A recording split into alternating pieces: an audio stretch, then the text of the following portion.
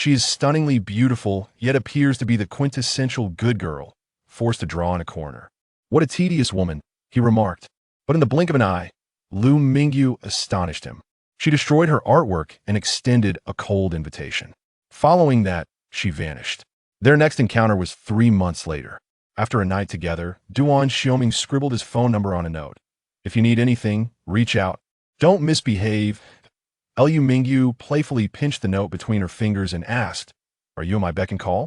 Duan Xiuming replied, I'm at your service. Lu Mingyu inquired, Should I pay you? After all, you seem quite dedicated.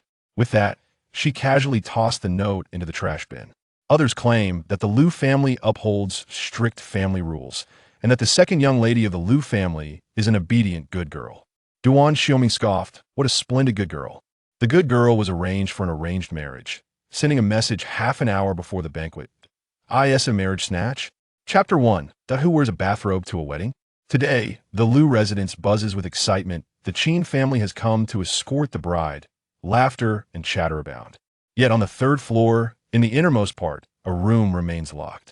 This room is the most concealed in the Lu household, requiring one to climb 3 flights of stairs and take a detour to reach it.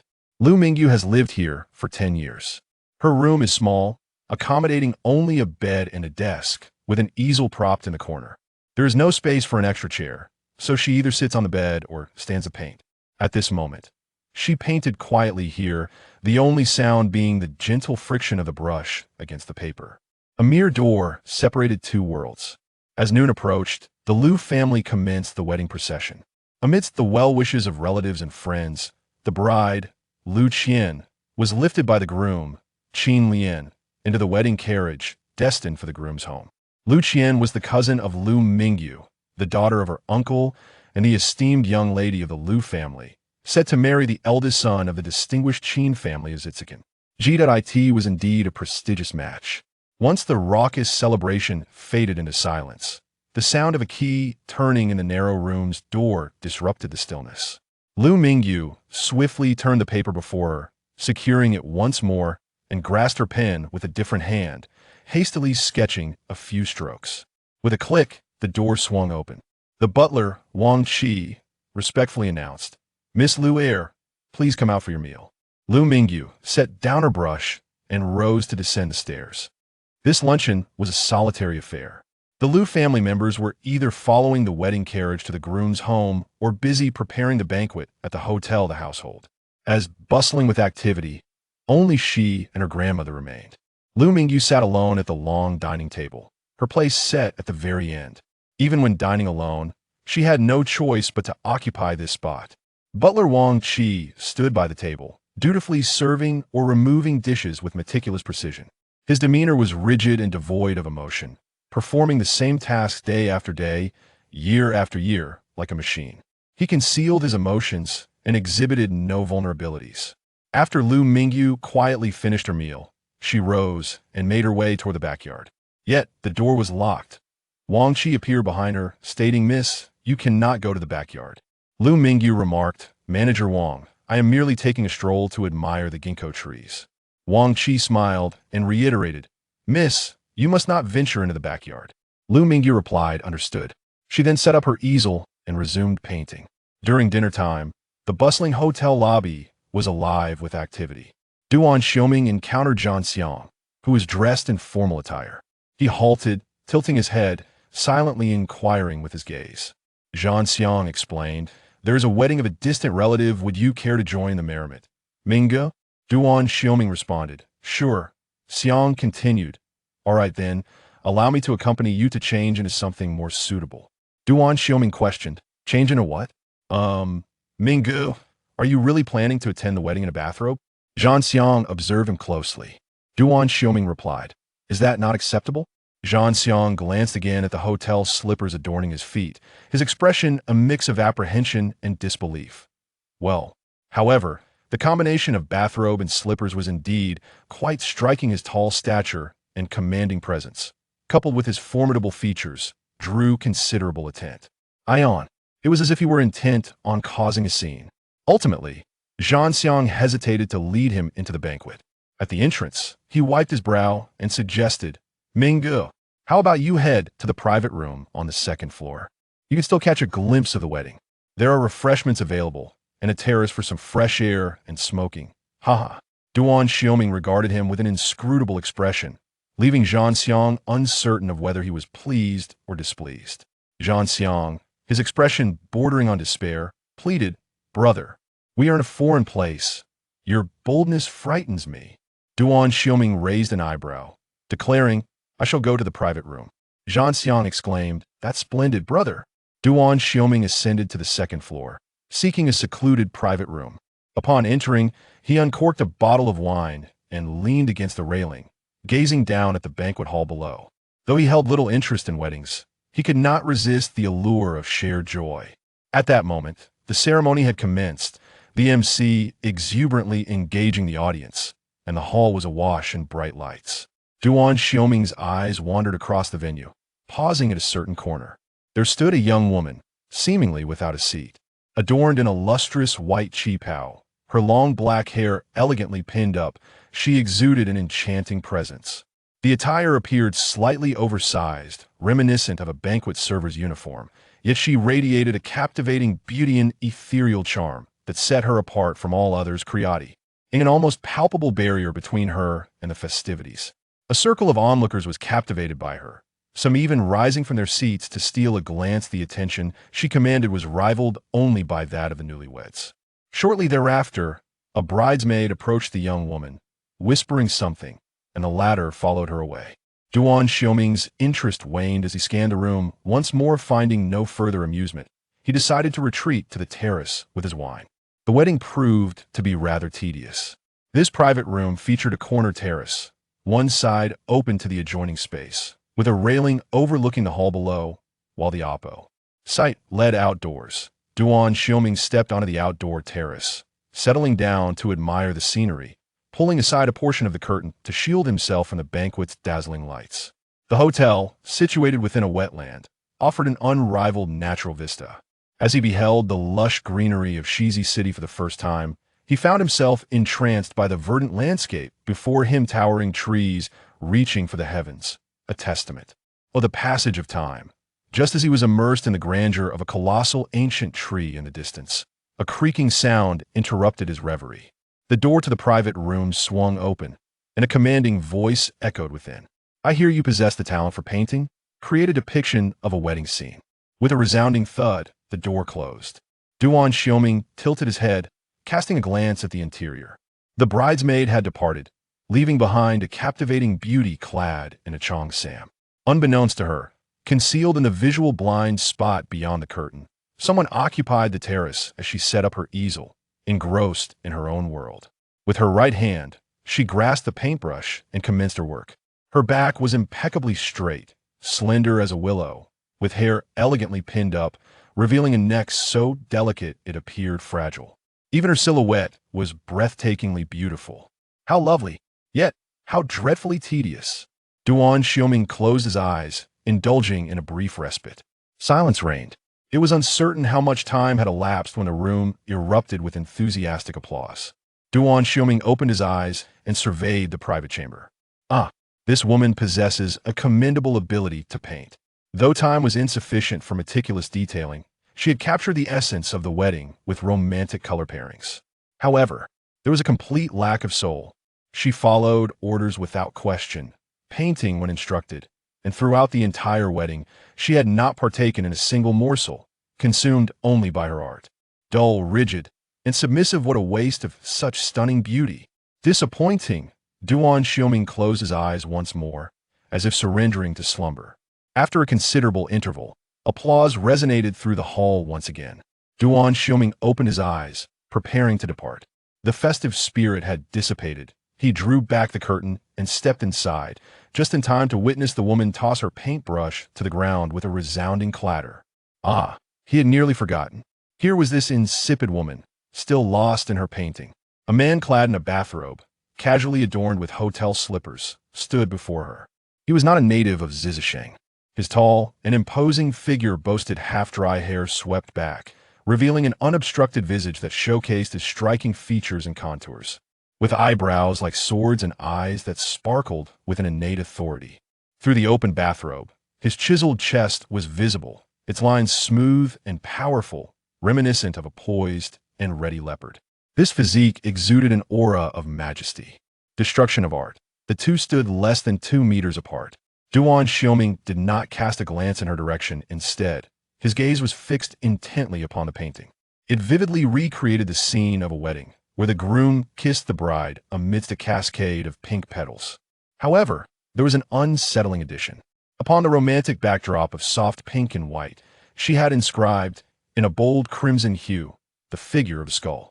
The skull appeared almost alive, as if it were about to break free from the canvas and devour the viewer. It tore through the realms of horror and bloodshed. The intensity of her strokes was striking, captivating the eye with an image that was impossible to forget. It sprawled, engulfed, and obliterated the scene. The paint had yet to dry, oozing red trails that cascaded downward, annihilating the entirety of the wedding tableau. Duan Xiuming gazed in astonishment at the artwork, his gaze shifting to the ground beside him, where her discarded red paintbrush lay. He returned his attention to her. "Beautiful," he exclaimed, not in praise of her appearance, but in genuine admiration of her spirit. In the light, she was composed, while in the shadows, she was fierce. She regarded him with a detached demeanor, unperturbed by the scrutiny, her eyes unwavering as they assessed Hai. "S face, single?" she inquired. Duan Xiuming couldn't help but raise an eyebrow. "Yes." Immediately, her gaze descended, pausing upon his chest. Then, he heard her utter, "Shall we sleep together?" Duan Xiuming momentarily questioned whether he had misheard.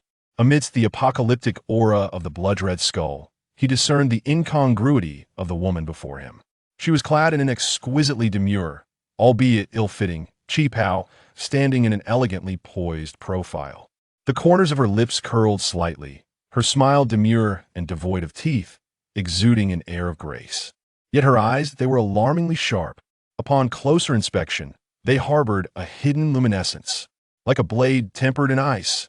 If you choose not to, then so be it. With that, she turned and departed. Duan Xiuming watched as she simply opened the door and walked away. He adjusted the collar of his bathrobe, leisurely following her outside. He needed a moment to process, to contemplate. Apart from pondering her intriguing proposition, there was another subtle detail. Duan Xiuming distinctly recalled that she initially painted with her right hand, yet after completing the skull, she discarded the brush with her left. Lost in thought, he traversed the corridor and spotted her striding towards a handsome waiter. Just as she seemed poised to speak, Duan Xiuming hastily approached, seizing her before she could lose her composure, pulling her into his embrace. His physique was formidable even without exerting force. Her wrist turned crimson. She showed little reaction, lifting her gaze to meet his with an air of indifference, devoid of any emotion or warmth. Duan Xiuming surveyed her visage and form, a cold smirk escaping his lips. "Very well, let us sleep. If they were to indulge, it would be with the most exquisite." With that, he grasped Lu Ming and departed. Shortly thereafter, in the private room, a group of individuals burst through the door, only to be met with a cacophony of screams. "Ah, who has defaced this painting? What a pity! It was so beautifully rendered. This skull is utterly terrifying. Is this vandalism? Damn it! Where has that wretched woman gone? She stole the spotlight from my wedding and left before I could approve her work. Now look, this masterpiece has been sullied. Sister Lu Qian, wasn't it you who forced her into that ill-fitting attire?" Silence. "By the way, who is she?" "Truly, she is breathtaking." "Be quiet." Deep within the hotel, in a secluded suite enveloped by trees, Lu Mingyu felt a sudden surge of strength as a man hoisted her effortlessly and thrust her onto the bed. He violently tore open the buttons of her qipao, showing no regard for her delicacy. Yet, at the most critical moment, he reached out to extinguish the light. Then, frowning, he sensed something amiss. He turned the light back on and glanced down. "Is this your first time?" he asked in astonishment. Lu Mingyu chuckled softly. "What of it?" Duan Xiuming gazed at her exquisite visage, mere inches away. "Have you lost your mind?" Lu Mingyu replied, "No." Duan Xiuming furrowed his brow. "Why do you remain silent?" Lu Mingyu retorted, "What is there to discuss?" Duan Xiuming asserted, "If you had said it was your first time, I would not have been so forceful." He assumed. Lu Mingyu responded nonchalantly, "Isn't all the same?" Duan Xiuming scrutinized her face, saying, "What is wrong with you? Are you in your right mind?" An alluring visage coupled with an erratic spirit? "Dear," Mingyu remarked, "is it not entirely normal? Shall we continue?" Duan Xiuming fell into a prolonged silence, averting his gaze from hers. It was too late for any words now. He extinguished the light once more, opting to commence anew, returning to the very beginning. Dear Mingyu smiled slightly. "Are you this gentle in bed as well? It contrasts with your exterior." His formidable presence instilled a sense of intimidation, his robust physique capable of delivering a blow that could prove fatal. A quintessential predator, yet just moments ago, he exhibited an extraordinary tenderness.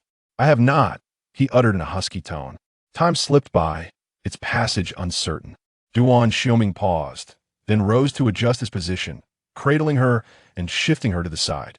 She was so light, he could lift her with a single hand. Dear Mingyu inquired, "Do you still wish to?"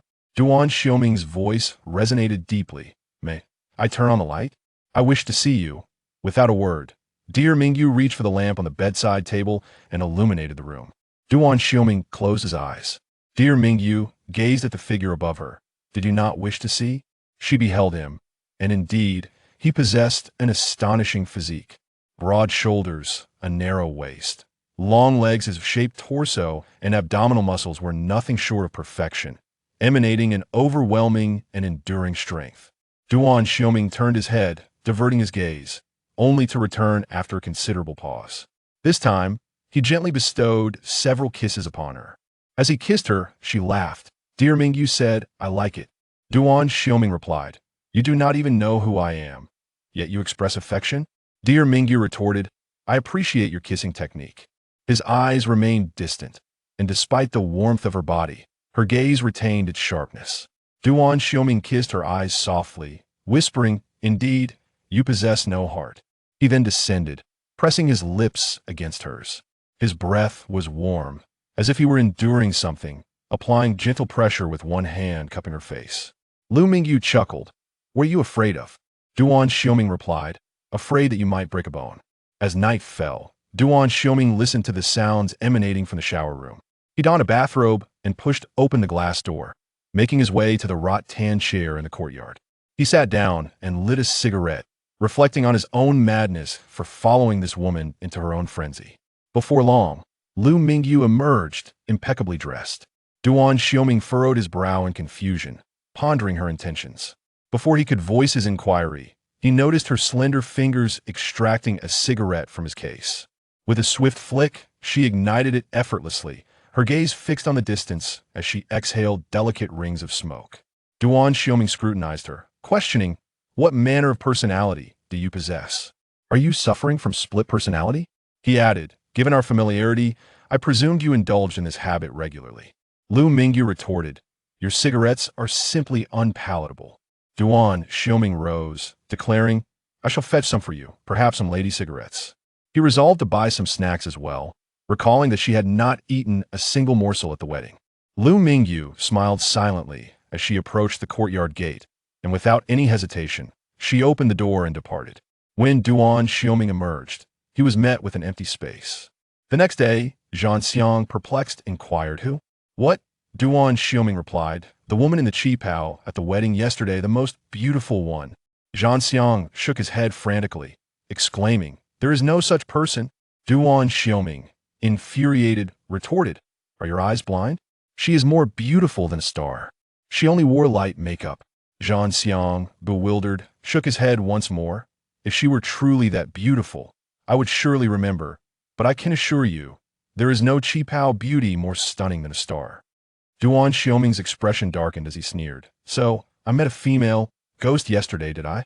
Zhan Xiang fell silent. Duan Xiuming fixed his gaze upon him. Zhan Xiang hesitated. What was her name?" "I'll ask around." Duan Xiuming grew more agitated. "I don't know." Zhan Xiang gasped in shock. "Then how can we find her?" Duan Xiuming was too weary to respond. In the blink of an eye, she had vanished. She left right after their encounter. Not a moment of hesitation.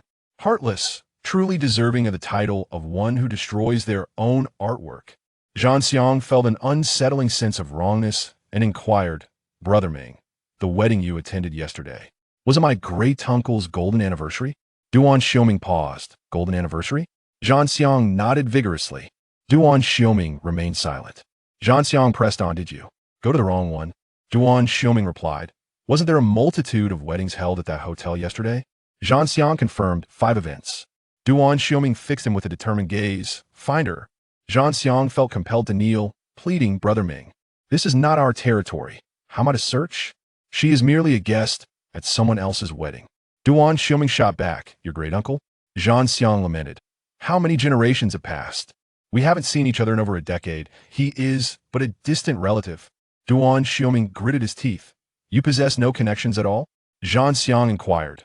Mingyu, this is my first time in Shizi City. How far is it from Hong Kong? It made sense. Duan Xiuming, overwhelmed with irritation, chose silence and closed his eyes. His mind was consumed by the echoes of her voice from the previous night and the haunting beauty of her eyes. Zhang Xiang observed him and remarked, Mingyu, I always thought you had no interest in women. Duan Xiuming abruptly opened his eyes, their sharpness palpable. Zhang Xiang hastily gestured. That's not what I meant. I was referring to Jiang and women? The gentle kind? Surely not. Duan Xiuming furrowed his brow. She resembles a ghostly Jiangnan woman. Zhang Xiang found himself at a loss for words. The tone and description fell off. Could it be that she owed him money? Zhang Xiang continued. A living person wouldn't just vanish. Should we consider calling the police? Duan Xiuming felt an urge to curse. The dinner table was abuzz with chatter. The entire Lu family's men and women, except for the grandmother, were present. Lu Mingyu sat quietly in the corner, absorbed in his meal. Lu Qian cast a cold glance towards him and exclaimed, Lu Mingyu caused quite a scene at my wedding yesterday. Lu Mingyu kept his head down, continuing to eat, and did not look up. I was not in the banquet hall during the entire wedding. I was in the private room painting. I did not cause a scene, nor did I draw attention. Lu Qian glared at him. That painting was vandalized. A blood-red skull ruined it all. Why didn't you stay and watch? Lu Mingyu explained. I simply felt a bit hungry and left early. Aunt Du Wenxin turned her gaze towards the lower seat, her brow furrowed. Mingyu, as a scion of a prestigious family, you must be mindful of your public image. The aftermath of a wedding invites endless discussions about you, with all manner of individuals inquiring and prying. What kind of impression does this create? Lu Qian interjected. Exactly. How shameless can one be? Elder brother Lu Lin spoke up. Enough. She has done nothing wrong. Lu Qian, infuriated, retorted, Brother, why do you defend her? I have insisted that she be locked away and barred from attending my wedding. Why must you bring her along? At that moment, a sharp knock echoed. Uncle Lu Qiuyang rapped on the table. Let us keep our voices down. Where is your decorum? Silence fell over the table. Lu Qiuyang turned his attention to Mingyu and said, Mingyu, come to my study after dinner. Mingyu replied, Understood, that I in the study. Lu Qiuyang sat poised behind the desk, adorned with gold-rimmed spectacles, engrossed in a book. In his other hand, he fiddled with a string of olive pits, producing a rhythmic dada sound. His demeanor exuded elegance, embodying the archetype of a refined and affluent gentleman. Mingyu stood before the desk, with no place to sit. Approximately an hour later, Lu Qiuyang finally raised his head and inquired, Do you wish to go to the backyard? Mingyu responded, Uncle, I am also a member of the Lu family. Am I not permitted to roam within my own home? Lu Qiuyang replied, Your grandmother's health is frail, do not disturb her. Mingyu fell silent, pondering his words. Lu Qiuyang added, When you come to terms with this, I shall allow you to see her. Will be 3 months or 3 years. The choice is yours.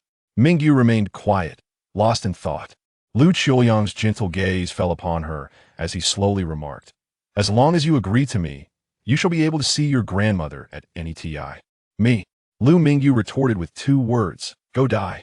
Lu Qiuyang lowered his head to peruse a book, his voice warm. Recite the lessons of womanhood. The following day, a young woman adorned in a splendid dress arrived at the Lu residence. She was Su Siue, the beloved jewel of the Su family. Upon her arrival, the Lu family members greeted her with fervent enthusiasm. Lu Lin playfully exclaimed, You look so young, our Yeye will forever be 18. Su Siue protested, I am 22. Stop calling me young. Before long, Lu Mingyu made her entrance into the parlor. Su Siue approached and linked arms with her. Mingyu, let's go out and have some fun. Lu Mingyu glanced towards the other members of the Lu family. Lu Lin stepped forward. Shall I escort you? Su Siyue jumped in protest. No. So annoying. Lu Lin chuckled and apologized. All right. Without further ado, Su Siyue seized Lu Mingyu's hand and pulled her outside. Once they stepped out, Su Siyue anxiously inquired, Mingyu, what's the plan? Lu Mingyu replied, the airport. Su Siyue's eyes sparkled with excitement. How thrilling. Let's go. She drove a small car at breakneck speed, shouting with exhilaration as they went along. Lu Mingyu, I am utterly astonished. You actually dared to play the runaway game? I've never even tried that. The two had known each other since they were 12, both of the same age. Su Siyue had not encountered such a wild Lu Mingyu in many years. When she received the call last night, she was so thrilled that she couldn't sleep. Su Siyue raised an eyebrow. So what? The Su and Lu families have been long-standing friends. The Lu family is experiencing a decline with the passing of the grandfather and the grandmother's poor health. Their fortunes waned in stark contrast. The Su family thrives, with both elders in robust health and possessing a significant standing and influence in Shizi City. Su Siyue is the sole daughter of the Su family in this generation, and her father stands as the prominent figure of the clan. Her favored status is beyond question. No matter the magnitude of her missteps, there are always those to catch her fall. Where are you headed? Su Siyue inquired. To England, Lu Mingyu replied. Su Siyue gasped in astonishment. What? You're going to Europe? You're embarking on this journey with such audacity right from the start.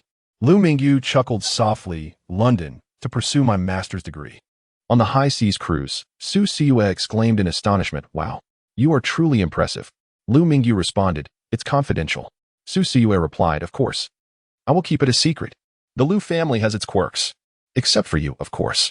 By the way, which school did you attend? Lu Mingyu answered. Royal College of Art. Su Siyue gasped, what? Lu Mingyu clarified, the Royal College of Art, the top art institution globally. Su Siyue shouted again, ah, you are amazing. How did you get in? Observing her excitement, Lu Mingyu chuckled, you have seen my portfolio. Suddenly, Su Siyue remembered something and asked, studying at such a prestigious institution must be expensive, right? Didn't the Lu family refuse to support you? How did you manage the asset proof? What about living expenses and accommodation? And when did you take the IELTS? She couldn't dwell on it, as the complexities overwhelmed her. Su Siyue paused, recalling, oh, you mentioned your room was small, and you painted in my basement. Did you create a large piece? Lu Mingyu replied, yes. I sent it to a gallery in your city and sold it. After splitting the proceeds and paying taxes, the asset proof just met the minimum requirement for the Royal College. Su Siyue was astounded. That painting sold for such a high price. Oh my, Lu Mingyu, you are a genius. Lu Mingyu noted, the buyer was generous. I didn't expect it either. Su Siyue continued to marvel, but your planning and layout were incredibly meticulous. You even sought out a gallery in Yao City. No wonder the Lu family was unaware. I had no inkling at all. You suddenly flew off to London. Lu Mingyu was amused by her antics. Su Siyue furrowed her brow and inquired, what about your grandmother?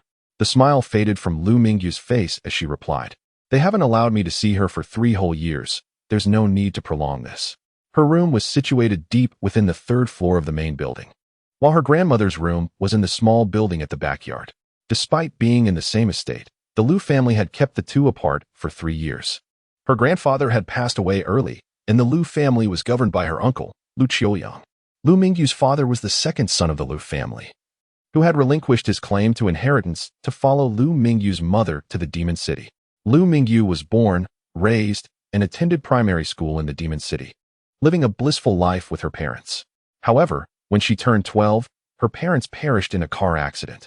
The Lu family took her to Shizi City, and everything changed thereafter. Su Siyue uttered a curse and declared, forget about it. Enjoy the good food and comfortable living. If it's not enough, let me know, and I will send you money. Focus on your studies. I will support you.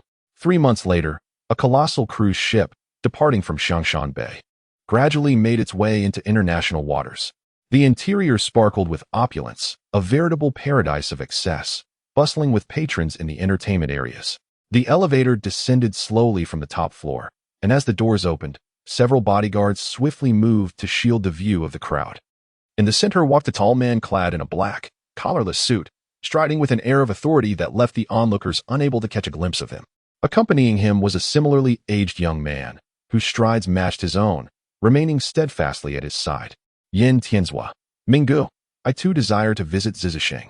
Once this matter concludes, would it be possible for Duan Xiuming to exchange places with me?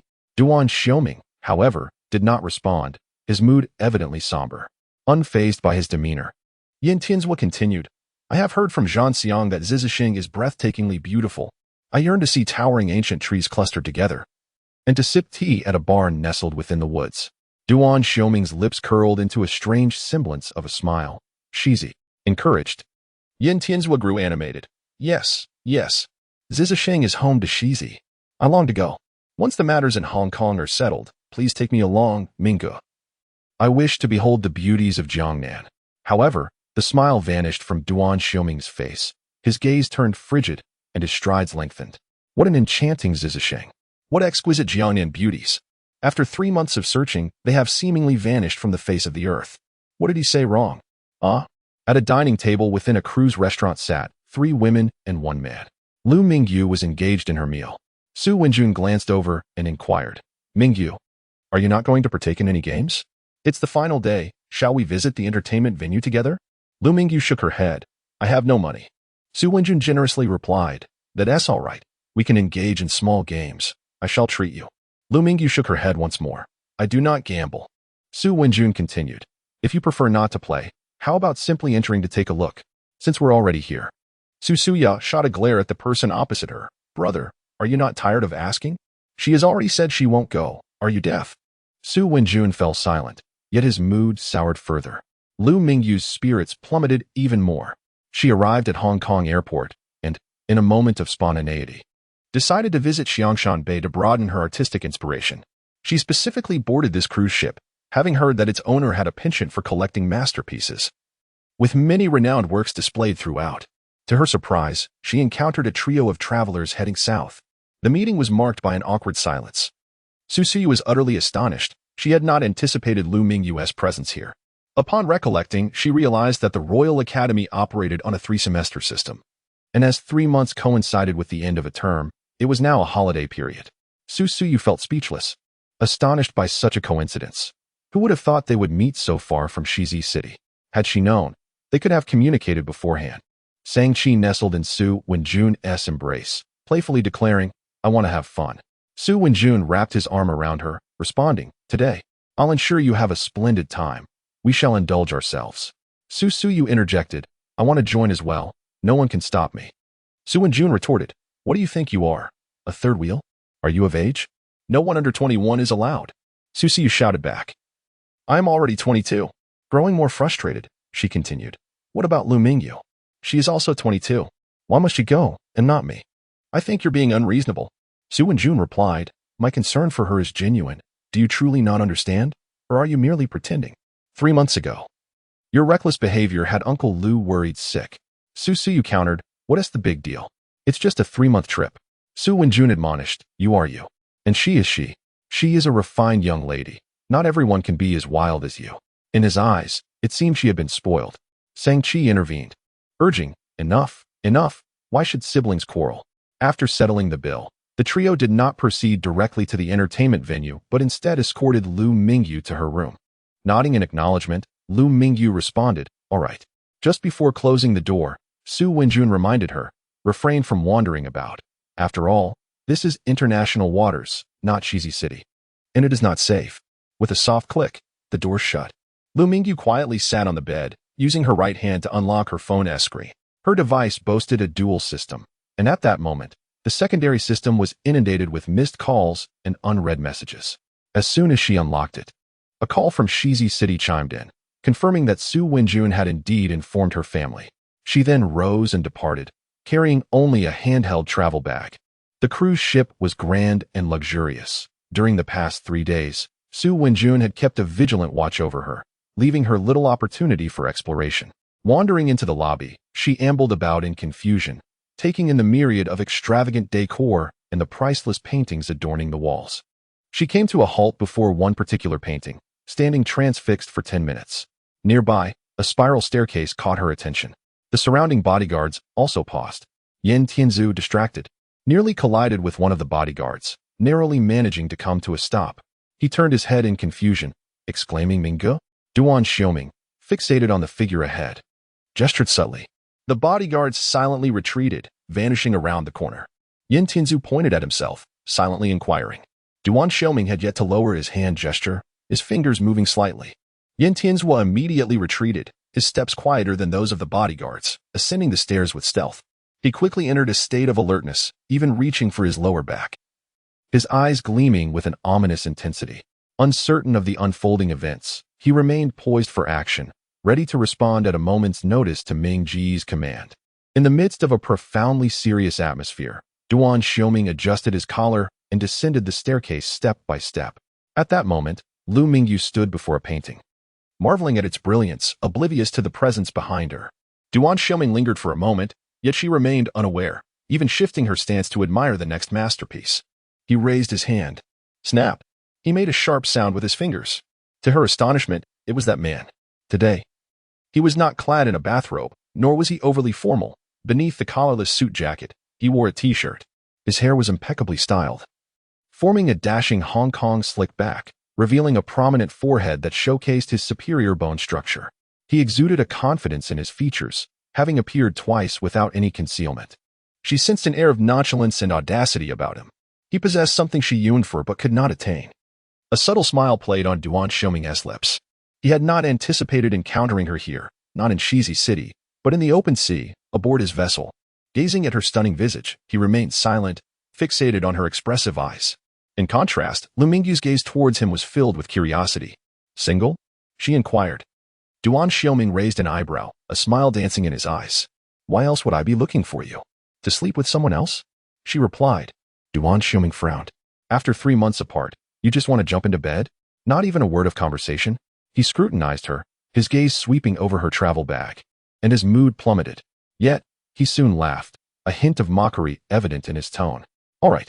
He reached out with the same force as 3 months prior, pulling her away. At the corner of the spiral staircase, Yin Tianzu stood there, utterly bewildered, exchanging glances with a group of bodyguards. What? Duan Xiuming ushered Lu Mingyu into the private elevator. As soon as the doors closed, he captured her lips with a fierce, violent kiss. He was strong, pinning her down with one hand while the other roamed freely. She barely had a moment to discern which floor the elevator was heading to. Ding! The elevator doors opened. Duan Xiuming scooped her up and strode towards the door at the end of the corridor. With another forceful push, he laid her on the bed, hastily shedding her clothes. His actions bore a sense of punishment. Are you protected? She asked. His voice brimmed with fury. Of course. Amidst the tempest, she began to laugh. Duan Xiuming suppressed his emotions, so skilled. Besides me, how many others have you been with? None, Lu Mingyu replied. Duan Xiuming studied her for a moment. The honesty reflected in her eyes was disarming. Did I hurt you? He questioned, surprised by the shift in his tone. He leaned down, kissing her eyes, then capturing her lips once more. This time, the air was infused with an array of emotions. After a prolonged silence, he inquired, Have you truly not found it? Lu Mingyu replied nonchalantly. Is there any necessity for me to deceive you? We are not acquainted. Suddenly, Duan Xiuming asked, If I had not intervened last time, what would you have said to that attendant? Lu Mingyu was momentarily taken aback and replied, I would have asked for directions. Duan Xiuming paused once more. Lu Mingyu queried, Are you concerned? Duan Xiuming responded, How could I not be concerned? After a considerable time, a deep, muffled sound emanated from his nostrils, resonating with a lingering and entwined essence. He restrained himself, fearful of causing her harm. The frequency and duration were another matter altogether. As the cruise ship glided through the moonlit sea, shimmering like silver, Lu Mingyu was stirred from her reverie. When dawn's light cascaded, she was awakened by his kiss. His fervent breath brushed against her ear, his inhalations growing increasingly heavy. Tell me your name, he requested, his voice laced with an undercurrent of intensity. Lu Mingyu chuckled softly. It's not important. Duan Xiuming pressed further. Could you perhaps show a little more consideration? She maintained a demeanor of indifference. He lowered his gaze, kissing the corner of her eye. Have your eyes always possessed such depth? Lu Mingyu let out another gentle laugh. He lowered his lips, caressing her petals. His eyes half open as he gazed at her, the depths of his gaze shifting subtly. Suddenly, he kissed her with a fervor that was both greedy and profound. Have you thought of me? He whispered near her lips, his tone imbued with affection. Afterward, she pushed him away and headed for a shower. Duan Xiuming donned a bathrobe and settled onto the sofa outside, waiting. When she emerged, she was indeed impeccably dressed. He gazed intently at her and inquired, "Are you leaving again?" It seemed he had discerned her lack of emotion. The cruise ship was on the verge of docking. Duan Xiuming pondered his words carefully and asked, "Am I satisfactory to you?" Lu Mingyu, her gaze sweeping over his bathrobe, offered a faint smile, quite commendable. He appeared not to have slept, yet was remarkably spirited. A subtle smile played upon Duan Xiuming's lips as he tore a piece of paper from the desk, swiftly inscribing a series of numbers before handing it to her. He spoke with utmost seriousness, "If you have needs, seek me out. Do not go astray. Do not consult others."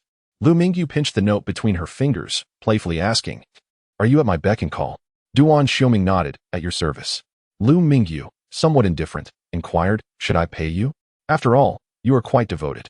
With that, she casually tossed the note into the trash bin and exited the room. The door clicked shut behind her. Duan Xiuming stared at the trash can. The arrival of Lu Mingyu had been marked by a swift embrace, leaving her unaware of her surroundings. Now she realized there was but a single room. She approached the elevator only to discover she lacked the necessary access to ascend to any floor. The emergency exit beside her was also secured. Behind her, the door creaked open. Duan Xiuming emerged, still clad in his bathrobe, striding forward with an air of ferocity. He seized Lu Mingyu with one hand while swiftly snatching her phone with the other. Unlocking it, he bore down on her with an intensity that threatened to overwhelm. Yet, she remained unafraid and composed. After a brief moment, she extended her left thumb and unlocked the phone screen. A glimmer of amusement flickered in Lu Mingyu's eyes. "Just do it," she said. Duan Xiuming raised an eyebrow, pondering the meaning behind her gaze. Did she find it amusing? The friend request was swiftly accepted. Duan Xiuming inquired, "How many days will you be staying in Changshan?" "I'm leaving. I don't want to play anymore," Lu Mingyu replied. Duan Xiuming felt a surge of frustration. "Is there something of utmost importance that compels you to leave?" "This is the second time." Lu Mingyu countered. "Does my parents' situation count?" "That is indeed reasonable," he conceded. With that, he approached the facial recognition panel of the elevator. The elevator resumed its operation. "No deleting, no blocking," he warned, simultaneously releasing his grip on Lu Mingyu. The elevator doors slowly closed. Duan Xiuming watched as the elevator descended floor by floor, her departure seemingly resolute. Lu Mingyu swiftly slipped out of sight amidst the crowd. Shortly thereafter, the Su siblings emerged from the elevator. Su Wenjun glanced around. "Is Mingyu not here?" "There is no one in the room." Sang-Chi felt a twinge of jealousy. "Wenjun, why do you keep paying attention to her?" Su Wenjun furrowed his brow. "You may meddle in other matters, but do not inquire about my affairs with her." Sang-Chi's expression darkened instantly. Su Suyu, meanwhile, sat expressionless, engrossed in her phone, until a message popped up. She put her phone away and strode towards the exit. Su Wenjun called out, "Yaya?" Su Suyu replied, "Mingyu has already disembarked the cruise." Su Wenjun exclaimed, "Why didn't you mention it earlier?" Su Suyu retorted, "What business is it of yours?" Su Wenjun, frustrated, said, "Is this your tactic again? Have you lost your mind?" Su Suyu. In a fit of anger, he added, "I am your brother. How can you speak to me like this?" Su Suyu shot back, "I simply cannot accept that an idiot is my brother." Sang-Chi hurriedly stepped between them, urging, "Siblings, please do not let your tempers flare over an outsider." In the Demon City, at the cemetery, a taxi arrived and came to a halt. Lu Mingyu paid the fare and alighted with a bouquet of flowers. At that moment, another vehicle pulled up beside her, stopping abruptly. The doors of both the driver's seat and the passenger seat swung open simultaneously, and two burly men emerged. Blocking her path from both sides, Lu Mingyu halted and glanced towards the car. The door opened slowly, revealing a pair of polished black leather shoes stepping out. The man, impeccably dressed in a suit, approached her with long strides, possessing a tall and elegant demeanor. He walked towards Lu Mingyu at a deliberate pace, then extended his hand. Suddenly, with a swift motion, a slap resounded sharply against her face, delivered without hesitation. "You are indeed here," Lu Lin said coldly. Lu Mingyu raised her eyes to meet his gaze. "Did you really think Uncle could guess without reason?" Lu Lin retorted, "Do not underestimate people's intelligence." Lu Mingyu began to analyze. However, he cannot be certain. It should be a division of forces. "You are here taking a chance while Lu Qian is at Hong Kong airport to intercept someone. There, the bodyguards are numerous, perhaps a dozen or 20. Oh, wait." Suddenly, she negated her own speculation and corrected herself. "It is indeed Uncle himself who is heading to Hong Kong airport, isn't it?" Lu Lin's voice squeezed out between clenched teeth. "Lu Mingyu, can your schemes be any more insidious? You have guessed everything." Lu Mingyu's eyes glinted sharply. "It appears there is quite a commotion indeed." Lu Lin raised his hand once more. Do you dare to display such a gaze? Lu Mingyu met his stare directly. You strike me in front of my parents. Do you not fear nightmares tonight? Lu Lin's face contorted into a grimace. I fear not the dead. Lu Mingyu replied. You have not visited since my parents passed, have you? Are you certain you will not go see your uncle and aunt?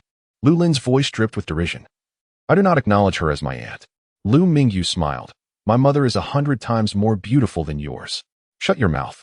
Lu Lin shouted in anger. Lu Mingyu's eyes gleamed with intensity as she spoke. My mother was not buried with my father. It was all orchestrated by your father. Your father is deranged. Especially towards my mother. Silence. Lu Lin commanded, raising his hand as if to strike her. Lu Mingyu exclaimed with a quickened tone.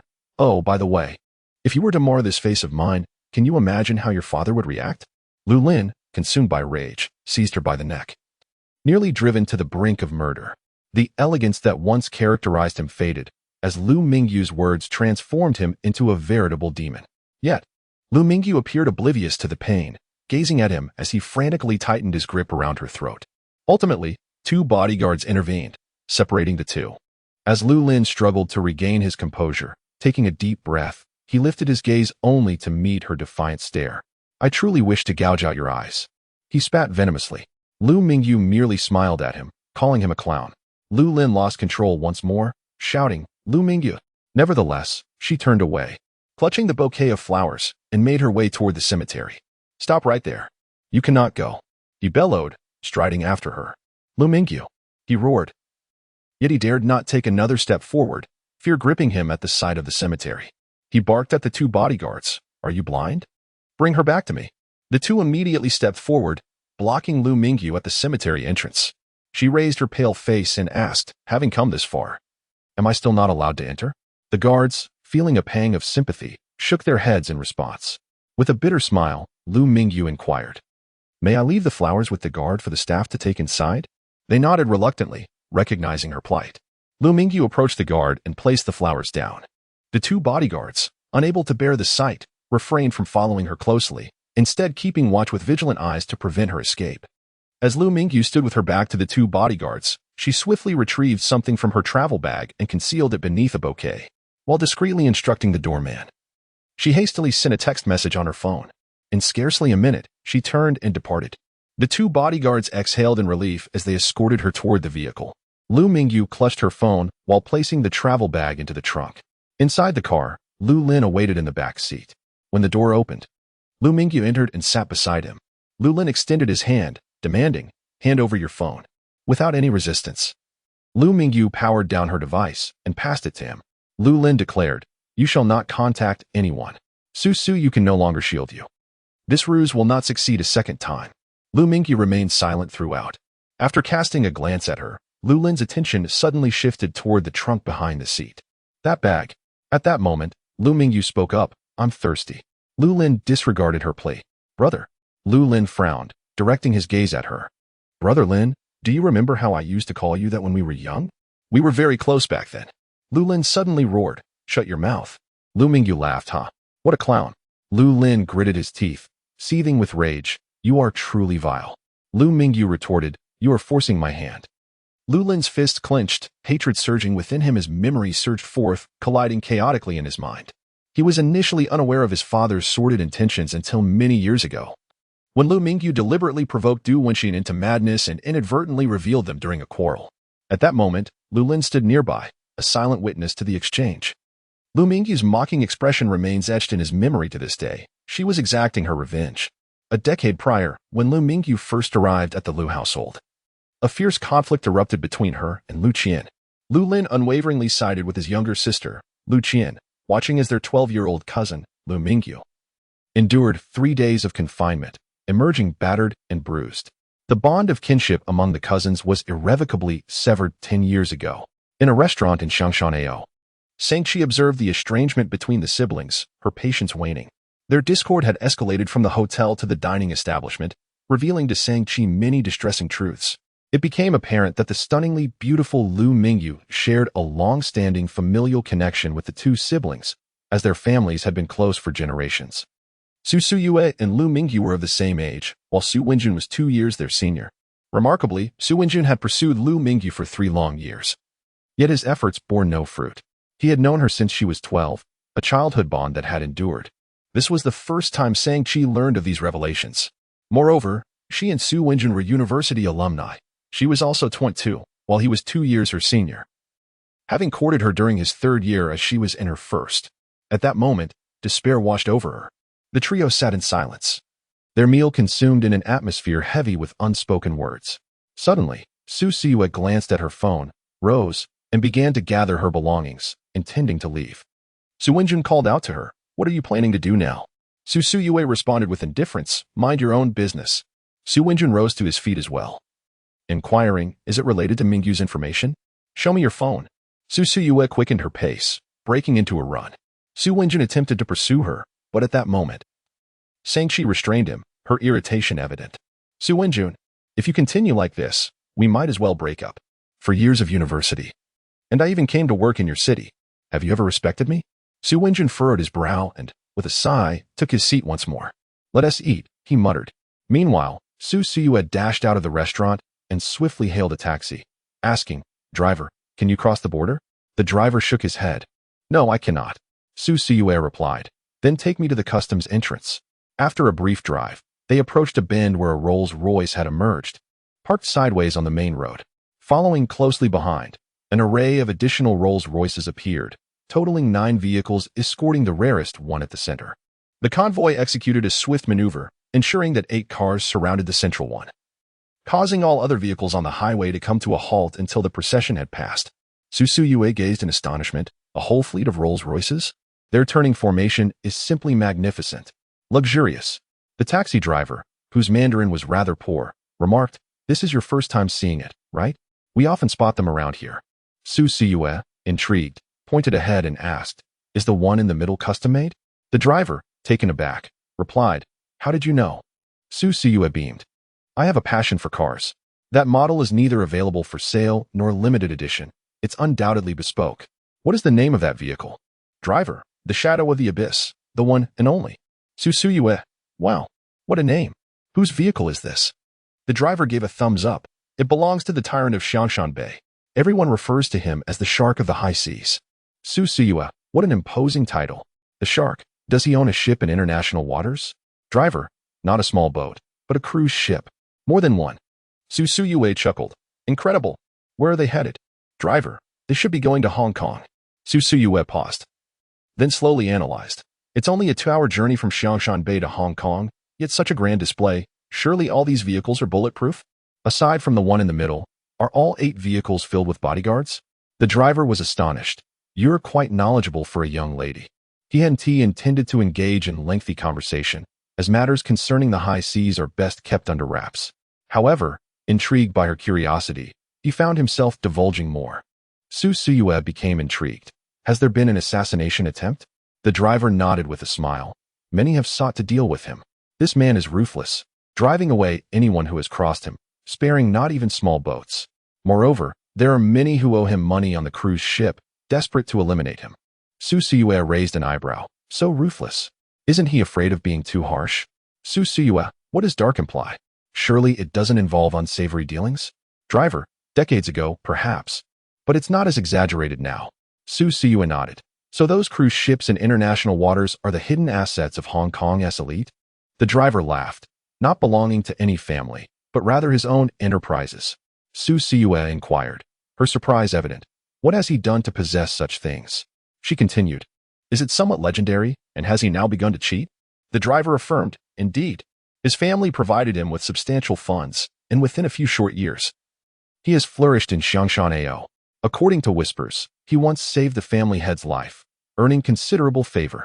Currently, he even surpasses the family heir, resulting in fraternal discord. And he is quite arrogant." Su Siyue pressed further, "What is his name?" The driver shook his head. "I do not know. The secrets of the affluent are veiled from us common folk. We simply refer to him as the Big Shark." Su Siyue chuckled. "What is his surname? Such a family must be well known." The driver pronounced a sound, Duan. Su Siyue was taken aback. "Du? Lu?" The driver scratched his head, unable to articulate the pronunciation in Mandarin. At that moment, they arrived at their destination. Su Siyue exited the vehicle and rushed toward the customs checkpoint, no longer preoccupied with the query. After entering, Su Suyue hailed another taxi, and upon entering, she declared, "Driver. To Yaodu." The driver expressed astonishment. "From here to Yaodu? Crossing cities?" Su Suyue replied, "Yes. Please drive quickly. Let us race. I will pay extra. 5 times the fare." The driver pressed the accelerator. "Let us go." Su Suyue arrived at a cemetery in Yaodu with remarkable speed.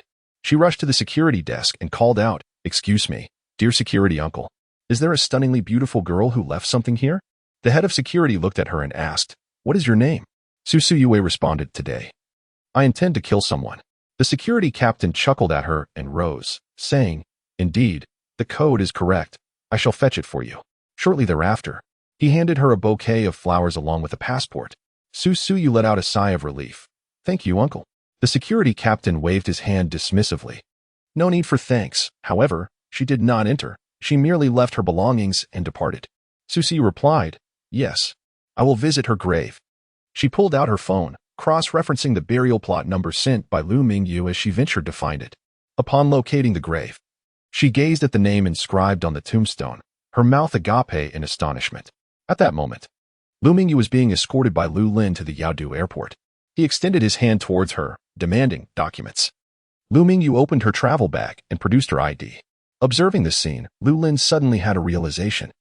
He snatched the travel bag from her and rummaged through its contents. "Where is your passport? Or your travel permit?" he inquired vehemently. Lu Mingyu responded, "I possess neither a passport nor a travel permit. What are you talking about?"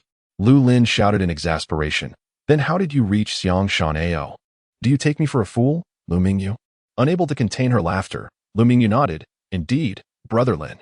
Lu Lin's chest heaved with frustration as he fixed his gaze upon her, pressing, "Where on earth have you been these past 3 months? It cannot have been a travel permit. You must have used your passport.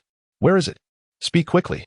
Thus, during their earlier car ride, she had deliberately provoked him, stirring his memories and emotions, rendering him unable to extricate himself from the turmoil and causing his rationality to vanish, preventing him from calmly considering the act of searching through the travel bag. She deliberately placed her travel bag in the trunk. This cousin possesses profound cunning, with every move intricately calculated, undoubtedly keeping a backup plan in reserve.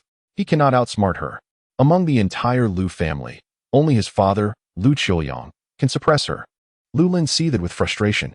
Lu Mingyu, however, gazed at him with a smile, as if observing a foolish gesture. Eventually, Lu Lin spat through clenched teeth. "You shall never see grandmother again." Closing his eyes, he reopened them filled with seething hatred. "You have destroyed my family." Lu Mingyu coldly met his gaze. "You have forced my hand." That night, the door leading to the backyard remained locked, secured with several bolts. She could not enter, nor could grandmother emerge. It was now 9 in the evening. Inside the rear room of the backyard, Lu Qian was present. Grandmother, named Tao Yalan, was quite elderly and suffered from dementia. At this moment, she reclined in a rocking chair, her gaze fixed upon the moon outside the window. Lu Qian attempted to engage her, but received no response. "Grandmother, don't look at the ginkgo tree. Look at your granddaughter," Lu Qian pleaded, resting her head on grandmother's lap. "I've gotten divorced, just 6 months into marriage. I'm so sad. Can't you give me some jewelry to comfort me?" Tao Yalan pushed her head away. "You silly girl. Don't lay on my lap asking for things. I do not recognize you." Lu Qian felt a twinge of displeasure and insisted, "Grandmother, I am your granddaughter, Lu Qian." Tao Yalan furrowed her brow. "You are not my granddaughter. My granddaughter is Xiao Yi." A surge of anger washed over Lu Qian's face as she rose to admonish. "You truly have lost your mind. There is no one in this house named Xiao Yi." Tao Yalan's eyes brimmed with tears as she retorted, "You speak nonsense. My granddaughter is indeed named Xiao Yi." Lu Qian's expression darkened. "All you ever talk about is Xiao Yi." With a forceful shove, she pushed the elderly woman aside and stormed out. As she navigated the corridor, Lu Qian spotted Lu Mingyu standing by the entrance. Raising an eyebrow, she positioned herself at the glass door and inquired, "Do you wish to see your grandmother?" Lu Mingyu lifted her gaze to meet hers and replied, "I do." With her arms crossed, Lu Qian challenged, "Then you must beg me." Lu Mingyu responded, "I beseech you, my sister, allow me to see grandmother." A smirk played on Lu Qian's lips as she taunted, "Kneel and plead." Lu Mingyu chuckled, "I heard you've divorced? Your ex-husband has been keeping a dozen mistresses." In an instant, Lu Qian's arrogance dissolved, and she erupted in fury. "Lu Mingyu, you wretched girl." Lu Mingyu retorted, "Why are you so enraged? Did you not know this even before your marriage? The Lu family insisted on associating with the Qin family. And now that he has grown weary, he wishes to leave you? I suspect many are laughing at your plight. Lu Qian's eyes widened in disbelief, her body trembling with rage. You, Lu Mingyu. In her fury, she fumbled for her keys, and as she reached the last one, with a swift motion, Lu Mingyu dashed in, tearing the locks off and tossing them into the nearby water basin. Lu Qian stood there, stunned. Yet before she could fully comprehend the situation, Lu Mingyu had already raced towards the backyard, pounding on the door. At that moment, her gaze sparkled brighter than the moonlight. Grandma, quickly open the door. Xiaoyi is here to see you. Creak. The door swung open from within. Tao Yalan's hand extended. Xiaoyi. Her face, adorned with countless wrinkles, radiated joy. And though she struggled to maintain her balance, she eagerly attempted to rush forward. Lu Mingyu swiftly embraced her. Grandma. Lu Qian followed closely, her expression a stormy hue. Lu Mingyu cast a glance over his shoulder, ushering Tao Yalan inside and firmly shutting the door. Click. He locked it securely. Lu Qian. She began to pound on the door frantically, shouting and cursing.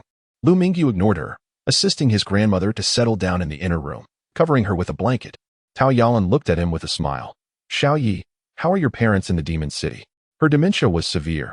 She could not recall events or people, having selectively forgotten a decade's worth of memories, retaining only Lu Mingyu. Tao Yalan patted her hand. It's enough that Xiaoyi has come to see me. Lu Mingyu grasped his grandmother's somewhat cold hand. Grandma, you should wear more clothes. Tao Yalan replied, I'm not cold. I still want to go horseback riding with Xiaoyi, to the zoo to feed lions and tigers, and to the amusement park to ride roller coasters. Lu Mingyu chuckled. Grandma, back then I was mischievous and didn't understand. I took you on wild adventures, but now you cannot partake in those activities. Tao Yalan, with a look of discontent, insisted, I can play. You must take me along. Lu Mingyu laughed. Yes, I promise next time. The elderly lady, weary and lacking in energy, soon drifted off to sleep after a brief conversation. Lu Mingyu retrieved a thicker blanket to drape over her and then stepped out of the inner room, quietly waiting in the living room. Not long after, her phone rang. At the entrance, the voice of Duan Xiuming echoed. Lu Mingyu, come out. Lu Mingyu opened the door leisurely and walked outside. Duan Xiuming instinctively raised her hand, intending to strike. However, Lu Mingyu glanced behind her. Lu Qiuyang stood there, with Lu Lin at his back. Lu Qiuyang raised a hand, pointing at Lu Mingyu's swollen face. Who struck you? Lu Mingyu turned her gaze towards Lu Lin. Suddenly, a heavy slap landed on Lu Lin's face. Lu Lin staggered back a couple of steps, his head tilting to the side as blood instantly seeped from the corner of his mouth. Lu Qian gasped, covering her mouth in shock. Duan Xiuming, in a fit of rage, shouted, Lu Qiuyang, how dare you strike my son? A commotion ensued in the backyard. Meanwhile, Lu Mingyu simply lifted her foot and walked past the four of them, even under her uncle's watchful eyes, and returned to the dimly lit room on the third floor. In the dead of night, a knock echoed on Lu Mingyu's door, followed by the turning of a key. Lu Lin entered without hesitation. The previous two knocks were not inquiries for permission but merely a formality. Lu Mingyu sat at her desk, her gaze cold as she regarded him. Lu Lin sighed and asked, You will never forgive me, will you? Lu Mingyu offered a strange smile. Which incident are you referring to? Lu Lin replied, The matter from 10 years ago, when you were grounded. Lu Mingyu retorted, Why should I forgive you?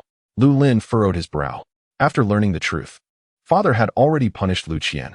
Until that moment, she had never been subjected to such discipline. A cold light flickered in Lu Mingyu's eyes. So before this, did I ever endure punishment? Was I ever confined? Lu Lin remained silent. Lu Mingyu continued sternly, Did my parents lock me in a windowless storage room, shackle my hands and feet, and whip me with a rattan for 3 consecutive days? Lu Lin's emotions were somewhat conflicted. Lu Mingyu pressed on aggressively. Where on my body have I not been struck? Huh? My dear brother? Lu Lin lowered his head and admitted, It is my fault. I should have investigated more thoroughly.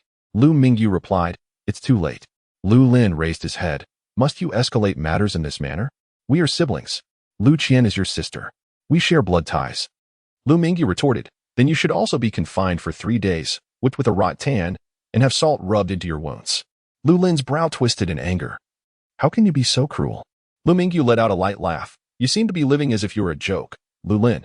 Mingyu, do not speak like that. Lu Lin stepped forward, distressed, attempting to grasp her hand. Suddenly, Lu Mingyu tilted her head upward and said, Uncle's study is on the 3rd floor. A single shout will bring someone to my aid. If he discovers that you stole the key to enter my room, do you think you would escape confinement? Lu Lin's pupils constricted in an instant.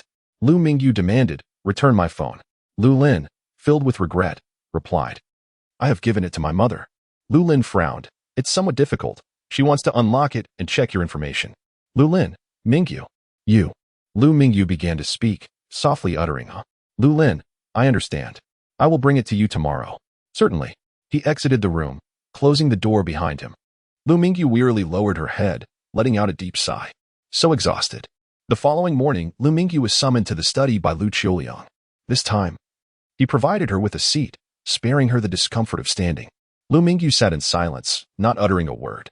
Lu Xiuming observed her, then produced several photographs, extending them towards her. As Lu Mingyu lifted her gaze, her pupils dilated in shock. It was a picture of her grandmother lying on a hospital bed, frail and surrounded by numerous tubes. In an instant, Lu Mingyu's fists clenched tightly, her fingertips turning pale. Lu Xiuming's voice remained warm, his speech steady. I sent you a message. Did you not see it? Yet, it was evident she was oblivious to this. Unable to contend, had she simply chosen to block out the messages, immersing herself in her own thoughts? Lu Xiuming narrowed his eyes, fiddling with a string of olive pits. Mingyu, you must behave. Your grandmother's health is deteriorating, and she could require ICU care at any moment. Lu Mingyu turned her gaze towards him. She is your biological mother. Are you out of your mind? Lu Xiuming's expression remained unperturbed. I do not comprehend what you are saying. My mother is ill and, of course, requires medical attention and proper treatment. Lu Mingyu felt an icy chill envelop her entire being. She struggled to suppress her trembling body, unable to utter a single word. Lu Xiuming remarked, it seems I have granted you too much freedom in the past. Lu Mingyu inhaled deeply, lowering her head. Lu Xiuming smiled and said, be good, recite the NGF for me. During noon, Lu Mingyu, who had not descended to the dining area for lunch, had her meal delivered to her room by the butler. Lu Xiuming was usually not at home during the day, as he was at the company. At the long table of the Lu family sat Duan Xiuming, Lu Qian, and Lu Lin. Lu Lin dined quietly while the mother and daughter engaged in conversation. Duan Xiuming expressed her dissatisfaction. Since your divorce, your temperament has worsened. In the future, refrain from speaking in such a manner. What would outsiders think of the Lu family if they overheard us? Lu Qian retorted, there are no outsiders here. Duan Xiuming commanded, go prepare some new clothes for Lu Mingyu. Startled, Lu Qian raised her head. Mom, what are you saying? Duan Xiuming continued, once her face has healed, take her out to see the world, and help her find a suitable match from a prominent family, as soon as possible. Lu Qian exclaimed, my marriage has failed. Why should I plan for her? Duan Xiuming nodded. We need to find her someone from a family even more distinguished than ours, someone who speaks with authority.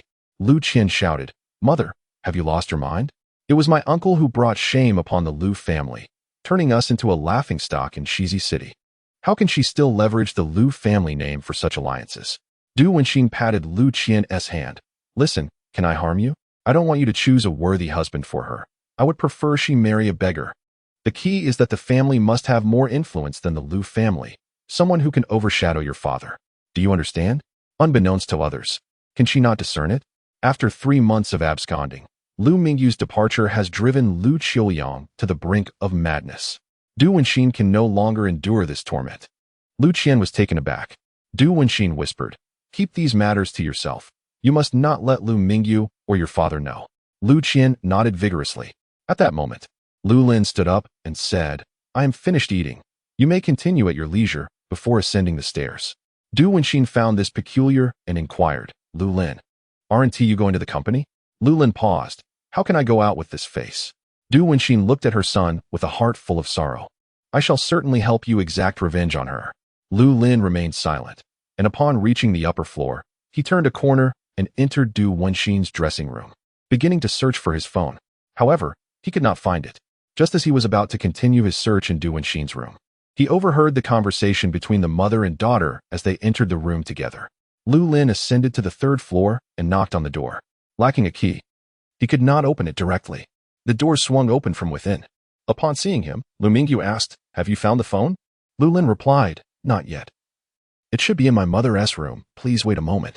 Lu Mingyu regarded him silently. Lu Lin added, I cannot go in. My mother and sister are inside.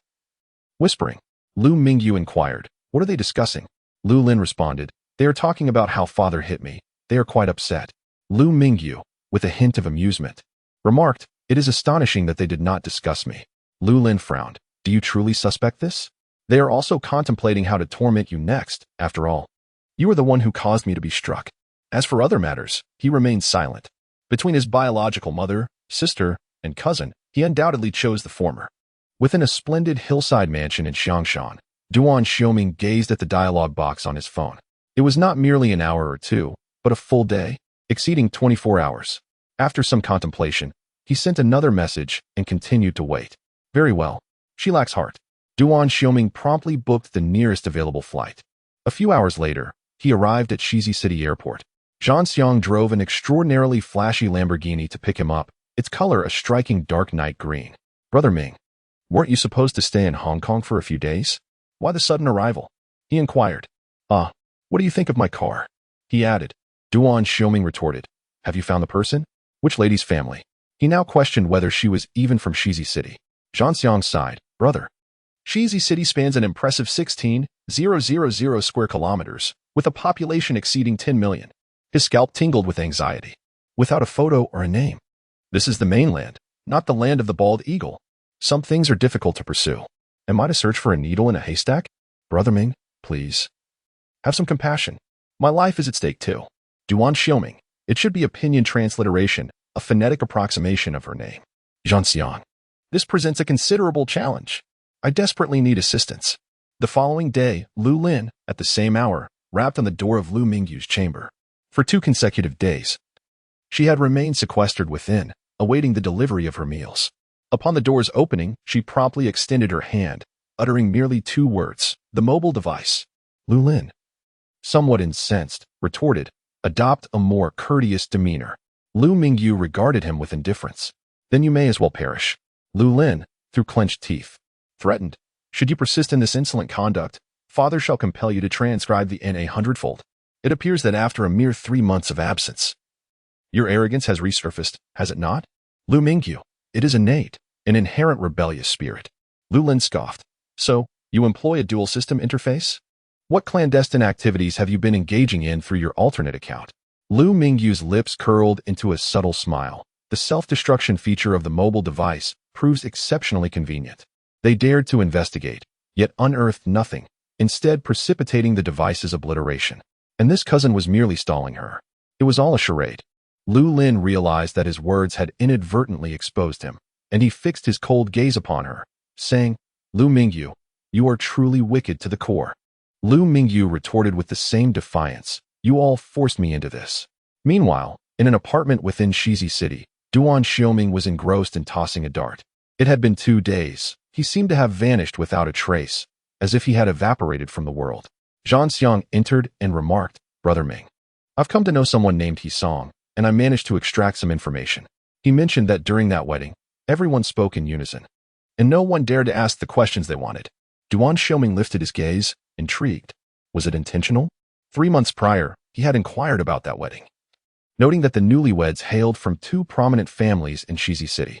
She had accompanied the bridesmaids, naturally questioning the bride's side. Yet now, it seemed to circle back to that family. Zhanxiang leaned against the doorframe, nodding in affirmation. "We have also traced the reason behind this matter."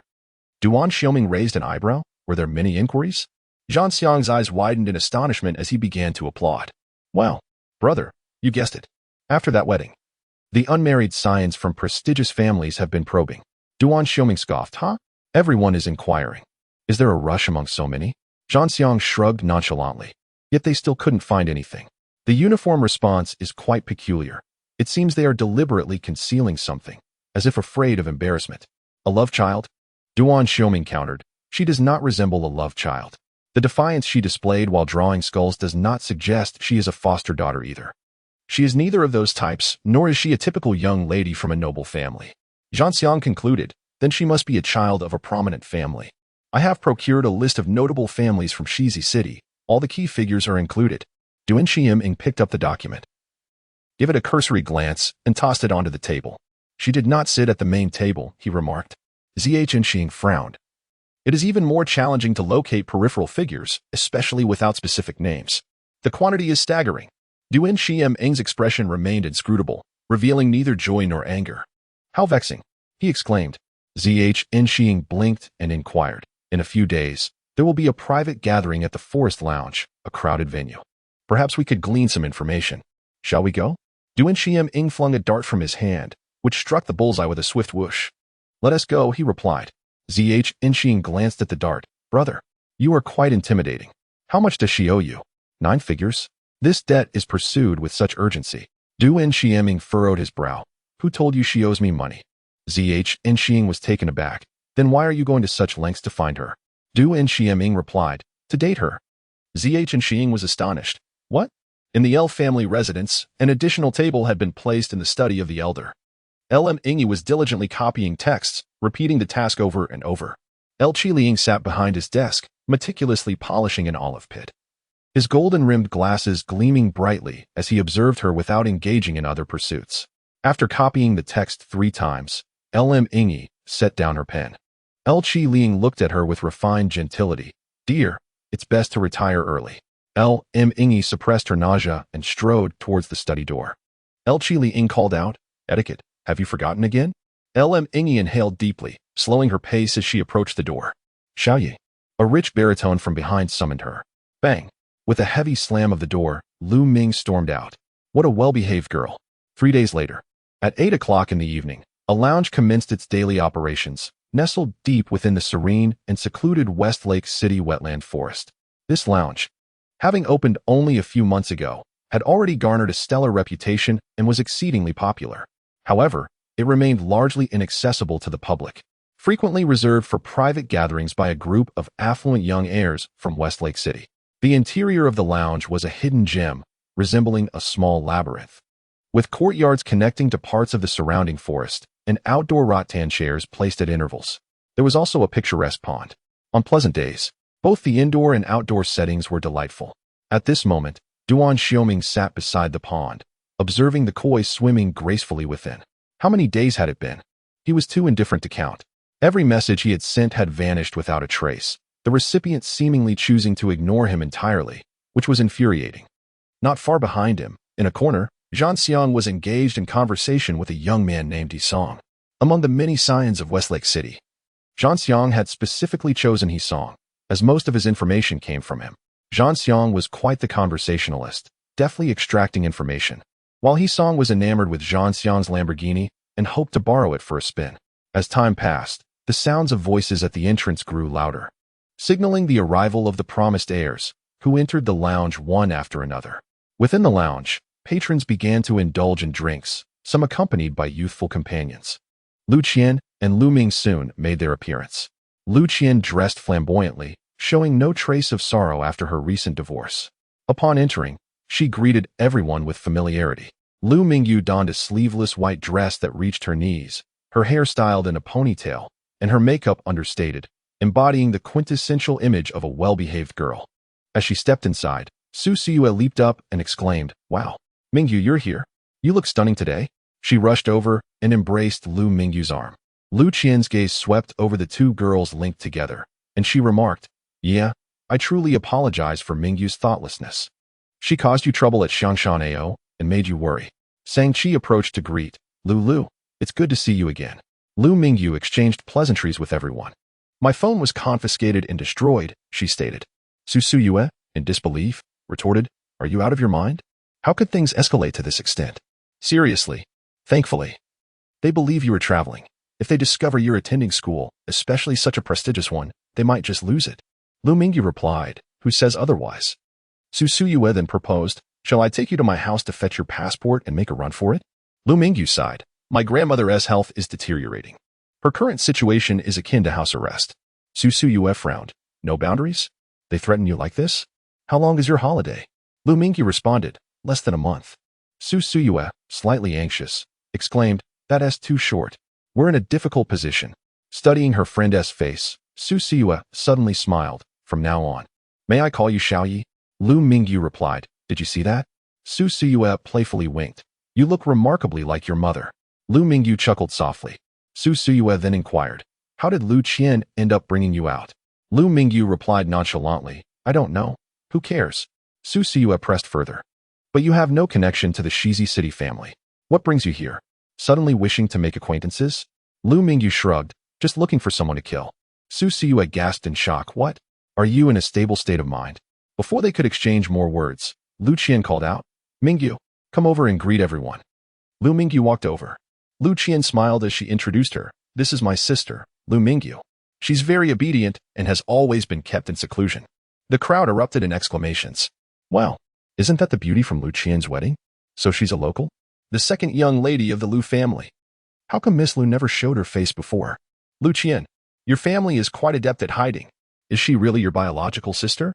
Lu Qian briefly shot a resentful glance, but nodded with a smile. Yes, my biological sister. That was the official narrative.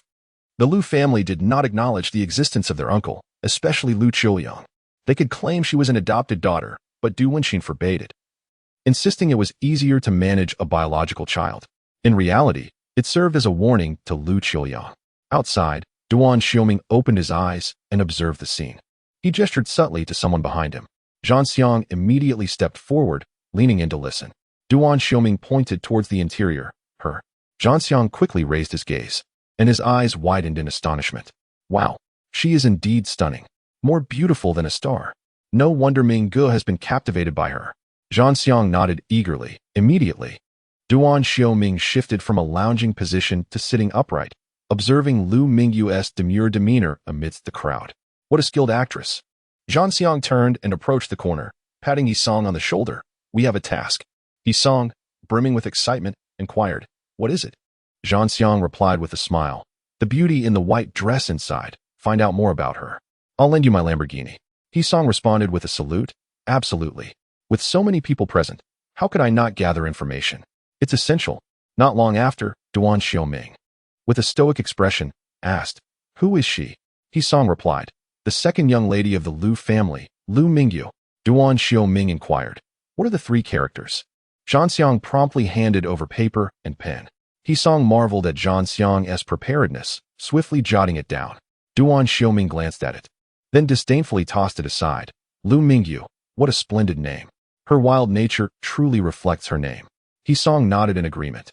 Indeed, her name is quite melodious. Duan Xiuming asked, Tell me about her situation? Yisong quickly responded.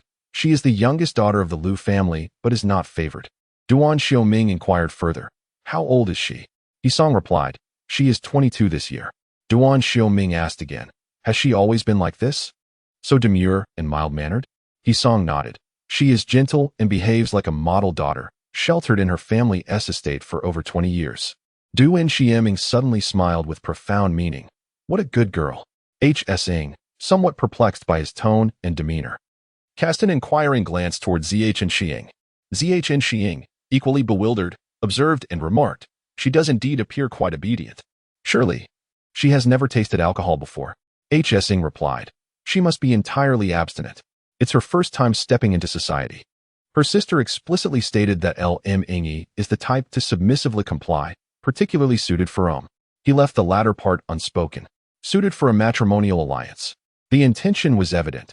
A girl so stunning yet previously unseen, suddenly presenting herself in this obedient guise, must have ulterior motives, and not of a favorable nature, sacrificing for the family in a most undesirable union. Duan Xiuming suddenly tilted his head and said, With your skills, lure her over. I cannot go. She will flee the moment I approach. The obedient girl is cunning and knows how to play the game. H.S.ing glanced at L.M. surrounded by a throng of people, and felt an immediate headache. How to deceive her? Nevertheless, he steeled himself and approached. Observing L.M. amidst the crowd, he noticed L. Chi-in right beside her. Everyone belonged to the same social circle, and they were quite curious about the second Miss L, who had only just made her debut. Questions abounded, becoming rather overwhelming, which annoyed L.M. L. Chi-in leaned closer to her ear and whispered, Be good.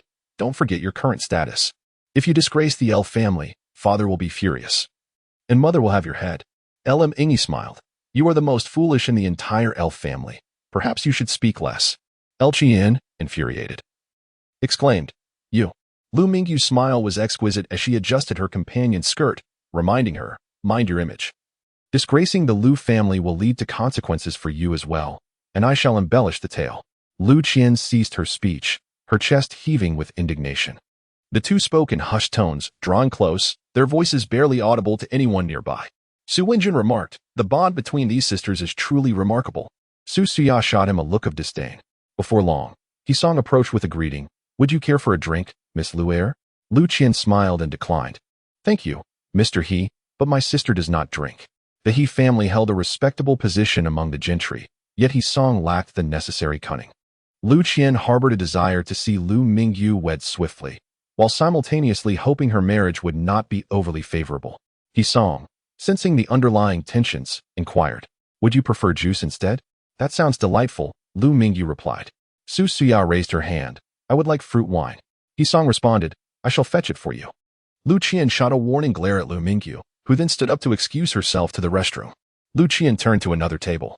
For her intention was never to facilitate friendships for Lu Mingyu. Her mere presence was irksome. In the restroom, Lu Mingyu washed her hands and stood by the sink. Lost in thought, Shang-Chi emerged from within and greeted her, "Lulu." The two exited together, encountering Su Wenjun, who had been waiting outside. Shang-Chi linked her arm with his and said, "Shall we go?" Su Wenjun remained stationary, concern etched on his face as he addressed Lu Mingyu. "Are you adjusting well? Those people can be rather eccentric. Would you prefer to sit outside for a while?" At this moment, He Song approached with a glass of juice. Encountering a rather stiffly smiling Shang-Chi, "Shall I take her over?" she inquired. "Miss Luer, farewell." He Song extended the juice, saying, "There is a beautiful view outdoors. Let us proceed." Lu Mingyu accepted the drink and followed him outside. He Song held the door open for her, stating, "This is the place, it is quite tranquil. Please rest for a moment, Miss Luer." Following the etiquette instilled in her by the Lu family, Lu Mingyu offered a slight bow, murmuring, "Thank you." "You are most welcome," He Song replied, turning to close the door. Then, right before Lu Mingyu's eyes, click, he locked the door. Lu Mingyu raised her gaze to meet his, her eyes betraying an unmistakable sharpness. He Song's action inadvertently struck a nerve, locking the door, confining her. She felt an urge to harm him. He Song was taken aback by the intensity of her gaze, startled by her reaction. Fortunately, Zhan Xiang appeared promptly. Patting He Song on the shoulder, "Let us guard the door together." Still shaken, He Song whispered, "Brother Zhan, did you see that?" Zhan Xiang remained composed. "Indeed. I witnessed it. She just wanted to kill me," He Song exclaimed. "Yes, that must surely have crossed her mind," Zhan Xiang replied. "What the heck? Where's the obedient girl I was promised?" Zhan Xiang chuckled. "Remain calm. She does not genuinely intend to harm you. Such a fierce individual could never be satisfied with a docile girl, no matter how beautiful.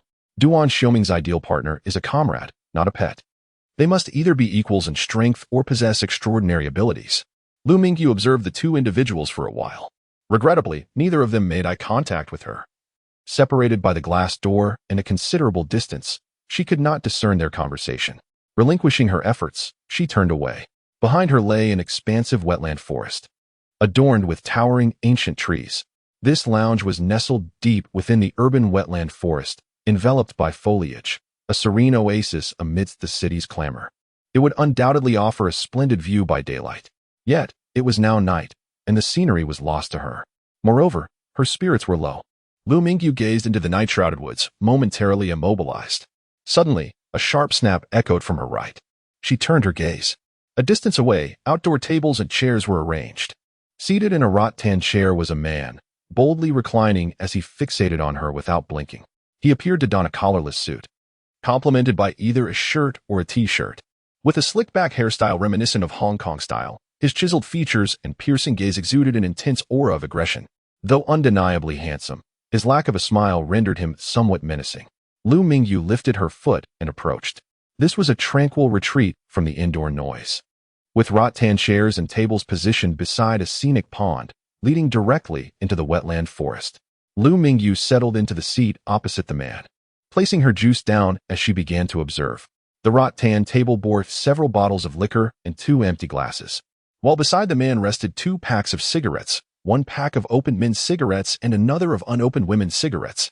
Lu Mingyu picked up a bottle from the table, poured herself a glass, and downed it in one go. Duan Xiuming flicked his finger, sending the women's cigarettes sliding across the table, perfectly stopping at the edge near her hand. His control over power is somewhat intimidating. Lu Mingyu observed this scene and remarked, "There will be consequences." A well-behaved girl smoking would face dire repercussions. Subsequently, he gazed at her, his voice deep and deliberate as he articulated, Lu Ming, you? Lu Mingyu responded, did you inquire? Duan Xiuming, with an indifferent smirk, remarked, your name is quite commendable, Lu Mingyu of the Wilds, from the Book of Songs? Truly a testament to the cultured lineage of Jiang'an.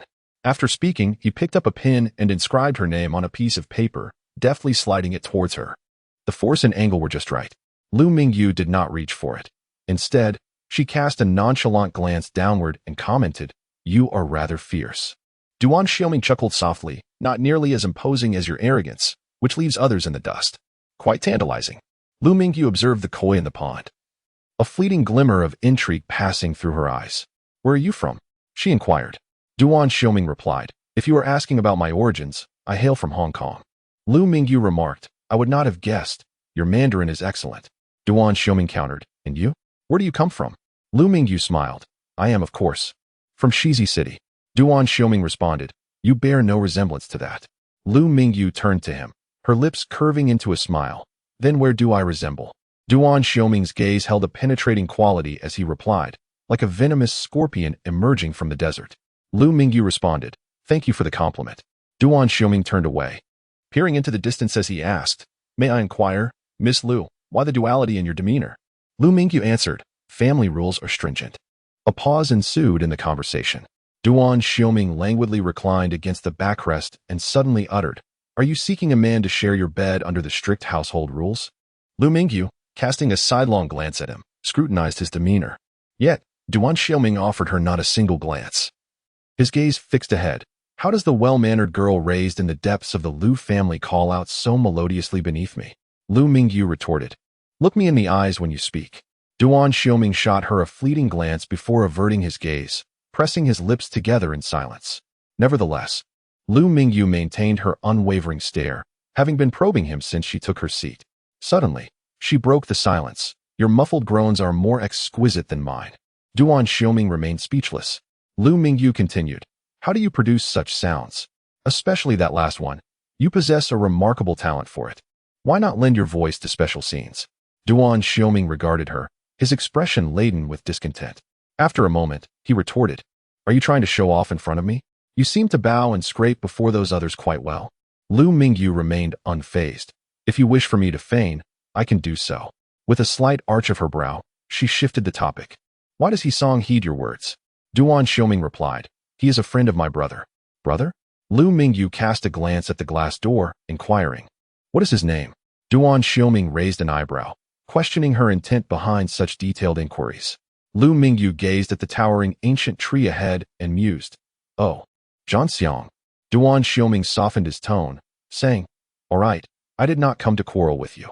I was a bit irked earlier, and it was wrong of me to take it out on you. I apologize. Lu Mingyu fell silent for a moment. Immediately, she spoke in a gentle tone, articulating each word with care. Now, it is my turn to be angry. A subtle provocation indeed. Duan Xiuming closed his eyes, paused for a moment, and then opened them again. You are truly infuriating. He suppressed the urge to curse and lit a cigarette for himself. After just a couple of puffs, he extinguished it. Lu Mingyu inquired, why have you stopped smoking? Lu Mingyu smiled silently. Duan Xiuming glanced at her attire and asked, what are you dressed like this for? Lu Mingyu returned his gaze and replied, not as flamboyant as your bathrobe. Duan Xiuming was rendered speechless. Lu Mingyu ceased her conversation and sipped another glass of wine. After a long silence, she countered, are you angry? Duan Xiuming responded, how many days has it been? Can I not be angry? Lu Mingyu fell silent once more, continuing to scrutinize him. Duan Xiuming questioned, what is that look in your eyes? Lu Mingyu explained, my family confiscated my phone on the day we parted. Duan Xiuming became momentarily dazed, at a loss for words. What era are we living in, where such things still occur? Lu Mingyu gazed into his eyes, may I ask? You. Before she could finish her sentence, Duan Xiuming regained his composure, pulling out his phone, removing the SIM card, and placing his device before her with swift, fluid motions. Apologies, I didn't react quickly enough. You can use mine first. He then raised his hand and gestured towards the back. Shortly after, Zhanxiang entered, leaning down. Duan Xiuming instructed, I need to borrow your phone. Zhanxiang responded with confusion. The atmosphere was thick with bewilderment. I took a moment to reset my thoughts. Zhanxiang swiftly retrieved his phone, performed a format, removed the SIM card, and submitted it. Duan Xiuming interjected, "Get a new card, immediately." "Understood, brother." Zhan Xiang nodded and set off to attend to the task. Yet, before departing, he inexplicably cast several glances at Lu Mingyu, as if she were an enigma. Lu Mingyu remained expressionless, observing the scene unfold. "Brother? More like a subordinate." Duan Xiuming remarked, "This phone is custom-made, with anti-tracking features and top-level encryption. The card will be ready shortly. Zhan Xiang is quite capable." Lu Mingyu glanced at the sleek, matte black phone and noted, "You haven't formatted it yet." Duan Xiuming replied with unwavering calm, "Feel free to look." Lu Mingyu frowned and averted her gaze. How peculiar. Why was he behaving this way? Yet, Duan Xiuming's eyes sparkled with amusement. "You are 22, not 12. Does your family still resort to taking away phones?" He had been irritated these past few days, even engaging in a quarrel with her. Lu Mingyu raised her gaze to meet his for a moment. "Thank you," she said softly, then picked up the matte black phone to format it. Duan Xiuming glanced over and asked, "Aren't you curious about what's on my phone?" Lu Mingyu replied, "What's intriguing about a dual system? It's all remnants of my own usage." Duan Xiuming nodded, instinctively complimenting her. Cautiousness is a commendable trait. In 10 minutes, Duan Xiuming held the new SIM card in his palm and handed it to Lu Mingyu, safe and usable worldwide. Lu Mingyu delicately pinched the card between her fingers. Duan Xiuming suddenly felt an itch in her palm as she was inserting her card. Xiuming, unable to bear the sight, frowned and walked away to resume his duty at the door. Mingyu, having finished adjusting her phone, lifted her gaze. She understood he was referring to her provocative and testing remark. "It doesn't matter," she replied. Duan Xiuming was taken aback. "You speak Cantonese?" Ming's eyes brightened slightly. "Yes, I do. I grew up in the Demon City and have spoken it since childhood. It is my mother tongue." A peculiar expression crossed Ming's face as she looked down. "In a relationship," she inquired, "what are the 3 languages?" Duan Xiuming responded, "Mandarin, Cantonese, and English." "You can speak English, right?" Ming smiled. "Yes, I can." Duan Xiuming asked, "American or British?" Ming replied, "London accent." Duan Xiuming could no longer conceal the amusement in his eyes. "I'll go learn the dialect of Zizisheng, and we can communicate in various languages in the future." Ming stated, "There's no need." Duan Xiuming's smile faded a little. "You don't want me to learn?" Ming responded, "It's complicated, with many variations." Duan Xiuming observed her thoughtfully and nodded, "All right.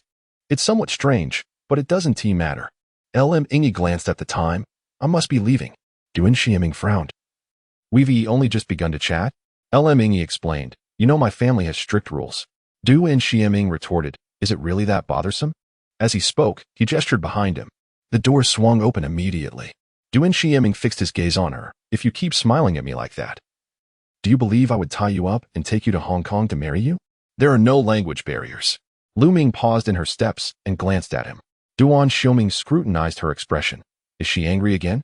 Lu Ming replied, "If it's feasible, do it as soon as possible." With that, she approached the glass door. Duan Xiuming observed her silhouette, his eyes flickering. After a moment's hesitation, he picked up the juice bottle on the table and drained it in one go. It was somewhat intoxicating, an astonishing act. As Lu Ming exited, she cast a glance at He-song and softly inquired, "Which son of the He family?" Once she had passed, He-song, filled with trepidation, exclaimed, "Jean, brother Jean." Zhan Xiang smiled and replied, "Yes, I'm here." He-song pointed at Lu Ming's retreating figure. "Just now, that was." Zhan Xiang interjected, "She holds grudges."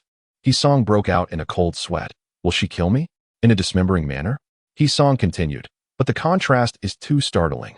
Moreover, her voice was so soft. If one didn't look into her eyes, one might think she was being coy, but upon meeting her gaze, it was utterly terrifying." Zhan Xiang nodded. "The contrast is indeed significant." At that moment, Duan Xiuming gestured. Zhan Xiang promptly led He-song inside. "Brother Ming?" Zhan Xiang asked with a grin. "Have you finished chatting so soon?" He-song, eager to ingratiate, said, "Congratulations, brother Ming." Zhan Xiang looked bewildered. "What are you congratulating for?" He-song stammered. This. I was just offering a random congratulation." Duan Xiuming, however, cast a glance at He-song, "Wishing you prosperity." He-song responded, "Huh?" Zhan Xiang looked over in astonishment. "What's going on, brother Ming? Why so happy?" Duan Xiuming extended a finger, momentarily suspended in the air as if in deep contemplation. He inquired, What is the process for proposing in Shizi City? Zhan Xiang was utterly astonished, exclaiming, No, Mingyu. We've only met a few times. How could you? Yisong also appeared taken aback, shaking his head. I haven't proposed. I don't know. Zhan Xiang, in a state of despair, implored, Mingyu, please remain calm. At the very least, show some respect for the lady. It is evident she comes from a strict upbringing. You cannot propose after just 2 meetings. Have you met her parents? Have they consented? You must not complicate matters. Duan Xiuming retorted, is proposing not respectful? Zhan Xiang pressed. Have you considered the current situation? Your identity? It is easy for others to find leverage against you. Is this appropriate? You, Yisong, feeling anxious, interjected, what identity? What makes it inappropriate? Duan Xiuming paused, then nodded. Oh, this is troublesome. After a moment's reflection, he asked, where is my brother? I will have him represent me in the proposal. His status is quite suitable. Zhan Xiang was on the verge of madness. Without a moment's hesitation, Duan Xiuming made a phone call. After 3 rings, it was answered. Duan Xiuming reclined with an air of arrogance, crossing his legs. Where are you? The voice on the other end conveyed something unbeknownst to him. Frowning slightly, he expressed his dissatisfaction. A meeting? How long will it take? Hold on. I need to speak with you. There was a rustling sound on the line, but soon, silence ensued. Duan Xiuming continued, is no one there? Come to Shizi City to assist me with a proposal, immediately. The receiver fell into a profound silence. Then, the call was disconnected. Duan Xiuming glanced at his phone screen. Astonished as he turned to Zhan Xiang. Did he just hang up on me? Zhan Xiang slapped his forehead. With your demeanor, who wouldn't hang up? Duan Xiuming immediately dialed another number and without preamble, inquired, where is my brother holding a meeting? In the Bald Eagle. Which city? All right. Blow up the conference building. A cacophony of gasps erupted from the receiver. Yisong stood by, utterly flabbergasted. What an audacious move. Zhan Xiang couldn't help but curse, for heaven's sake. Can you be a little more rational, Ming? Yisong whispered. Is Ming really this reckless by nature? Zhan Xiang, with a hint of exasperation, explained, he is only reckless in matters of love. He has never been in a relationship, the poor thing. Yisong cast an incredulous glance at him. Blowing up a building isn't reckless? He was asking about a demolition, not romance. What are you two even focused on? Meanwhile, on the sofa in the room, Lu Qian scanned the area and asked, haven't you seen my sister and Yisong? Su Siyue replied, oh right, that cursed Yisong. Where's my fruit wine? Su Siyue began to scold. Why do you care? Every single day? It's infuriating. Lu Qian sighed. They've been missing for half an hour. Yisong could neither leverage the Lu family's influence to silence their father nor engage in any sordid affairs. This is not what Du Wenxin was looking for. But Su Wenjuan panicked. What? Quickly make a call. Lu Qian remarked. Lu Mingyu doesn't have a phone right now. Just then, Lu Mingyu appeared, cradling a bottle of fruit wine, and asked, yeah? Is this the fruit wine you meant? Su Siyue's eyes sparkled as she exclaimed, indeed. You truly understand me. Su Wenjun furrowed his brow and inquired, Mingyu. Where is Yisong? Su Siyue tilted her head, expressing her bewilderment. How could he be lost? If Lu Mingyu were to get lost, I would chop off my head and use it as a ball. Su Wenjun, slightly irked, retorted, Yisong just left you there without a care. Lu Qian then chastised Lu Mingyu. How could you wander off with someone on your first visit? Did I permit that? And you were lost for half an hour? Utterly foolish. At that moment, Yisong's voice resonated from behind. I found you all. Beside him stood Zhan Xiang. Yisong questioned, what did I do? Lu Qian continued her reproach. Yisong, why did you take my sister away without informing me? Yisong stammered, Su Wenjun, in a rather unfriendly manner, stated, Lu Mingyu is my childhood friend. I agreed to let you take her out for some fresh air, yet you abandoned her without a thought.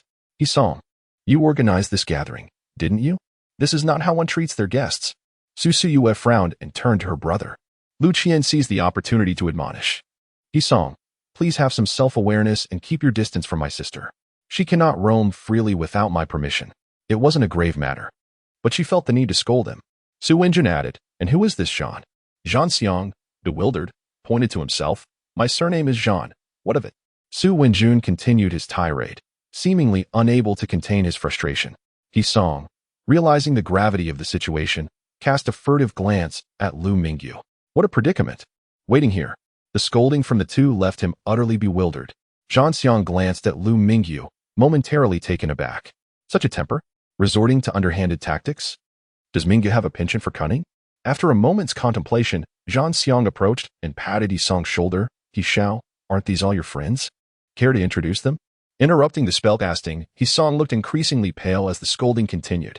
Threatening. Oh right. Yisong quickly replied, let me introduce you. This is Brother Duan Xiuming, the owner of the lounge. Su Yue inquired, you are the owner?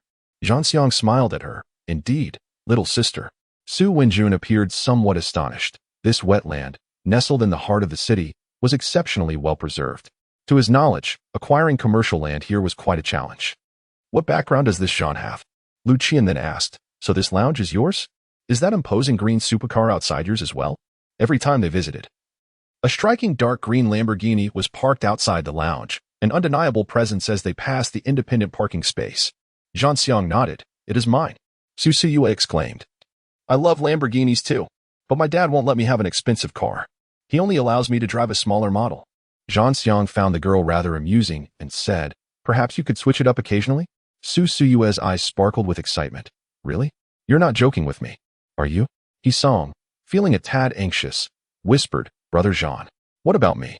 Duan Xiuming chuckled as he handed over the car keys. Well, I'll lend it to you for now. Just make sure not to drink and drive today. Wow. Yisong was utterly exhilarated, and he shouted towards Su Yue, ha ha ha. You go ahead and cue. Su Yue dashed over to seize the keys, declaring, I'll drive first. The astonishment in the eyes of those present was unmistakable. How could such an expensive vehicle be lent out so casually? They even handed over the keys? Only Lu Mingyu stood silently at the back of the crowd, her demeanor aloof. Upon catching a glimpse of her gaze, Yisong immediately ceased his playful banter with Su Yue and shuddered in fear.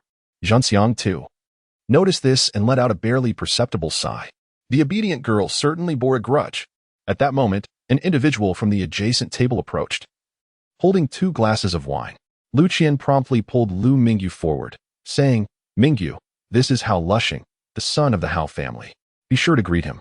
From her tone, Lu Mingyu discerned that the Hao family held more influence than the Lu family.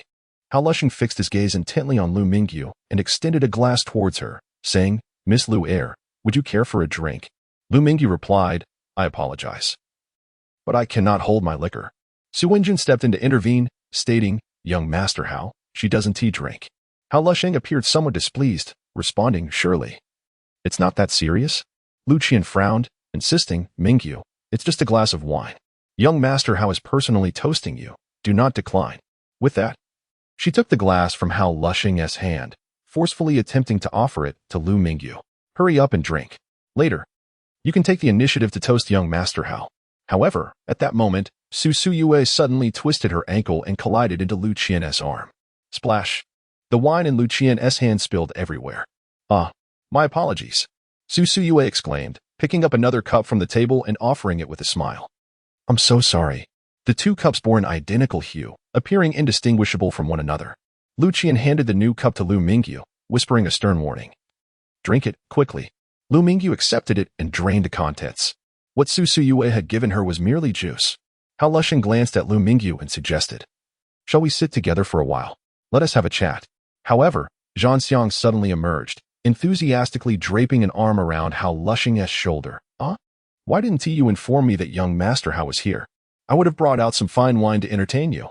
Hao Lushing responded, Boss Duan, you're here too. Duan Xiuming replied, indeed. Let us go over there and talk. All right. The 2 men walked off, shoulders linked. Lu Qian stepped forward, pulling Lu Mingyu into a corner.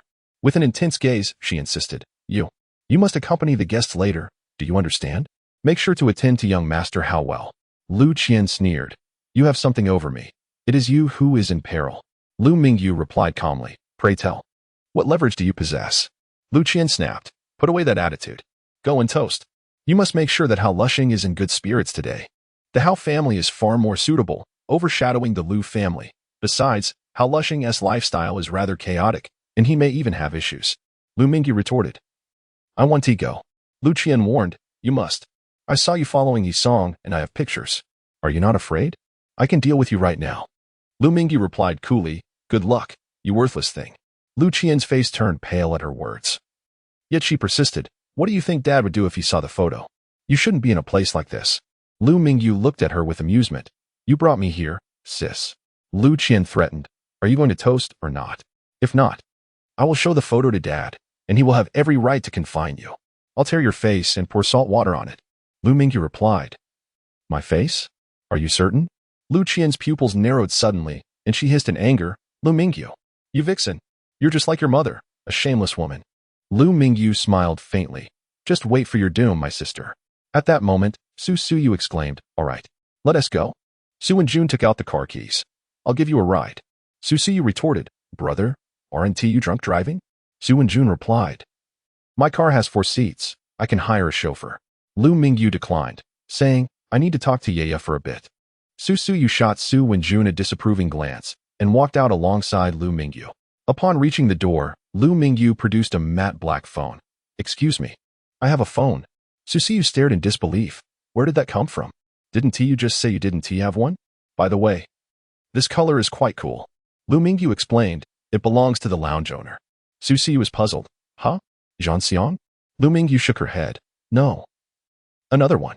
Su Suyu was astonished. Wait, there are 2 owners. Lu Mingyu clarified, the behind-the-scenes owner. Su Suyu gasped, behind the scenes? Good or bad? Lu Mingyu paused in silence for a moment, uncertain. Su Suyu said, all right, I won't ask further. If you have your own plans, shall I go in? Be careful on the way. Lu Mingyu nodded, downloading a ride-hailing app as she moved towards the exit. At that moment, she passed by a solitary parking space.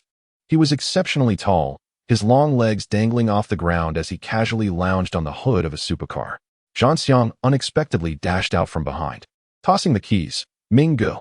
Duan Xiuming caught the keys effortlessly, rose to his feet, and opened the passenger door, tilting his head slightly to regard Lu Mingyu, a silent invitation.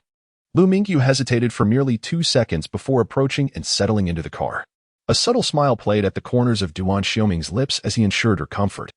Closing the door gently before making his way around to the driver's seat, Zhanxiang hurriedly approached, whispering a reminder, lock the door, she's upset. He was unable to elaborate on the earlier incident, his phone was lost, leaving him unable to send a message for the time being. Duan Xiuming nodded, indicating he was aware. With a roar, the dark green supercar thundered down the highway, departing from the wetland forest. As he drove, Duan Xiuming inquired, you dare to ride without asking if I've been drinking? Lu Mingyu replied, I've sent you the address. The corner of Duan Xiuming's eye arched slightly, intrigued. Was she confident he hadn't been drinking, or was she simply unafraid? Initially, he couldn't fathom Zhanxiang's obsession with driving supercars in the city, where they couldn't soar or race. Now, however, he began to understand. Having someone special in the passenger seat created an entirely different sensation. Duan Xiuming cast a fleeting glance towards the passenger seat. The atmosphere within the confined space felt subtly oppressive. He unbuttoned 2 of his shirt buttons, allowing a hint of skin to breathe. Lu Mingyu shifted her gaze towards him, then directed her eyes to his face. Duan Xiuming avoided her gaze and reached to crack open the window, inquiring, are you still upset about the locked door? Lu Mingyu turned her head away. Duan Xiuming continued, I'll be more careful next time. Please don't be angry anymore. Lu Mingyu replied, I'm not angry with you. He was momentarily taken aback and pondered. Whoever acts out is the one who gets upset, even if I orchestrated it. Lu Mingyu gazed out of the car window, stating, you were locked in with me. Duan Xiuming's eyes flickered, and understanding dawned upon him. It was indeed a different, unforgivable scenario had she been locked in alone. He comprehended her sentiment. Duan Xiuming rolled up the window, and the subtle tension resumed its presence. Their exchanges had rarely been ordinary, whenever they were alone. It was either an act or a deed. Why aren't you suggesting we sleep together today? He inquired. Lu Mingyu retorted, what time does the lounge usually close? Duan Xiuming responded, 2 in the morning. Lu Mingyu further asked, what is the coverage area of the lounge's surveillance? Although the lounge claimed ownership was attributed to Zhanxiang, it was clear he was singularly focused on her. Duan Xiuming clarified, the indoor area is fully covered. However, the exterior, particularly the spot where you and I are seated, is not. After speaking, he observed her, curious about her intentions. Duan Xiuming tilted his head slightly. Am I not presentable? Lu Mingyu met his gaze with a smile. A well-behaved girl wouldn't meet anyone secretly. I assure you, I am quite obedient. Duan Xiuming nodded silently, pondering the potential reprimands from his family. How troublesome. 20 minutes later, they arrived at the Lu residence. Instead of parking at the entrance, Duan Xiuming instinctively turned the car towards the side, avoiding the surveillance cameras.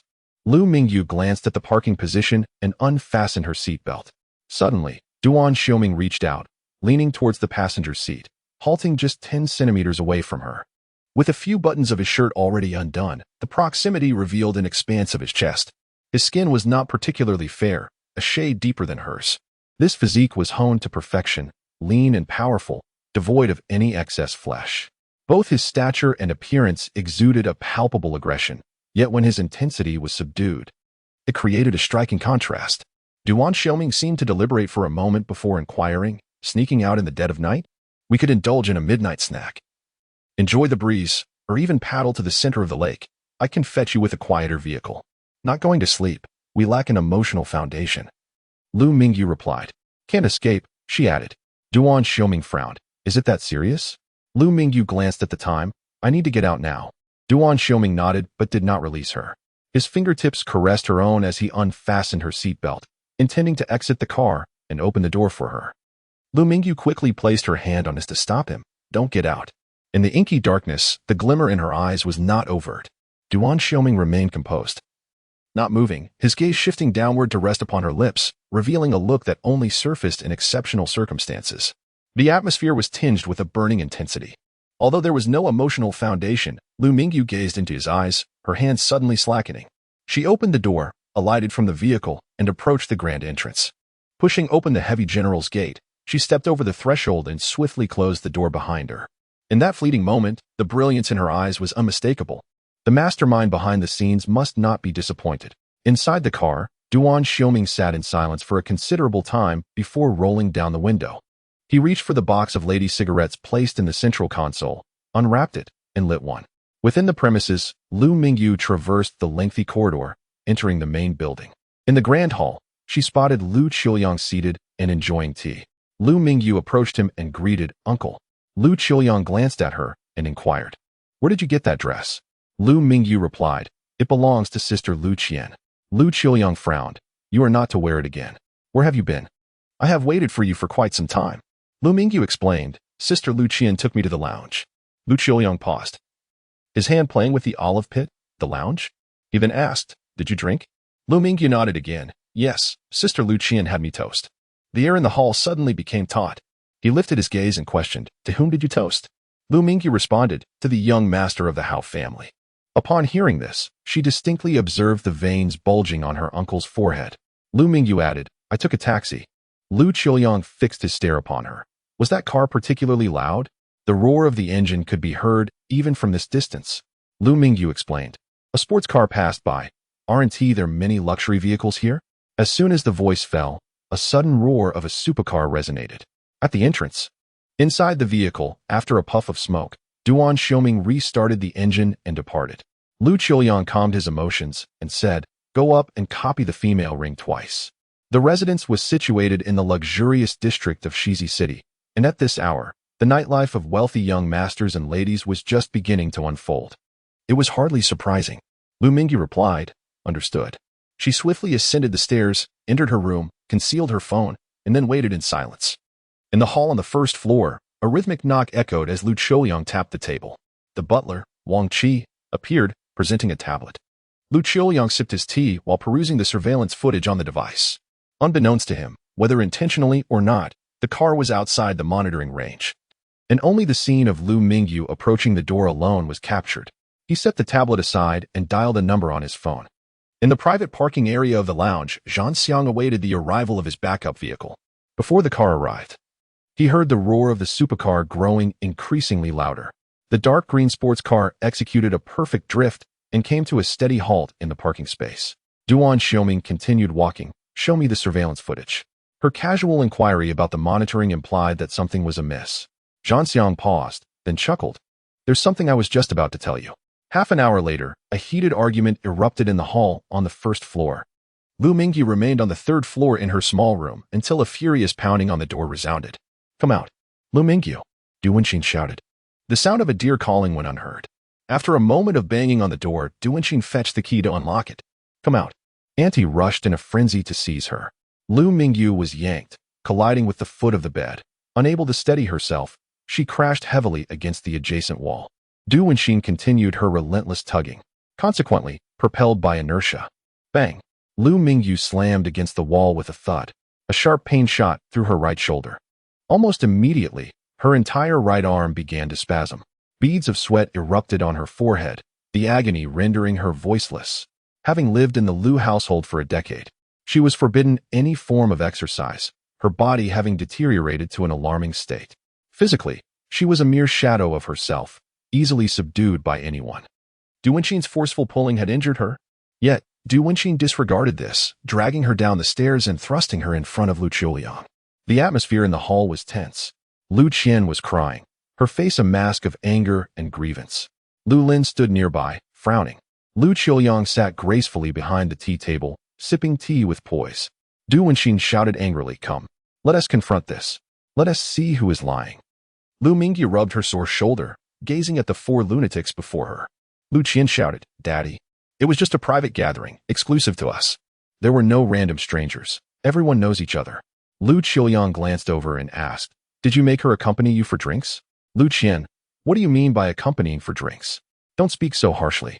When Hao Lushing came over to propose a toast, it would be impolite to refuse, right? After all, he is the son of the Hao family, and she didn't even drink. Later, she specifically went to check, and in that array of identical glasses, there was no alcohol, only fruit juice. Lu Mingyu, I drank." Lu Qian, infuriated, retorted, "That's nonsense.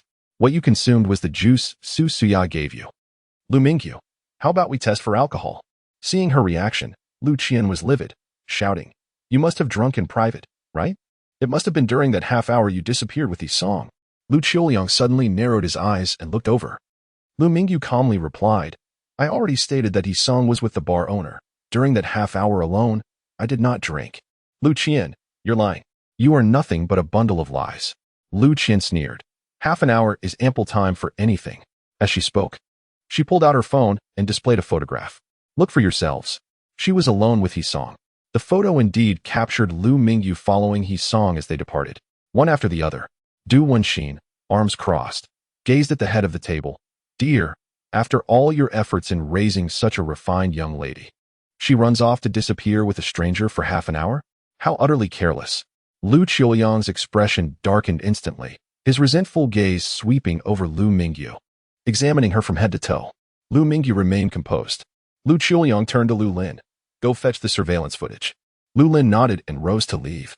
Lu Qian cast a malevolent glance at Lu Mingyu, uttering, "Prepare to meet your end." The tranquility before the tempest loomed ominously. Duan Xiuming fell silent, exhaling a disdainful scoff. Seated at her desk, she retrieved a sheet of paper and began to copy. Yet, her hand trembled, colliding painfully against her right shoulder, causing her entire arm to ache. Consequently, she switched to her left hand to write, laboring through 1,600 characters, which amounted to over 3,000 upon repetition. However, the characters she penned with her left hand were strikingly different from those crafted by her right. Until the age of 12, she had always drawn and written with her left hand, identifying as a left-handed individual. Otherwise, before she could even acquire the video, the storm would arrive prematurely, striking her with precision.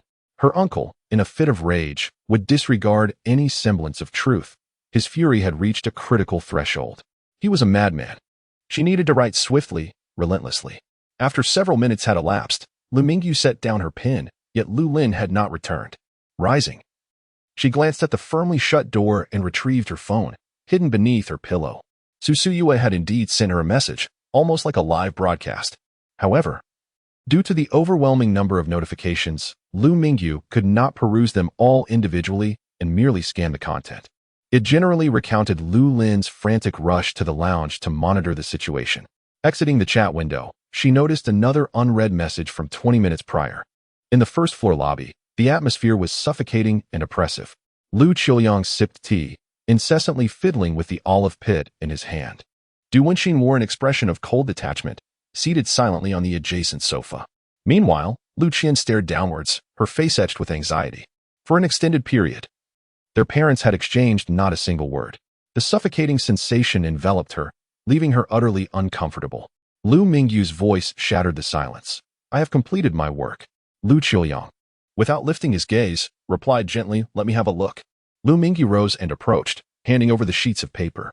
After a fleeting glance, Lu Qiuliang abruptly hurled the papers into Lu Mingyu's face. The sheets fluttered through the air, cascading to the ground. Lu Qiuyang did not spare her another glance nor utter a word, leaving her abandoned in the moment. It was an exquisite humiliation. The entire hall fell into a profound silence, shrouded in an atmosphere of overwhelming suffocation. Lu Qian, witnessing the scene, initially felt elated. But upon catching sight of her father's expression, she was struck by terror and lowered her head. It was frightening, as if he were capable of murder. Duan Xiuming stood and approached, picking up the scattered papers to inspect them. Then, she turned to Lu Mingyu and admonished her. "What have you written?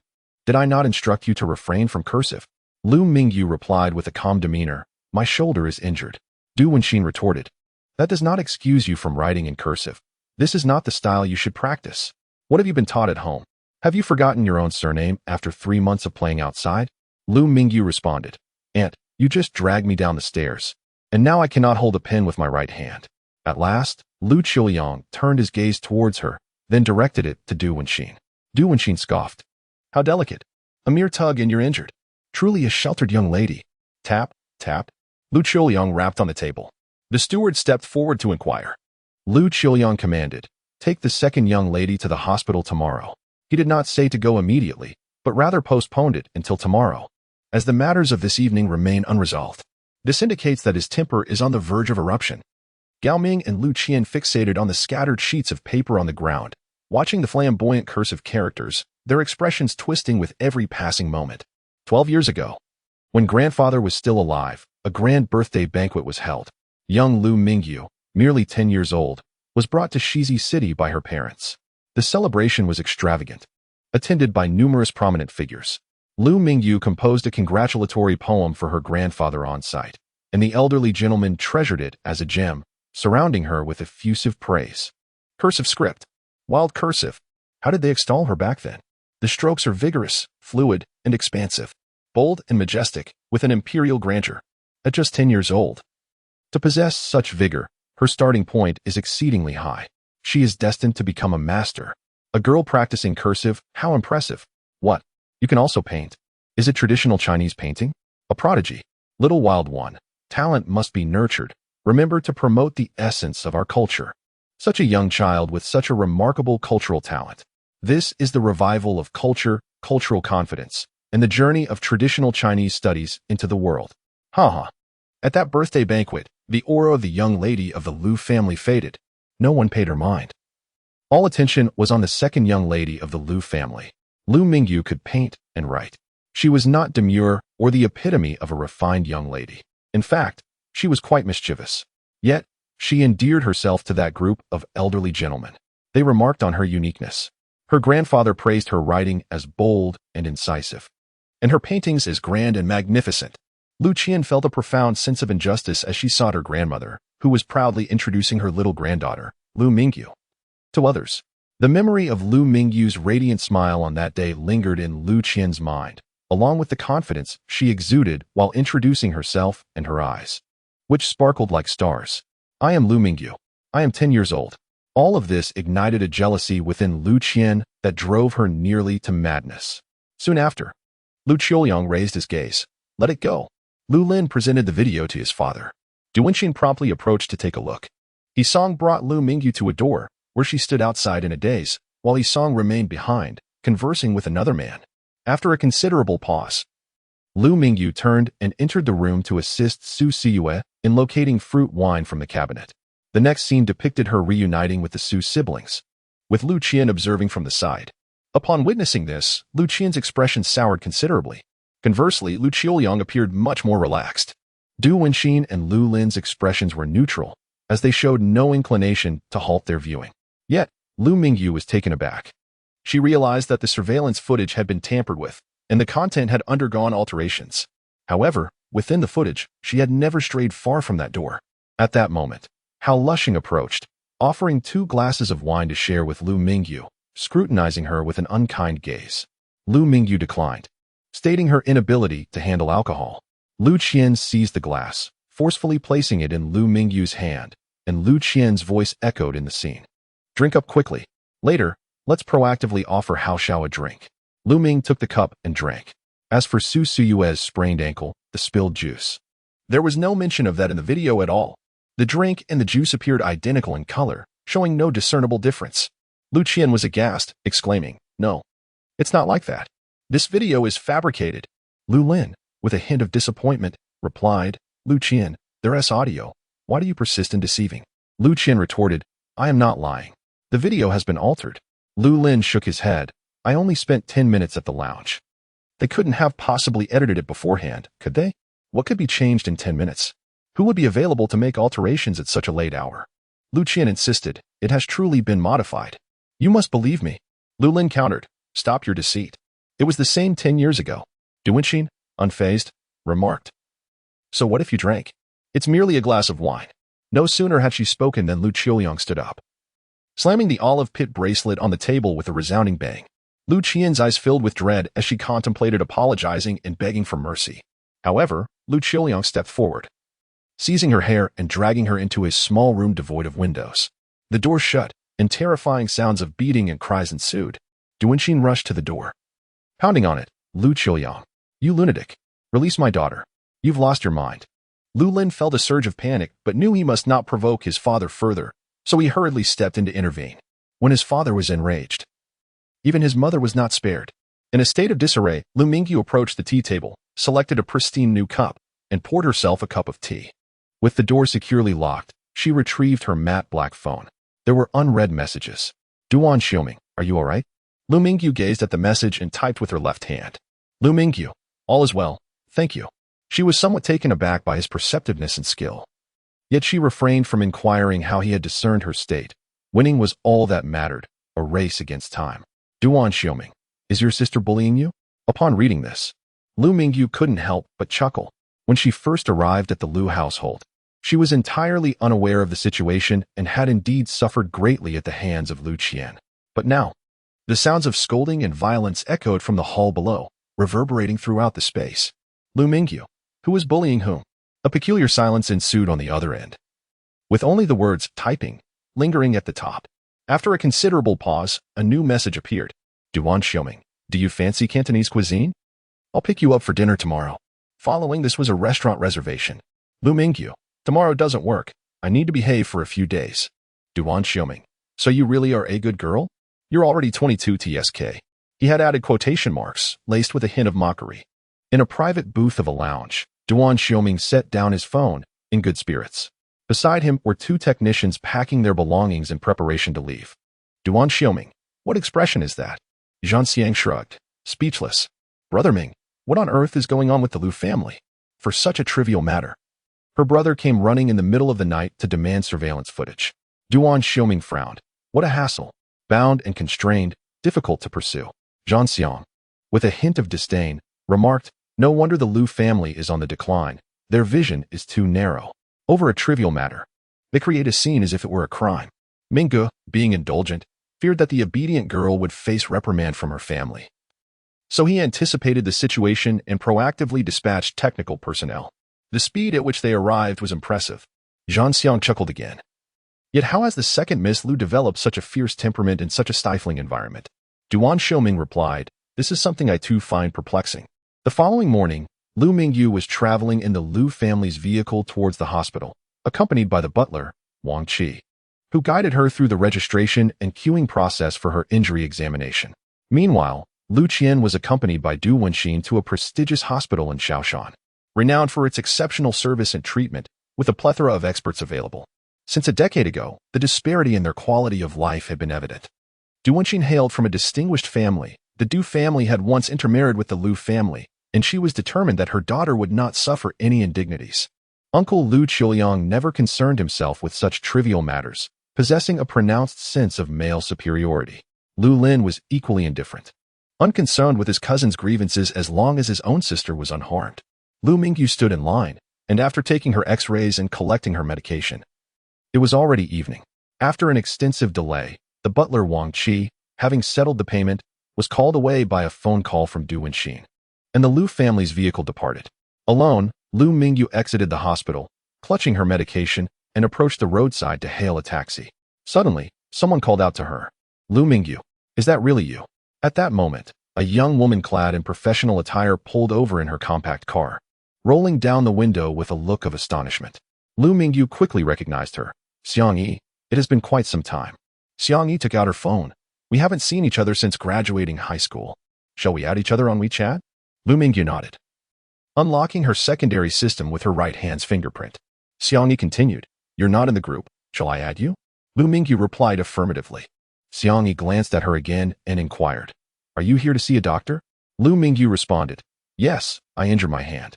Xiang Yi expressed concern. Is it serious? Lu Mingyu shook her head. It's just a minor injury. Fortunately, it wasn't my left hand. With a smile, Xiang Yi gestured towards the passenger seat. Get in. Let's have dinner together. Lu Mingyu checked the time, pondering over Wang Qi and the departing Lu family car, before nodding and taking her seat beside Xiang Yi. Xiang Yi was delighted, engaging her in conversation. I'll take you to a fantastic eatery. Shall we invite Bai Wintao and the others? Lu Mingyu contemplated for a moment. Asking who? Xiang Yi continued. It's rare to have you here. We must gather today. Come with me. I will arrange everything. They are all old classmates. During dinner time, Xiang Yi led Lu Mingyu to a charming courtyard-style restaurant, notable for its semi-open dining concept. The entryway featured plastic wood flooring flanked by low railings, creating an inviting circular arrangement of outdoor dining chairs. Though the outdoor seating was limited, it was tastefully arranged with a splendid view.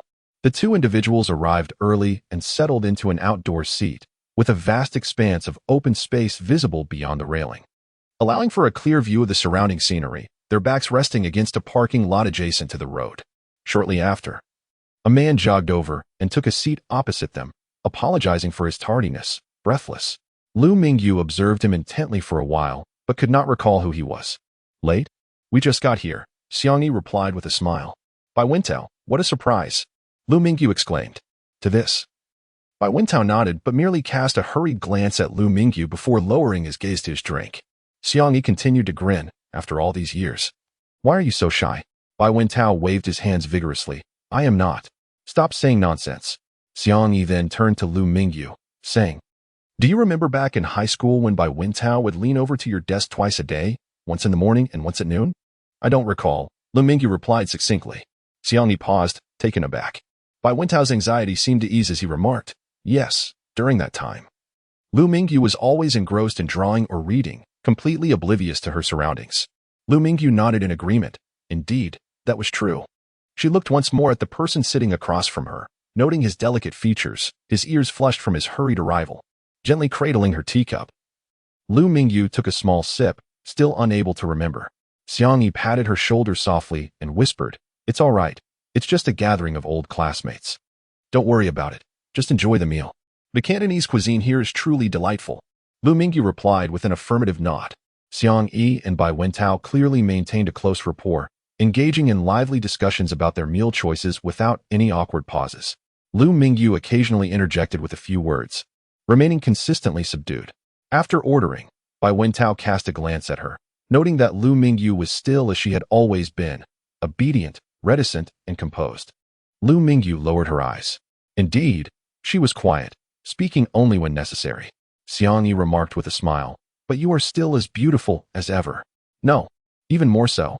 Lu Mingyu had been the belle of their high school, reigning unchallenged since the first year. Do you have a boyfriend? Lu Mingyu was momentarily taken aback. The question struck a chord. No, she replied, I don't have a boyfriend, but I do have a companion, who is somewhat fierce and wishes to take our arrangement to the next level. Xiang Yi's eyes flickered with intrigue as she raised an eyebrow at Bai Wintao, who could barely suppress a grin. At that moment, a woman approached from the stairs, evidently another diner, who cast a glance their way and exclaimed in surprise, Xiang Yi? Lulu? The two women looked up simultaneously.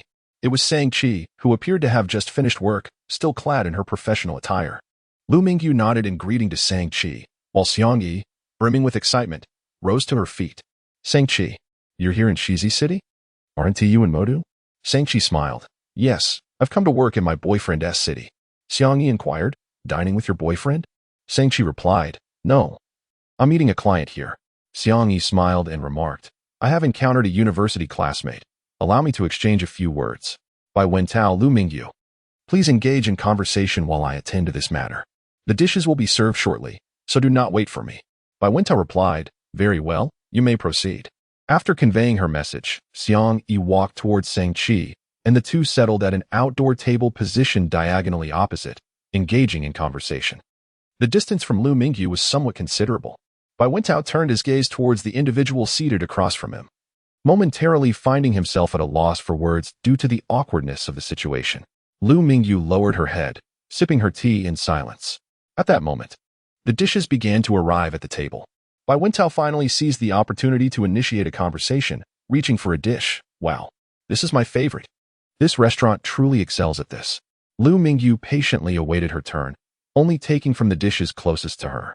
After savoring a bite, Bai Wentao glanced at her and smiled. Observing Lu Mingyu as she dined was a visual delight. Her demeanor exuded grace, and every movement reflected the poise of a refined lady. Bai Wentao inquired, "There are not many places offering such authentic Cantonese cuisine in Shizi City. I wonder if it suits your palate?" Lu Mingyu responded, "It does suit me. I consumed it daily until I turned 12. She had not eaten lunch, having spent the afternoon queuing at the hospital, and was nearly famished, rendering her disinterested in conversation. At that moment, a rumble of engines echoed from behind them. Bai Wentao glanced over, intending to speak, but upon witnessing Lu Mingyu's composed expression, he ultimately refrained from voicing his thoughts. Her disinterest was palpable. As for the exchange of mobile numbers, Zhang Xiang parked the car, and before even opening the door, he caught sight of the scene not far away. "Oh, Mingyu," he called out. Zhang Xiang pondered his words and said, "Please do not become upset." Upon glancing, he casually peered through the driver's side window and beheld the outdoor dining area of a restaurant. Lo and behold, a man and a woman were seated face to face. The woman, with her back to the parking lot, was none other than Lu Mingyu. At that moment, Duan Xiuming's expression turned icy. He opened the door and stepped out. Striding purposefully towards the outdoor table, Zhang Xiang shrugged and exited the vehicle as well, but instead of following, he crossed the street to a shop to purchase buns. Observing his friend's demeanor, he realized that today's matter would not be resolved swiftly, and dinner was certainly off the table. He needed to fill his stomach first.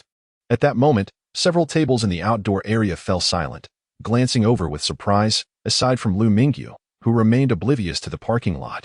Duan Xiuming exuded an air of intensity. Tall and imposing, his cold expression added to his formidable presence. He approached with the bearing of a grand general, radiating an aura of ferocity. He did not focus on Lu Mingyu but instead fixed his gaze on the young man seated opposite her. Very well. He dared to provoke him. Just yesterday, she had rejected his invitation, only to turn around and dine with another man? Alone, no less. What was her reason for refusing him? To behave? She termed this as behaving? Who was this man? Was he more handsome or taller? Xiang Yi and Sang Qi simultaneously turned their attention to the pair across the table, their eyes widening in surprise as they momentarily fell into a daze. Duan Xiuming, possessing an attractive appearance and exceptional external qualities, was not one to smile often. His intimidating aura overshadowed his looks, leaving only a palpable sense of ferocity. At that moment, Sang Qi's client arrived in a hurry, oblivious to the situation on the other side. With a brief greeting, the client took a seat, leaving Xiang Yi momentarily bewildered. What followed was an even more astonishing scene for Xiang Yi and Bai Wentao. The previously furious man suddenly tempered his demeanor, the menacing aura dissipating, revealing nothing but sheer handsomeness. He then stood still, seemingly lost in thought. Bai Wentao's face twitched. He had almost believed this man was about to confront him. On one hand, Duan Xiuming was undeniably handsome, resembling a male celebrity. On the other, there was an inexplicable sense of bewilderment. Lu Mingyu remained engrossed in her meal, indifferent to her surroundings, treating everyone as though they were mere air, until a sharp snap echoed behind her. Duan Xiuming leaned against the wooden railing just a meter away, and Lu Mingyu discerned a complex expression on his face. She set down her chopsticks, astonished. How did he end up here? What a coincidence.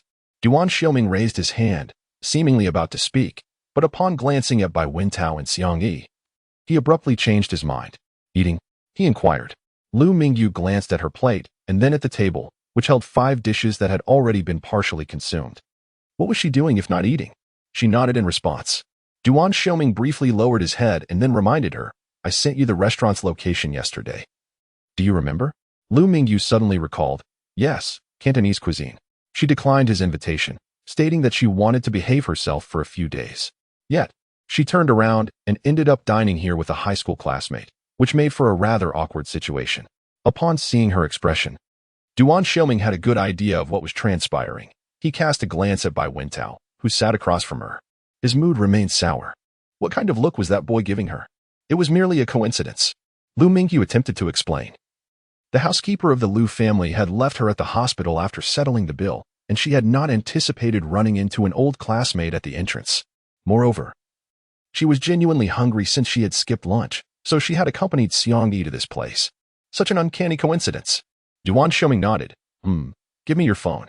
He believed in this coincidence, but he intended to clarify its particulars later. With long fingers, Duan Xiuming swiftly snatched the phone from her hand. Lu Mingyu did not resist. After all, the phone was originally his, along with the card. However, in the next moment, Duan Xiuming handed her his phone, placing it in her palm. Lu Mingyu was perplexed. What does this mean? Did he just swap our phones? The cards remained unchanged. Duan Xiuming pointed at the railing. His expression remaining calm as he spoke. The password is good girl. If you need anything, call your own number. I will wait for you in the car. With that, he turned and walked away towards the dark green Lamborghini. He did not insist on accompanying her. Instead, he allowed her to continue her meal, swapping phones, yet still holding on to his. How infuriating. However, both Xiangyi and Bai Wintao, seated at the same table, were utterly astonished. What manner of operation was this? And to divulge the password as well? The audacity of exchanging phones to extract information was simply outrageous. In their state of shock, they found themselves momentarily speechless. In the distance, Shang-Chi, engrossed in a conversation with a client, also witnessed this scene and was taken aback. Even from afar, despite the obscured view, she could recognize the vehicle instantly. After all, that dark night green was exceedingly rare. There had been no other vehicle of its kind in the entirety of Shizi City. Shang-Chi had frequented the lounge several times, each visit marked by the presence of that very car. Furthermore, her boyfriend, Su Wenjun, had mentioned that its owner was the lounge proprietor, Zhan Xiang. Su Wenjun had even shown her a photograph of Zhan Xiang. The individual just now was certainly not him. So, who was he? Why was he driving Zhan Xiang's car? And how did he know Lu Mingyu? Nothing seemed to have transpired. Yet, Brother Ming's earlier demeanor had been distinctly menacing. Duan Xiuming raised his hand, handed over. Zhan Xiang glanced at the items in his possession. Brother Ming, you can't be referring to these bonds, can you? Duan Xiuming replied affirmatively. Zhan Xiang, rendered speechless, relinquished the items and stood to the side. Duan Xiuming opened the car door and took his place in the driver's seat. Also, the car keys, please. Zhan Xiang produced the keys and handed them over, his bewilderment growing. Duan Xiuming remained with the car door ajar, waiting. Zhan Xiang regarded him and remarked, Brother Ming, I must advise you. Your emotional fluctuations have been rather pronounced lately. Please take heed. Duan Xiuming maintained a stoic expression. You may leave now. All right then, Zhan Xiang acquiesced, departing with an air of relief. Duan Xiuming sat in the car, lost in contemplation. His emotions had been tumultuous lately. Was it due to his male and female classmates? At the dining table, a girl stammered, Are you still eating? Lu Mingyu looked up and replied, Did I not come here merely to dine? Xiangyi nodded in agreement. You are remarkably composed. Were it me, I would surely be restless. Bai Wintao took a deep breath and inquired, Lu Mingyu, who was that person just now? The individual possessed such outstanding qualities that it left one feeling rather inadequate. It was evident that the man had misunderstood something when he approached, displaying an aggressive demeanor. However, upon Xiangyi's arrival, he swiftly recognized the misunderstanding and reined in his intensity. The intimacy of exchanging phones was rather suggestive. Had they reached the level of sharing passwords? This notion made Bai Wintao quite uncomfortable. Huh, he exclaimed, then pressed further, What is he to you? A boyfriend? As he spoke, he glanced into the distance. The dark green sports car had its driver's door wide open, the scissor doors obstructing the view, making it difficult to discern what the man was doing, save for a long leg casually draped over the ground, showcasing his impressive height and proportions. He was not eating, simply waiting there. Xiangyi interjected. But Lu Mingyu just said she has no boyfriend. Lu Mingyu replied, Indeed, not yet. The addition of the subtle yet was not lost on Xiangyi, who smiled and said, Let us eat quickly, so we do not keep him waiting. The striking figure of the imposing bull, combined with an impressive exterior, leaves others with little competitive edge. Xiangyi finds it unsurprising. Lu Mingyu is undeniably beautiful and appears to come from a well-off family, making it quite normal for admirers of such caliber to pursue her. Had she known better than to call Bai Wintao, it would have spared her this awkwardness. Bai Wintao, feeling a pang of discomfort, inquired, How long have you known each other? 3 months, replied Lu Mingyu. Bai Wintao frowned and remarked, Lu Mingyu, 3 months is too brief a time to truly understand someone. You had your back turned and missed the way he rushed towards you, as if ready to strike. Does he possess violent tendencies? With a calm demeanor, Lu Mingyu responded, whether he does or not, that is not for you to concern yourself with. Her physical condition was rather poor. A mere bump from Duan Xiuming would send her to the hospital for scans and medication. Duan Xiuming, on the other hand, was clearly someone who engaged in fitness, having effortlessly lifted her on 2 occasions. Yet, regardless of the intermittent nature of those encounters, he had never caused her any pain. His potential for violence bore no relevance to her. Bai Wentao was suddenly engulfed in awkwardness. Xiang Yi, with a smile, intervened to ease the tension. All right? It's been 4 years since we last met. It's not easy to reunite, so let us steer clear of such topics. The trio had ordered an abundance of dishes, and by the time they neared the end of their meal, half remained untouched. Bai Wentao served more food, urging, eat more. Thank you, but I can't eat anymore, Xiang Yi replied. Bai Wentao then offered Lu Mingyu some food, saying, here, try this, it's delicious. Lu Mingyu glanced at her plate and then at the person across from her. She, too, found herself unable to eat. Bai Wentao continued to admonish. You both are too slender. You ought to eat more. Xiang Yi hesitated and replied, there are others waiting. Haven't you had your fill yet, Bai Wentao? Bai Wentao glanced at the dishes on the table, insisting, have a bit more. It would be a shame to waste food. Xiang Yi nodded in agreement. Next time, let's order 2 fewer dishes. Lu Mingyu interjected with a glance. Shall we take the leftovers? Bai Wentao furrowed his brow, unable to counter that statement. Xiang Yi shifted slightly, declaring, I'll take care of the bill. Bai Wentao sprang up, exclaiming, no, allow me. How could I let a lady pay? Lu Mingyu lifted his teacup, expressing gratitude. Thank you for the hospitality. Bai Wentao felt rather disheartened. He forced a smile but remained silent as he went inside to settle the bill. Xiang Yi winked at Lu Mingyu, saying, your almost boyfriend is still waiting for you. You should go ahead. I'll wait for Bai Wentao. We should meet up more often. Lu Mingyu nodded. All right. Almost boyfriend? Quite convenient. By the time Bai Wentao emerged after paying, only Xiang Yi remained at the entrance. Lu Mingyu approached the dark green vehicle. His expression was still rather grim. As Lu Mingyu got into the car and fastened his seatbelt, he glanced at him. With a stern face, he slammed the door shut. Bang! Almost immediately, he accelerated the car, roaring to life. This scene was witnessed by Xiang Yi and Bai Wentao, who felt entirely different emotions. Xiang Yi remarked, what a gentleman! Haha. Bai Wentao retorted, he clearly seems like an aggressive man, with such a cold demeanor. Xiang Yi countered, oh, perhaps he just doesn't smile much?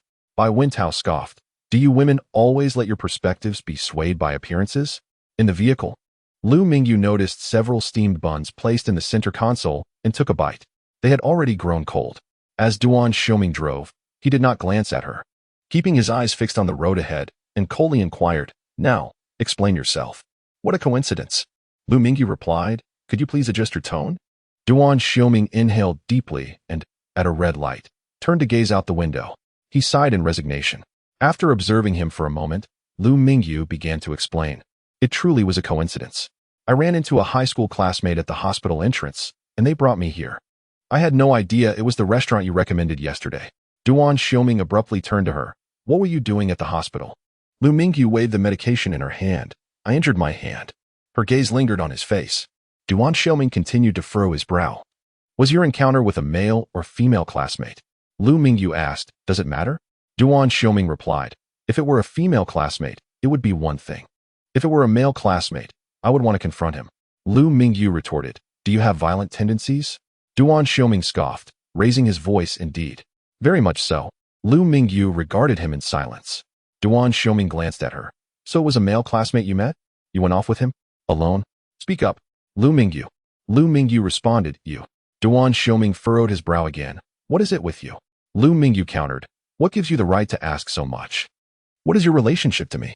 Duan Xiuming nearly gasped. You make a valid point. I have no counter-argument. Lu Mingyu continued to inquire, is it a male classmate?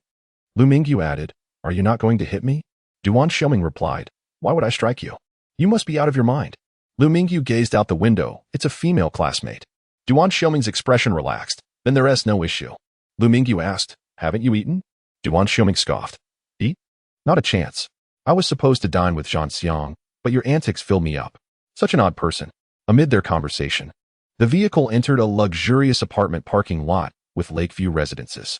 Duan Xiuming parked the car, then walked around to open her door, assisting her out and casually pressing down on her arms. Your right hand? He inquired. Lu Mingyu nodded. How did you know? Duan Xiuming replied. I've been exposed to these things since childhood. He led her into the elevator and pressed a button for a floor. The elevator was quiet, containing only the two of them as it ascended. Suddenly, Duan Xiuming realized something and glanced at her. You dare to come up here? Duan Xiuming affirmed. All right. Ding. The elevator reached the designated floor. After unlocking the code, Duan Xiuming took one of Lu Mingyu's left fingers and pressed it against the scanner to register. Lu Mingyu was taken aback. Duan Xiuming's gaze swept over her throat. Will you be visiting often? Lu Mingyu raised her eyes. Why are you staring at my vulnerable spot? Having studied art, she possessed a certain understanding of the human body. Duan Xiuming, unfazed, cast another glance. Just curious to take a taste. I didn't get a chance last time. As the conversation concluded, he took her hand and led her inside. The apartment was spacious, with floor-to-ceiling windows offering an unobstructed view of the lake. Duan Xiuming gestured towards the sofa, instructing her to sit and remove her top. After speaking, he turned to fetch the medicine. Lu Mingyu remained seated, feeling a strange tension within. She continued to observe him without moving. Duan Xiuming placed the medicine down and approached her, lifting the hem of her garment with one hand while pressing her down with the other. Isn't this what you wanted? His tone seemed laced with mockery, followed by a quiet remark. I've seen it all before. Lu Mingyu remained silent, turning her right shoulder towards him. His palm was warm as he applied the medicine to her injured area, facilitating its absorption before pressing on her acupoints with his fingertips. Initially, the pain was intense, but after a while, the discomfort noticeably diminished. Suddenly, Lu Mingyu inquired, is this how you usually treat girls? Undressing them and applying medicine? Duan Xiuming's pupils contracted slightly.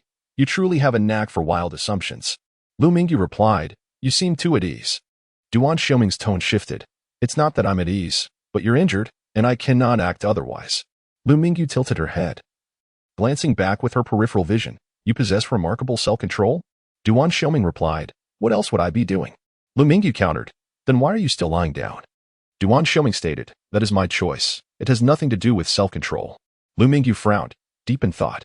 After applying the medicine, Duan Xiuming pinched her bone gently with 2 fingers. Do you never exercise? Lu Mingyu admitted, I haven't engaged in any significant physical activity since I was 12. Duan Xiuming's gaze deepened as he inquired, do you not wish to engage in some exercise? Otherwise. Lu Mingyu responded, otherwise? Duan Xiuming replied, I shall not find it enjoyable. Lu Mingyu, taken aback, asked, you not find it enjoyable? Duan Xiuming glanced downward, adding, literally, consider it seriously. Lu Mingyu swiftly shifted the topic. Are you finished? A flicker of surprise crossed her eyes as she looked at him. Duan Xiuming hesitated momentarily before taking action, rolling up her pant leg to reveal a significant bruise on her knee. As he began to apply ointment, he spoke. Lu Mingyu, feeling the pressure of his hands, asked, are you quite strong? Duan Xiuming nodded. I dare not apply too much force, lest I break your bones. Lu Mingyu observed him as he tended to her injury. All done, he said, releasing her leg and helping her adjust her clothing. Lu Mingyu sat quietly on the sofa. Duan Xiuming handed her a new phone. This is a new one, identical to mine, equipped with top-notch anti-tracking features. The phone was a matte white, clearly a complementary color to his matte black one. Lu Mingyu regarded him with an odd expression. Duan Xiuming, even more perplexed, asked, what is with that look? Do you wish to continue using my old one? I'm fine with that. After a moment of contemplation, Lu Mingyu inquired, does the anti-tracking feature protect against you as well? Duan Xiuming replied, why do you ask? Are you planning to seek out other men behind my back? Lu Mingyu remained silent. Duan Xiuming furrowed his brow. Speak? Lu Mingyu. Lu Mingyu finally replied, I'm not seeking anyone, just the white one. The matte black hue is rather stark, devoid of any association with gender. Even Su Siyu has embraced such a striking color. However, Miss Lu Er cannot afford to be seen by her family in such a manner, as it would lead to complications. The need for anti-tracking and information encryption is paramount for her. Duan Xiuming glanced at her, assisting her in changing her SIM card. After handing her a frosted white phone, he proceeded to format the matte black device for his own use. Lu Mingyu observed him intently, her gaze unwavering, filled with insight. He was peculiar, distinctly different from anyone she had encountered before, embodying a type she had never seen. His temper was formidable, yet under control.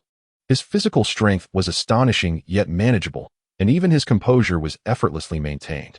As he stated, everything is a matter of choice, is it not? Once Duan Xiuming had resolved the phone issue, he lifted his gaze, locking eyes with her.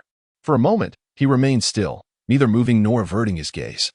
Fully engrossed in their connection, his eyes held a penetrating intensity, direct and unyielding. The subtle shifts in their color clearly conveyed his intentions. Lu Mingyu was the first to break the gaze. Duan Xiuming continued to regard her, then spoke. Rest assured. Suddenly, Lu Mingyu met his gaze with a challenging remark.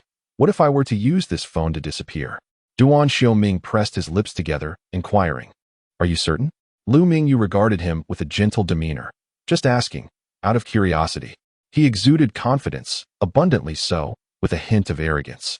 Lu Mingyu chose not to look at him anymore, instead gazing down at the lake visible through the floor-to-ceiling windows. You are truly an odd individual. Duan Xiuming, with unwavering focus, retorted, I believe the sentiment is better suited to you, Lu Mingyu. The sunset cast a shimmering glow upon the lake's surface. Lu Mingyu seldom encountered such a breathtaking scene, surveying the vast expanse of land and water from a lofty vantage point. She cherished this place, standing tall and gazing far beyond. Duan Xiuming remarked playfully, once darkness falls, you shan't escape. I shall devour you. His eyes sparkled with mirth, clearly jesting to frighten her.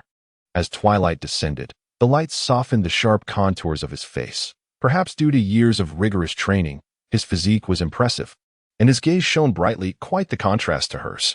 That hand, trump card, or a royal flush? Lu Mingyu mused as she rose, gathering her medicine and phone. Making her way to the door, Duan Xiuming, trailing behind, murmured, Ungrateful, how can you not trust me? Indeed, I am a wide-eyed wolf, Lu Mingyu replied, adding, No need to escort me to my doorstep, the roadside will suffice. After a moment's contemplation, Duan Xiuming inquired, Is it loud? Lu Mingyu nodded in affirmation. He then turned to retrieve another car key, saying, I shall send you in a different vehicle. The dark green one has been modified by Duan Xiuming and is thus noisy. Lu Mingyu glanced at the key in his hand, an S-Class Maybach. Was it still Duan Xiuming's? He appeared indifferent, as if cars were mere toys to him. By the time they returned to the Lu residence, night had fully enveloped the surroundings. Duan Xiuming parked the car again beside the gate, asking, Is this how it should be, my obedient girl? Even in silence, they needed to evade surveillance. Lu Mingyu nodded, unbuckling her seatbelt. His gaze was unmistakable in the darkness. All right, she responded softly. Upon entering the Lu household, Lu Mingyu took out her phone to send a message to Su Suyue. Su Suyue, my brother hasn't said anything at all. He's right beside me, yet he's silent. What does this mean? What have you encountered? Lu Mingyu, I ran into Sankey. She witnessed some of my matters. Su Suyue, it seems Sankey has shared anything with my brother, or perhaps she hasn't had the chance yet. Should I probe Sankey? Lu Mingyu, that would be too obvious, like hiding silver with a blatant display. Su Suyue, then I shall confront my brother. He is such a fool. Don't worry. Lu Mingyu remained unconvinced. She was uncertain about how much Sankey had seen and what she would convey to Su Wenjun. Lu Qiuyang could extract everything from Su Wenjun with just a few casual words. What would she be facing? Lu Mingyu lightly tapped the matte white back of her phone, contemplating another matter.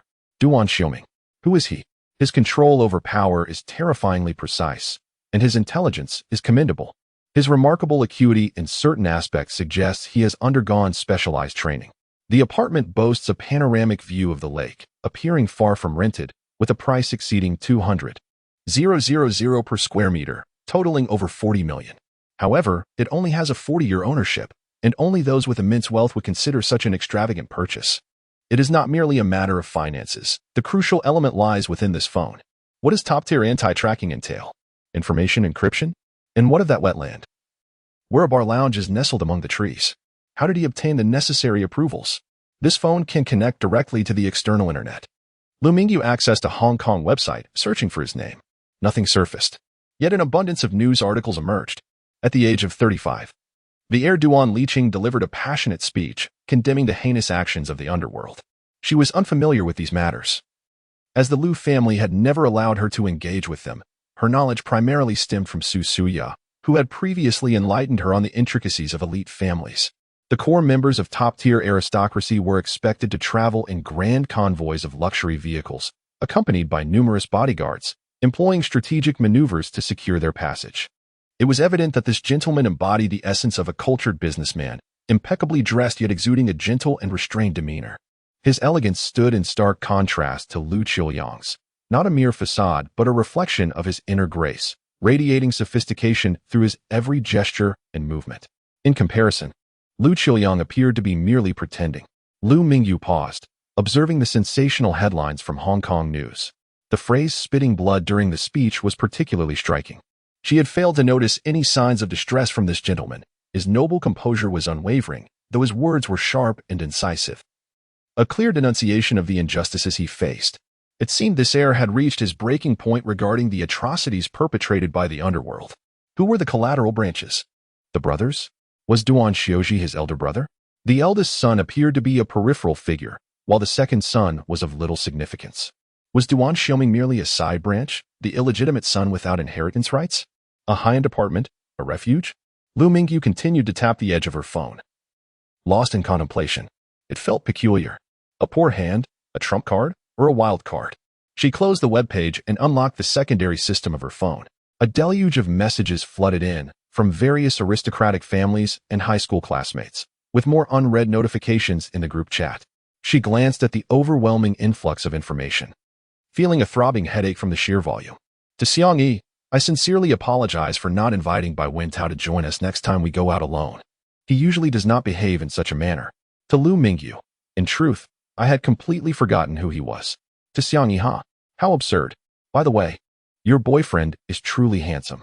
His physique is simply remarkable. Oh wait, your prospective boyfriend. What does he do? To Lu Mingyu, I'm not sure. Perhaps he is a dandy. To Xiang Yi, are you attending the class reunion this weekend? To Lu Mingyu, I want to be going. I'm not well acquainted with anyone. To Xiang Yi, all right. In the ensuing 2 days, Lu Mingyu remained unusually quiet, avoiding trouble and steering clear of those 4 lunatics. The special medicine provided by Duan Xiuming proved to be remarkably effective, aiding her swift recovery. That evening, she stealthily opened her door and descended the stairs. The Lu household should be empty now. It was worth a try. Lu Mingyu approached the door leading to the backyard, still secured with several locks. Bathed in moonlight, she could only glimpse a portion of the corridor, beyond which lay obscurity. Her grandmother had been confined to this backyard for years, suffering from dementia and unable to care for herself. Suddenly, a voice emerged from behind her. At that moment, Lu Qian brandished a women's belt menacingly. Lu Mingyu cast a glance at her hand and inquired, "Have you healed after enduring such a long beating?" No sooner had she spoken than Lu Qian forcefully swung the belt down. Lu Mingyu swiftly dodged, yet she still received a sharp sting on her thigh. Crack! The pain was excruciating. She lifted her gaze to see Lu Qian raising her hand once more, fierce and violent. Lu Mingyu dashed towards the hall, desperately evading the assault of this deranged individual. Suddenly, she circled around Lu Qiuyang's tea table. "Do you wish to marry? I will take you as my bride." Lu Qian, relentless in her pursuit, swiftly struck out. Lu Mingyu's palms were clammy with sweat. As her opponent raised her hand, she deftly sidestepped. Bang! The purple clay teapot on the table was upended, shattering into countless pieces. The collection of olive pits and other curiosities, diligently curated by her uncle, scattered chaotically across the floor. Lu Qian froze, astonished. Had she just smashed items worth millions? Lu Mingyu shouted, "Butler Wang, please come here." Upon uttering those words, the atmosphere thickened with an undercurrent of aggression. The family of 4 harbored violent tendencies. Lu Lin and Lu Qian, siblings, took particular delight in slapping her face, while Du Wenxin seemed intent on inflicting harm at every opportunity, and Lu Qiuyang was even more terrifying. She was either injured or perilously close to injury. Before long, the first-floor hall erupted in chaos. Lu Qian was vociferously lamenting something. Du Wenxin and Lu Qiuyang were embroiled in a fierce argument, their words clashing with the weight of their esteemed lineage. She could not permit her daughter to be struck 2 days in a row. Such an affront would not be tolerated by the Du family. Ultimately, Lu Qian escaped physical punishment, though she was met with a severe reprimand. It was merely a collection of curiosities. Even Lu Qiuyang, however fond he was of them, would not let inanimate objects cause strife with his own flesh and blood. Lu Mingyu listened to the commotion while casting a glance at the injury on her thigh. A scolding? It was insufficient. The following evening, there was a brief pause on the other end of the phone. Lu Mingyu inquired, "Have you eaten?" "It is rather late now." Du Xiuming replied, "Not yet. But I'll come to fetch you. Let us secure your presence first." He had anticipated waiting for a few days, but unexpectedly, she appeared suddenly. Lu Mingyu said. Park the car a bit farther. I'll walk out. It's somewhat perilous lingering at the doorstep. Duan Xiuming started the quiet Maybach. Positioning it along the roadside outside the community, his spirits lifted, a subtle arc gracing his lips. Soon enough, he spotted Lu Mingyu emerging from the side door. His smile vanished in an instant, his gaze fixated on her lower limbs. He didn't even offer to open the door for her, merely observing as she approached. Opened the door and settled into the passenger seat. His eyes bore into her, glimmering with intensity. Sensing his scrutiny, Lu Mingyu inquired, "What's wrong?" Click. Duan Xiuming locked the car doors, his gaze steadfast upon her. Lu Mingyu met his eyes, her expression questioning. Duan Xiuming's brow furrowed tightly, and after a prolonged silence, he spoke, "Did your family strike you?"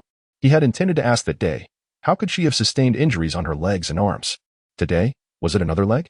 He was astute in observing physical movements, instantly discerning the issue. Though she endeavored to conceal her gait, he discerned her discomfort. Duan Xiuming's eyes suppressed a swell of anger, his lips pressed into a thin line. Lu Mingyu maintained a calm demeanor. Corporal punishment is quite normal. Duan Xiuming's brow deepened further in concern. I do not consider corporal punishment at the age of 22 to be normal. Lu Mingyu turned her gaze toward him. How old are you? Duan Xiuming replied, 24. Lu Mingyu then asked, have you ever been hit? Duan Xiuming's voice resonated deeply within his chest. Suppressing his emotions, I have never endured a beating from my family. Mingyu, in silence, averted her gaze. Such a blissful family, it is enviable. Duan Xiuming reached out, turning her face to behold him, his expression more solemn than ever. He scrutinized her exquisite visage, pondering how someone so beautiful could ever be subjected to violence. How long has this situation persisted? He inquired. Mingyu replied softly, perhaps 10 years. Duan Xiuming furrowed his brow, gently caressing her cheek, rendered speechless by the weight of the revelation. After a prolonged silence, he called her name. Do you wish to marry? He stated firmly, I shall wed you. Calm and resolute. Mingyu met his gaze, genuine astonishment flickering in her eyes. This was unexpected. It was not her intention. Yet, he had hoped to first cultivate mutual understanding, gradually deepening their bond before broaching such a topic. It seemed, however, that urgency was now paramount. Mingyu lowered her gaze and asked, then, will you propose? A proposal from a prestigious family is a significant shift. Even as a collateral branch, the L family could not resist. Duan Xiuming released her, speaking with composure as he retrieved his phone. Wait for me. It will be soon, in a month. He typed rapidly, fingers flying across the screen. Mingyu exclaimed, a month? That is too long. Wouldn't proposing now make a sitting ducks? The challenge is insurmountable. Duan Xiuming furrowed his brow, expressing, I, too, wish for expedience. However, the current circumstances render it somewhat inconvenient. I had initially intended for my brother to act on my behalf, but he is presently entangled in various matters. Lu Mingyu inquired. Do you share a close bond with your brother? Duan Xiuming nodded affirmatively. We are blood brothers, the most trusted individuals in each other's lives. After dispatching his message, Duan Xiuming turned to her. Time is a constraint. The wedding preparations cannot be delayed. I shall bring you to Hong Kong in a month's time. And I assure you that all arrangements for the wedding banquet will be finalized within 6 months. Lu Mingyu chuckled lightly. Such haste. What if it doesn't suit? Might this not be a tad impulsive? Duan Xiuming responded with unwavering resolve. If it does not suit, we shall adapt. Lu Mingyu regarded him with a peculiar expression. You are making decisions without prior inquiry? What if I have a criminal record? Lu Mingyu exclaimed in surprise. Duan Xiuming replied, it is a family tradition. Lu Mingyu remarked, what a domineering family tradition. Duan Xiuming smirked slightly. Oh, by the way, extramarital affairs are off the table. Once you marry me, you shall not seek another man. If I were to act recklessly, any family member engaging in such indiscretions would be disowned. Lu Mingyu tilted her head. Yet you are already entangled with me. Duan Xiuming frowned. This is not entanglement. It is a normal courtship. Lu Mingyu countered. But you slept with me without even knowing my name. Duan Xiuming retorted, that was a choice. Who could foresee that you would flee after? Lu Mingyu replied, oh. Duan Xiuming initiated the vehicle. Well, what would you like to eat? Should I select the venue? Lu Mingyu responded, you choose. I have no dietary restrictions. Dining is secondary. Instigating matters is the priority. She then took out her phone to message Su Suyue. In the evening, Lu Mingyu inquired about the whereabouts of Lu Qian, who was out at a newly opened bar, already indulging in pre-drinks. Curiously, she asked if there was a specific location. Su Suyue confirmed there was and playfully teased whether Lu Qian had provoked her again, urging her inner energy to burst forth and inviting herself to join in on the action. At 10 o'clock, they agreed to meet, and as she put away her phone, she glanced at the person beside her. Duan Xiuming drove with a furrowed brow, still preoccupied with thoughts of her earlier distress. Noticing her gaze, he reached out to her from the driver's seat, gently placing his palm on the back of her hand. Duan Xiuming led Lu Mingyu to a kanji hot pot restaurant, reminiscent of flavors from her childhood that she hadn't tasted in years. To her surprise, this particular hot pot had made its way to Zizisheng. He had reserved a private room. And as he took her hand and guided her inside to sit, Lu Mingyu contemplated their intertwined fingers, her thoughts veiled in mystery. He observed their hands, his fingertips caressing her delicate fingertips. "Your hands are so small. How do you wield a brush?" he inquired. "It's not like I'm handling a firearm," she retorted, adding that her hands were not small. Rather, his were simply larger. Duan Xiuming continued to admire her hands, noting their fair complexion. "They are fair but not tender. The places where I grasp my pen have developed thick calluses," she explained. Duan Xiuming compared his own hands and raised an eyebrow, asking, "Is this what you call thick? Would you find my hands coarse?" He probed further. "Not particularly," she replied.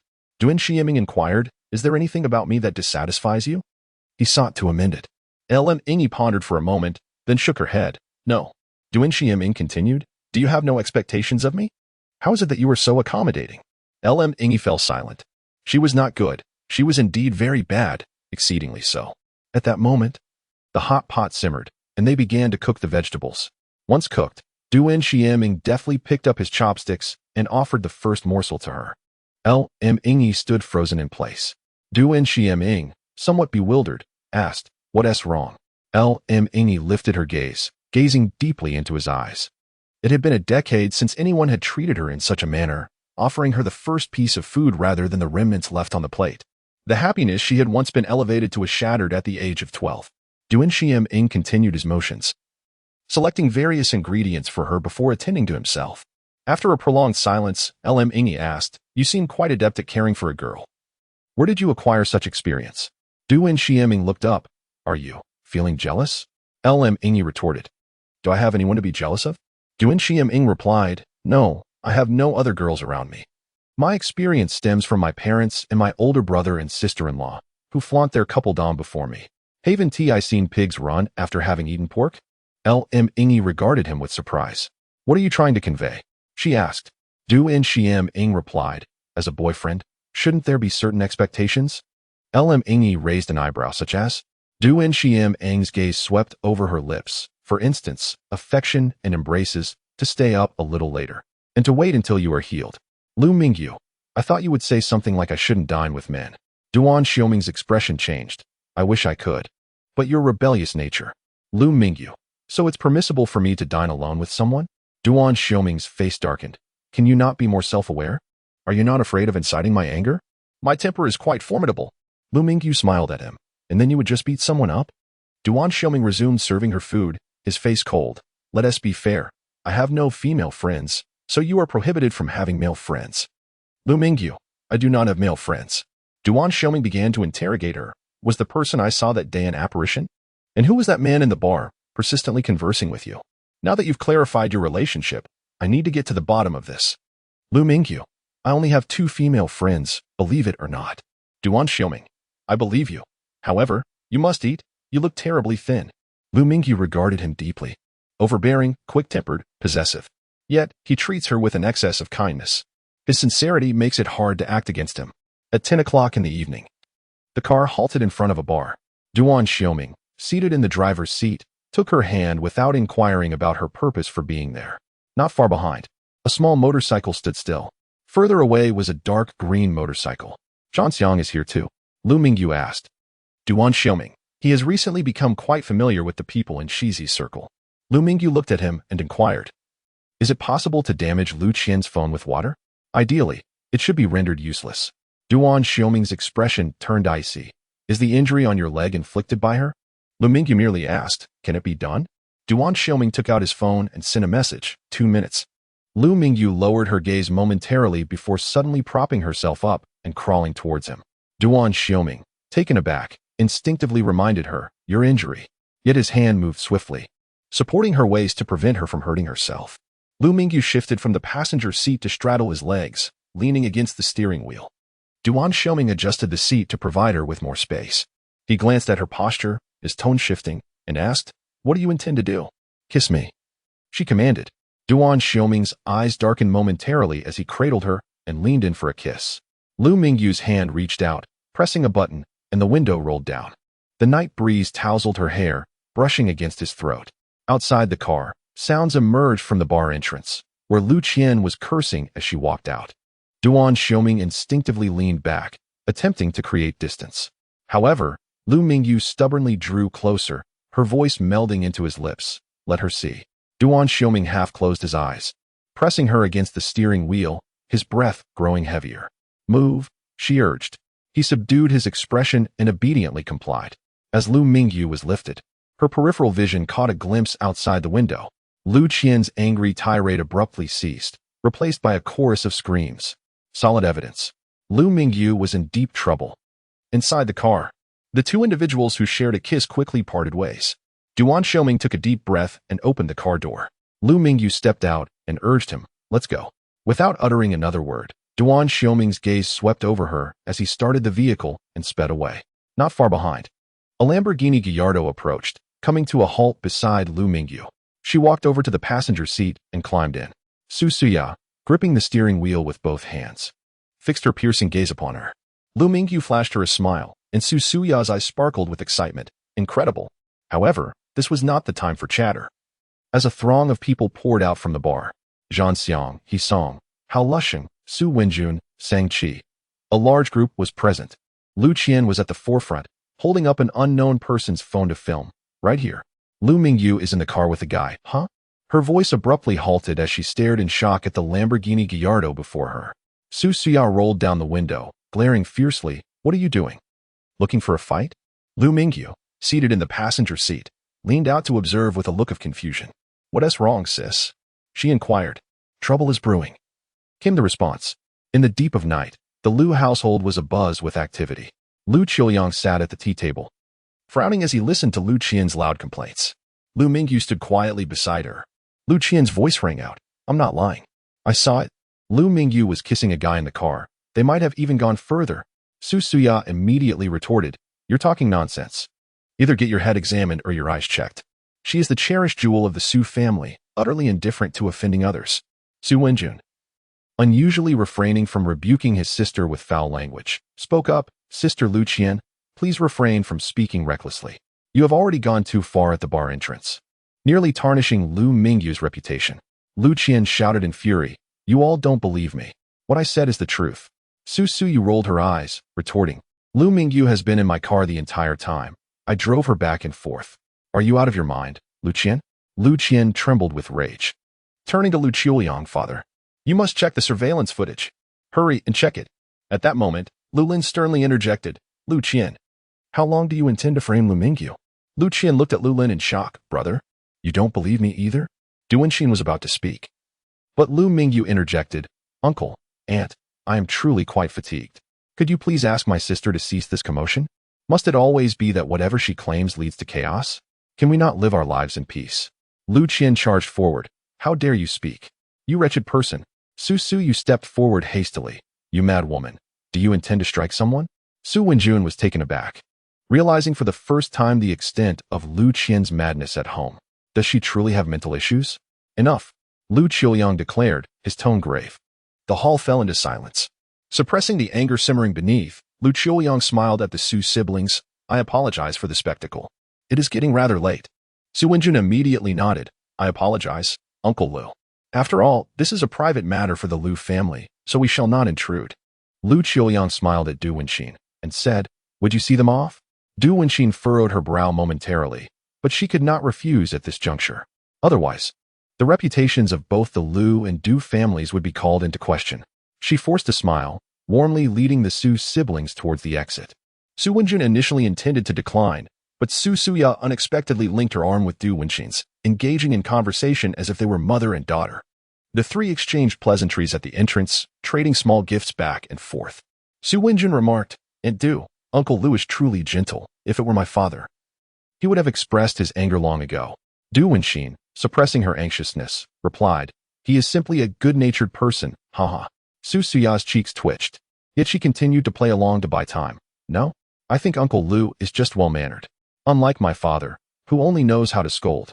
Su Wenjun retorted, "Come now, when has Dad ever scolded you? It's all just talk." Duan Xiuming was nearly at her wit's end, yet the siblings continued their endless chatter, incessantly praising Lu Qiuyang. At this moment, only 4 individuals remained in the Lu family's grand hall. In the ensuing silence, Lu Qiuyang rose to his feet. However, it was too late. With a grim expression, he seized her hair and forcefully slammed her against the wall. A deafening crash echoed through the room. "Help! Help!" Lu Qian screamed. Lu Lin, alarmed, rushed forward to intervene. "Dad, she cannot be punished. She's your own daughter." Lu Qiuyang, deaf to her pleas, forcefully dragged Lu Qian into the warehouse. Shortly thereafter, the sound of clanking chains echoed ominously. Lu Qiuyang had 2 sensitive points: the reputation of the Lu family and a particular matter related to Lu Mingyu. Today, Lu Qian had inadvertently trampled upon both. Although her accusations were grounded in truth, her repeated lies and schemes had severely tarnished her credibility, with Su Suyue steadfastly corroborating the claims against her. Lu Qian's assertions appeared feeble and unconvincing. With each passing instance, belief in her dwindled. The hall fell into desolation, leaving only Lu Mingyu behind. In the silence, she approached the tea table and poured herself a cup of tea. Today's brew was Juka Hongmei, fragrant and delightful. After savoring the tea, she mused that tonight would witness a storm of bloodshed within the Lu family. No matter how fervently Lu Lin attempted to quell Lu Qiuyang's fury, Lu Qian's confinement was inevitable. Ultimately, the father and son departed from the Lu residence. Lu Qiuyang, his emotions fraying at the edges, instructed the steward not to allow anyone to release Lu Qian before leaving alone. Lu Lin, with no other recourse, pursued his father into the night, hoping either to plead once more or seek assistance from their grandfather, the Du family patriarch. However, at this hour, whatever the outcome, Lu Qian would be confined for at least one night. As the family members dispersed, tranquility returned to the Lu residence. Inside the impenetrable warehouse, Lu Qian's muffled sobs persisted. She could never have imagined that she would one day find herself in such confinement. This warehouse was meant exclusively for Lu Mingyu. Suddenly, a gentle knock resonated through the silence. Lu Qian, filled with surprise, exclaimed, "Brother." The voice of Lu Mingyu echoed back, "It is I." Rage surged within Lu Qian as she cried out, "Lu Mingyu! Lu Mingyu! Ah, ah." Lu Mingyu spoke softly, "Shh, do not shout." With that, she slipped a thin tissue through the crack of the door. With a clatter, Lu Qian, dragging her chains, approached, hurling insults. "You wretched creature! What pretense of goodness is this? You must be here to revel in my misfortune. Why don't you just die? You should perish alongside your vile mother." A soft laughter echoed from outside, followed by the receding footsteps of Lu Mingyu, fading into silence. Was she merely here to mock and deliver a tissue? A sense of unease washed over Lu Qian as she stepped forward again to grasp the tissue. Water? She leaned closer, illuminated by the moonlight seeping through the door. In the next moment, her pupils constricted violently. The fury within her chest was on the verge of explosion. Lu Mingyu had written 3 words on the tissue with water: "The wolf comes." Lu Qian screamed in anguish, as if possessed by madness. "Ah, you did this on purpose. You did this on purpose, you wretched creature." She began to pound on the door, desperate to summon her parents and brother. "Come see. Evidence. I have proof that Lu Mingyu acted with intent." But the Lu family was nowhere to be found. A wave of paralyzing terror surged through Lu Qian as she realized the water on the tissue was evaporating, the words becoming increasingly indistinct, fading before her eyes. Bit by bit, vanishing. On the 3rd floor, she could still faintly hear Lu Qian shouting, her voice tinged with despair, eventually descending into incoherent ramblings. Seemingly on the brink of madness. "Shout all you want, it is futile. The ink on that tissue would dry swiftly, leaving no trace behind." Lu Mingyu's actions were not superfluous, they were intentional. A psychological torment, driving one to insanity. In the warehouse, Lu Qian's voice had grown hoarse from her cries. Lu Mingyu donned her headphones for sound insulation, glancing at her phone for messages. "Susuyu, hurry, hurry. What should I ask first?" "Never mind. Let us start with Lu Qian." She is laughing hysterically. "Lu Mingyu, what is so funny? The suffering she endures is merely a reflection of my own past." As she typed this, Lu Mingyu wore an expression of calmness. "Was this too much to bear? Susuyu, your words have completely diminished my amusement." Lu Mingyu, however, I am feeling quite content at the moment. Susuyu, by the way, who is that handsome gentleman driving the Maybach? Did you hire an actor? It seemed so real. The two of you were kissing at the steering wheel as if it were genuine. I even saw him move. No way. Are you two not just acting? Lu Mingyu, the person is real, not an actor, but what you saw was staged. Susuyu, wait. I need to process this. What do you mean? Lu Mingyu, boyfriend, acting. Susuyu what? Susuyu's mind was bombarded with a myriad of questions, her thoughts swirling chaotically. Yet she was at a loss as to where to begin. Where did Lu Mingyu find her boyfriend? When did they start dating? Where is he from?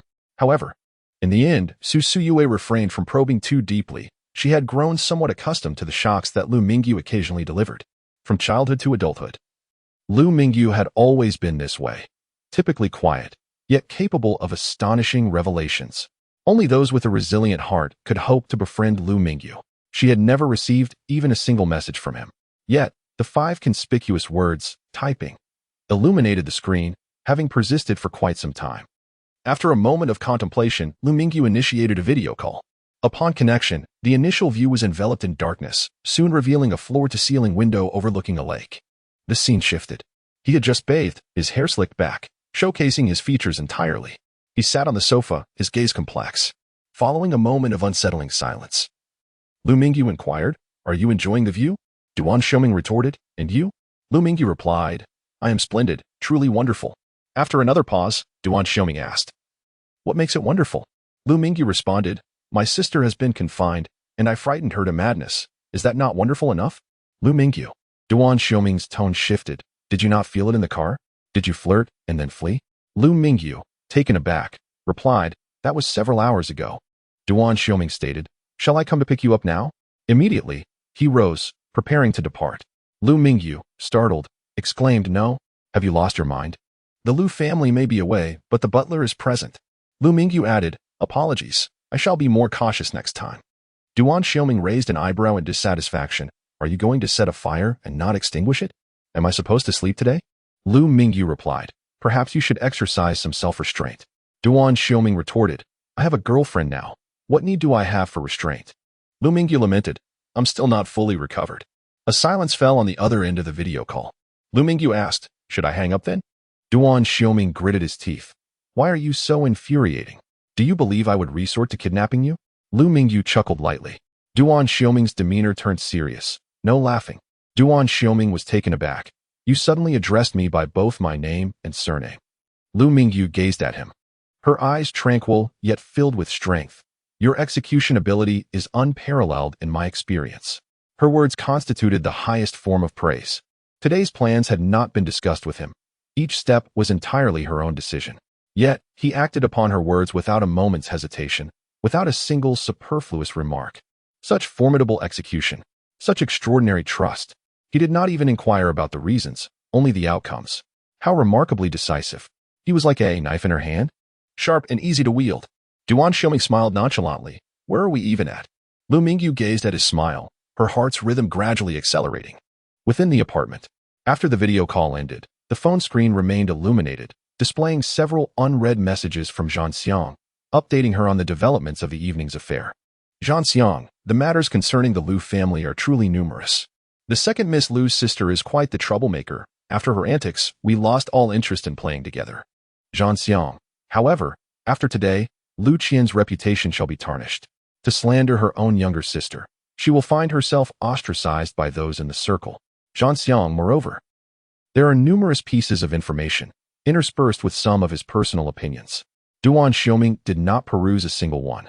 Silencing his phone and placing it face down on the coffee table, the apartment returned to darkness, illuminated only by the flickering city lights filtering through the floor-to-ceiling windows. Silence enveloped the space, leaving only the sound of breathing. Crack! The flame of a lighter flickered momentarily, casting light upon his chiseled features and his emotionally vacant eyes. It extinguished.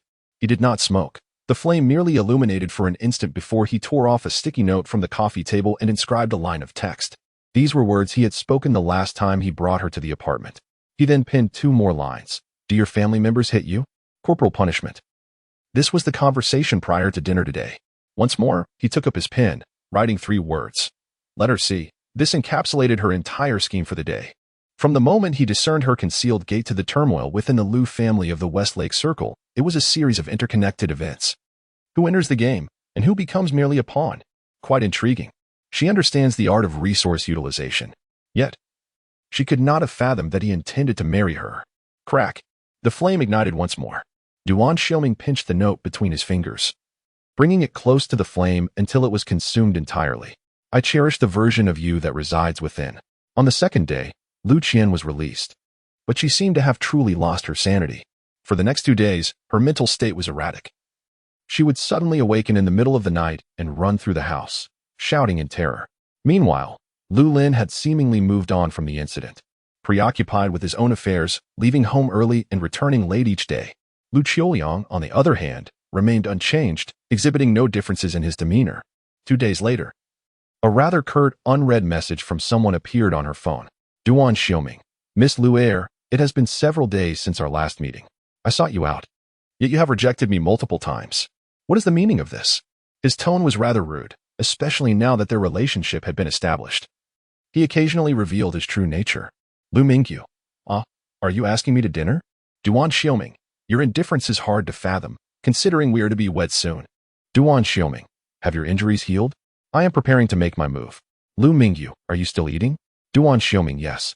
A black Cullinan appeared before them. After a brief pause, Lu Mingyu took a seat in the passenger side and inquired, why have you changed cars again?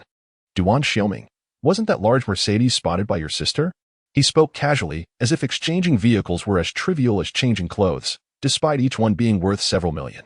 Lu Mingyu felt a twinge of surprise, gaining a renewed understanding of the financial prowess of elite families. In her social circle, Su Sui held a notable position. Yet she merely drove a small Lamborghini. To upgrade to a larger model, she needed to perform exceptionally well, with the expectation of achieving that by the end of the year. As for Su Wenjun, he was even less fortunate, still driving the car discarded by Su Sui. Which one? Lu Mingyu inquired. The one where you lost your mind? Duan Xiuming pressed his lips together, clearly displeased. I did not lose my mind. Lu Mingyu gazed into his eyes and suddenly smiled. Duan Xiuming scoffed. You were truly peculiar? I threaten you, and you laugh instead? Lu Mingyu replied, because it's genuine. Ultimately, the two ventured to the outdoor courtyard restaurant serving Cantonese cuisine, selecting a table with the most splendid view. During their meal, he began to engage in flirtatious banter. Duan Xiuming remarked, eat more, don't come crying to me for mercy when you tire out. I want tea stop even if you weep. Lu Mingyu set down her utensils and lifted her gaze. Duan Xiuming glanced at her neck and asked, shall we go to my apartment after dinner? In a voice as cold as ice, Lu Mingyu stated, I refuse. Duan Xiuming lowered his eyes, nodding after a moment. All right, I'll ask again next time. Lu Mingyu regarded him intently. Duan Xiuming met her gaze with calm assurance, or perhaps you would prefer to decide. Lu Mingyu furrowed her brow, sensing something amiss. Duan Xiuming glanced at her once more, adding, I quite enjoyed your 2 moments of initiative. Lu Mingyu was taken aback. Duan Xiuming served her more food, saying, you are indeed beautiful, but I must confess, it is not your appearance that captivates me. Lu Mingyu was puzzled. Then what do you admire? Surely not my flaws. Duan Xiuming's eyes held a penetrating intensity as he replied, I am fond of the essence of you, be it good or bad. Lu Mingyu was momentarily stunned. Duan Xiuming served her again, stating, however, there exists a paradox. Lu Mingyu observed his actions, awaiting his continuation. Duan Xiuming pondered for a moment, his brow furrowing. If you are not beautiful, I would not notice you. Without that skeleton, I would not even acknowledge your presence. Lu Mingyu replied, what a coincidence. Duan Xiuming's gaze drifted to her left hand. When will you create another painting?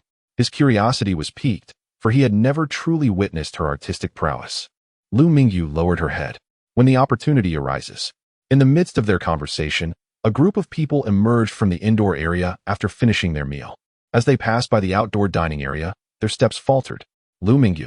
Wow, it really is you. Lu Mingyu turned her head to see a dozen or so of her high school classmates, with Xiang Yi and Bai Wintao among them. She suddenly realized that today was the weekend, designated for a reunion. What a coincidence that it would be at this very restaurant. Having not seen each other for 4 years, they approached and exchanged a few pleasantries. Xiang Yi glanced at the table where they sat and teased, dining with your boyfriend. I see. Lu Mingyu replied, indeed, what a coincidence. Bai Wentao's expression darkened slightly. So quickly, he is your boyfriend? Just a few days ago, he was not. Lu Mingyu nodded, remaining silent. Duan Xiuming scrutinized the faces of the group, pausing momentarily on by Wentao. Xiang Yi patted Lu Mingyu on the shoulder. Well, enjoy your meal. We have another gathering later this evening. If you finish and wish to join, feel free.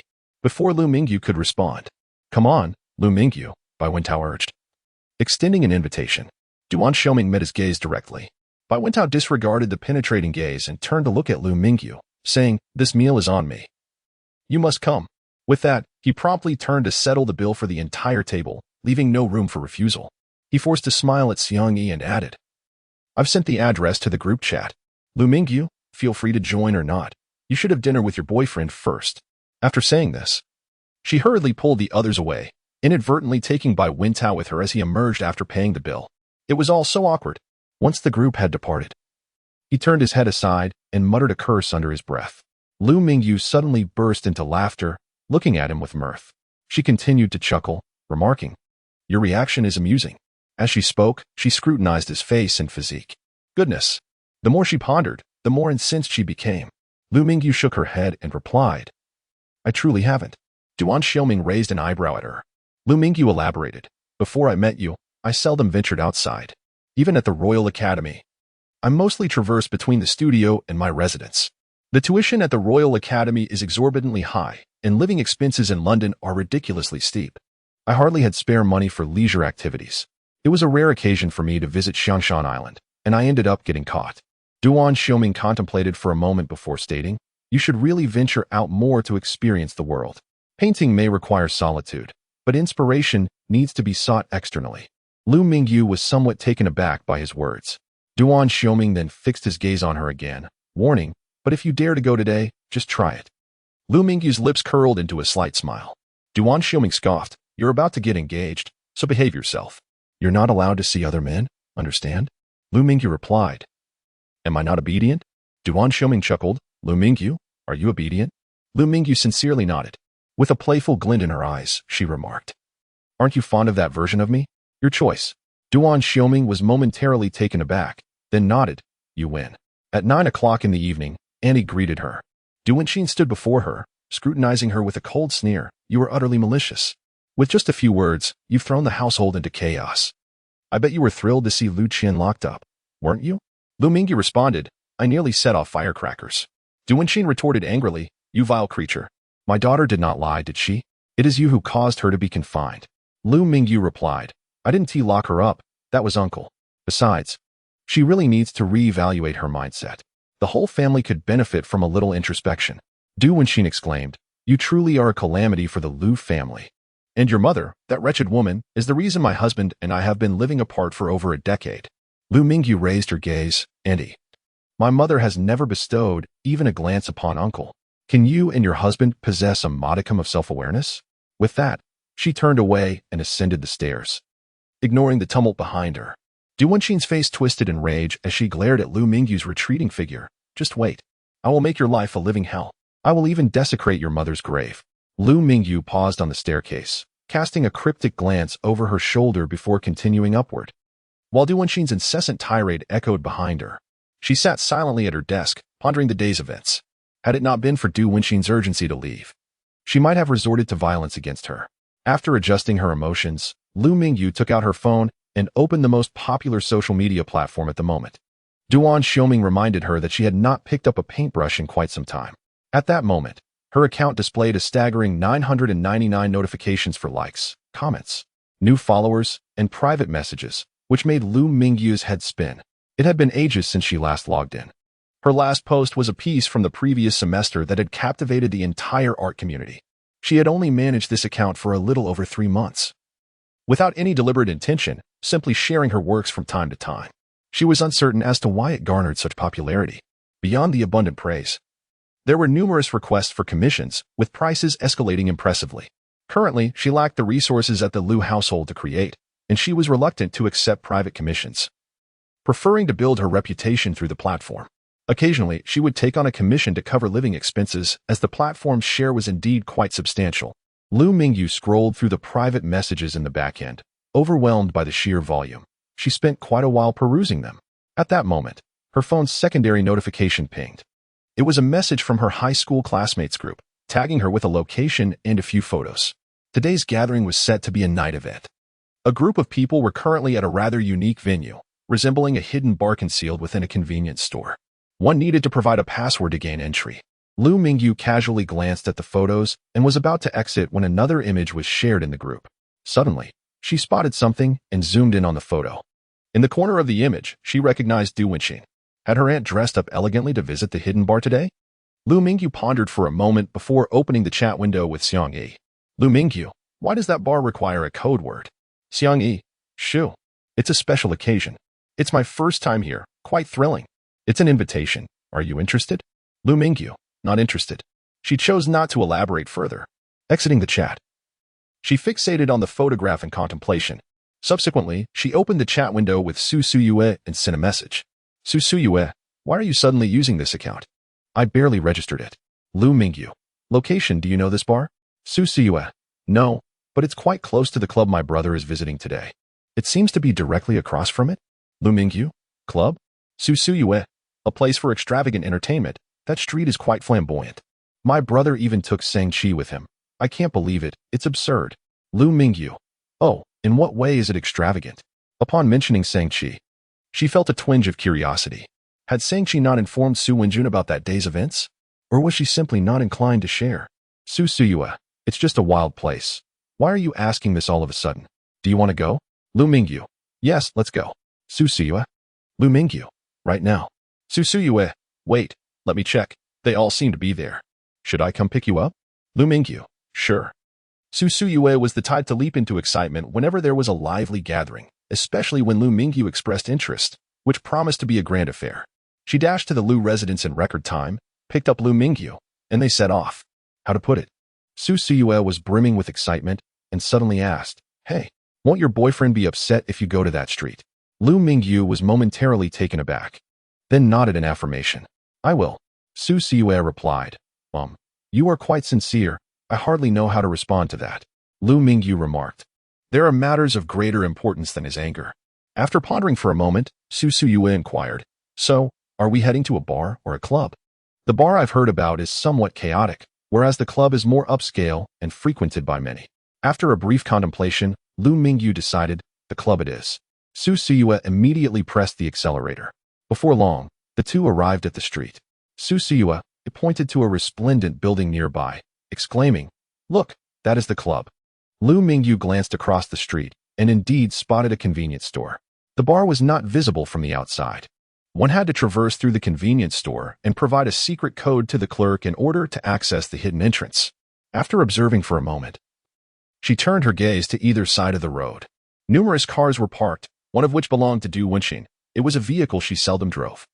Tucked away in the shadowy rear, easily overlooked at first glance. Unaware of the situation, Su Suyue asked, What should we say?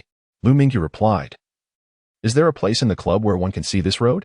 Su Suyue nodded enthusiastically. Indeed, they have reserved the presidential suite, and the windows in the dressing room directly face this road. Lu Mingyu exclaimed, That is splendid. She then strode towards the club. As Su Suyue led Lu Mingyu to push open the door of the suite, the occupants inside were taken aback. Su Wenjun even rose to his feet, exclaiming, Mingyu, what brings you here? This is not a place for you. Beside her, Shang-Chi's expression shifted slightly, yet she remained silent. Su Suyue immediately directed her ire at her brother. Why can't she come? You talk too much every single day. Nearby, Hao Lu Sheng chuckled. Indeed, welcome. Miss Lu Er, you finally graced us with your presence. Others chimed in, engaging in lively chatter. Lu Qian isn't coming. But Miss Lu Er is here to have fun? After all, they are all from the Lu family. Someone, bring a male model for Miss Lu Er. Su Wenjun grew incensed, retorting, Stop teasing her. She has no interest in such frivolities. Su Suyue, however, stood her ground against her brother. Bring in two. I'll share one with Lu Mingyu. Each of us gets one. Su Wenjun exclaimed, Su Suyue. To which Su Suyue shot back, Silence. Hao Lu Sheng applauded enthusiastically. Miss Su, how bold. If one is to join the fun, it should be this way. No one should feign modesty. Upon encountering them, Song remained quiet, as he now felt intimidated by Lu Mingyu. Zhanxiang, on the other hand, gazed in disbelief as Lu Mingyu approached and seated herself near them. Su Suyue settled next to Lu Mingyu, and shortly after, for newly arrived male models entered, taking seats beside the two women. Fortunately, The private room was spacious, allowing them to avoid crowding one another. Otherwise, Zhang Xiang felt he might perish today. Lu Mingyu noticed Zhang Xiang's gaze and unabashedly acknowledged him, a gesture of greeting. Zhang Xiang's lips twitched as he muttered, "Miss Lu, I cannot shield you. I cannot possibly keep today's events from Mingyu." Lu Mingyu nodded in acknowledgement. Understood. Yet, she remained composed. Not leaving her seat, even lowering her gaze to her phone. Zhang Xiang's heart swelled with admiration. How fearless she was, truly a case of being spoiled and arrogant. At that moment, Lu Mingyu was perusing the messages in the high school group. The crowd was abuzz with excitement, snapping countless selfies in a hidden bar. Once again, she spotted Duan Xiuming in the photos, appearing somewhat inebriated and accompanied by a young man. Just then, Hao Lushing approached to offer a toast. Lu Mingyu remained seated, casting a glance at the two male models beside her. Hao Lushing, taken aback, remarked, "Miss Lu is quite adept at utilizing her resources, unlike Lu Qian." Lu Mingyu smiled. "Isn't this how it's done?" Hao Lushing's interest piqued further. "Miss Lu seems quite astute. Still abstaining from alcohol today?" Su Yue interjected, "You're rather bothersome. We are here for enjoyment. The male models have already ordered, yet you insist on inserting yourself for validation?" Hao Lushing retorted. "Such a sharp tongue." Zhang Xiang glanced over again, observing Lu Mingyu, and then Su Yue, sighing. Both women were formidable, each more impressive than the last. Is it true that remarkable individuals always congregate? Just then, Zhang Xiang's phone lit up with a message from Mingyu. "Duan Xiuming, letter. Answer the video call." 2 exclamation marks. Zhang Xiang's eyelids twitched as he looked at Lu Mingyu, only to find her engrossed in her phone, entirely unaware that Mingyu was seeking her attention. A dual system. Zhang Xiang quickly understood, moving in front of Lu Mingyu to whisper, "Miss Lu, Mingyu is calling. Switch systems quickly." Lu Mingyu nodded thoughtfully, casting a final glance at the class group photo. In the most recent snapshot, Duan Xiuming was seen rising from her seat alongside a young man, making their way towards the exit. Zhang Xiang urged, "Sister. Can I call you sister? Hurry up." "My goodness." Lu Mingyu replied, "Understood." As she cut off the system, she stood up and entered the makeup room, locking the door behind her. Zhang Xiang observed her composed demeanor, wiping the sweat from his forehead. The soundproofing of the makeup room was excellent, instantly muffling the clamor outside. Lu Mingyu initiated a video call, her gaze falling upon him, his expression icy as he drove. Seemingly still clad in a bathrobe. Why is he wearing a bathrobe again? His hair was still damp, slicked back. Oh, he must have just bathed. Duan Xiuming propped his phone beside him, a mocking smile gracing his lips as he glanced at her. "Not bad, Lu Mingyu. Scoring a male model? You picked 2? At that moment, through the window, Lu Mingyu spotted Duan Xiuming emerging from the convenience store across the street. The young man wrapping an arm around her as they headed toward the shadowy vehicle.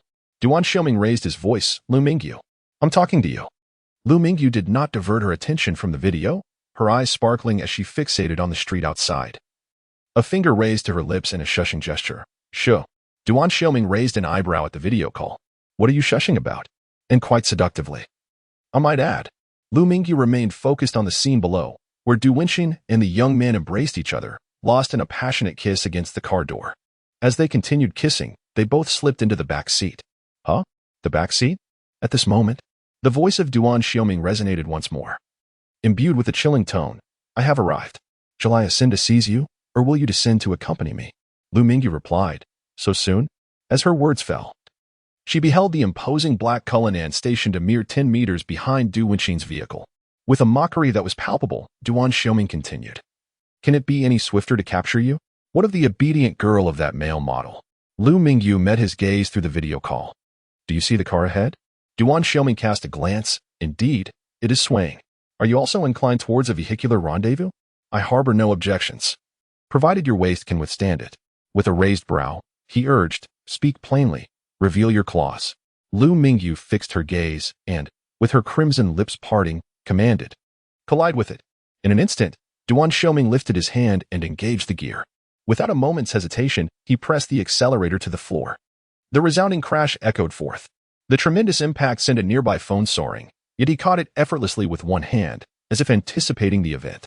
The rear of Duan Xiuming's car crumpled under the force, eliciting panicked cries from within. The swaying ceased, narrowly avoiding a catastrophic collision. Meanwhile, from the driver's seat of the Cullinan, Duan Xiuming calmly declared, "A traffic accident. I must take my leave, dear wife." He exited the vehicle, severing the video call. Lu Mingyu paused in bewilderment. What had he just called her? In the private room, Duan Xiuming glanced at his phone and stood up. My car has been struck. Shall you accompany me to inspect the damage? Yisong was the first to respond. Which one? It cannot possibly be the Dark Knight Green, can it?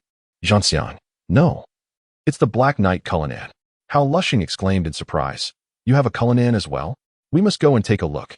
The others also rose, making their way outside. As the group exited the clubhouse, they were met with the scene of an accident. The front of the Cullinan was lodged against the rear of a sedan. Two individuals, a man and a woman, emerged from the car, disheveled. The sight left everyone utterly astounded.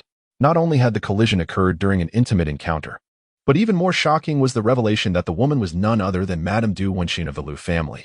Good heavens, an affair with a young paramour. And in the midst of it all, the first instinct of all the young scions was to whip out their phones and capture the moment. The Liu and Du families were about to make headlines. At that moment, Duan Xiuming was in a state of shock, having just been jolted from a passionate encounter, nearly losing her wits in the collision. The Su siblings were also among the crowd, their astonishment rivaling that of Duan Xiuming. This was sensational. As news of the incident spread, every bar on the street became aware. Even the hidden bar within the convenience store heard the commotion, prompting a throng of people to rush out to witness the spectacle. By the time Lu Mingyu arrived downstairs, the crowd had completely encircled the accident scene. Not far off, a man in a bathrobe stood aloof, nonchalantly smoking a cigarette, seemingly indifferent to the surrounding chaos, as if the incident bore no relation to him. He raised his gaze and, simultaneously, lifted his hand, pointing a finger in her direction. A warning. Do not attempt to flee. The collision of luxury cars coupled with the scandal of infidelity was nothing short of explosive news, ensuring that the crowd lingered long at the scene. Duan Xiuming was on the brink of madness, struggling for half the day to dress herself properly, only to be captured in one of the most humiliating moments of her life. The scandal of the Liu family exploded overnight in the major aristocratic circles, with messages flooding in. The evidence of Liu Qiuyang's infidelity was undeniable, as rival families eagerly shared videos and photographs, reveling in his disgrace. How could his own mother engage in such behavior? And to be caught live, surrounded by a throng of young aristocrats snapping photos. Lu Qian was at home, dumbfounded. Her shock leading to a psychological unraveling that manifested in a new form of mental distress. In short, that evening, the Liu family unequivocally claimed the top spot as the talk of Shizi City. At the scene of the incident, Duan Xiuming stepped forward to manage the ensuing chaos, unable to contain his laughter. It was simply too lively. Amidst the commotion, Duan Xiuming strode purposefully towards Lu Mingyu. She swiftly ducked into a secluded alleyway. The alley was dimly lit, and with the raucous festivities outside, the two individuals went unnoticed. Duan Xiuming's strides were long, swiftly closing the distance. As he grasped her wrist and pulled her into his embrace, his bathrobe hung loosely, partially exposed. She collided with his chest, her face pressing against his skin. Duan Xiuming's irritation was palpable. Lu Mingyu, you've gone too far. Yet, Lu Mingyu lifted her face, offering him an incredibly radiant smile. Duan Xiuming, with a fierce tone, retorted, You're still smiling? You fancy male models, don't you? Am I not enough for you? Let us see how you fare after a day and night of it. With laughter dancing in her eyes, which had curved into crescent moons, Lu Mingyu radiated joy. Duan Xiuming muttered a curse under his breath, his demeanor still fierce. Did those two male models approach you? What do they look like? I'll have their hands chopped off. Yet, Lu Mingyu's face remained aglow with mirth, her eyes sparkling like blazing torches in the night. Duan Xiuming, gazing into her luminous gaze, softened slightly, though his tone remained sharp. What on earth are you laughing at, huh? Lu Mingyu. At last, Lu Mingyu spoke. I truly adore you. His immediate response was one of boldness and accountability, leaving her utterly astonished. All the harsh words that had brewed within Duan Xiuming dissipated as he beheld her radiant smile and sparkling eyes, a subtle smile gracing his lips. In the quietude of the alley, he beckoned, Come here and give me a kiss. Lu Mingyu rose on her toes, wrapping her arms around his neck, tilting her head to kiss him. Just then, a murmur of conversation wafted through the air. Their high school classmates, caught in the revelry, were preparing to disperse outside. Among them was Bai Wintao, who, bidding farewell to others, stepped into the narrow alley. Instinctively, Lu Mingyu loosened her grip. But her waist was suddenly encircled by Duan Xiuming's arm, drawing her closer. With his other hand, he tenderly caressed her neck, holding her with one hand, and leaned down to kiss her deeply. Let me see, his voice brushed against her lips, overflowing with passion. Lu Mingyu's eyes widened in astonishment. Was he mimicking her? At the alley's entrance, Bai Wentao halted abruptly, his feet feeling heavy as lead. Oblivious to the presence of others, Duan Xiuming's kiss deepened further. His thumb gently caressed her delicate beauty, gliding upward and then downward, probing towards her collarbone. Lu Mingyu's vision was entirely obstructed by him, filled with his presence. Bai Wentao observed the two locked in an embrace, his expression darkening with each passing moment. The man was even clad in a bathrobe, and the entire scene felt profoundly inappropriate. Bai Wentao approached, intending to intervene. However, at that moment, the man, caught in the throes of passion, drew Lu Mingyu closer, enveloping her entirely within his chest. His eyes gleamed with a cold light as he cast a sidelong glance towards the alleyway, filled with defiance.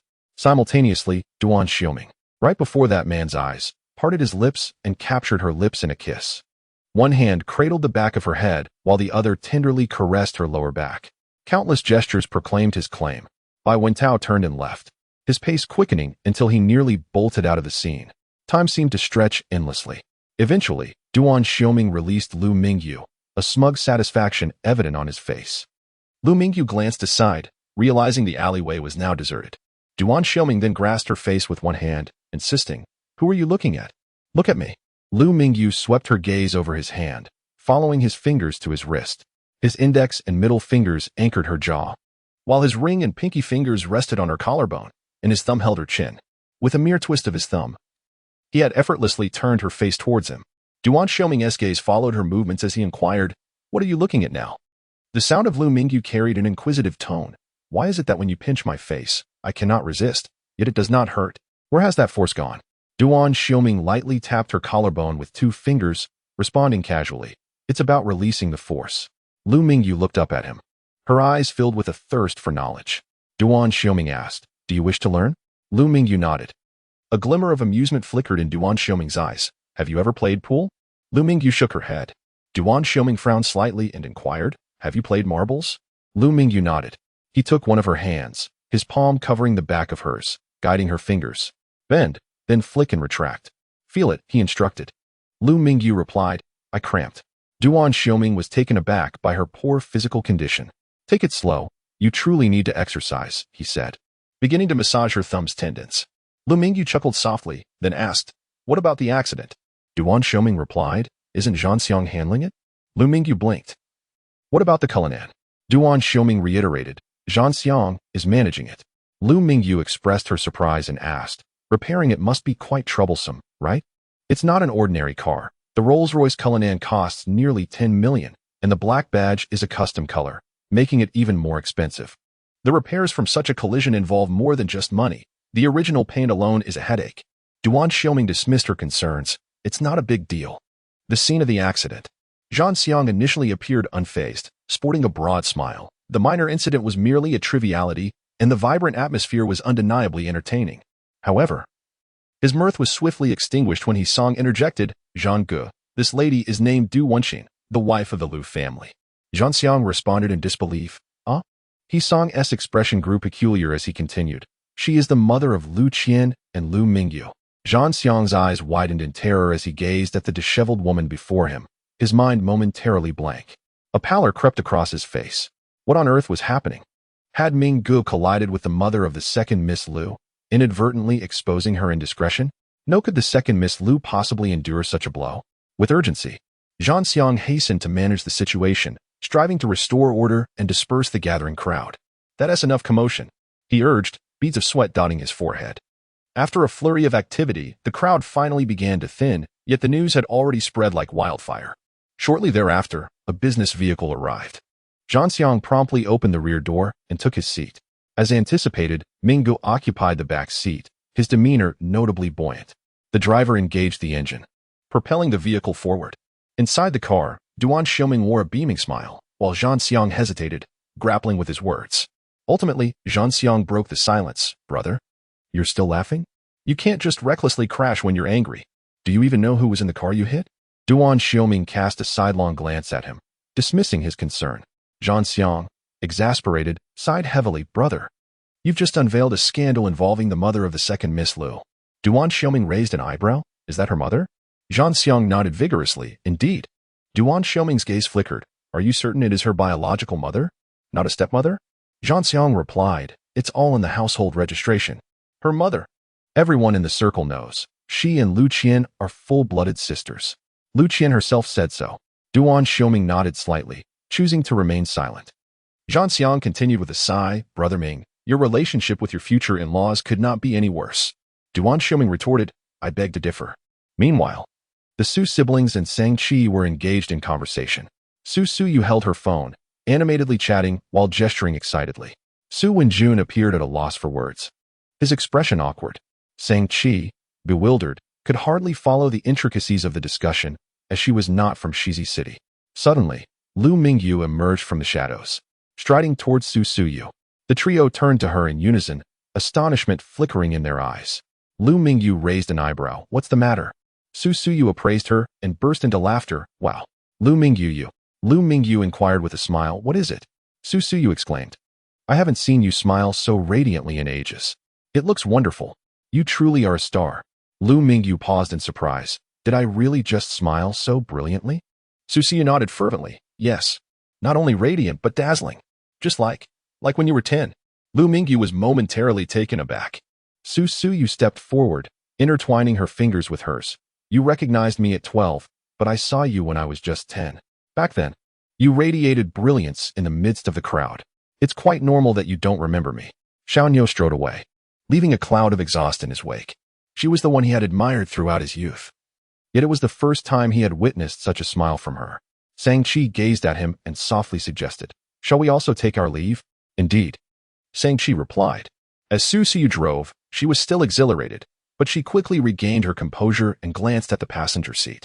Lu Mingyu, she exclaimed in surprise. Lu Mingyu, startled by her outburst, looked up and asked, what's the matter? He then broke into laughter. Guess. Su Suyu was astonished. No way. How did you manage that? When did you set this up? Your aunt's reputation has been tarnished.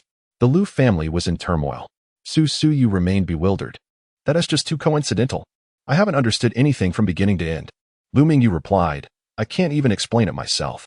Su Suyu continued. Did you check the group chat? Oh wait, you weren't there. I'll add you to the group. It's the Shizi group. All young people. The discussions are vibrant. Lu Mingyu remarked, if I join as the daughter of Duan Xiuming, can they still speak freely? Su Suyu paused, then shook her head. I truly don't understand. What is the big deal about your father's situation? Why must your uncle hold on to this grudge for so many years, harboring resentment? He even removed your father's name from the family tree. You can't even live as the daughter of the second branch of the Lu family. Lu Mingyu's eyes flickered with disdain. Not only is he narrow-minded, but he also possesses a twisted psyche. Su Suyu, I don't understand. Lu Mingyu lowered his head, a wave of nausea washing over him. Su Suyu quickly became animated again, her eyes sparkling with excitement. Given your uncle's penchant for holding grudges, how will today's incident conclude? Will he resort to violence? Lu Mingyu, uncertain. Add me to the group. I wish to witness the spectacle. Su Suyu, haha. Excellent. The household staff were engaged in cleaning, while the butler was on the phone. Clearly, Lu Qiuliang had already lost his temper, but he was not at home. There were no other members of the Lu family in sight, only the incessant comings and goings of the hired help. Although Lu Qiuliang had no affection for Duan Xiuming, they had been married for over 20 years, and their union was a product of noble lineage.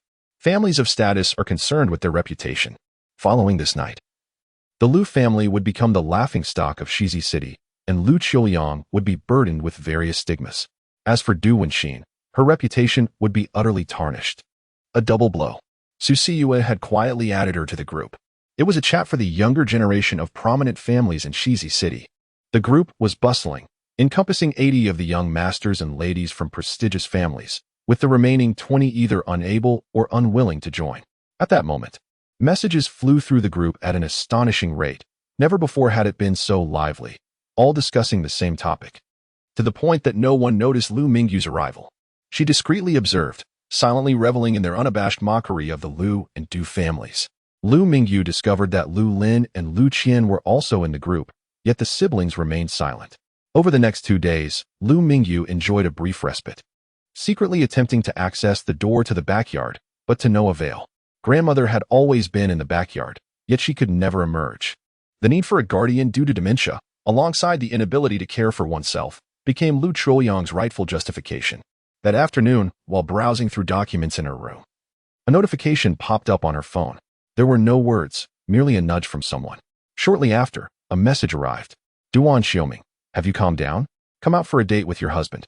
2 days had elapsed, during which Mingyu remained sequestered in her room, evading both the world and her troubles. Lu Qiuyang had proposed divorce, followed by the Du family's arrival, leading to various disputes. Ultimately, no divorce ensued. To put it plainly, it was all about interests. A soft knock was heard, and the voice of the butler, Wang Qi, echoed, "Second miss, the sir is looking for you." In the backyard, Mingyu swiftly concealed her phone. In the next moment, the door lock turned from the outside, revealing the butler Wang Qi, who stood with his head slightly bowed in a gesture of respect. Yet, only the posture was respectful. Mingyu rose and exited her room. The butler escorted her to the tea room in the grand hall on the first floor, which had been meticulously rearranged, adorned with more opulent decorations and a larger, finer tea table. Upon Mingyu's arrival before Lu Qiuyang, the butler discreetly withdrew. In the expansive hall, only the uncle and niece remained. Lu Qiuyang sat behind the tea table, clad in a white silk tang suit, adorned with gold-rimmed glasses, meticulously polishing a purple clay teapot. Mingyu stood before him, refraining from initiating conversation. In the hushed atmosphere, a subtle sense of pressure emanated from above the tea table, enveloping the space. Mingyu remained standing, not granted permission to take a seat. Time seemed to stretch indefinitely. After completing the polishing of the teapot, Lu Qiuyang commenced boiling water and rinsing the tea leaves. In the tranquil tea room, where even the sound of the wind was absent, the gentle trickle of water for brewing tea resonated. Lu Qiuyang epitomized the essence of a typical Jiangnan individual, possessing a profound appreciation for tea, teapots, and literary artifacts, with a penchant for listening to traditional opera and playing cards. He poured the tea with one hand, lifting the lid of the teapot and setting it aside. A delicate aroma of black tea wafted from within, rising in warm vapors. Savoring the fragrance, he took a sip, then poured the entirety of the cup into the tea bowl. Thus, the cycle continued, each cup only sampled with a single sip. After an unknown passage of time, he set down the teacup and lifted his gaze. Mingyu had been standing there, lost in thought for several minutes. Lu Qiuyang broke the silence. Have you been going out often lately? The frequency was few and far between. Is that so? Lu Qiuyang's voice trailed off, tinged with a hint of inquisitive uplift. Mingyu nodded. Indeed. Lu Qiuyang scrutinized her for a moment and remarked, "You've only ventured outside a handful of times. Yet each occasion has caused considerable turmoil for the Lu family. Quite remarkable." A jolt of unease surged within Mingyu, yet she maintained her composure and replied, "It is not my concern." Lu Qiuyang picked up the nearby cloth and wiped the water stains off the table. His voice calm. "You haven't copied the lessons for women in several days, have you?" Mingyu met his gaze. "Uncle, I do not wish to copy it." "Well, that is acceptable," Lu Qiuyang replied unexpectedly. Mingyu's heart sank to the depths. "Then you shall be confined," Lu Qiuyang stated matter-of-factly. "Why?" Mingyu questioned. Lu Qiuyang's lips curved into a smile devoid of warmth. "What do you think?" Mingyu felt a slight quickening of his breath. Lu Qiuyang, concealed behind his golden-rimmed glasses, inquired, "Are you afraid?" Mingyu subtly exhaled, regaining his composure. Lu Qiuyang's gaze remained unchanged, yet a smile played at the corners of his mouth. "I lack evidence. But you shall be confined." Mingyu calmly countered, "I refuse punishment without reason." Lu Qiuyang nodded gently and rose. "Then let us go visit your grandmother." Mingyu's pupils dilated in disbelief as he looked up at him. However, Lu Qiuyang had already taken a step towards the door leading to the backyard. As Mingyu followed suit, he quickly pondered, and 2 seconds later spoke. "Uncle, I think it would be best not to disturb Grandma." "No, you must see her," came Lu Qiuyang's calm yet unyielding voice from ahead. Mingyu's heart raced. Thump, thump, thump. The two walked one after the other. Lu Qiuyang opened the door to the backyard and headed straight towards the small house. Mingyu followed closely behind, gazing at the figure of the man ahead, feeling as though he were a towering mountain. Lu Qiuyang knocked on his grandmother's door. Shortly, the door creaked open from within. Tao Yalan, her hair streaked with gray, appeared slightly hunched, her eyes clouded. Initially bewildered, she soon spotted Mingyu standing behind Lu Qiuyang. "Xiaoyi," Tao Yalan exclaimed joyfully. A pang of sorrow gripped Mingyu's heart as she stepped forward to grasp her hand. "Grandmother." Tao Yalan held her hand tightly and ushered her inside. "Come in quickly. Grandmother will get you some candy." How are your parents in Yaodu? They are well. Just as Lu Mingyu lifted her foot, Lu Qiuyang's voice resonated from behind. Her parents are dead. Lu Qiuyang lingered in the shadows beneath the eaves, a subtle smile gracing his lips. His eyes glinting dangerously from behind his golden-rimmed glasses. Before Lu Mingyu could react, her grandmother's hand slipped from her grip. Tao Yalan stood frozen, staring blankly outside at Lu Qiuyang. He continued, "Mother, your beloved youngest son, and your daughter-in-law have both perished in a car accident. Shut your mouth." Lu Mingyu cried out in terror. But it was too late. Tao Yalan suddenly erupted into screams. Ah, ah, ah, ah.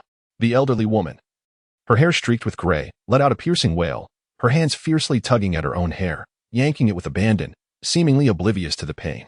Lu Qiuyang spoke again, his voice laced with amusement. "Mother, have you truly forgotten? It was you who brought about their demise. Why did you call them? Your single phone call led to their untimely deaths." "Ah!" Tao Yalan cried out frantically once more. She struggled in Lu Mingyu's embrace. Her expression contorted in anguish, her eyes brimming with intense emotion, teetering on the brink of collapse.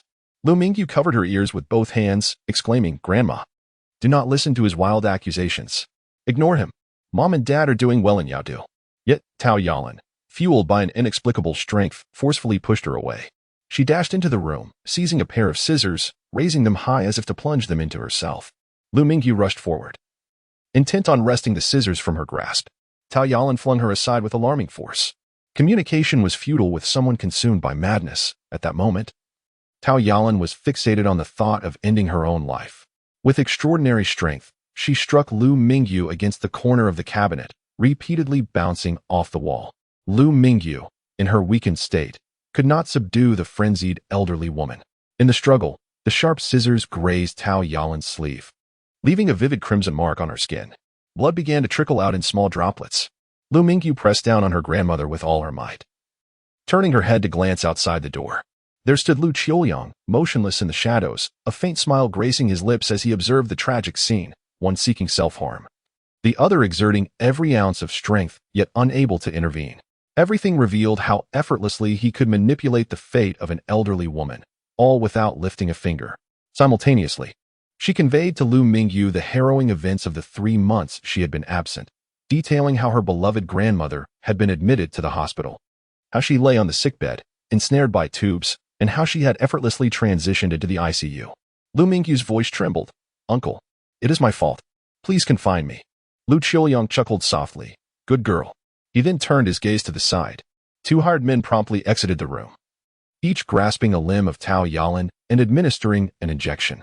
Tao Yalan soon became tranquil, her self-destructive tendencies subsiding, yet she appeared bewildered and dazed. Witnessing this scene, Lu Mingyu felt a chilling wave wash over her. "Ah Ming, can you lend me some money?" Lu Mingyu was escorted to a side courtyard warehouse, an airless, windowless space. Damp and shadowy, the butler resembled a machine, devoid of any personal emotion. The clanking of chains echoed as they secured her wrists and ankles. The butler opened the door with a creak and then retreated. With a resounding thud, the warehouse door slammed shut, accompanied by the sound of it being locked from the outside. Following this was an interminable silence, a profound solitude, although the sun had yet to set. Darkness enveloped the space, suffusing it with a musty odor. Lu Mingyu adjusted her position, the sound of dragging chains echoing in the stillness. Particularly during the year she turned 12, when she faced her most severe ordeal. The peril she now faced was no less grave than that time. The physical harm had escalated into psychological torment, relentlessly eroding her will, attempting to smooth her once sharp edges. She leaned against the wall, bowing her head, relinquishing her long-held noble pride. As if surrendering to reality, she thought of her parents and her desire to study at the Royal Academy. Did she not deserve to possess such aspirations? Time ticked away, and the stifling atmosphere became suffocating. It must have grown dark. She heard footsteps approaching. Lu Qian's voice resonated at the door. "Lu Mingyu, how many times have you been confined? I have long told you that this is your domain, your prison. You should remain here for the rest of your life." Lu Mingyu lifted her head, peering through the narrow slit of the door. Darkness enveloped her, obscuring all sight. Soon, the sound of a lock turning broke the silence. Lu Qian swung the door open, tossing in a cardboard box before swiftly shutting and locking it again. Lu Mingyu heard something crawling. Was it a bug? A snake? Or perhaps a mouse? She opened her eyes wide, striving to adjust to the darkness. Something small crawled onto her foot. Lu Mingyu reached down to grasp it. Oh, a scorpion. Just as she was about to throw it away, her hand hesitated. Instead, she placed the scorpion on the ground, pinning its back with one finger while using her ring finger for support, her middle finger poised to flick. Snap! She sent the scorpion flying. On her first attempt, she misfired, sending it off course. However, more crawlers were approaching, numerous enough to resemble a game of marbles. Snap! Away it flew. Snap! Snap! A rapid succession. As Lu Mingyu played, her mind wandered to various thoughts. Time slipped by unnoticed. She had incapacitated most of the scorpions, while others remained scattered in the corners of the warehouse, producing a soft rustling sound. She paused, her hand aching. The darkness enveloped her, rendering her vision useless. She began to close her eyes and rest. The confinement of Lu Mingyu lasted longer than that of Lu Qian, and after a day and night, the steward Wang Qi arrived to unlock the door and release her. As the door clicked shut behind her, Lu Mingyu reached for the phone concealed beneath the floorboard and swiped the screen open. Someone had exploded with messages. Duan Xiuming, what are you up to? Out with a pretty boy? Duan Xiuming. Lu Ming. You. Duan Xiuming. Answer the phone. Your husband is looking for you. Duan Xiuming. Has your phone been confiscated again? Damn. Duan Xiuming, get in touch with me. Reading these emotionally charged texts, she first sent a brief reply. Lu Mingyu. Ming. Then she typed a line. Can you lend me some money? However, she deleted it before sending, retyping instead. Lu Mingyu, are you quite wealthy? Duan Xiuming, account number. Direct and assertive. At that moment, a knock echoed at the door. Lu Mingyu swiftly concealed her phone beneath her pillow. The door opened, and the steward entered with a tray, his tone respectful. Second miss, you haven't eaten for a long time. Please have some porridge, or your stomach won't hold up. Lu Mingyu, thank you for your concern. The steward bowed his head. You're welcome. He looked at her with curiosity. Lu Mingyu, if I were to offer you double, 5 times, or even 10 times, would you be willing to work for me? The steward smiled. I'm afraid I serve the master not for the sake of money. Lu Mingyu continued to raise the stakes, 100 times. The butler maintained his composure, stating, even if you offered me several million, it would be futile. Lu Mingyu inquired, what about the leverage? Pray, tell me. The butler shook his head. None of that. Miss Luer. Our conversation concludes here. With that he exited. Closing the door behind him, Lu Mingyu gazed at the firmly shut door, enveloped in silence. Her phone vibrated beneath her pillow. Duan Xiuming messaged, account number. I shall transfer you 20 million today. Lu Mingyu replied, no need. Money cannot purchase life, nor can it alter the mind of a guardian suffering from dementia. In the study of the lakeside apartment, Zhang Xiang sat at a nearby desk, operating 2 computers while 10 mobile phones lay before him, all engaged in simultaneous calls. Line 3, prepare. Explosion. Vehicle 9, abandon it. It's riddled with bullet holes. What purpose does it serve? He exclaimed. Where is Yan Tianzu? Crash it.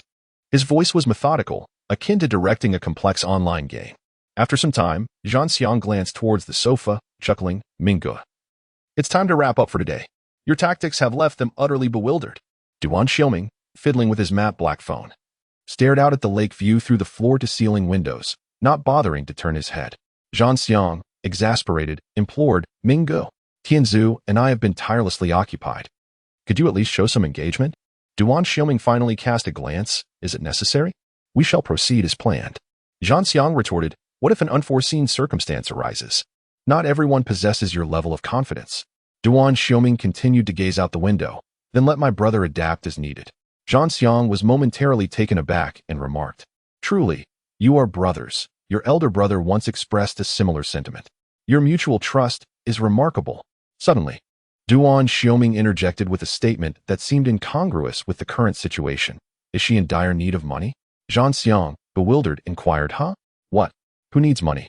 Duan Xiuming chose to remain silent. Zhang Xiang soon comprehended the situation and rolled his eyes, exclaiming, if she lacks funds, just send her a card. It's that simple. Duan Xiuming shook his head, stating, her thoughts are profound and well concealed. She would never accept it. Zhang Xiang suggested, then gift her jewelry. Something extravagant. Duan Xiuming replied. While she may appreciate those, they are certainly not her most cherished items. Zhang Xiang, exasperated, shouted, then buy her anything and everything. Just send it.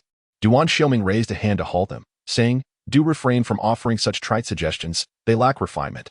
Zhang Xiang shrugged. You both are of noble taste. In my opinion, a blend of elegance and popular appeal is ideal. Duan Xiuming arched an eyebrow, acknowledging, those 4 characters ring true. Duan Xiang hesitated. Duan Xiuming commanded, have someone bring over that painting from Hong Kong. Duan Xiang, perplexed, asked which one. You have amassed so many renowned artworks that I cannot discern one from another. Duan Xiuming gazed at him and clarified, the one purchased in Yao City. The one with a theme that is quite striking. Duan Xiang's eyes lit up. Oh, I remember. You mean Dawn Breaks, right? That piece was priced at 100,000 and you, brother, with a mere wave of your hand, multiplied its value tenfold, ensuring that young painter's financial security for half a year. Duan Xiuming smiled knowingly. It was undervalued. True talent outshines monetary worth. Duan Xiang nodded, remarking that the painting initially appeared perplexing, yet once comprehended, it truly ignited passion. So Mingyu, are you intending to present that painting to Miss Luer? Duan Xiuming replied, not a gift, but rather a means to draw forth her concealed thoughts. In Hong Kong news, after finishing her kanji, Mingyu locked the door once the cleaning was completed. She first took a moment to steady her emotions, then casually perused the news to see if any significant events had transpired. Everything seemed rather mundane. The universe had not perished, and the earth remained intact. She then accessed international news to check on Hong Kong's updates. A plethora of significant events had unfolded within just a week. The Duan family was on the brink of a reshuffle, and a new storm was brewing in Hong Kong. This information dated 3 days prior, followed by developments from the last 2 days, and then today's news. Dark Lord injured. The scene reveals the young Master's vehicle. A plot of rebellion uncovered. Image, the young Master's wolfish ambition, seizing power with force. Both the light and dark factions are set to change hands. Will the Duan family's authority fall into a single person's grasp? Such is the nature of Hong Kong news, with headlines that are particularly explosive. The climactic conflict erupted today, with the news breaking merely 10 minutes ago, presenting a freshly ignited incident. There were images to substantiate the claims: a damaged vehicle, blood strewn across the ground, and a door flung wide open. It resembled a scene from a film. Indeed, it was ambitious, within a mere fortnight. So many events had unfolded, keeping one quite occupied. How wonderful it would be for her to possess such audacity and ambition, to eliminate anyone who displeased her without hesitation. Duan Xiuming remarked, I shall remain here awaiting your emergence. It is truly challenging to see you, my good girl. Despite residing in the same city, their relationship felt akin to a long-distance romance. Mingyu contemplated as she gazed at the words. Staying in Shizi City is safe. The essence of life is paramount. Nothing surpasses the value of existence. Suddenly, her phone vibrated once more. Mingyu subtly curved her lips in a barely perceptible smile. One could easily envision the expression she wore while conversing. However, her smile quickly faded. She turned her gaze towards the easel in the corner, enveloped in silence. In the ensuing days, Mingyu remained quiet and devoid of emotion, seldom venturing out of her room. In contrast, Lu Qian seemed much more cheerful. Whenever Mingyu felt downcast, she radiated positivity, as if her own psychological troubles had dissipated. The gossip surrounding Du Wenxin had subsided, and discussions among the prominent families had dwindled to a halt. As for Lu Qiuyang, the stigma he bore could not be shaken off, a lifelong humiliation. Nevertheless, he maintained a facade of grace and warmth, greeting everyone with a gentle smile, leaving one to wonder if his inner turmoil had escalated. Lu Lin, on the other hand, had set aside concerns regarding their parents, immersing himself in work, departing early and returning late, as if he had devised some grand plan. On this particular day, Mingyu accessed her phone's auxiliary system and delved into the discussions within the Shizi group. The topics varied widely. In truth, individuals like Lu Qian, who solely revel in leisure, were a rarity. The majority engaged in serious matters.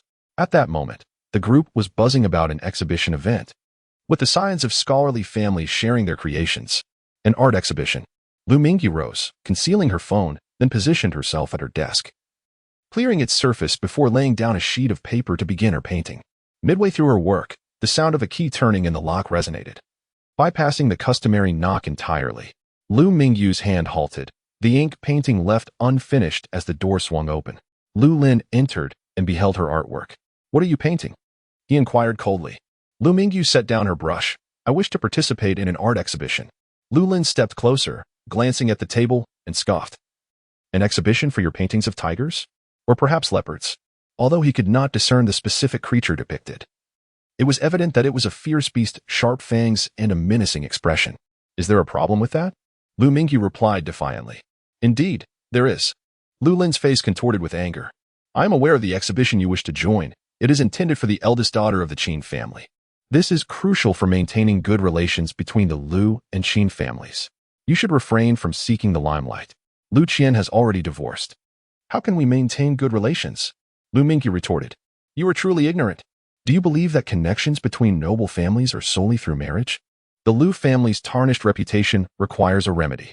Without lifting her gaze, Lu Mingyu countered, Isn't your mother's influence the reason for the Lu family's poor reputation? It is far worse than what my father faced back in the day. Lu Lin's pupils constricted in shock as he bellowed. What did you say?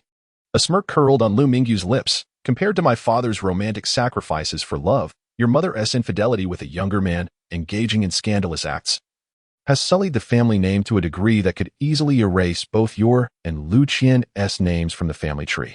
Lu Lin's face turned ashen. Lu Mingyu, how has your tongue not been torn from your mouth? Lu Mingyu persisted. Isn't the truth meant to be spoken? Lu Lin, it is a common occurrence for families of noble lineage to engage in alliances while pursuing their own interests, though typically, such matters remain concealed from public scrutiny. Your father, in his time, forsook his family for the sake of a mere actress, severing an engagement and shattering familial ties. Romantic, you say? He brought disgrace upon the entire aristocratic alliance. Lu Mingyu lifted her gaze and replied nonchalantly, It's not a big deal. Lu Lin, provoked, stepped forward abruptly and tore apart her unfinished artwork, reducing it to shreds. Lu Mingyu coldly observed him, stating, Once you are done, clean up the mess. Lu Lin retorted sharply, I warn you, do not provoke me, nor entertain any foolish notions. I have invested in that art exhibition, and the eldest daughter of the Qin family must successfully compete for the vice presidency of the art association. You would do well to be prudent. Lu Mingyu bowed her head and replied, I do not understand. Lu Lin scoffed. Of course, you do not comprehend, for you are preoccupied with creating these trivial pieces. When have you ever shown concern for the projects of the Lu family? Lu Mingyu inquired, What projects? What relevance do they bear to painting? How does this pertain to my artwork? Lu Lin exclaimed, Paper, brushes. You are utterly clueless, devoid of any commercial acumen. Lu Mingyu asked, Am I not allowed to paint? Is participation forbidden? Lu Lin responded, You may participate, but create something else, perhaps a cotton candy scene. Lu Mingyu questioned, What? Lu Lin insisted, Cotton candy. Or a serene sky. Yes, paint the heavens, with pink clouds. That would suffice, just do not depict these subjects. Lu Mingyu replied, What do you mean by do not?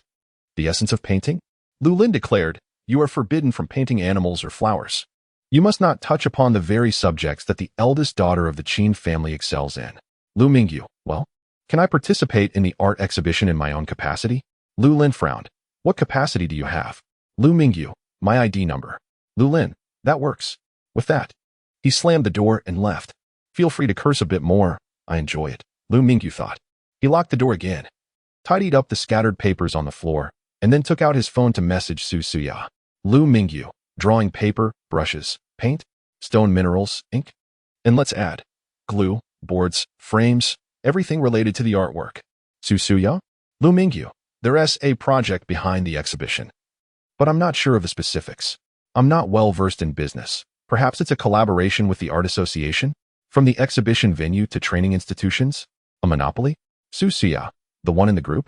Lu Mingyu, yes, what Lu Lin mentioned. Who is the young lady from the Qin family? Running for vice president of the art association to promote the family projects and make money? That's my speculation.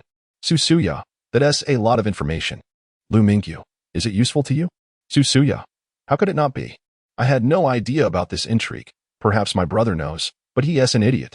Lu Mingyu, so, does that mean I'm providing first-hand information? Su Suya, what is he worth? Just another fool like my brother.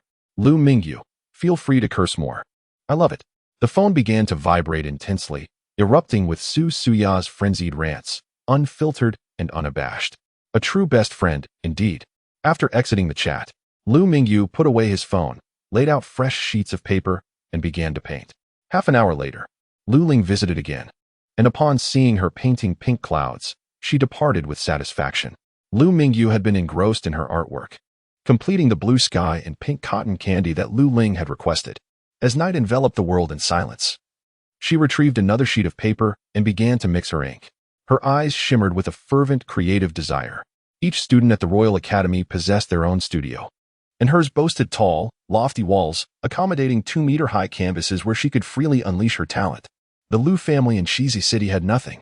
Time seemed to slip away swiftly while painting. At dawn, Liu Mingyu set down her brush, carefully rolled up her artwork, and admired it. She then sought the finest angle to display the piece, capturing it with her phone. The matte white phone, a customized high-end model, produced results far superior to her previous device. There was no need for adjustments. The painting was photographed exquisitely. She logged onto the most popular social media platform of the moment and shared the image. Subsequently, she layered the back of this painting with the cotton candy piece, merging them before framing. The artwork, born from an entire night of labor, could not remain in the Liu residence, where it might be discovered and destroyed. She concealed it behind the cotton candy, waiting to see who might be fortunate enough to find it. The following morning, Liu Mingyu emerged from her room, carrying the painting as she descended the stairs. The eccentric family of 3 was gathered for breakfast. Although Du Wenxin had not divorced Liu Qiuyang, she still resided at her parental home. Liu Mingyu took a seat at the far corner of the long dining table. Lu Lin cast a glance at the painting she had set aside, offering a warning, "Know your place." Liu Mingyu responded, "All right." Lu Qian also glanced at the artwork, beginning to mock. "A kindergarten creation, truly remarkable creativity, Miss Liu Air. Do not associate it with the Liu family. We cannot afford such disgrace." Liu Mingyu turned to Lu Lin. "She is insulting you." Lu Lin frowned, her expression darkening. Lu Qian raised her voice. "Liu Mingyu, what nonsense are you spouting? I am insulting you, you wretched creature." Liu Mingyu, unfazed, replied, "This cotton candy piece reflects your brother's idea. It was his chosen theme, and he expressed great satisfaction with my work." Lu Qian's face contorted in shock as she turned to Lu Lin. Lu Lin raised her gaze and inquired, "Lu Qian, is this painting truly inferior? Is my taste lacking?" Lu Qian opened her mouth, poised to explain. But Lu Lin abruptly slammed her utensils down and exclaimed in anger, "Lu Qian, sometimes you need to engage your brain before speaking." Lu Qian retorted, "Brother, I did not mean it." At that moment, Liu Qiuyang tapped the table, stating, "Dining etiquette." The siblings fell silent, lowering their heads to continue their meal. Liu Qiuyang then fixed his gaze on Liu Mingyu. "After dinner, come to my study." Liu Mingyu frowned. Lu Qian began to smirk, casting a mocking glance at the end of the table. Lu Lin also gave Liu Mingyu a cold, indifferent look. After the meal, Liu Mingyu arrived at Liu Qiuyang's study. There, he resumed his pose behind the desk, toying with an olive pit and flipping through books. Liu Mingyu stood before the desk, silently waiting. An hour of standing punishment awaited her. Liu Qiuyang finally set down his book and spoke. "Do you intend to buy off Butler Wang?" Liu Mingyu neither confirmed nor denied the accusation. A warm smile graced Liu Qiuyang's face as he continued. "You may be unaware of Wang Qi's background. I saved his life.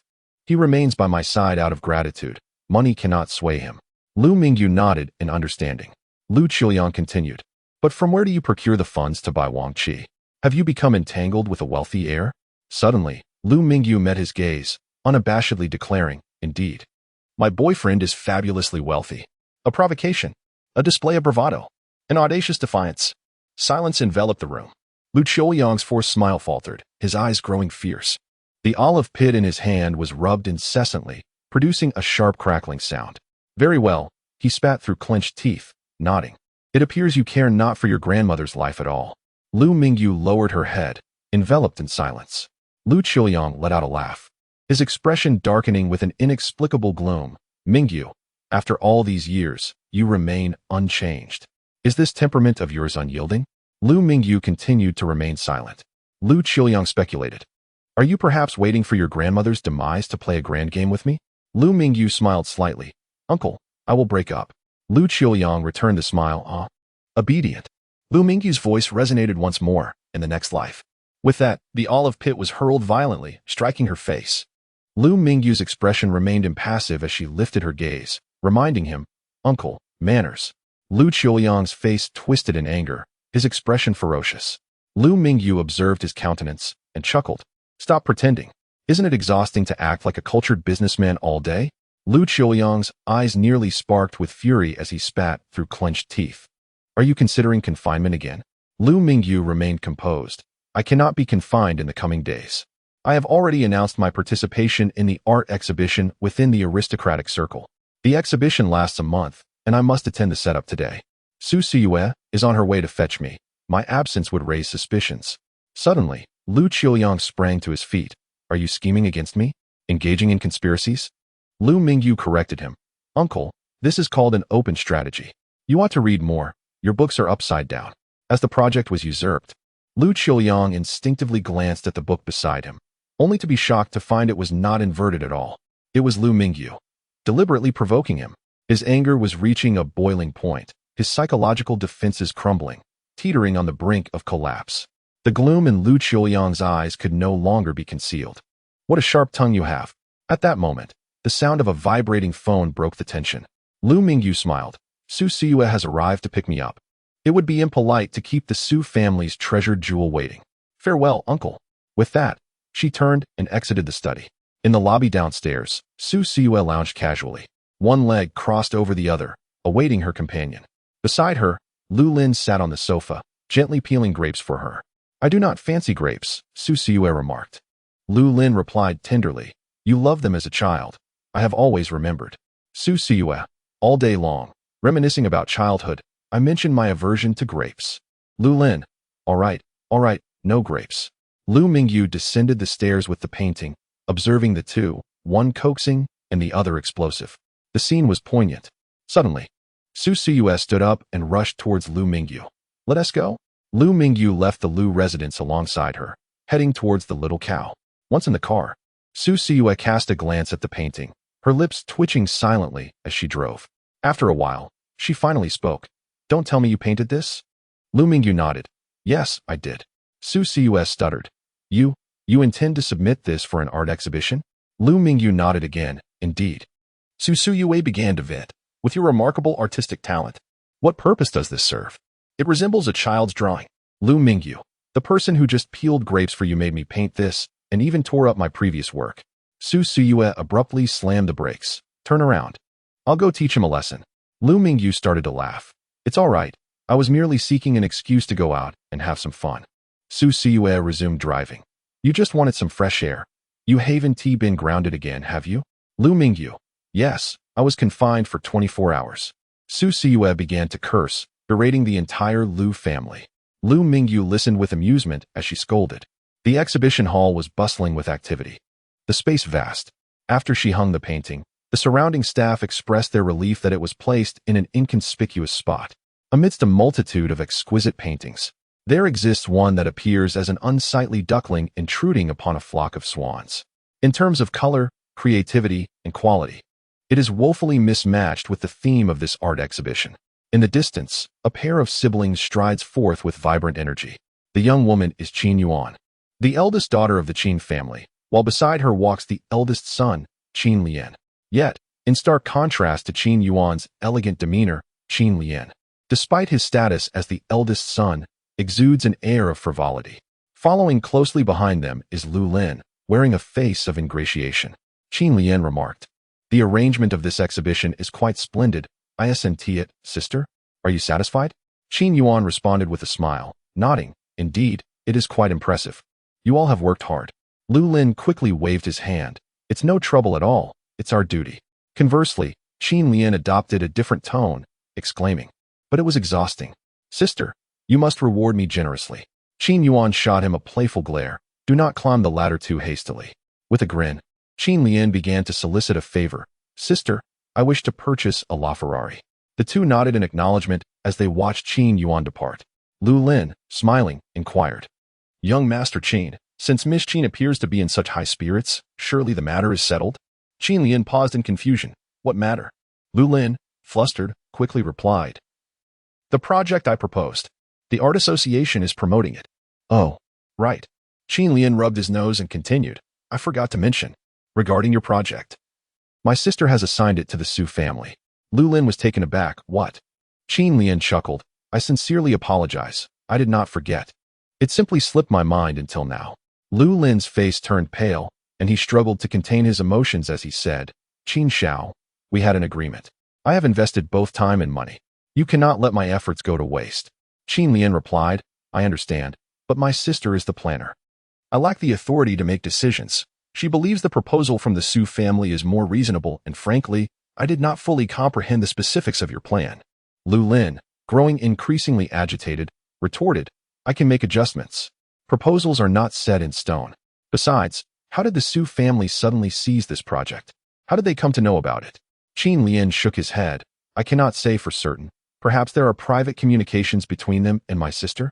Lu Lin was nearly beside himself, his complexion darkening. Qin Xiao, I have been preparing for this project for a long time, as you are well aware. The situation for the Lu family is precarious. We could pursue other endeavors. Qin Lian, seemingly unconcerned, casually reassured him. And when has the reputation of the Lu family ever been favorable? Lu Lin fell silent. As Qin Lian continued to walk ahead, he abruptly paused, glancing towards a corner. Lu Lin followed his gaze and spotted Su Suyu standing alongside Lu Mingyu, both gazing at a painting. Qin Lian pointed and inquired, Who are they? Lu Lin furrowed his brow. That is Su Suyu, the eldest daughter of the Su family. Realizing the project had been taken by the Su family, and with Su Suyu present here alongside Lu Mingyu, a troubling thought crossed his mind. Could Su Suyu be the one who orchestrated the takeover? Surely not. A mere 22-year-old fresh out of university? A flurry of thoughts raced through Lu Lin's mind, only to be dismissed one by one. He could not fathom that Su Suyu possessed such insight and audacity. To understand that the Su and Lu families share a long-standing friendship. Isn't this akin to tearing apart a facade? How dare she? Could it be Su Wenjun? Lu Lin resolved to inquire thoroughly. However, Qin Lian shook his head and continued to point. I am referring to the one beside. Is she the one from the wedding? Lu Lin furrowed his brow. Oh, it is she. This is my sister, Lu Mingyu. Qin Lian raised an eyebrow. Your sister? Lu Lin quickly realized and clarified. Perhaps you are unaware, Qin, but I have two sisters. Besides Lu Qian, there is another younger sister who has been sheltered at home. Upon mentioning Lu Qian, Qin Lian immediately grew impatient. Do not mention her. Hearing her name vexes me. Lu Lin could only apologize. She has been spoiled at home. I sincerely apologize. Qin Lian then turned his gaze forward, his tone shifting. And what of this sister? Is she your biological sibling? Lu Lin's expression changed slightly as he explained. This is a long story, but she is no different from a biological sister. There are household registrations, identities, and family lineage. A fact remains. She is the second young lady of the Lu family. At this point, Qin Lian smiled with intrigue. Indeed, after all, a marriage alliance is a significant matter. The divorce is my fault, but we can discuss other matters later. I shall consult my sister and contact you shortly. Lu Lin's eyes brightened. Excellent, Qin. I fear you may embarrass yourself in front of the artwork. Beside them, Su Suyu remained silent, hesitating to speak. In contrast, Lu Mingyu appeared quite spirited, unaffected, and continued to admire the paintings. Su Suyu sighed and said, Xiaoyi, do you know what I am pondering? Lu Mingyu tilted her head and asked, What? Su Suyu, with a complex expression, remarked, I often ponder. If one day the person seated at the central podium of the painting association were you, how splendid that would be. Lu Mingyu contemplated this notion. Su Suyu, somewhat indignant, continued, Miss Qin indeed possesses skill, yet I do not believe her talent surpasses yours. Your innate ability clearly exceeds hers. She is even vying for the position of vice president of the painting association, while you must remain in silence and obscurity. Lu Mingyu chuckled nonchalantly. Skill is unrelated to status. Su Suyu persisted. I have seen your painting, the one that sold for $1 million. Your proficiency 6 months ago already eclipsed hers. After your further studies at the Royal Academy, you must be even more formidable now. Lu Mingyu replied, Let us not dwell on my affairs. How goes your project? A hint of pride graced Su Suyu's face as she declared, That worthless proposal from Lu Lin was swiftly outshined by mine. Lu Mingyu laughed. So you secured it? Su Suyu nodded. Your analysis is entirely accurate. It pertains to materials, led by the Painting Association, and it is quite lucrative. Lu Mingyu remarked, Alas, I lack the funds. Otherwise, we could invest together. Su Suyu was about to respond when Lu Mingyu interjected, No need to lend me any. Su Suyu replied, All right. In the lakeside apartment. The study remained unchanged from before, with Duan Xiuming seated at his desk, busily managing operations. On the sofa behind him, two individuals relaxed as if playing a game. Yet their actions stirred chaos throughout Hong Kong. As the afternoon wore on, Duan Xiuming severed the connection and glanced at his private mailbox, exclaiming, Ah, Mingyu. There's an amusing incident. Duan Xiuming asked, pray tell. Duan Xiuming did not lift his head. Let us analyze this. Zhanxiang replied, there are 2 points. Firstly, this administrative assistant has privately contacted the Qin family, betraying us from within. This is straightforward. Simply blacklist him and let Yin Tianzu handle it. Secondly, however, it becomes somewhat perilous. Duan Xiuming nodded. Indeed, continue. He then raised his gaze. What about the 3rd point? Zhanxiang was taken aback. Ah? There's a 3rd? Duan Xiuming continued. Have you not considered the possibility that the Cinder is attempting to sow discord? Zhanxiang suddenly understood. Oh right. I will investigate immediately. Duan Xiuming's expression remained indifferent. Or perhaps, the one trying to incite discord is you? Zhanxiang erupted. I merely had a fleeting moment of divergent thought. I truly did not intend to instigate. Duan Xiuming appeared unfazed. Brother, you are truly intimidating. Zhanxiang wiped his virtual sweat and suddenly analyzed further. However, even if we were to turn against each other, we need not fear. Both the white-headed eagle and Xiangshan Ao are our fallback options. Haha? Duan Xiuming inquired. Fallback for what? Zhanxiang was taken aback. Huh? Duan Xiuming fixed his gaze. If he were to act against me, why should I yield to him? Zhanxiang blinked. Understood. At that moment, Duan Xiuming put away his phone and stood up. Car keys. Duan Xiuming added, I have no doubts. Zhanxiang sighed in relief. I will not betray you, Brother Ming. You have saved me twice. My life belongs to you. Duan Xiuming spoke casually. Betrayal is inconsequential. I would simply crush you. Zhanxiang exclaimed. Duan Xiuming laughed, patting his shoulder as he walked towards the door. Zhanxiang called out from behind. Where are you going, Brother Ming? Aren't we having dinner tonight? Bang. The door slammed shut. Zhanxiang helplessly shrugged. I give up. The entire Hong Kong is in a frenzy, and he still has a date. Later that evening, at the side entrance of the exhibition hall, a glacier blue Bentley arrived. Lu Mingyu stood there, motionless, her expression momentarily dazed. Duan Xiuming tilted his head and invited. What are you standing there for? Get in the car. Lu Mingyu stepped forward and took her seat in the passenger side. She inquired, why did you change cars again? Duan Xiuming replied, the Lamborghini was too loud, the Mercedes was seen by your sister, and the Cullinan was in an accident. Lu Mingyu found herself at a loss for words. Duan Xiuming started the engine and glanced over. Is my wife joining me in bed tonight? Lu Mingyu struggled to respond. Duan Xiuming chuckled, just teasing you. If you want to wait until marriage, that's fine too. Lu Mingyu remarked, why are you in such a good mood? Duan Xiuming replied, it's been many days since we last met. Of course, I'm in a good mood for this date. Lu Mingyu nodded slightly. Your enthusiasm is quite contagious.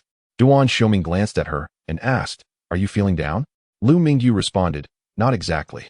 Duan Xiuming further inquired, do you feel better seeing me? Lu Mingyu looked at him, her gaze lingering on his profile, sharply defined and exuding confidence, emanating a profound strength. Duan Xiuming focused on the road ahead. Keep staring, and I might just tie you up. Lu Mingyu. But in the next moment, he reached out his hand to pull her closer. Shall we watch a movie after dinner? He asked. Lu Mingyu replied, sounds good. Duan Xiuming turned to look at her. What do you want to do? I'll accompany you. Lu Mingyu. Oh, he truly fears nothing. Duan Xiuming continued to drive, his gaze lingering on her for a fleeting moment. Lu Mingyu. I can come out every day recently. Duan Xiuming raised an eyebrow. Shall I begin to make arrangements? Today we shall watch a movie, tomorrow enjoy a concert, and the day after, rest. Lu Mingyu couldn't help but laugh. At that moment, they approached a red light. Duan Xiuming pressed the brake and suddenly leaned over, leaving a kiss on her cheek. Lu Mingyu turned her head, looking out the car window. Duan Xiuming began to inquire, what was that exhibition just now? Lu Mingyu. The Dancing Art Exhibition. Today is the last day for setup, and it will be on display for a month starting tomorrow. Duan Xiuming's interest peaked. Is there a piece of yours? Lu Mingyu nodded. Yes, one piece. Duan Xiuming. Then we shall forego the concert tomorrow and visit the art exhibition instead. Lu Mingyu. Duan Xiuming raised an eyebrow. What's wrong? Lu Mingyu. Don't go see it. Duan Xiuming, visibly displeased. Am I not allowed to see it? Why not? Lu Mingyu. I fear you might embarrass yourself. Straight to the point. At 8 o'clock in the evening, Su Wenjun pushed open the door to a private room in an upscale tea house.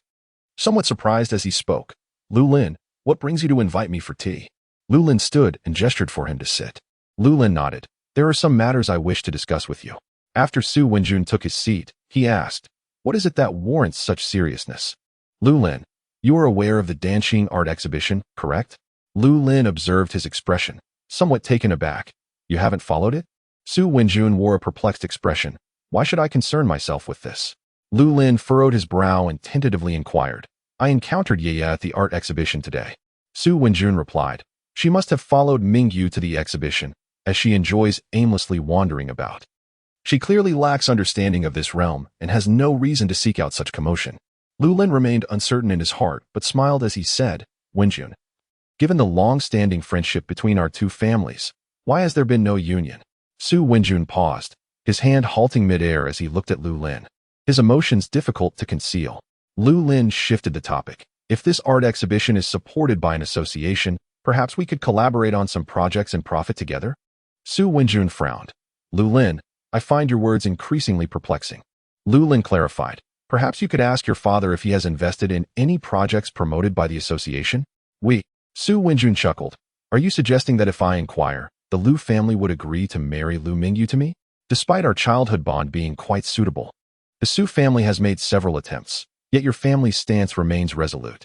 Lu Lin lowered his gaze and said, the union I speak of could be between me and Ye, fostering goodwill between our families, a win-win situation. Su Wenjun set down his teacup, anger flashing across his face. Lu Lin, while our families share a long history, you must recognize how the current Lu family compares to the Su family. Your sincerity is lacking. Lu Lin opened his mouth to explain, but Su Wenjun had already risen. Excuse me. The conversation had collapsed. Witnessing Su Wenjun's abrupt departure, Lu Lin felt an urge to smash his cup. But at that moment, the phone vibrated slightly, and Lu Lin looked down in surprise. Qin Lian inquired, You brought your sister here to play? Following this was a location address, indicating a standalone villa. Without hesitation, Lu Lin called Lu Qian and drove over. An hour later, Lu Lin arrived at the villa with the elegantly dressed Lu Qian. Upon entering, they encountered around 20 individuals in the hall, engaged in conversation or sipping drinks. Aside from a few elite scions from prestigious families on par with Qin Lian, the rest were strikingly handsome young men and women surrounding them. Qin Lian enjoyed socializing, albeit in a manner far more sophisticated than Su Wenjun or Hao Lushing. He never indulged in public entertainment, but preferred the seclusion of hidden villas throughout Shizi City. His companions were meticulously chosen through a rigorous selection process. This villa was not intended for residence, but rather for hosting various gatherings, discreet and secure. Lu Qian was aware of these circumstances, yet it was her first visit here and her first glimpse of how her ex-husband engaged in leisure. At that moment, Qin Lian lounged on the sofa, flanked by young women, some leaning against him, others serving him drinks. Lu Qian's emotions were on the verge of eruption, but she maintained a smiling facade as she linked her arm with Lu Lin's and stepped inside. Lu Lin calmly greeted Qin Lian. Young Master Qin, I brought my sister. Qin Lian glanced up, frowning. What do you mean by bringing my ex-wife here? Lu Lin was taken aback. You, young Master Qin. It was you who asked me to bring her. Qin Lian cast an irritated glance at Lu Qian and retorted to Lu Lin. I was referring to your other sister. Lu Qian's emotions finally erupted as she shouted sharply, Husband, it's one thing for you to fool around with other women, but you still think about that wretched woman. Qin Lian grew increasingly agitated, retorting, Who is your husband? Be quiet. Lu Qian rushed forward, slapping the woman beside him aside, exclaiming, You shameless harlot, seducing my husband. Get lost. The commotion rendered the atmosphere awkward. The other young masters and ladies exchanged glances, their eyes reflecting a sense of amusement at the spectacle. Qin Lian shifted to the side, arms spread wide as he addressed Lu Ling. Tell me, Lu young master, what on earth is this? Qin Lian laughed in frustration. Psychological therapy? You promised me a marriage alliance, yet you deliver a lunatic? Is your family playing tricks on me? In a flurry, Lu Ling shook his head vigorously. No, it's not like that. My sister, she. Enough, Qin Lian interrupted, his smile fading. I warn you, do not let me see this lunatic again. Lu Qian's chest heaved with rage. We are husband and wife. Qin Lian, you. Get out. Qin Lian interjected once more, raising his hand in exasperation. Several bodyguards promptly appeared, escorting Lu Qian out. The surrounding guests vacated the hall, making their way to the second floor, leaving only Qin Lian and Lu Ling in the expansive hall. Lu Ling stood there, gazing at the imposing figure of young Master Qin, who was seated centrally on the sofa. Qin Lian took a sip of his drink and then playfully gestured towards the sofa. Lu Ling. Shall we get straight to the point? Lu Ling took a deep breath and sat down. Late at night, Duan Xiuming drove Lu Mingyu to the side entrance of the Lu residence. After unbuckling her seatbelt, she pulled at the car door handle, only to find it locked. Duan Xiuming merely observed her, refraining from unlocking the door. Instead, he leaned closer with an assertive air. With one hand, he restrained both of her hands, rendering her immobile. Without any forewarning, he kissed her, pressing her back against the seat. His warmth enveloped her, and within the stillness of the night, the temperature inside the car surged. Lu Mingyu's expression shifted as she became aware of a perilous truth. Noticing her momentary daze, he released her.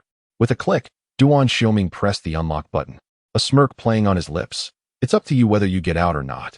As he spoke, he shifted gears, pressed the brake, and restarted the vehicle. His intentions unmistakable. Should she choose to remain inside, he would simply turn around and head to the apartment. Lu Mingyu calmly replied, "It's that time of the month." "How lovely," he remarked with a two-word appraisal. He then rolled down the driver's side window, extracting a cigarette between his fingers. Lu Mingyu opened the door, stepped out, and flashed him a smile. "Good night." With a decisive turn, she pushed open the Lu family door and entered. The heavy gates slowly closed behind her. Duan Xiuming watched her retreating figure vanish within, a smile escaping his lips. A spark flickered at his fingertips as he ignited the cigarette. One mustn't forget. His senses were remarkably acute. The time of the month referred to those days when male models were in demand, yet today was not one of them. Was she deceiving him? This scene was indeed grotesquely astonishing. The Lu family's grand hall was illuminated. Lu Qiuyang cast a somber gaze upon her, sneering coldly. "You truly possess remarkable audacity. Did I permit you to frolic outside until this hour?" Lu Mingyu chuckled lightly, inquiring, "Uncle, there exists a social platform that is currently the most popular among the youth." Lu Qiuyang retorted with scorn. "Is your affluent boyfriend someone you found online?" Lu Mingyu replied. "What I intend to convey is that I am engaged in self-media." Lu Qiuyang furrowed his brow, questioning, "What do you mean?" Lu Mingyu explained, "My follower count is substantial. Should you dare to harm my grandmother, I cannot guarantee that I will refrain from posting anything outrageous online. At worst, I shall abandon that account, and we shall both suffer the consequences." Lu Qiuyang abruptly rose, intent on approaching her with hostility. Yet, Lu Mingyu remained composed, not retreating an inch. "I have set commands. It would be futile for you to seize my phone. In 10 minutes, it will publish automatically without human intervention, safeguarding against your current intentions." Lu Qiuyang halted in his tracks, a fierce glint flashing in his eyes. Lu Mingyu continued, "Uncle, we live in an era defined by information. Your antiquated notions are ill-suited for today's society." Lu Qiuyang demanded, "What exactly are you trying to express?" Lu Mingyu stated, "Let us maintain our distance. Simply open the back gate and allow me free passage. The reputation of the family matters little to me, but it is of great concern to you." Lu Qiuyang's expression faltered, his countenance twisted as he gazed at her. "You truly excel at manipulating emotions." Lu Mingyu replied, "Thank you for the compliment. I kindly request the key to the back gate." Lu Qiuyang suddenly retorted, "Are you merely posturing? Do you genuinely possess a vast number of followers on your account? Can you truly wield social influence?" Lu Mingyu took out her phone, swiped the screen, and activated the notification sound. Instantly, a flurry of notifications erupted, ringing incessantly. She then silenced her phone and locked the screen before continuing with a smile. "Did you hear that? My private messages flood in by the hundreds every second, and my likes soared to 100,000 within 24 hours. Lu Qiuyang glared at her fiercely. "You have certainly inherited your father's cunning." Lu Mingyu replied, 10 minutes remain, 6 of which are left." Taking a deep breath, Lu Qiuyang opened the adjacent safe and tossed over a set of keys. Lu Mingyu approached, seized the keys, and without uttering another word, ascended the stairs. Upon returning to her room, she locked the door, took a few deep breaths, and unlocked her phone screen. The notion of having a vast following was pure deception.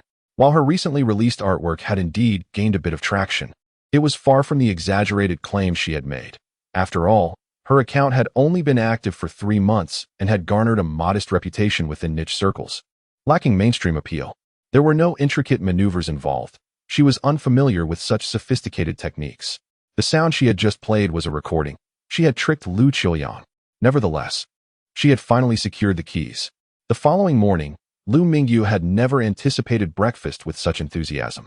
Upon finishing her meal, she promptly left the table, unlocked the back gate with the keys, and made her way towards her grandmother's house.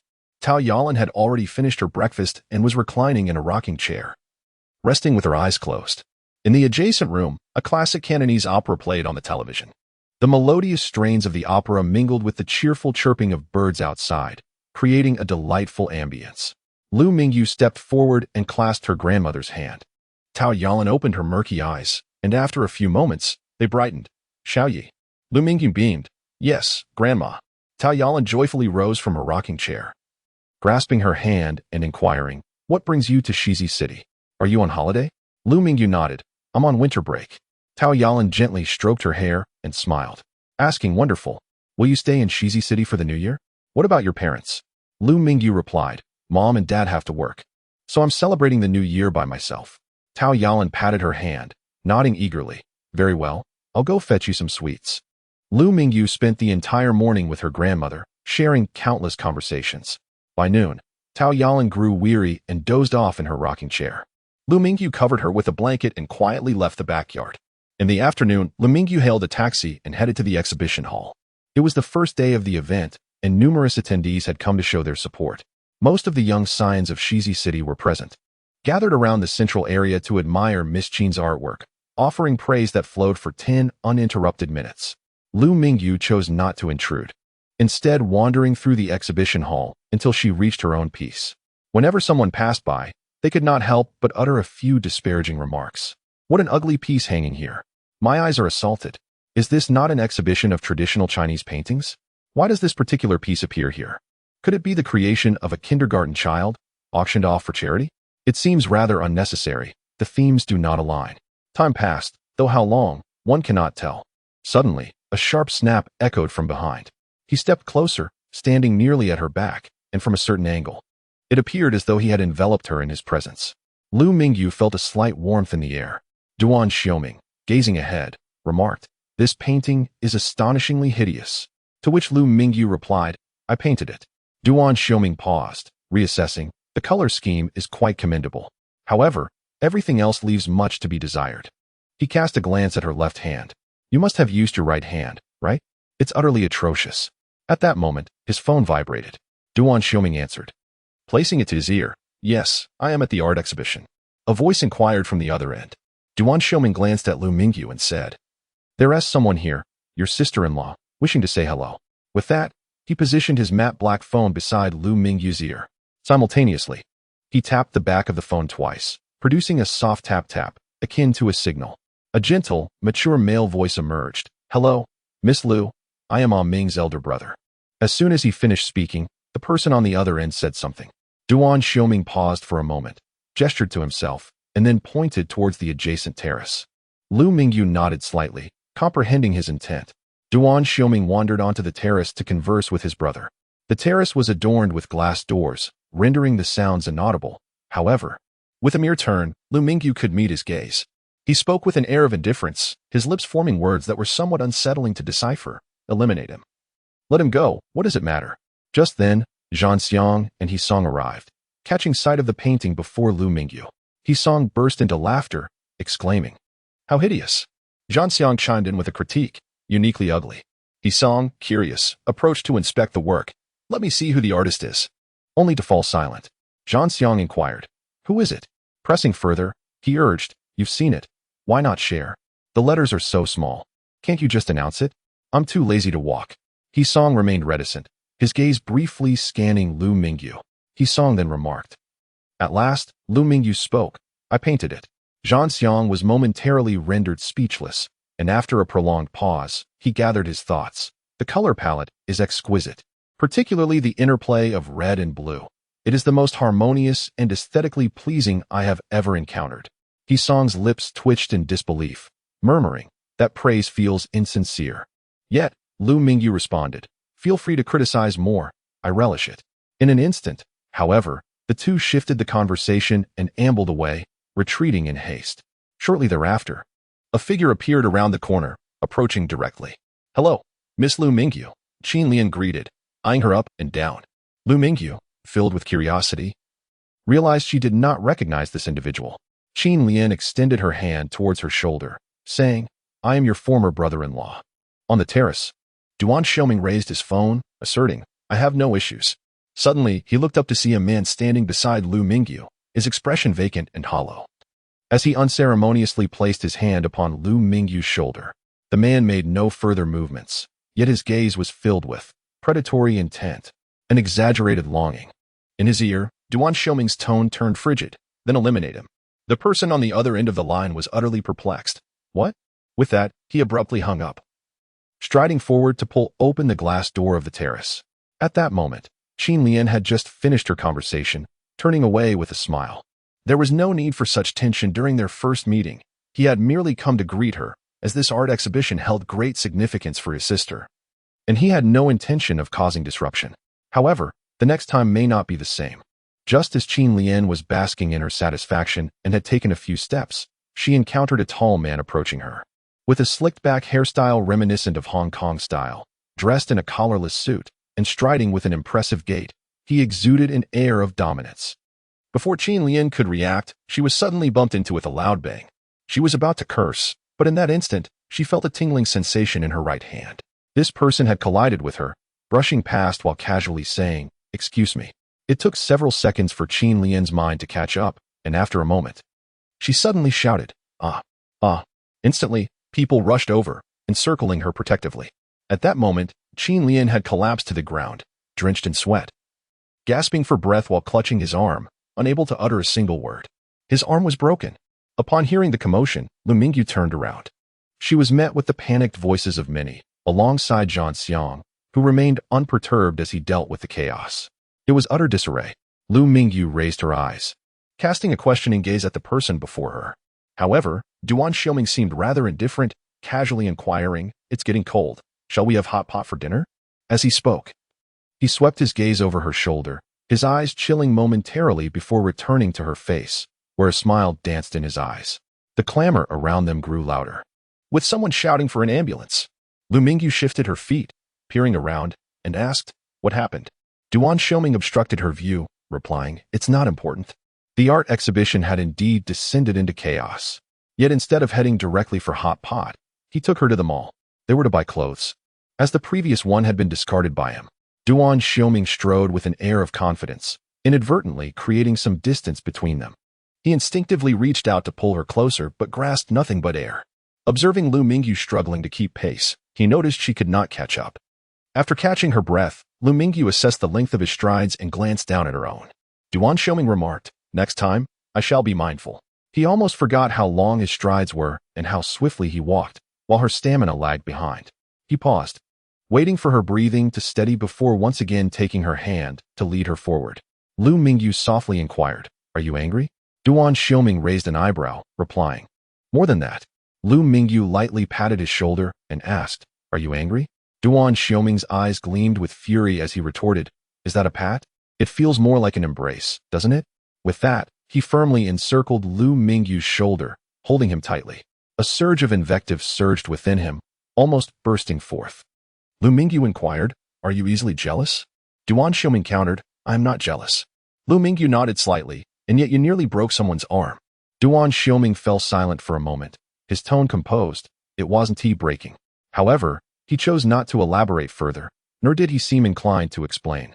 Lu Mingyu refrained from pressing the issue, instead regarding him with a newfound perspective. In a hot pot restaurant, Lu Mingyu perused messages on his phone, the group chat buzzing with discussions about the day's events. Duan Xiuming offered the menu, asking, "Shall we take a look?" Lu Mingyu replied, "You decide." Duan Xiuming nodded. "Can you handle spicy food?" Lu Mingyu responded, "I can eat it now. I couldn't before." Duan Xiuming ordered a inyang pot with mild spice and bone broth. Lu Mingyu quietly enjoyed her meal as Duan Xiuming served her vegetables, casually asking, "You rarely eat spicy food?" Lu Mingyu remarked, "You are quite the observer." Duan Xiuming shifted his gaze. "Apologies, it was instinctive. Did I offend you?" He then took a tissue and covered his eyes. "I won't look or observe." Lu Mingyu couldn't help but chuckle. "How can you eat if you can't see?" Duan Xiuming leaned back, the tissue still draped over his face, revealing only his chin and a pair of delicate lips. At this moment, a smile curved his lips. "You be quiet." An enduring silence enveloped the air, broken only by the bubbling of the hot pot. Duan Xiuming lifted a corner of the napkin and glanced over, only to be met by a pair of dazzling, bright eyes. Yet, she quickly concealed them, lowering her gaze to her meal. A fleeting glimpse. Duan Xiuming remained dazed for a considerable time, and when he looked at her again, that radiant allure had vanished. What remained was an unfathomable abyss of darkness, akin to an endless, bottomless well. He crumpled the napkin in his hand and smiled. Although it was merely a momentary flash, she no longer exuded the lifelessness that had permeated her being yesterday. That brief instant was undeniably a flicker of affection for him. Come to my place tomorrow to admire some paintings. The night had descended completely, and the landscape lights in the community had extinguished. In the darkness, that Bentley once again parked beside the entrance, eluding the surveillance. Lu Mingyu, not in a hurry to exit the vehicle, left the door closed. She turned her head to glance sideways. Indeed, he had leaned closer. This time, he did not confine her. Instead, he offered a gentle kiss, parting slightly after a long while. He was so near, saying, "You may like either my inner self or my outer self, just don't overthink it." Lu Mingyu gazed into his eyes, momentarily rendered speechless. He leaned down again, planting a soft peck, emotions, cultivated slowly. Lu Mingyu nodded slowly and subtly. Duan Xiuming fixed his gaze upon her eyes, observing her for quite some time before finally unlocking the car door. A red, swollen handprint marred Lu Lin's face, unmistakably left by Lu Qiuyang. Lu Qian wept, her tears flowing incessantly. Behind her, 3 cold and piercing gazes followed closely, impossible to ignore. In the days that followed, Lu Qiuyang rarely made an appearance, coming and going at odd hours, seemingly indifferent to Lu Mingyu. Lu Lin exhibited peculiar behavior, particularly in her gaze. Lu Qian maintained an air of sarcasm throughout, yet refrained from any physical altercations. The incident involving Su Siyue's project theft was exposed, but it bore no repercussions. Rather, it garnered her the attention of numerous esteemed elders from prominent families, who spoke of her with admiration. To ascend to greatness, one must possess audacity. The campaign for the Qin family's eldest daughter proceeded smoothly, further propelling Su Siyue's project proposal. Lu Lin sought her out several times, only to be met with Su Siyue's utter disregard. Su Wenjun finally grasped the situation but attempted to chastise his younger sister, only to be met with a torrent of anger from Su Siyue. This young woman was bursting with ambition, poised to amass wealth. As for Qinlian, she was at home, nursing her injuries while bound in plaster. The troubles of Lu Mingyu could not be resolved with money. Yet, life was leisurely. After obtaining the key to the back gate, Lu Mingyu spent her mornings conversing with her grandmother. The state of her grandmother improved day by day, her spirit gradually revitalized. At times, she could even hum along to the operas on television, having lived in Shizi City for a decade. It was the first time Lu Mingyu discovered such splendid scenery in the heart of Westlake. Life was simple and joyful. One evening, as dusk fell, it seemed to serve as a reminder of something. Deep within the Wetland Hotel's forest, beyond the independent courtyard rooms, lay quaint tea houses and personal lounges nestled among the small wooden cabins. At this moment, the 2 individuals found themselves within a quaint wooden cabin, where a self-service personal lounge exuded a delightful ambience, perfectly suited for their intimacy. Lu Mingyu accepted a drink, but refrained from consuming it. Duan Xiuming gazed at her, suddenly approaching and lifting her effortlessly, placing her upon the cocktail island. He positioned his hands on either side of her, easily encroaching her personal space. "Not drinking?" he inquired. Lu Mingyu shook her head. Duan Xiuming leaned closer, his voice husky. "Feel this." Lu Mingyu responded with silence. His breath caressed her neck. "When we were strangers, you were willing to sleep with me. After 20 days of acquaintance, you wish to abstain?" She gently pushed him away. "It's that time of the month." Duan Xiuming chose not to expose her fib, merely asking, "Were you satisfied those 2 times?" Lu Mingyu averted her gaze. Later, Duan Xiuming straightened his posture, creating a slight distance. "I have a painting delivered to Shizi City. Shall we go admire it tomorrow?" Lu Mingyu scrutinized his expression, softly inquiring, "Is it truly just to admire the painting?" Duan Xiuming's gaze was direct, yet the smile at the corner of his lips was pure. "You speak so ambiguously. I might misunderstand." Lu Mingyu reminded him, "It's that time of the month." Duan Xiuming nodded, merely to appreciate the painting. His eyes held no ulterior motives, exuding focus and sincerity. Lu Mingyu replied, "Then in the afternoon." Duan Xiuming asked, "Are you planning to sleep in tomorrow morning?" She clearly belonged to the category of those with irregular schedules, often sporting noticeable dark circles, as if burdened by unrelenting thoughts. Lu Mingyu responded. I need to accompany my grandmother in the morning. Duan Xiuming. I will pick you up at noon. Shall we dine together afterward? Mingyu. Sounds good. He curved his lips, supporting her with one hand as he leaned in to kiss her. As Duan Xiuming drove to the L residence, he noticed another car parked at the entrance. Whose is it? He inquired. His tone laced with an indescribable sense of pressure. Oh, really? He raised an eyebrow. Suddenly, he veered the steering wheel, bringing the car directly to the front gate.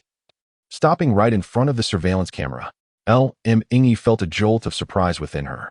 However, Duan Xiuming asserted, in a week. I shall come to propose. Mingyu turned her gaze toward him. Duan Xiuming tilted his head and remarked. The prospective son-in-law should not have to sneak around. Do you refuse to grant me a title? Mingyu took a deep breath. Suppressing her anxiety. Until the matter is settled, we must remain discreet. Duan Xiuming frowned, casting another glance at the vehicle. Yet he raised his hand to shift gears, maneuvering the Bentley to a secluded corner, away from the watchful eyes of the camera. Mingyu exhaled in relief. Duan Xiuming observed her with amusement. You are truly peculiar. At times, you exhibit remarkable courage, yet at others, you are easily startled. Mingyu lifted her gaze, locking eyes with him. Duan Xiuming met her stare, his eyes brimming with intensity. Suddenly, Mingyu propped herself up, placing a kiss at the corner of his lips, her voice carrying a subtle plea. Please hurry. Duan Xiuming's palm clenched into a fist as he spoke. His voice low. Are you enticing me? He maintained his unwavering gaze upon her actions, casually extending his hand to press the unlock button. Mingyu opened the door and exited the car. Duan Xiuming watched her as she stepped through the door, opened the window, and retrieved a lady's cigarette from the central console, igniting it. As the flame flickered, he focused intently on the vehicle parked at the entrance of the Lu residence. His friend's brother. It struck him as peculiar that he suddenly felt an urge to slam the accelerator and crash into it. Exhaling the smoke, he took 2 puffs before extinguishing the cigarette and driving away. Upon receiving a phone call, Lu Mingyu entered the hall to find Su Wenjun and Lu Lin in a tense standoff, their expressions grim, on the verge of physical confrontation. She hesitated, eager to witness the spectacle. Just then, Su Wenjun stepped forward and seized her wrist. Lu Mingyu frowned and attempted to break free, but to no avail. Su Wenjun's tone was urgent. Mingyu, I need to talk to you. Smack. Lu Lin slammed his hand on the table, seething. Su Wenjun, do not overstep your bounds. Su Wenjun loosened his grip. Lu Mingyu sidestepped him, observing the altercation between the two. Lu Lin, no longer inclined to show any courtesy, bellowed, your Su family truly knows how to seize what belongs to others. Without a word, your sister snatches my project. And you have the audacity to come to my home to take someone away? Is this a premeditated scheme by you two to bully the Lu family into submission? Taking a deep breath, Su Wenjun replied, I apologize for Ye's actions. I will teach her a lesson. Lu Lin interrupted him. You think you can teach her? Spare me the grandstanding. What followed was an exchange of heated retorts between the two. She locked the door behind her and propped a chair against it. Then took out her phone to message Su Suyue. Mingyu, your brother is arguing with Lu Lin, and despite the lengthy discourse, he hasn't gotten to the point. What transpired? Shu Suyu. Oh, he broke up with his girlfriend and intends to propose to you. Mingyu. Shu Suyu, did Lu Lin berate him? Was the quarrel intense? Did it escalate to violence? Ha. Mingyu, who is he proposing to? Shu Suyu.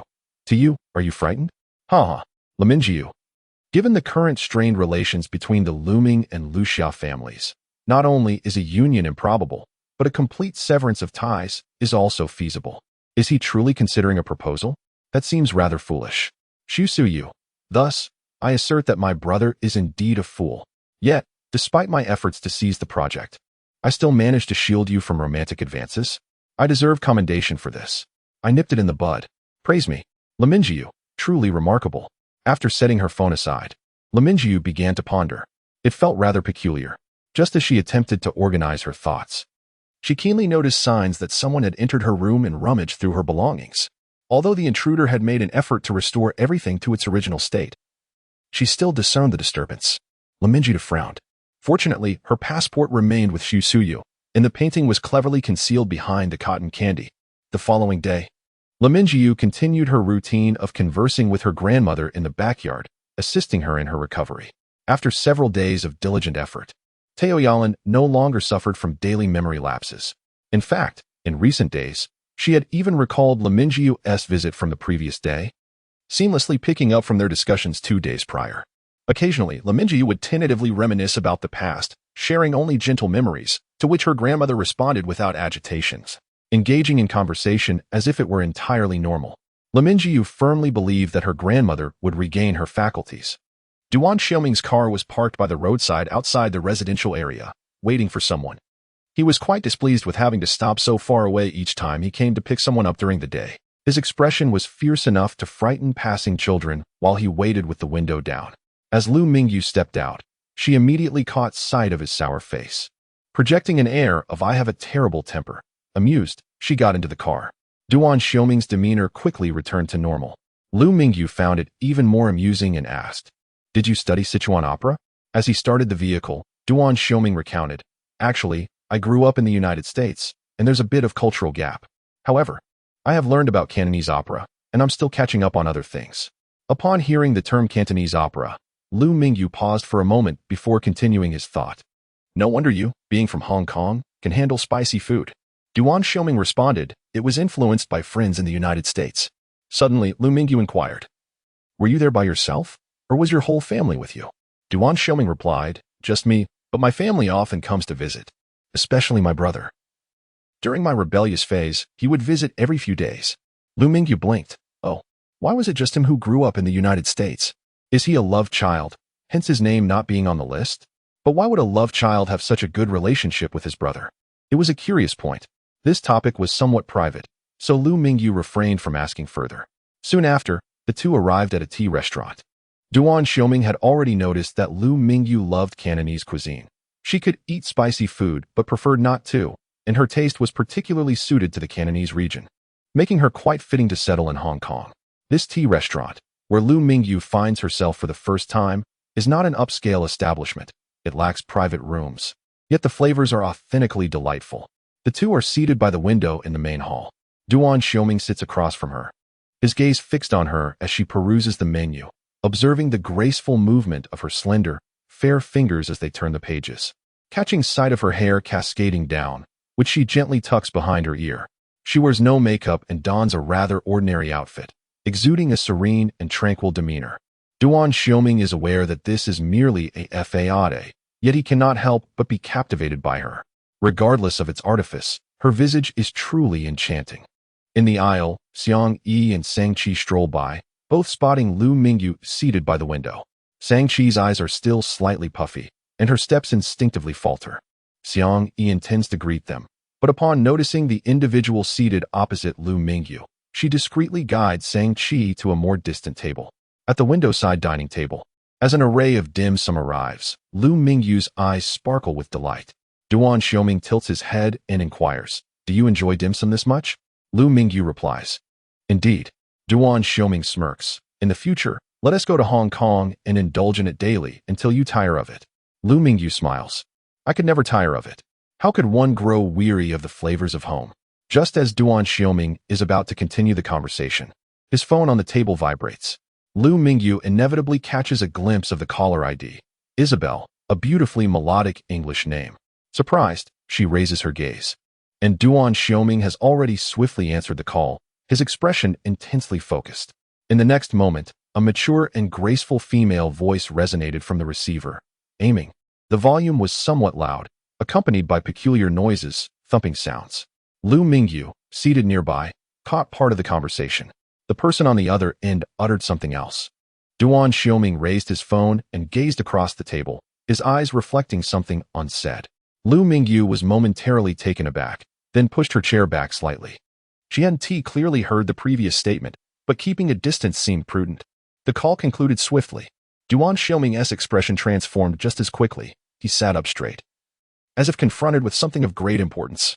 After hanging up, Mingyu simultaneously set down her utensils and looked at him, calmly awaiting his words. Duan Xiuming fell silent for 2 seconds before stating gravely, "Mingyu, I have to go abroad." "You're going for poverty alleviation?" Mingyu nodded without any surprise and inquired, "Bald eagle?" "Indeed," Duan Xiuming replied. Mingyu picked up her utensils again and said, "All right." Duan Xiuming paused briefly and added, "It's urgent. I cannot accompany you." Mingyu continued to nod, asking, "Leaving today?" I'm sorry, I must leave at once, he responded. Lu Mingyu's tone remained indifferent. It's fine. I can eat alone. The sound of a chair scraping against the floor echoed. In an instant, Duan Xiuming stepped before her, bent down, and cupped her face. A fervent kiss was placed upon her lips. His movement was so swift that Lu Mingyu was taken aback, her eyes widening slightly in astonishment. The surrounding crowd was captivated by the sound, and this scene sparked a minor commotion. With that said, he turned and strode away decisively. His foot pressed firmly on the accelerator, one hand gripping the steering wheel while the other inserted a Bluetooth earpiece into his ear. Commands flowed from his lips. Rapid yet composed. Yin Tianzhua, take care of my father. Do not concern yourself with anything else. The Bentley surged forward, emitting exhaust fumes as it raced towards Pudong International Airport at breakneck speed. In a tranquil restaurant, Lu Mingyu dined alone amidst an abundance of dishes meant for two. Unable to finish them all, she opted to have the leftovers packed. Upon exiting the restaurant, she coincidentally encountered Xiang Yi and Sang Qi, who had also just finished their meal. Sang Qi's eyes were noticeably puffy, a clear indication of a night spent in tears. Unaware of the underlying circumstances, Xiang Yi simply acknowledged Sang Qi's recent heartbreak, greeting Lu Mingyu with customary familiarity. Dining with your boyfriend? She inquired playfully, adding, that kiss was truly reminiscent of a romantic drama. But why did he leave? At that moment, Sang Qi spoke up. Can I talk to you privately? Xiang Yi looked astonished at the exchange between the two. Lu Mingyu nodded affirmatively, of course. Xiang Yi, slightly bewildered, replied, oh, all right. Lu Mingyu and Sang Qi made their way to a nearby CAF, ordering 2 cups of hot coffee. With her eyes reddened, Sang Qi's tears cascaded down her cheeks.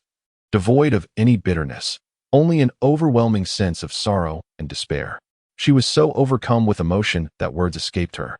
Lu Mingyu observed her in silence, taking a sip of her coffee. Ultimately, it was Sang Qi who broke the silence first. Was that your boyfriend, just now?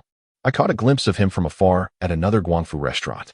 She let out a bitter laugh, adding, no wonder you completely ignored Su Wenjun. Your boyfriend eclipses him in every conceivable aspect. Lu Mingyu raised her eyes, countering, that has nothing to do with Su Wenjun. Sang Qi's expression turned pained. I know. You have never cared for him. Lu Mingyu lowered her gaze once more to her coffee. Seemingly unable to endure her silence, Sang Qi couldn't help but inquire. Why did your boyfriend leave you? It reminds me of the day he broke up with me. Lu Mingyu's grip on her coffee cup faltered as she asked. What are you trying to say? Sang Qi continued. That day, Su Wenjun left just as decisively, without a hint of hesitation, even costing me my job. I wonder if your boyfriend left without dining simply for another woman. Lu Mingyu's eyes sharpened slightly as she retorted, you have overstepped. Sang Qi averted her gaze, murmuring, I'm sorry. Lu Mingyu scrutinized her closely, frowning. Sang Qi still dared not meet her eyes, meekly confessing, I'm just so envious of you. You occupied Su Wenjun's entire youth. He may have never loved me, always waiting for you. Lu Mingyu squinted, gazing out the window. Be rational, be wise. Sang Qi blinked in surprise. What? Lu Mingyu set her coffee cup down and remarked, I heard from E that you excelled in university and could have joined a prominent listed company's headquarters. Why did you come to Shizi City and join the Su family? Lu Mingyu remarked. Is Su's company even among the world's top 500? Is it worth it? Sang Qi, perplexed, replied, you dare to ask me this? Su's company offers me a generous salary, a relaxed work environment devoid of pressure, and he treats me with kindness. Aside from matters concerning you, I am generally afforded autonomy in my decisions. I simply did not anticipate that he would sever ties with me, dismissing me from my position merely to propose to you. Lu Mingyu questioned, do you take pleasure in self-deprecation? Sang Qi furrowed her brow. I do not. What are you insinuating? Lu Mingyu countered. What merits does he possess aside from his affluent background? Is he truly admirable? Sang Qi, taken aback, responded with a wry smile. I am no privileged child of wealth. He, however, is the favored scion of the Su family. Surely that status is commendable? Lu Mingyu spoke softly. The eldest son Sang Qi looked at her, puzzled. Lu Mingyu continued. The Su family is not without heirs. What era do you think we are in? Do you believe the Su family's precious daughter is merely spoiled and devoid of capability? Sang Qi, astonished, inquired, what are you saying? What do you mean? Lu Mingyu pressed on. You have received several awards during your university tenure and have earned scholarships. Have you not? What aspect of Su Wenjun's character surpasses yours aside from his wealth? His affluence is the result of ancestral toil. What does it have to do with him? Even if one could consider it a strength, it remains singular. Why seek out someone lesser than yourself? Are you offering charity? An intangible form of charity. By diminishing your own worth and entrusting your fate to another, you allow them to manipulate your life at will. Had Shang-Chi pursued her career in the metropolis from the outset, she might not have faced such an arbitrary dismissal. Lu Mingyu herself was unaware of the source of her sudden ire, feeling an overwhelming urge to unleash her frustration. Shang-Chi gazed at her, her expression one of profound shock. Following this, a prolonged silence enveloped them, long enough for the coffee to grow cold. Lu Mingyu steadied her emotions and spoke. I apologize. My words were too harsh. However, Shang-Chi shook her head repeatedly, saying, No, not at all. You are right. It is my infatuation that has led to this outcome. Lu Mingyu stirred her coffee, reflecting, when it comes to love, one should either refrain from discussing it or engage in a relationship where both parties possess numerous virtues, fostering complementarity or mutual benefit. Time passed, and Shang-Chi seemed to have reached a realization. She organized her thoughts and expressed, Thank you. You truly are a wonderful person. Lu Mingyu turned her gaze toward her, replying, I also thank you for not disclosing what happened that day to Su Wenjun. Otherwise, Lu Qiuyang would have discovered she had gotten into that luxury vehicle, leading him to trace back to Zhang Xiang's lounge. And combined with the surveillance footage and what Lu Qian witnessed with the Maybach, it could have warranted her being confined 3 times. Brother, you are so verbose. She interjected. A day later, on a street in the LA slums, a sedan sped by. Several escorting vehicles followed closely, yet they were all intercepted. The sound of silenced gunfire pierced the air, shattering the rear window of the sedan. Inside, the occupants quickly ducked and shielded their heads. Suddenly, a sharp, piercing whistle echoed, a sound of a silenced sniper. The driver desperately pressed the accelerator, attempting to outrun the bullets, but it was futile. Boom! A tremendous explosion erupted nearby, sending shards of glass and debris flying in disarray. Another loud crash resounded as the sedan collided with the railing ahead. Blood streamed from the driver's temple as he succumbed to unconsciousness. The vehicle came to a halt. The sniper had seemingly vanished, likely neutralized. However, a cacophony of gunfire and chaotic explosions erupted around them, indicating a fierce clash between the opposing forces. In the back seat, Duan Xiuming noticed a black fragment that had grazed his thigh and brushed it aside. A torrent of blood gushed forth immediately. He took several deep breaths, gripping the briefcase beside him tightly as he attempted to push the door open. Damn it! It wouldn't budge. The scene of combat outside was utterly chaotic, making it impossible to distinguish friend from foe. He glanced down at his wound, blood flowing profusely. If this continued, he would bleed to death within the confines of the vehicle. Without hesitation, he tore off his tie to fashion a makeshift bandage, tightly securing it around the injury on his leg. Yet soon, blood began to seep from his abdomen as well. Beads of sweat dripped down Duan Xiuming's forehead as he hastily ripped off his shirt to continue binding his wounds. Outside, gunfire persisted amidst the chaos of battle. Flashes of light illuminating the surroundings, even as vehicles were sent flying from explosions. It was uncertain how long this would endure. At that moment, the roar of an engine pierced the air. A motorcycle suddenly barreled onto the scene from the end of the street, its speed seemingly capable of colliding with a tank. The rider, clad in black and wearing a helmet, wielded an unknown firearm, crouching low as he sped alongside the motorcycle. He raised his hand and began firing with astonishing precision, each shot striking true. In a matter of mere hundreds of meters, from the end of the street to beside the sedan, he unleashed a barrage of fire, seemingly indifferent to the identification of friend or foe. All had fallen silent. Only the distant sounds of battle continued to echo. Yet this individual seemingly disregarded everything else, fixated solely on that vehicle. With a swift motion, the motorcycle spun around and halted beside the car. The figure in black, with long strides, approached the rear seat of the vehicle. Behind him, the motorcycle toppled over with a crash. He did not spare a glance, nor did he remove his helmet. With a casual flick, he shed his jacket and wrapped it around his forearm, securing his fist. Then, with a resounding thud, he smashed the car window, violently forcing the door open from within. For a fleeting moment, it was almost overwhelming. After dragging the individual out, the man in black removed his helmet, lowering his gaze upon the captive. Duan Xiuming prodded at his wound and inquired, "How are you still injured?" Duan Xiuming inhaled deeply, his complexion pale, and exclaimed, "Let go. Be gentle." Duan Xiuming tilted his head and released his grip. Fortunately, a bystander quickly caught him, resting his arm on their shoulder, aiding him toward a safe corner against the wall.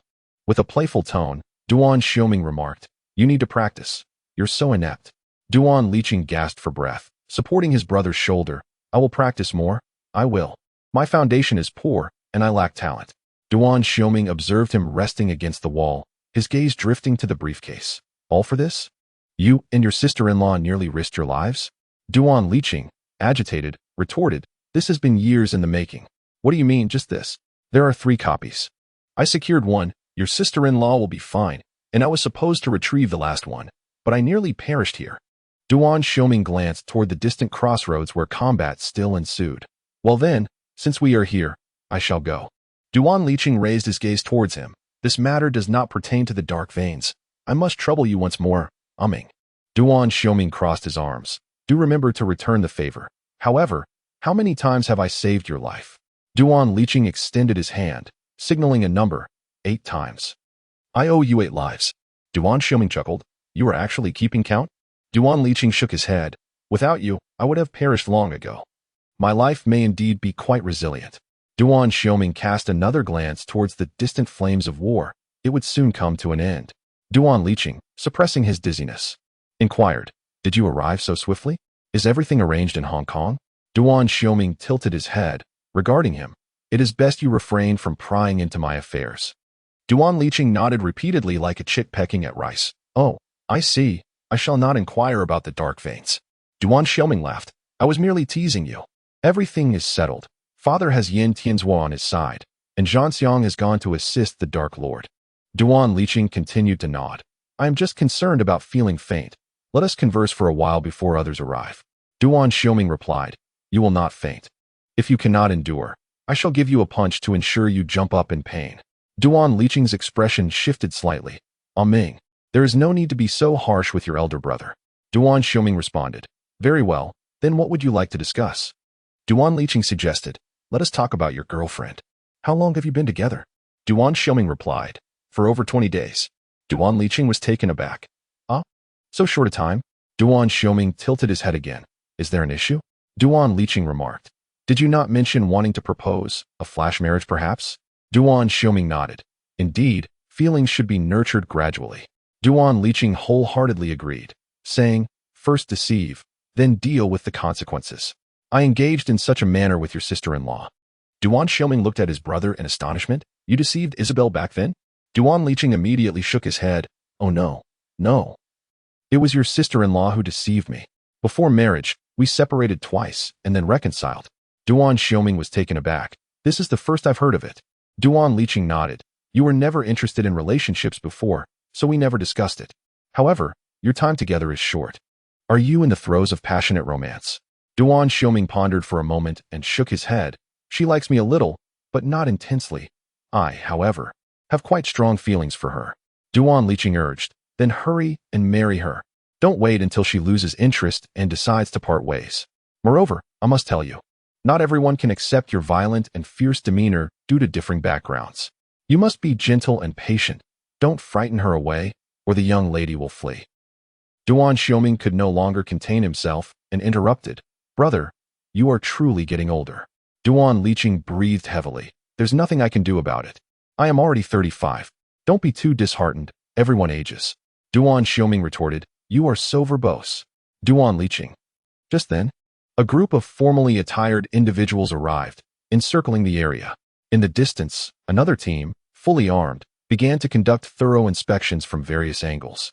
Duan Liqing finally let out a sigh of relief, his eyes reflecting the gratitude of having survived a harrowing ordeal. It had been exceedingly perilous moments ago. Duan Xiuming displayed no discernible change in his demeanor. He calmly removed his bulletproof vest and gestured to the person beside him before donning a fresh one. Beneath the slightly open collar, there was a swollen bruise, a testament to the formidable impact he had endured, even through the protective gear.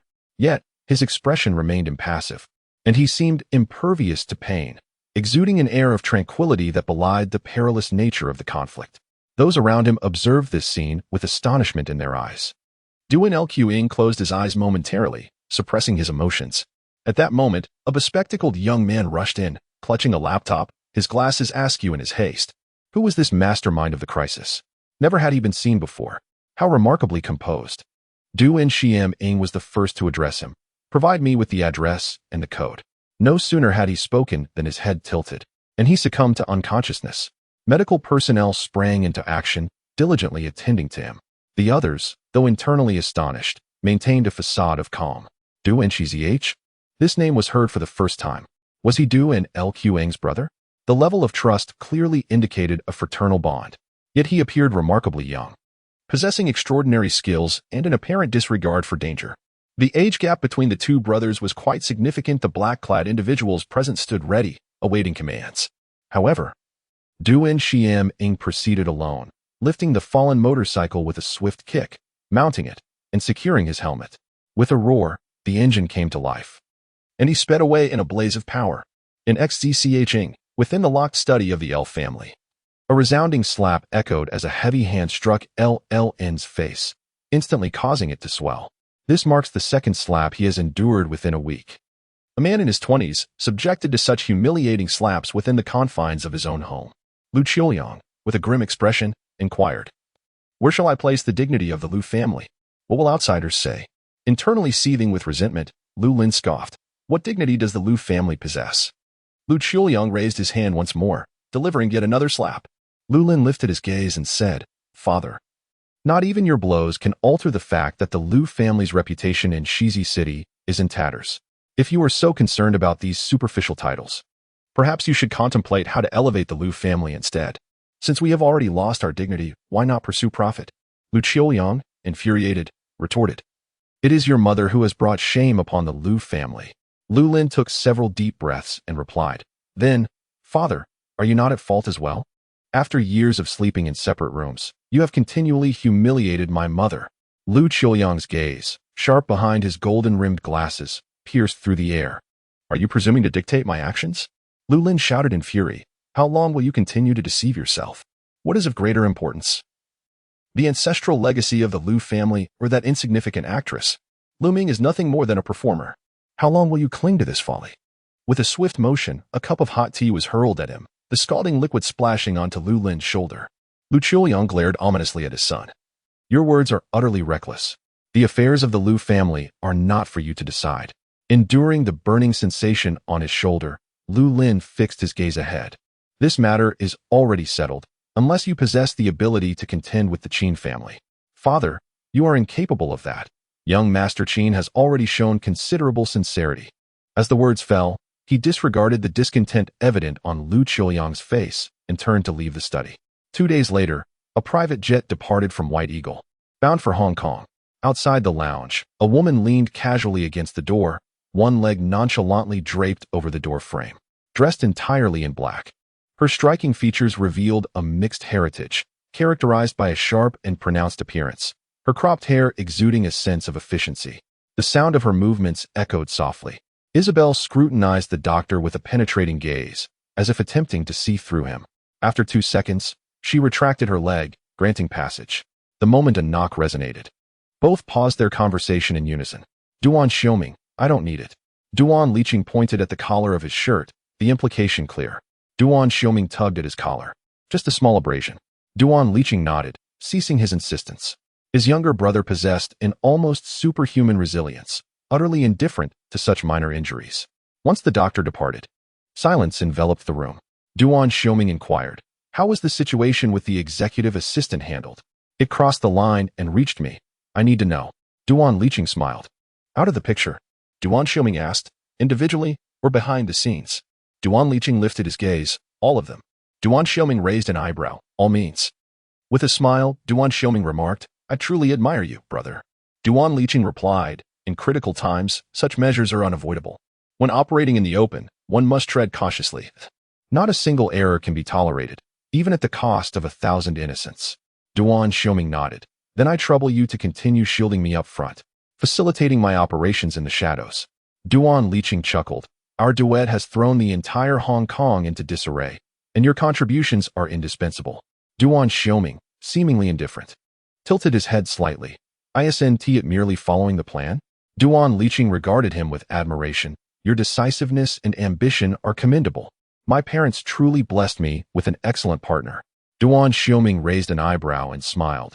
The kingdom is to be shared equally. Otherwise, I shall claim your 8 lives. Duan Liqing responded, of course, we agreed on that. Duan Xiuming lazily leaned back. I will make a final trip to Hong Kong to tie up loose ends. Once that's done, I shall propose. You must expedite your end, lest you delay my significant life event. Duan Liqing became intrigued. Shall I plan your wedding? Let us create an Asian-level celebration. Duan Xiuming corrected him. I desire a world-class wedding. Duan Liqing laughed. Very well. Suddenly, a series of impatient knocks echoed through the air. Duan Liqing stood up. We've finished our discussion. Isabel scolded. Then come out and eat. With that, she turned on her heel and departed, unconcerned whether anyone followed her. Isabel strode ahead, her steps large and swift. Duan Liqing quietly inquired from behind. Ming, is your girlfriend also this fierce? Duan Xiuming pondered for a moment before replying. She can be fierce, but not in this loud manner, more like a subtle, insidious ferocity. Duan Liqing nodded in understanding. That sounds rather intriguing. My curiosity is piqued. Duan Xiuming added. She possesses an air of mystery. On that day, upon finishing breakfast, Lu Ming noticed guests arriving at the Lu residence, gradually making their way to the reception hall. Lu Lin was attending to the guests with a demeanor that was both respectful and even somewhat obsequious. Shortly thereafter, Lu Qiuyang appeared, engaging in conversation with the visitors in a manner that exuded grace. Meanwhile, Lu Mingyu had ventured to the backyard to visit her grandmother, only to discover, upon her intention to leave at noon, that a new lock had been affixed to the backyard gate, effectively trapping her and her grandmother within. A frown creased her brow. What was the situation with the Lu family? Was there some significant matter they were deliberately concealing from her? At that moment, Tao Yalan appeared behind her, gazing through the glass door towards the main building. Gradually, several individuals emerged from the reception room, with Lu Qiuyang and Lu Lin bidding farewell to the departing guests. Lu Lin escorted them to the entrance with a bow and a nod, while Lu Qiuyang turned back after a few steps, casting a lingering glance at the pair of grandmother and granddaughter behind the gate. Instinctively, Lu Mingyu positioned herself protectively in front of her grandmother. Yet, a hand reached from behind, drawing her towards a small room. Tao Yalan said, Xiao Yi, I have hidden some delightful treasures in my cabinet. Shall I fetch them for you? All right, Lu Mingyu replied with a smile, turning around. Inside the small room, Tao Yalan rummaged through her cabinet, producing an array of trinkets and snacks, many of which were relics from over a decade ago, with some of the snacks even past their expiration date. Lu Mingyu diligently sorted through the expired items, discarding them, while engaging in light conversation with her grandmother. As the sun dipped below the horizon and nightfall enveloped the surroundings, Tao Yalan spoke softly, her wrinkled hand reaching out to caress Lu Mingyu's cheek. Lu Mingyu responded gently, Yes, Grandma. Tao Yalan's eyes suddenly began to redden. Grandma still wishes to accompany you to gaze into the eyes of a tiger, to ride horses, and to experience the roller coaster. Lu Mingyu chuckled. Gazing into a tiger's eyes is acceptable, but the others are out of the question. At such an advanced age, riding a roller coaster? How could Grandma even consider it? Tao Yalan inquired. Do you know who those people were that came to our home this morning? Lu Mingyu frowned. I do not recognize them. They are inconsequential, Grandma. Please do not concern yourself with them. Tao Yalan's gaze darkened. They are from the Qin family. I have encountered them before. Lu Mingyu was taken aback. Grandma, have you recalled something? Lu Mingyu was momentarily stunned. Yet, Tao Yalan smiled, forcefully pushing her out the door and shutting it behind her. A click echoed as the door was locked from within. Lu Mingyu hurried to the window. Grandma? To her astonishment, she saw Tao Yalan suddenly grasping a fruit knife from the side. Lu Mingyu's pupils dilated in horror. In the next moment, thrust. Grandma plunged the knife's tip into her own abdomen. She withdrew it. Blood sprayed forth. Again she stabbed. Again she pulled it out. In that instant, terror surged through Lu Mingyu's very being. Grandma! Her voice was sharp and sorrowful. She pounded against the window, kicking the door with all her might. It would not budge. Tao Yalan's voice echoed from within. Xiao Yi, do not concern yourself with this old woman. Leave. Do not feel guilty. As the words fell, she raised the knife once more, this time aiming for her heart. With a fierce thrust, blood pooled upon the ground, vivid and red. Xiao Yi, go. Leave. She screamed. Her face contorted in rage amidst the crimson chaos. Gasps of horror erupted all around. The hired hands frantically searched for the keys to unlock the door and rushed inside. Lu Mingyu trembled, covering her mouth with shaking hands, as she beheld her grandmother lying in a pool of blood, her eyes wide with disbelief as they met her own. Though her grandmother could no longer utter a sound, Lu Mingyu read her lips. Xiaoyi, go. The surroundings were in disarray. Frantic shouts rising and falling like a cacophony. The small backyard was teeming with people. Lu Mingyu felt as though her throat was constricted, rendering her mute. Her breath seemed to vanish. Her heart raced violently. She cast one last glance into her grandmother's eyes, and then, without hesitation, she turned and ran. She dashed toward the Lu family's front gate, fumbling for her phone. Her fingers felt as though they were devoid of blood, trembling desperately as she struggled to unlock the screen. Yet, before she could burst through the gate, a strong arm abruptly blocked her path, halting her mid-stride. Lu Mingyu, running at full speed, was thrown off balance by the force, collapsing to the ground. Lu Lin restrained her with one hand, while the other snatched her phone away, coldly dragging her along. They were pulled towards the side courtyard storage room. Lu Mingyu's fingertips trembled as she retrieved a metal hairpin from her pocket. With a swift thrust, she plunged it into Lu Lin's arm. In that moment, Lu Mingyu's eyes burned with rage, yet not a single tear fell. She clenched her jaw tightly and made another fierce slash. With all her strength, she pulled downward. Lu Lin roared in anger, snatching the object from her grasp and throwing it aside. His arms were stained with blood, yet he resolutely clutched Lu Mingyu, dragging her violently into the warehouse. The incessant buzzing in her ears rendered her deaf to all sounds. Summoning her last ounce of strength, she cast a glance outside the door. The twilight enveloped the world in darkness. The taut string that had been stretched for a decade finally snapped with a jarring clatter. Her hands and feet were hoisted, shackles fastening tightly around her. The door of the warehouse slammed shut. Lu Mingyu found herself ensnared in the stifling abyss, where darkness reigned supreme. She gasped for breath, attempting to steady her racing heart, her eyes wide open, fixated on the void ahead. At last, her hearing returned. Yet the suffocating atmosphere persisted, rendering her breaths short and frantic. Through the crack of the door, she discerned the frantic sounds of the Lu family. Ambulances, hurried footsteps, piercing screams, and more. After several chaotic hours, silence finally descended. In the dead of night, the warehouse door creaked open, and Lu Qian strode in. An icy demeanor etched on her face, a leather belt clasped in her hand. Lu Mingyu looked up, her expression devoid of emotion as she regarded her. With a flick of her wrist, Lu Qian cracked the belt against the ground, producing a sharp sound. Are you not afraid of this? You truly possess the audacity of a bear and the heart of a leopard. Lu Mingyu merely inquired, where's my grandmother? She is dead. Lu Qian retorted with a mocking laugh. Are you happy? Your Achilles heel no longer exists. She is dead, utterly gone. Lu Mingyu lowered her gaze, remaining motionless. Lu Qian advanced step by step, exclaiming, you are truly cold-blooded. What happened to the bond between grandparents and grandchildren? In the face of such a scene, not a single tear escaped your eyes. And now, looking at your face, I see no trace of sorrow or grief. Lu Mingyu sighed softly. Grandmother paved a path for me with her life. This path is fraught with thorns, stained with bones and blood. Lu Qian retorted angrily. Are you flaunting your favored status again? Lu Mingyu calmly uttered 4 words, boundless love. What? Lu Qian, clearly confused, merely cursed. You cold-blooded woman deserve to be locked up here. Lu Mingyu fell silent, continuing to lower her head, her gaze dull and devoid of light. This decade-long struggle had culminated in her defeat, her efforts rendered futile. Suddenly, Lu Qian lashed out with a belt, demanding, speak to me. Beg for mercy. Hurry. Plead with me. Lu Mingyu flinched, feeling the sting of the blow on her back. It hurt, physically, but she felt little else.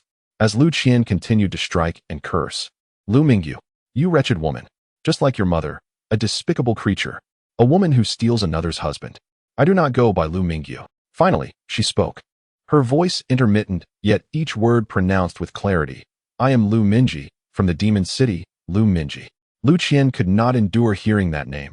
Upon those words, she lost her composure and rushed forward, delivering a resounding slap. Lu Qian angrily rebuked, silence. You are merely Lu Mingyu. You are the daughter of an actress.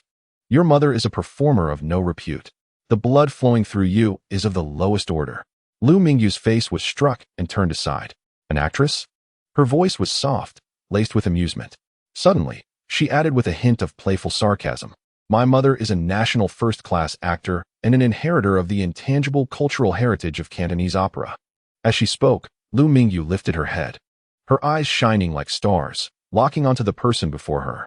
Her voice was resolute and powerful, her red lips enunciating each word clearly. Da, Qing, E. Lu Qian's pupils began to constrict fiercely.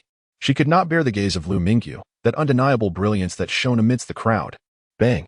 Lu Qian began to frantically kick and pound, shouting, "Be quiet. I will gouge out your eyes. An actress is still just an actress. A despicable actress. How can you compare to me, with both my parents hailing from prestigious families? Shut your mouth." Yet, amidst her frantic assault, Lu Mingyu laughed, and then spoke words that Lu Qian could scarcely imagine. The great cause of the proletarian struggle and human liberation. Lu Qian was so stunned that her actions halted, gazing at her in terror. "What are you talking about?" Lu Mingyu raised her eyes once more to meet hers. Mao Zedong thought. You don't know Mao Zedong thought? The look in her eyes was thick with mockery. Lu Qian was left speechless. Lu Mingyu laughed again, panting between her giggles. "A lady of a noble family, yet your mind is utterly vacant?" In that moment, Lu Qian found herself at a loss for words. Barriers of thought, of realm, of spirit. Lu Mingyu gazed at her with piercing eyes that seemed to penetrate the very essence of her being. Lu Qian met that gaze, feeling as if she stood beneath the lofty disdain of the highest dimension, infused with the utmost derision and arrogance, mocking the grotesque souls of humanity. That look was a lethal blow to Lu Qian. Infuriated, her pupils trembled violently as she charged forward, exclaiming, "I will kill you." She brandished a belt, bringing it down with force. Yet, in the next instant, Lu Mingyu, seemingly impervious to pain, extended her hand and seized one end of the belt. With a swift tug, Lu Qian, caught off guard, stumbled forward and fell at Lu Mingyu's feet. Their faces were mere inches apart, and for the first time, Lu Qian beheld her cousin so closely. The breathtaking beauty of Lu Mingyu was maddening, accentuated by eyes that seemed forged in the fiercest flames, sending shivers down Lu Qian's spine and igniting an instinctive tremor within her. Lu Qian was momentarily entranced. The sound of clanking chains echoed as Lu Mingyu wrapped her arms around Lu Qian's neck, entwining the chains along with it. Lu Qian gasped in shock, attempting to break free. Yet, the more she struggled, the tighter the binding became. Lu Mingyu, devoid of expression, continued to peer down at her with an unwavering gaze. In a panic, Lu Qian shouted, "Let me go! Release me!" But Lu Mingyu tightened her grip, pulling the chains closer. Lu Qian, filled with terror, cried out, "Have you lost your mind? Do you intend to commit murder? Do you dare to kill? You lunatic!" In a moment of frail breath, Lu Mingyu uttered words that were profoundly shocking. "What is there to fear?" In the next instant, the grip on her tightened fiercely. The pressure constricted Lu Qian's eyes, causing them to bulge, while her tongue extended painfully from her throat. The skin on her neck was deeply indented, marred by crimson lines that oozed blood. Lu Mingyu exerted every ounce of her strength, her wrist chafed raw by the handcuffs. Blood dripped steadily, staining Lu Qian's face and hair, a vivid scarlet bloom. Lu Qian felt herself suffocating, her vision darkening as she was compelled to meet Lu Mingyu's gaze. This face was undeniably beautiful, yet its fragility, marred by injury and confinement, lent it a haunting allure. Her head tilted slightly back, revealing her delicate neck, beads of sweat cascading down in a manner that evoked sinful thoughts. Yet, in this dire situation, the depths of her eyes radiated a chilling intent to kill, devoid of madness, but rather imbued with a serene and calculated malice, tinged with a hint of mockery, as if observing a cherished toy being deliberately destroyed. Despite her apparent weakness, her grip only tightened, disregarding the deepening wounds on her wrists. The metallic scent of blood was overwhelming. She truly intended to kill her, right here, right now. Lu Qian kicked and thrashed, yet Lu Mingyu refused to relent. At that moment, with a resounding crash, the warehouse door swung open. Lu Lin rushed in, forcefully prying Lu Mingyu's hands apart and pulling Lu Qian to safety. The deep crimson marks encircling Lu Qian's neck were a harrowing sight. She could hardly stand, collapsing into Lu Lin's embrace as she coughed violently, a torrent of fear surging within her, even daring not to meet Lu Mingyu's gaze. Yet, Lu Mingyu merely cast her a fleeting glance, dragging the chain and leaning against the wall. The warehouse was suffused with the acrid scent of blood, unbearable. His hands were wrapped in bandages, a long gash that was nearly in need of stitches. All of this was courtesy of Lu Mingyu. "You madman," he scolded. Lu Mingyu paid him no mind. Continuing to sit on the ground, cradling his knees, Lu Lin commenced a tirade of anger. How many times must I tell you to be sensible? What do you intend to do? Kill someone? Lu Mingyu tilted his head, a disdainful chuckle escaping his lips. Lu Lin, provoked like Lu Qian, shouted, "What are you laughing at?" Lu Mingyu raised his gaze, the sharpness in his eyes no longer concealed. "I laugh at the imminent demise that awaits you." Lu Lin picked up a belt from the ground. "Do you still want to be beaten? I will whip you for 3 whole days." "Suit yourself," Lu Mingyu replied, his tone as cold as ice, devoid of emotion. Lu Lin's chest heaved with agitation, but ultimately, he stepped outside, locking the warehouse door multiple times. As the heavy door closed once more, Lu Mingyu lowered his head, his expression inscrutable. At that moment, she seemed devoid of feeling, her mind racing. She began to replay the events of the day, the guests, the Qin family, her grandmother's words. What purpose did the Qin family have in visiting the Lu family? What agreement had Lu Lin forged, considering his obsequious demeanor? Why had she been specifically locked in her grandmother's backyard? Was it to keep her from seeing something? To shield her from the truth? What does the distant gaze of Lu Qiuyang signify? After a considerable pause, Lu Ming slowly raised his eyes, fixated on the door of the granary. In the pitch darkness, his eyes blazed like fire, radiating an intensity and pressure that sent shivers down one's spine. Fearless and devoid of vulnerabilities, she stood unyielding. By a twist of fate, Lu Qian was admitted to the hospital. She resisted treatment vehemently, screaming in a frenzy down the hospital corridor. Ultimately, she was forcibly restrained, with Lu Lin and Du Wenxin collaborating to bind her to the hospital bed. Yet, Lu Qian continued to scream, her cries wrenching and heart-rending. "That is my husband. Mine." Du Wenxin approached, intending to cradle her in comfort, but was met with a fierce bite. Had she not evaded in time, Du Wenxin's hand would have been severely injured. Lu Qian had completely lost her sanity, driven to the brink by overwhelming distress. In her desperate struggles, her wounds reopened, necessitating another flurry of activity. Du Wenxin gazed at her daughter with profound sorrow, rendered speechless. Lu Lin quietly exited the ward, only to encounter Lu Qiuyang at the doorway, his face adorned with a smile. A sudden shock coursed through Lu Lin, prompting him to exclaim, "Father?" Lu Qiuyang responded with a smile, "You've done well. Your ex-husband has married your sister-in-law, providing the entire city with a spectacle, and now he has driven his own sister to madness." Lu Lin's complexion darkened instantly. Lu Qiuyang, with a warm smile, even patted his son's shoulder, saying, "Continue on. The Lu family will eventually be entrusted to you." At this moment, Du Wenxin stepped forward, reprimanding, "What does this have to do with my son? It was designated by the eldest son of the Qin family, and there has long been a marriage agreement between the Qin and Lu families. Moreover, can you bear the consequences of offending the Qin family?" Lu Lin interjected, "Indeed. It was Qin Xiao who pushed this forward. We are merely accepting it passively." Lu Qiuyang offered a different perspective, stating, "With our mother's passing, the wedding is certainly off. We observe a 3-year mourning period." Lu Lin immediately responded, "I have already discussed this. The Qin family proposes an engagement first, but they hope that our Lu family will conduct a low-key burial." Du Wenxin scoffed, "That old woman has been mad for so many years. How many people still remember her in the backyard? Even if we hold a grand funeral, nobody would attend." Lu Lin frowned. "It's a pity that the wedding has turned into an engagement ceremony." Lu Qiuyang chuckled mysteriously, slowly adding, "Indeed, it is a pity." Du Wenxin crossed her arms and coldly inquired, "Now that the old woman is dead, who can restrain Lu Ming? How will she explain to the Qin family if she runs away?" Lu Lin frowned. "Can she still run away with the engagement in place?" Lu Qiuyang's smile was as warm as spring.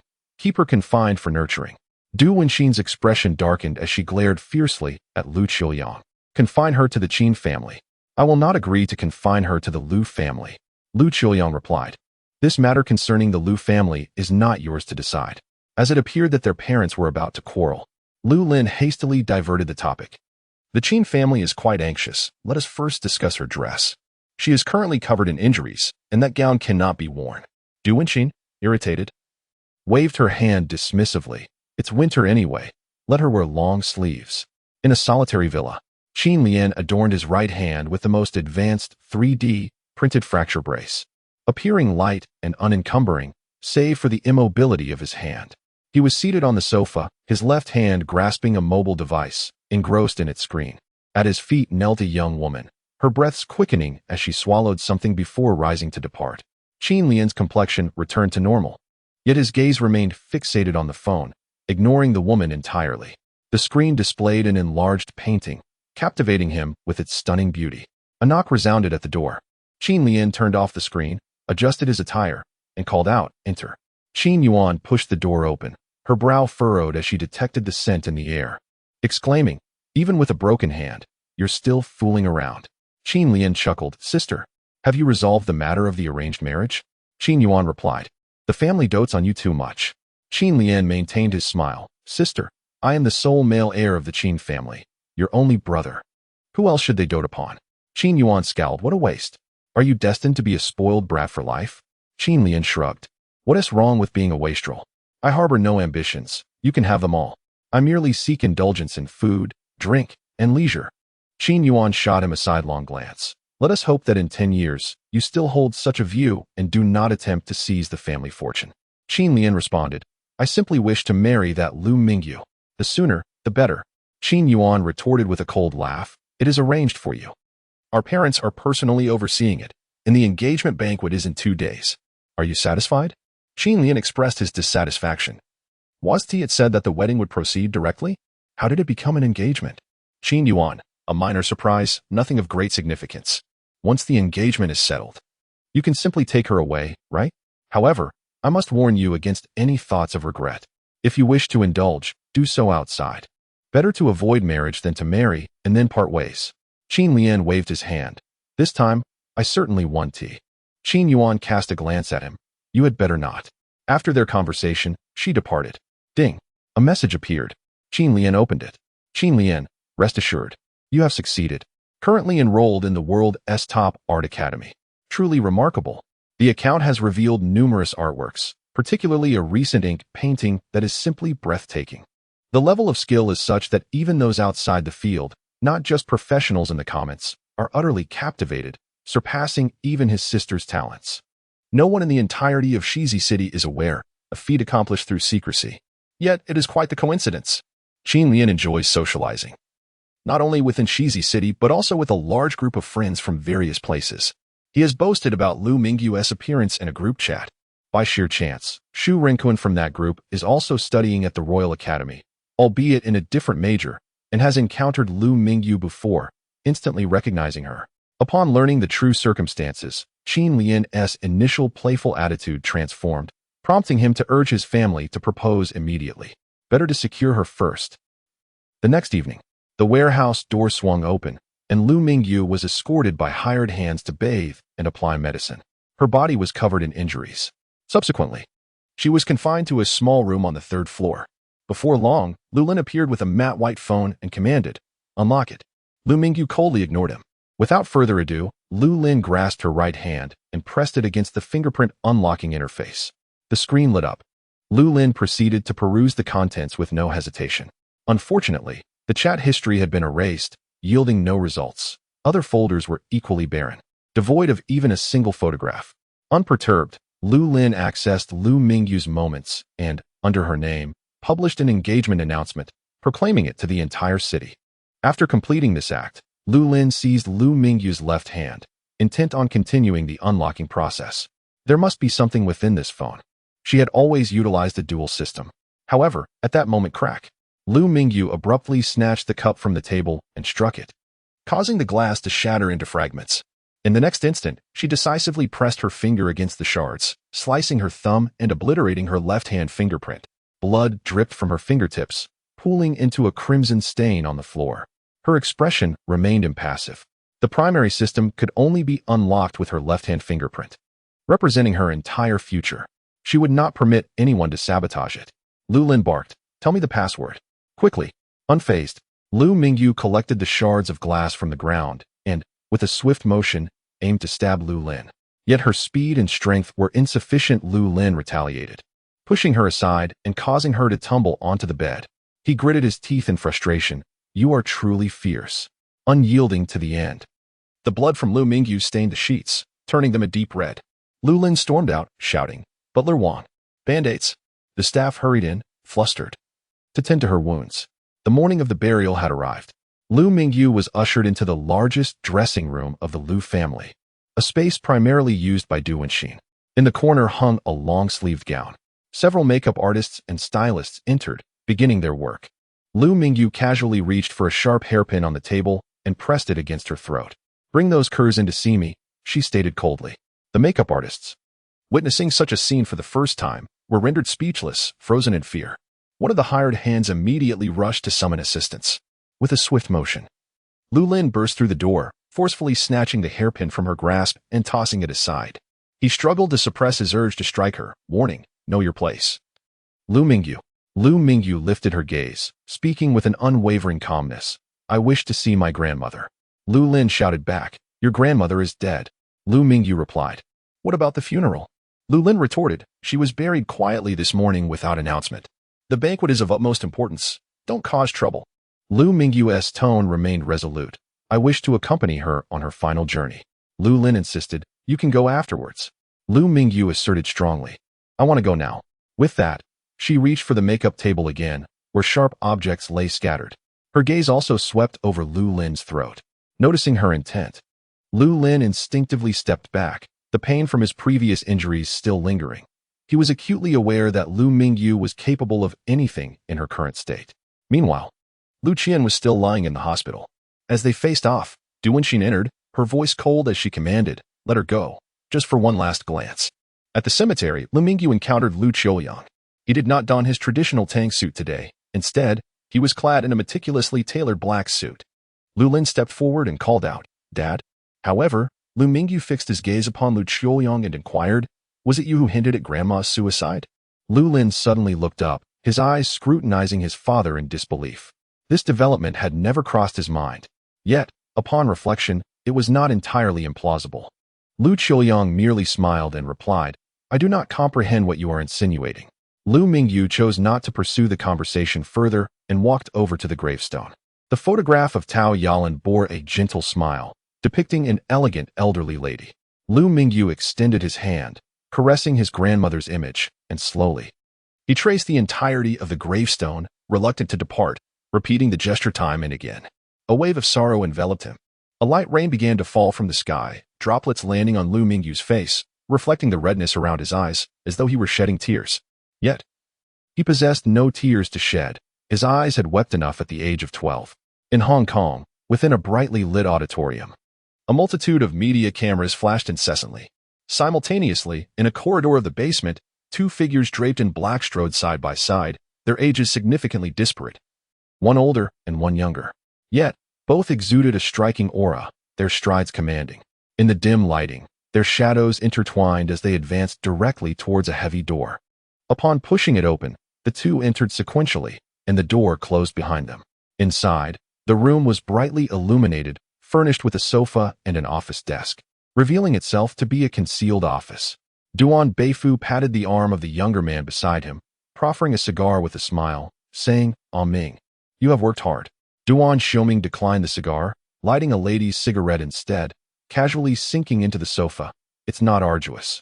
Divide the profits, share the power. Partition the territory, swiftly." He crossed his legs, leaning back. "What belongs to my father is his. As for you, third uncle, this is an underhanded transition. Not a fraction of what is rightfully mine shall be diminished." Duan Beifu raised his hand to point at him. "You little rascal certainly knows how to climb the ladder. Always looking like you're ready to usurp power and incite rebellion. I haven't even scolded you yet. We agreed to play act, yet that vehicle nearly toppled. That's murder." Duan Xiuming flicked the ash from his cigarette. "Merely trifling matters. Aren't you the esteemed shadow master afraid of such trivialities?" Duan Beifu retorted, "Do not feign ignorance. You know I bear hidden injuries, remnants from my youth when I saved your grandfather. Now that I am older, I cannot afford to be as reckless as you youngsters. Your brother is equally foolish, indulging in your antics."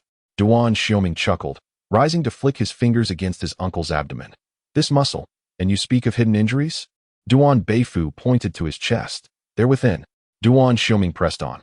"Let us get to the point. I am eager to depart."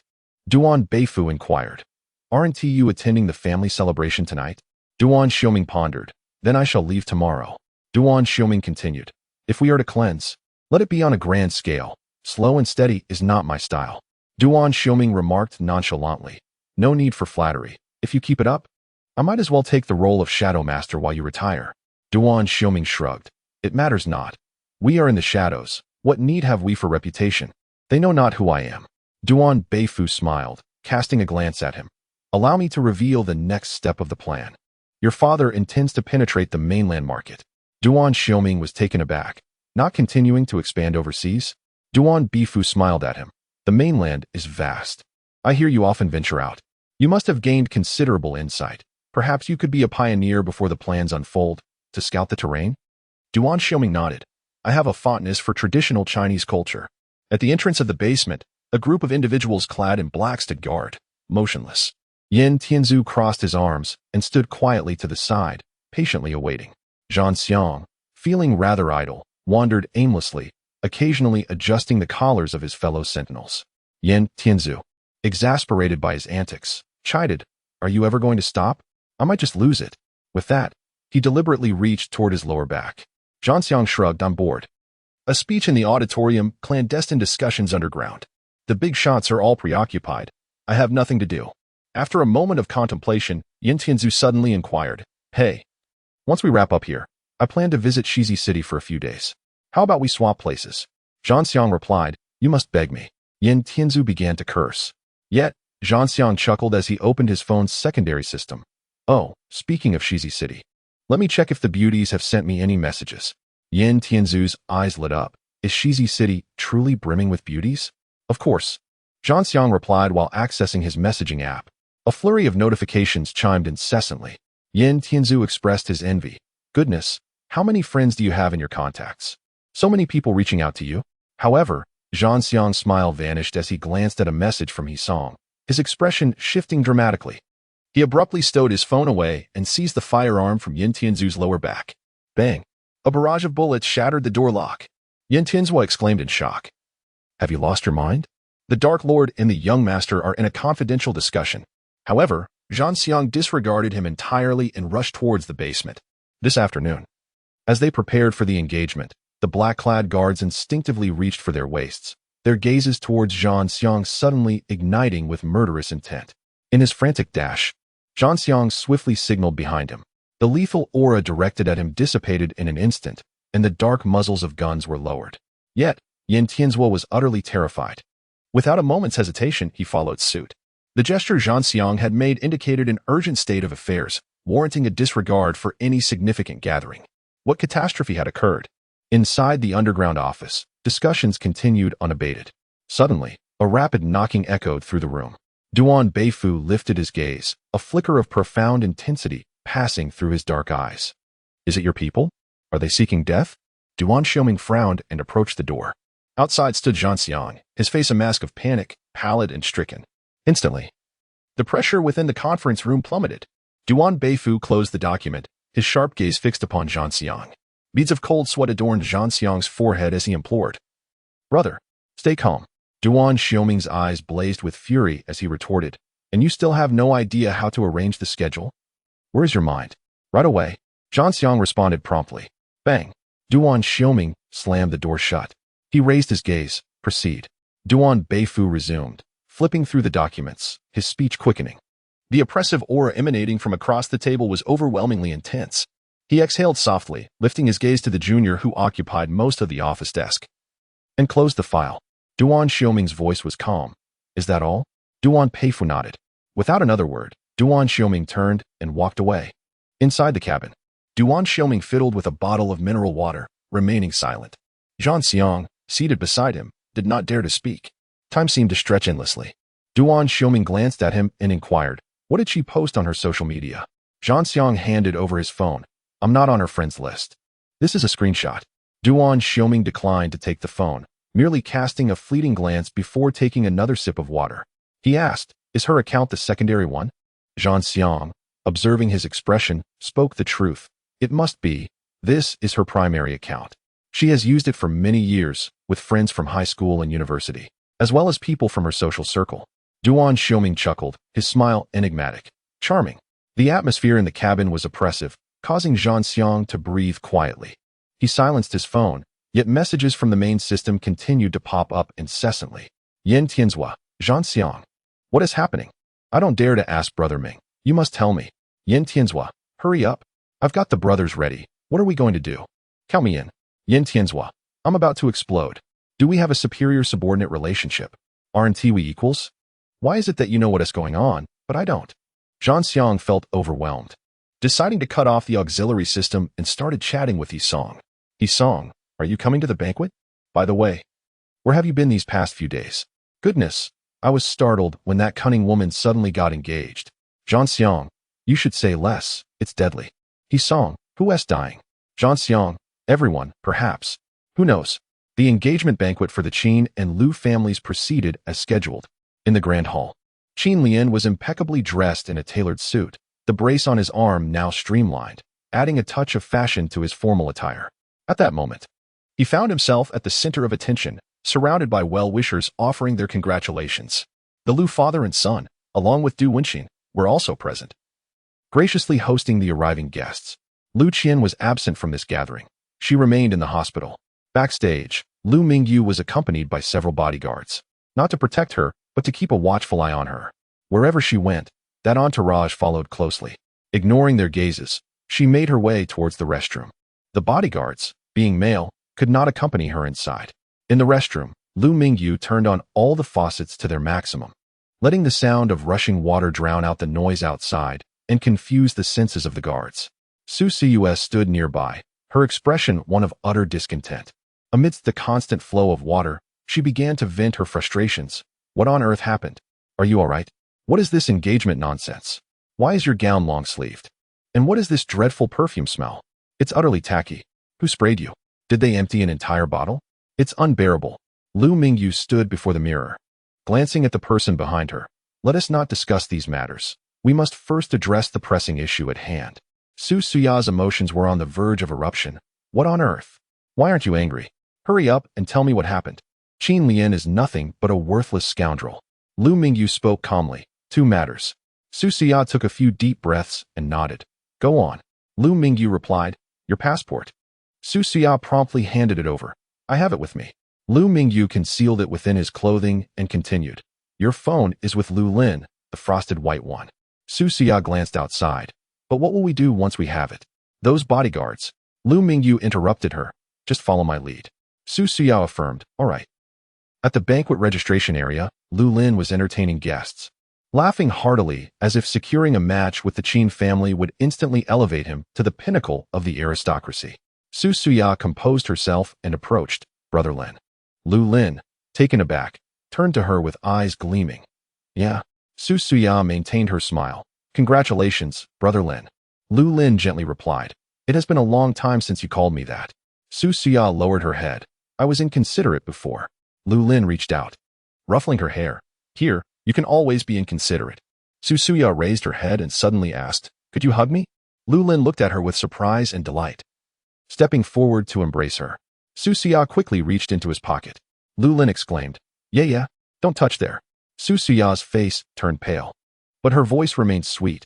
But I want to. The voice of Lu Lin was hoarse. So many people are watching. Su Suya replied, Well, then I won't hold on anymore. The two parted ways. Lu Lin wished to say something further, but Su Suya had already hastily departed, her pace swift. Qin Lian approached with a smile, commenting, Why didn't you hold on longer? You should have embraced a while more. Meanwhile, Lu Mingyu had not lingered long in the restroom. The four bodyguards at the entrance began to urge him. After a moment, Duan Xiuming entered with a frosty expression. The banquet has commenced. Do you intend to delay? Lu Mingyu composedly lifted his foot and made his way toward the banquet hall. In the corridor, he brushed past Su Suya. In the fleeting moment of their gaze meeting, a frosted white phone slipped into Lu Mingyu's sleeve. Simultaneously, Su Suya greeted Duan Xiuming. Aunt Du. Congratulations. At the West City Airport, Zhan Xiang spoke as he walked. Mingyu, the car has been brought around and is waiting outside. Daniel has picked up the pace quite well. But brother, do you not want to calm down a bit? Charging in there, you won't seriously consider harming someone, will you? Duan Xiuming pressed his lips together, remaining silent as he briskly exited the airport, an aura of coldness emanating from him. At that moment, his phone vibrated. He casually swiped the screen, but his steps halted abruptly, freezing him in place. Lu Mingyu's message read, Are you planning to intercept the wedding? An accompanying location address followed. Beside him, Duan Xiuming stood bewildered, unsure why Mingyu had suddenly stopped, and the atmosphere felt decidedly off. Moments ago, there was an air of menace, which has now transformed into a palpable fury, an inexplicable oddity. Duan Xiuming gazed up at the distant sky, tilting his head slightly and narrowing his eyes. Duan Xiuming felt a jolt of alarm, recognizing that Brother Ming was at the peak of his displeasure. He tentatively inquired, "Brother? What is it now?" Truly, he was at a loss. Duan Xiuming extended his hand sideways, demanding the keys. Without hesitation, Duan Xiuming handed over the car keys. He found himself utterly bewildered by Brother Ming's thoughts, uncertain of the next course of action.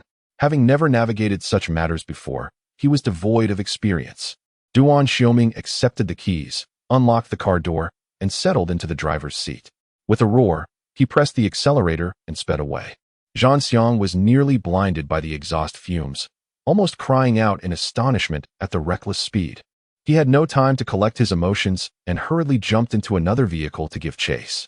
At the engagement banquet, the atmosphere was initially animated. After successfully engaging the crowd, both parties ascended the stage, standing face to face.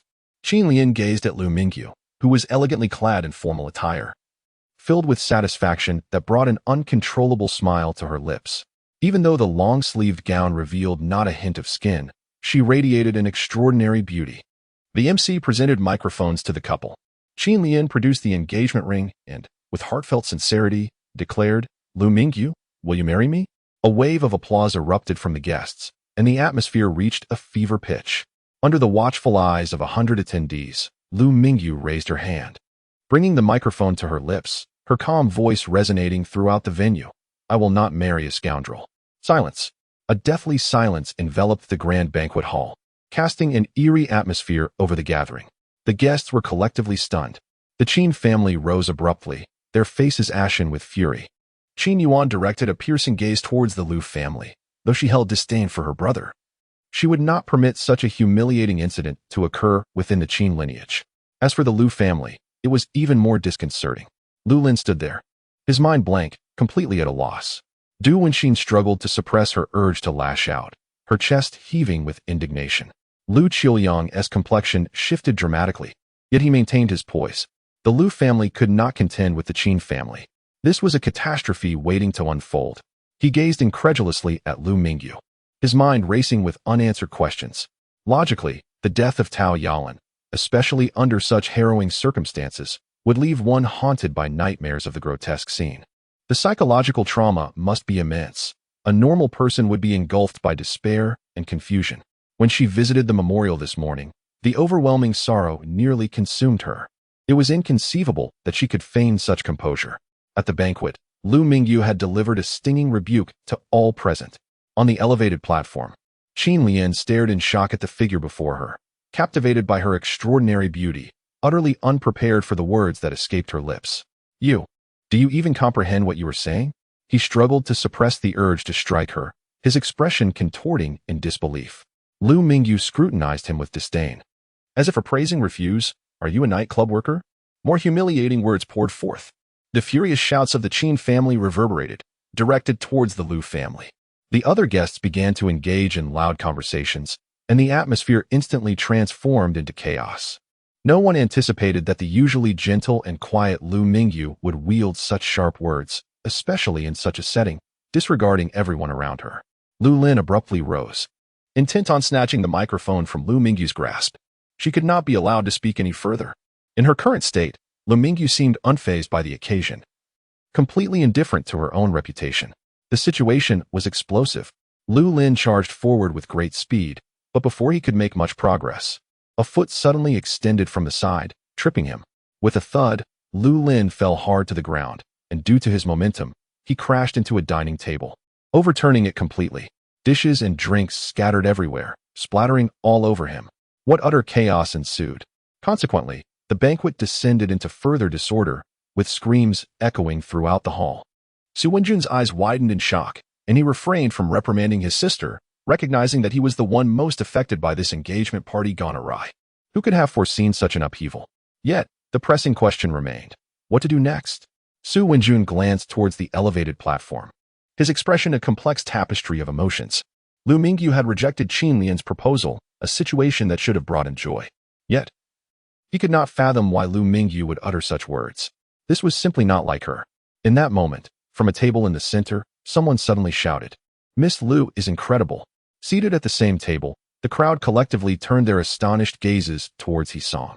However, upon finishing his exclamation, Hisong immediately lowered his head and took a bite of food, as if the words that had just escaped his lips had not originated from him at all. At the adjacent table, Hao Lushing was initially taken aback, but upon hearing Hisong's loud shout, he could not contain himself and burst into laughter. The other young people in the circle gradually began to chuckle as well, some reveling in the spectacle, others mocking. In any case, the laughter varied in its expression. Such is the nature of youth, unable to stifle their emotions. The banquet was suddenly filled with exuberance. The host quickly stepped forward to regain control, employing his fastest speech ever to reinvigorate the atmosphere. After years of hosting, this was the first time he encountered such a situation, one that could make the news. Both families involved in the engagement were esteemed. Regardless of the bride's demeanor, the ceremony must proceed today. Let us congratulate the couple. His words had yet to be completed when, suddenly, a loud bang echoed through the hall. The grand entrance was forcefully kicked open. The sheer force caused the doors to sway dangerously, teetering as if on the verge of collapse. The attention of the crowd inevitably shifted from the elevated platform to the entrance. There stood a tall man clad in a collarless suit, his slicked-back hair revealing sharp, defined features and piercing eyes.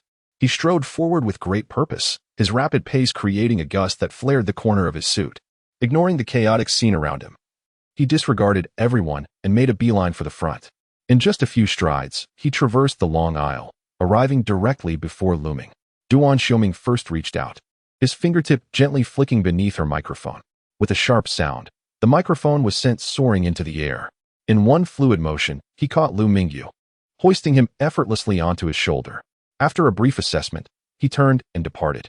Only then did the microphone tumble to the ground, producing a series of thuds. His speed was astonishing, reminiscent of a cheetah in full flight. Throughout the ordeal, he uttered not a single word, nor did he spare a glance for anyone else. His gaze was fierce, as if he intended to unleash a cannon upon the hotel, exuding an unmistakable aura of intimidation. Gasps erupted from the crowd, and countless young people leaped to their feet, shouting in excitement.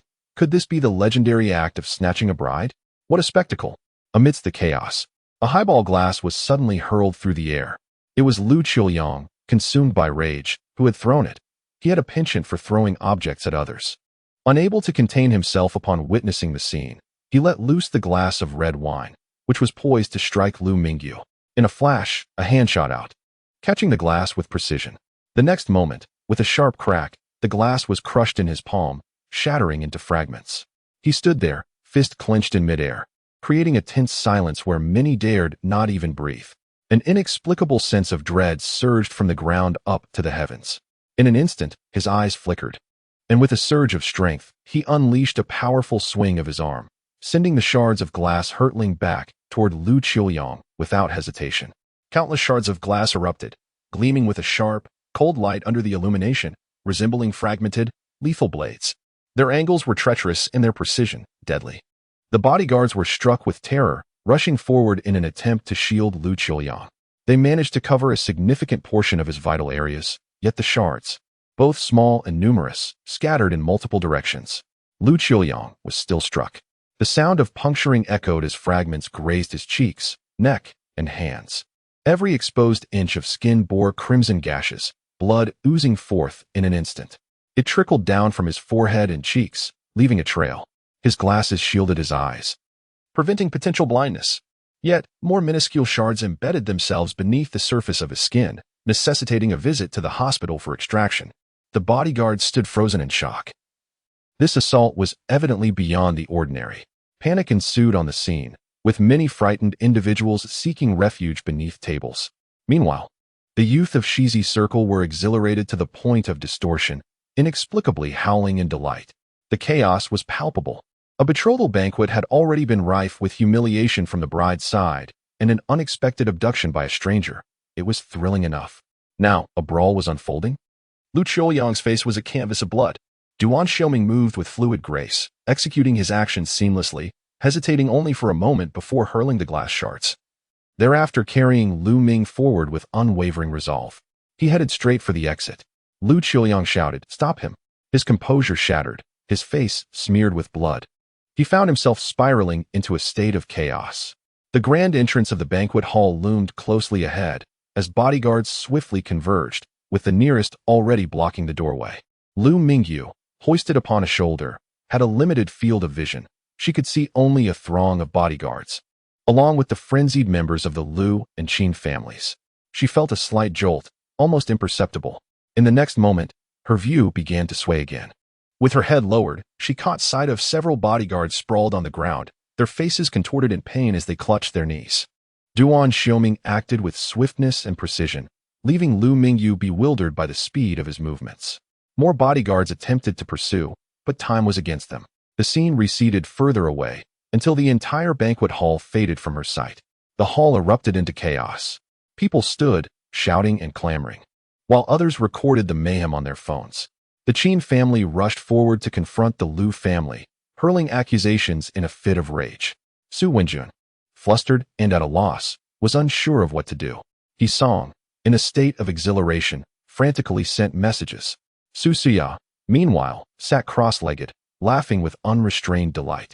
She sensed him descending the stairs, taking 2 or 3 steps at a time. Soon after, he exited the hotel. Before opening the car door, he appeared to be struggling to contain his anger. Abruptly, he extended his hand, and with a sharp slap, he struck Lu Mingyu's backside. It was a light tap, but unbeknownst to him, he had inadvertently made contact with her injury. In an instant, cold sweat broke out on Lu Mingyu's forehead, and she bit her lip to stifle the pain. Duan Xiuming sensed her trembling and spoke in a cold, hard tone. "Have I exerted myself? Must you be so exaggerated?" And the perfume, a most distasteful fragrance. Who applied it to her? The scent overwhelmed his senses, leaving him dizzy and infuriated. Lu Ming, with her head bowed, fell silent. Her emotions surged, a painful, oppressive desire to escape her existence. He opened the car door, forcefully ushering her into the passenger seat, followed by a heavy slam of the door. "Get in, start the engine." The clamor of the banquet hall remained in a state of explosive chaos, reminiscent of a volcanic eruption. Qin Lian was seething with rage, having endured the gravest humiliation of his life, all thanks to the Lu family. Amidst the ongoing disputes between the Qin and Lu families, the Du family found itself inevitably entangled. A multitude of noble families observed the spectacle with amusement. The young people of Shizi Circle rose in unison, congregating around several tables in the corners, engaging in lively conversations filled with clinking glasses and unrestrained laughter, transforming the farce of a betrothal into a lavish banquet. Such revelry was a rarity in one's lifetime. Before long, Zhan Xiang arrived. He Song's eyes lit up as he eagerly approached. "Why have you arrived so late? You've missed the grand spectacle." How Lushing chimed in. "It was utterly spectacular. But who was that muscular man? It's my first time seeing him. He can't possibly be from Shizi City." Su Siyue cast a glance his way, taking a sip of her drink. Suddenly, others began to exclaim in recognition. "I remember now. The day of Du Wenxin's car scandal. Oh my, I recall. There was a man in a bathrobe. It's him. I have seen it too." At that moment, I was quite puzzled. But the gossip was so shocking that I merely glanced at it, and then lost interest. Why does it seem that every major incident is somehow related to this individual? Could it be that this person is the nemesis of the Lu family? The crowd began to chatter once more. Zhan Xiang first glanced at the distant conflict between the Qin and Lu families, then turned to He Song and asked in a hushed tone, "Is it quite a commotion?" He Song nodded vigorously, lowering his voice further. "Indeed. Are you here to assist Brother Ming with the aftermath? You should get busy. You'll likely have quite a headache in the coming days. It's gotten too out of hand." Zhan Xiang nodded solemnly and inquired, "Is there a fatality?" He Song was taken aback. Zhan Xiang, momentarily stunned, then remarked flatly, "If there are no casualties, what is there to handle?" He Song was left dumbfounded. Driving towards the apartment, Duan Xiuming kept his gaze fixed ahead, not sparing a single glance at the person beside him. Lu Mingyu sensed an overwhelming pressure and turned her head for a fleeting look. "Don't look," he said, his tone somewhat frigid. Lu Mingyu shifted her gaze to the scenery outside the window, and amidst the swiftly retreating city nightscape, she discerned a crucial point. There was something he must have already known, or rather, he had probably been aware all along. Indeed, with his keen insight, he had merely indulged her previously, playing along. Today, however, he was thoroughly enraged. At this moment, he was suppressing an anger that was on the verge of eruption. Lu Mingyu closed her eyes and took a deep breath, allowing her emotions to recede like the tide. When she opened her eyes again, clarity had returned to her gaze. With the remnants of her sanity, she once again urged her mind to operate at full speed, contemplating strategies. Regrettably, it was a conundrum without a solution. Under his keen insight, even the most flawless lies and tactics were rendered futile. All schemes, both covert and overt, were destined to fail when clashing with the lethal weapon of sincerity. He was genuine, she was deceitful. The sleek green sports car raced swiftly through the night, soon arriving at the apartment. Once the vehicle halted, Duan Xiuming circled to the passenger side, opened the door, and hoisted her up once more, carrying her into the elevator without setting her down, and continued into the apartment. Having been unoccupied for many days, the apartment was engulfed in darkness, illuminated only by the city lights filtering through the window. Amidst the swaying, a thud echoed as the passport fell to the ground. Duan Xiuming cast his gaze upon the passport, kicking it into the corner. Lu Mingyu felt herself being pressed into the sofa, and the next moment, the overwhelming male presence engulfed her, heavy and aggressive. He had been enduring, yet upon seeing the passport, he could no longer contain himself. It was a passport, not a pass. She had never intended to go to Hong Kong.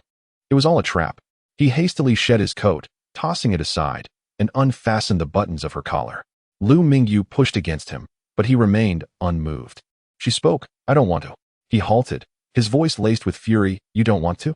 After all this, you still don't want to?" Lu Mingyu turned her head, avoiding his gaze. "I truly don't want to." Duan Xiuming fixed his eyes on her for a long, protracted moment.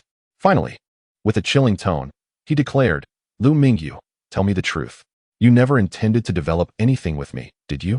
He had always been aware of her emotional detachment and her lack of deep affection for him. What he sought to inquire was whether she harbored any intentions of developing their relationship. After a moment of silence, he acquiesced. Supporting himself with one hand on the sofa, he used the other to fasten her collar. He rose and walked to the window, lighting a cigarette. The atmosphere was heavy with silence. No words were exchanged. He stood shrouded in darkness, his face obscured, save for the flickering red glow of the cigarette. An intangible sense of oppression swept in from the window, enveloping the entire living room, intensifying with each passing moment, threatening to erupt at any moment. She observed him as he finished the cigarette and extinguished it, then strode towards her with an overwhelming force. He pinned her hands to the sofa, positioning his knees on either side of her body. She was rendered motionless, ensnared and confined. His expression and tone betrayed no discernible emotions. "Are you toying with me?" After a brief pause, he nodded, "I apologize." She understood that this represented his genuine state of anger, and it was the first time she truly felt the fear that accompanied such a formidable pressure. Yet, she could only passively accept everything, striving to maintain a sincere and truthful demeanor. He was fully aware of everything. Duan Xiuming's eyes suddenly sparked with a fierce intensity. "Are you playing with my feelings? Using me?" he questioned. "Yes," she replied. The grip on her wrist tightened abruptly. "You are quite candid before me. Should I be pleased?" He murmured. She sighed and asked, "Do you wish to strike me?" In the face of such a disparity in physical strength, she found herself devoid of any means to resist. Duan Xiuming, "Very well. Tell me about your plan." His grip tightened. "I am the most valuable pawn you have meticulously selected. When did you begin this scheme? Was it when you realized I could influence Yisong?" Lu Mingyu found herself at a loss for words. Duan Xiuming slowly leaned in, close enough to feel his breath.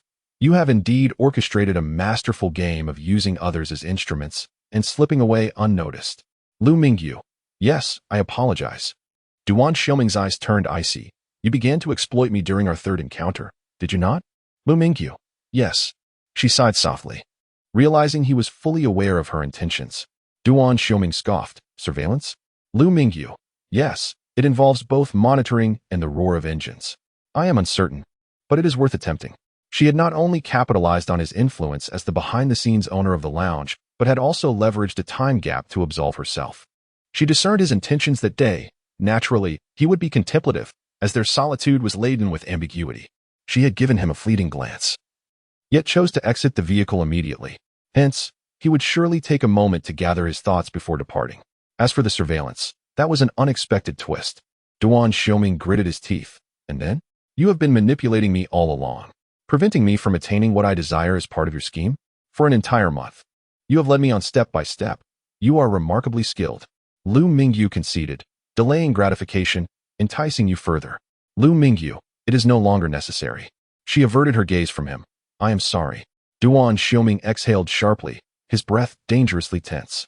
To speak softly while executing ruthless actions. To exploit genuine feelings as a means to an end. How astute. Now, show me a semblance of a victor. Lu Mingyu replied, I am not in the mood. Duan Xiuming chuckled, a slight tremor in his voice. You take advantage of me, and I willingly oblige. It is harmless. I permit your use. Of course. I will come to seize you. Afterward, you wish to retract? Now you are as frigid as an iceberg. Do you harbor even a shred of affection for me? Please do not tell me that even love is a fade. All his tenderness throughout this lifetime had been bestowed solely upon her. Lu Mingyu turned her head slightly, murmuring, I am sorry. A prolonged silence enveloped them, the atmosphere thickening to suffocation. She felt his breath cascading upon her neck.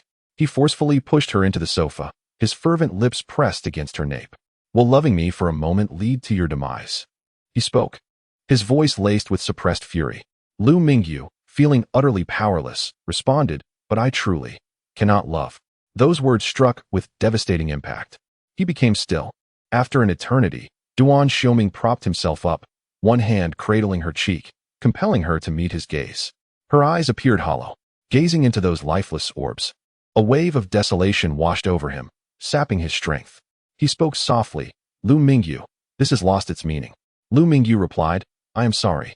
In a moment of revelation, Duan Xiuming lowered his head, obscuring his expression, and asked, one final question, why did you sleep with me back then?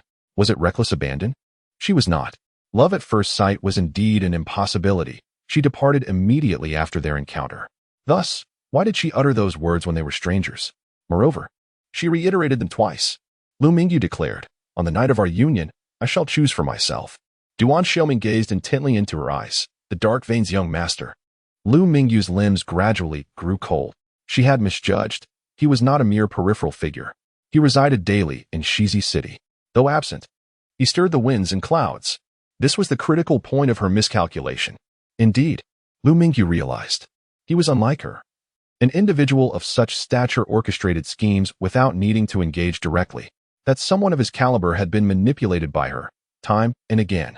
Yet now, it was too late for any words to matter. Her gaze dimmed slightly as she inquired, do you possess another name? Lu Mingyu fell into silence once more, unable to respond. The news reported that Hong Kong was in turmoil.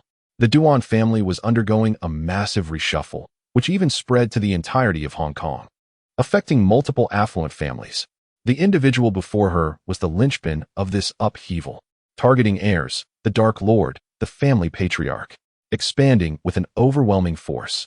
Following this reshuffle, he was highly likely to transition from darkness to light. What a formidable individual! Indeed, he had mentioned that the inconvenience stemmed from the multitude of tasks at hand. He also stated it would be soon. It appeared he was assured of victory in that impending conflict. To her astonishment, she had drawn the ultimate trump card. Lu Mingyu could not help but ask, how many people have you dealt with? The news suggests a relentless extermination. Duan Xiuming smirked disdainfully. How can one possibly count? Lu Mingyu inquired further, what fate befalls those who provoke you? Duan Xiuming replied in a voice as cold as ice, death. Upon uttering these words, he released his grip, placing both hands at her sides, hovering above her without any physical contact. What is the matter? Are you afraid? He asked. Lu Mingyu lowered her gaze. He was a being capable of extinguishing her life at any moment, a colossal entity far more terrifying than both the Lu and Qin families. She had ultimately triumphed, yet suffered a complete defeat. Duan Xiuming, mere inches away, regarded her intently and sighed softly. Indeed, no matter how stubborn little Lu may be, she remains a herbivorous creature. With that, he reached out, gently rubbing her wrist through the fabric of her clothing. Shrouded in darkness, she could not discern if he had left a mark. She flinched slightly. It was unclear when it had occurred, but in his household, there were only women's cigarettes. He did not smoke, merely toyed with the cigarette between his fingers. Lu Mingyu ventured, may I inquire about my fate? Utilizing such a person as a weapon, she was audacious, perhaps even mad. She had broken free from her cage, yet stepped into the abyss. Perhaps it was preferable to perish at his hands than to face the Lu family. Not repugnant at all. Duan Xiuming responded, "What fate?" Lu Mingyu continued, "How will you take your revenge on me?" Duan Xiuming replied, "Why would I seek revenge against you? That is utterly nonsensical." Lu Mingyu was rendered speechless. She had indeed taken the most crucial step. He would not strike against a woman he had once possessed. He could be ruthless towards his enemies. Yet, he also possessed an admirable composure. Truly, she had meticulously chosen the most advantageous target for her purposes. "Less chatter," he said, his voice slightly husky, his tone returning to calmness. "What are your plans?" Mingyu replied, "To go abroad, immediately." He extinguished his cigarette, inquiring, "Shall I take you to the airport?" "Thank you," Mingyu responded. "Which airport?" he asked. "Pudong," she answered. Duan Xiuming's expression remained indifferent. "Why insist on Pudong when Shizi Airport is available? Are you crossing the ocean?" "Yes," Mingyu affirmed. Duan Xiuming donned his coat, picked up the passport from the floor, and as he approached her, he tidied her disheveled collar and gently tucked a stray lock of hair behind her ear. "Do you have any money on you?" he inquired. "Yes," Mingyu replied, and then proceeded to take out her phone to book a flight. Duan Xiuming watched her attempt to secure the cheapest connecting flight, and he effortlessly let out a curse. "I truly can't believe this." Mingyu remained silent. He commanded, "Send me your card number." After that, he turned on the light and walked over to the coffee table to retrieve his phone. As the light flickered on, it illuminated the adjacent wall. Mingyu's gaze froze. There was something new on the wall that hadn't been there during her last visit. Following her line of sight, Duan Xiuming observed a painting, a large oil painting. Its visual impact was striking. The artwork was titled Dawn. It depicted a black sea, beneath which lurked monstrous beasts, ready to surge forth and attack a small, solitary boat, precariously adrift amidst the threatening waves. In the overarching darkness, a radiant beam of light pierces through the ominous clouds above, cascading down upon a small boat, accompanied by scattered glimmers resembling stars. Upon closer inspection, one can discern that these are fragments of text, each character rendered in Chinese, in the style of cursive script, wild and fervent. The characters vary in size, arranged in a seemingly haphazard yet harmonious manner, each one soaring toward the boat. Together, they form a poignant phrase: "Please, always, save yourself from the perils as if guided by the divine," evoking an exhilarating shiver down the spine. The signature is concealed upon the vessel, with the characters inelegantly inscribed at the bow and stern in golden strokes, resonating with the dawn's light. The signature is diminutive, easily overlooked without careful scrutiny. The script remains in the same wild cursive, executed with grace and grandeur. Notably, the final stroke of the character resembles a sharp, curved blade, executed with a single sweep. The artist's handwriting radiates a distinctive personal flair, remarkable not only in artistry, but also in calligraphy. Lu Mingyu is captivated, staring for an extended period. Duan Xiuming casually inquires, "Are you familiar with this script?" Cursive, Lu Mingyu replies, feeling an odd sentiment stir within. "Where did you acquire this painting?" Duan Xiuming responds, "I purchased it in the Demon City." At that moment, he could only describe his feelings with two words: overwhelming. He later returned to the gallery, but could not find any more works by the artist, Liu. Duan Xiuming now speaks with a hint of indifference. "The painting we agreed to appreciate before my departure is this one. What are your thoughts on it?" Lu Mingyu hesitated and remarked, "This painting possesses a profound resonance, yet." Duan Xiuming raised an eyebrow. "Yet?" Lu Mingyu continued, "The mindset is not sufficiently expansive. The strokes lack audacity, and the thoughts are somewhat conventional." Duan Xiuming inquired, "What leads you to this conclusion?" Lu Mingyu pointed at the characters. "The divine script reveals it. The small boat yearns for salvation, reflecting a mindset of weakness, anchoring itself in a passive perspective." Duan Xiuming countered, "Isn't it contradictory? Doesn't the text advocate for self-salvation?" Lu Mingyu firmly retorted, "It should be depicted in reverse, allowing these words to emerge from the hull, rather than descending from the heavens." Duan Xiuming's gaze flickered with interest. "Continue." Lu Mingyu launched into a fervent critique. "This painting is replete with elements: waves, sea monsters, text, ominous clouds, and light.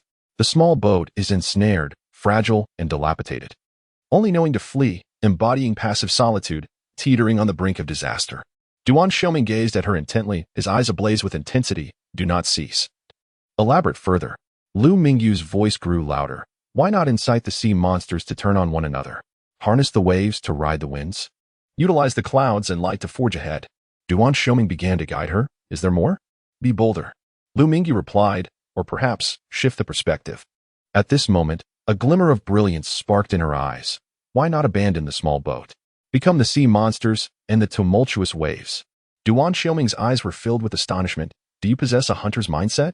Her words resonated more profoundly than the divine script itself. Lu Mingyu, perplexed, asked, what does that entail? S eyes were imbued with a fleeting glimmer, subtle and transient, concealed within the shadowy depths of her gaze. She wielded her words with remarkable ease, even articulating them moments ago, yet she remained oblivious to their significance. How could this woman embody such contradictions? Had he encountered her sooner? Had he dared to unearth her potential? He could scarcely fathom the heights she might have attained by now. He drew closer, yearning to caress the corner of her eye. Yet he ultimately restrained his hand. His gaze traversed her visage, meticulously examining each feature until it settled, colliding with the depths of her eyes.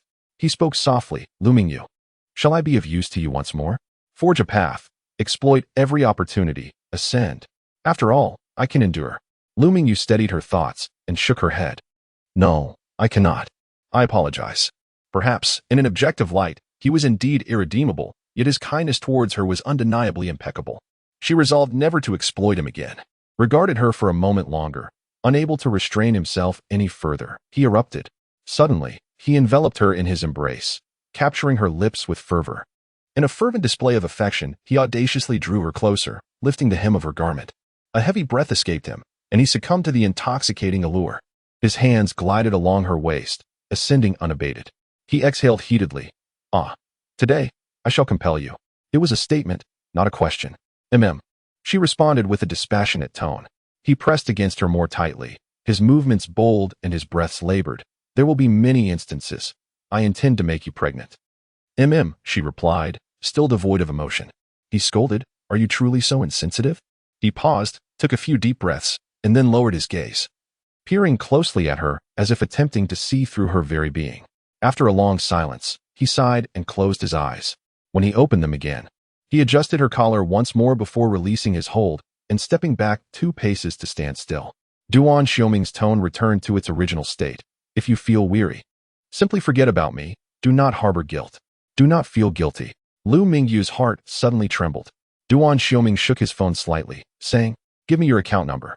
Lu Mingyu replied, no need, thank you. Duan Xiuming gazed intently at her. Lu Mingyu, I care about my reputation. Lu Mingyu retorted, I do not quite grasp the significance of your reputation. Duan Xiuming's demeanor hardened. Regardless of whether it is a breakup or a severance, I request. Miss Luer, show me a splendid and dignified performance. Lu Mingyu lowered her head, her brows knitting in displeasure. Duan Xiuming raised his hand and said, in that case, I shall purchase the piece from your exhibition for 50 million. Is that sufficient? Lu Mingyu lifted her gaze, regarding him with an unusual expression. Duan Xiuming glanced at her. Is that too little? 500 million. Lu Mingyu replied.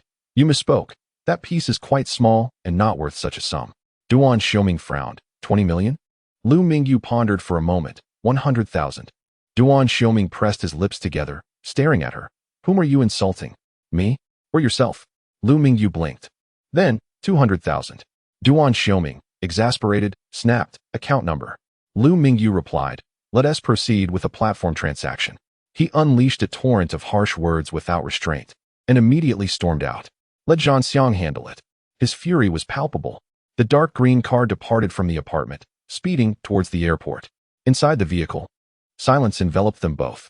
Lu Mingyu unlocked his phone's secondary system, deleted the post shared by Lu Lin, and briefly scanned the chat group. Messages flooded in at an astonishing rate. Exciting. Duan Xiuming focused intently on the road ahead, driving at a rapid pace.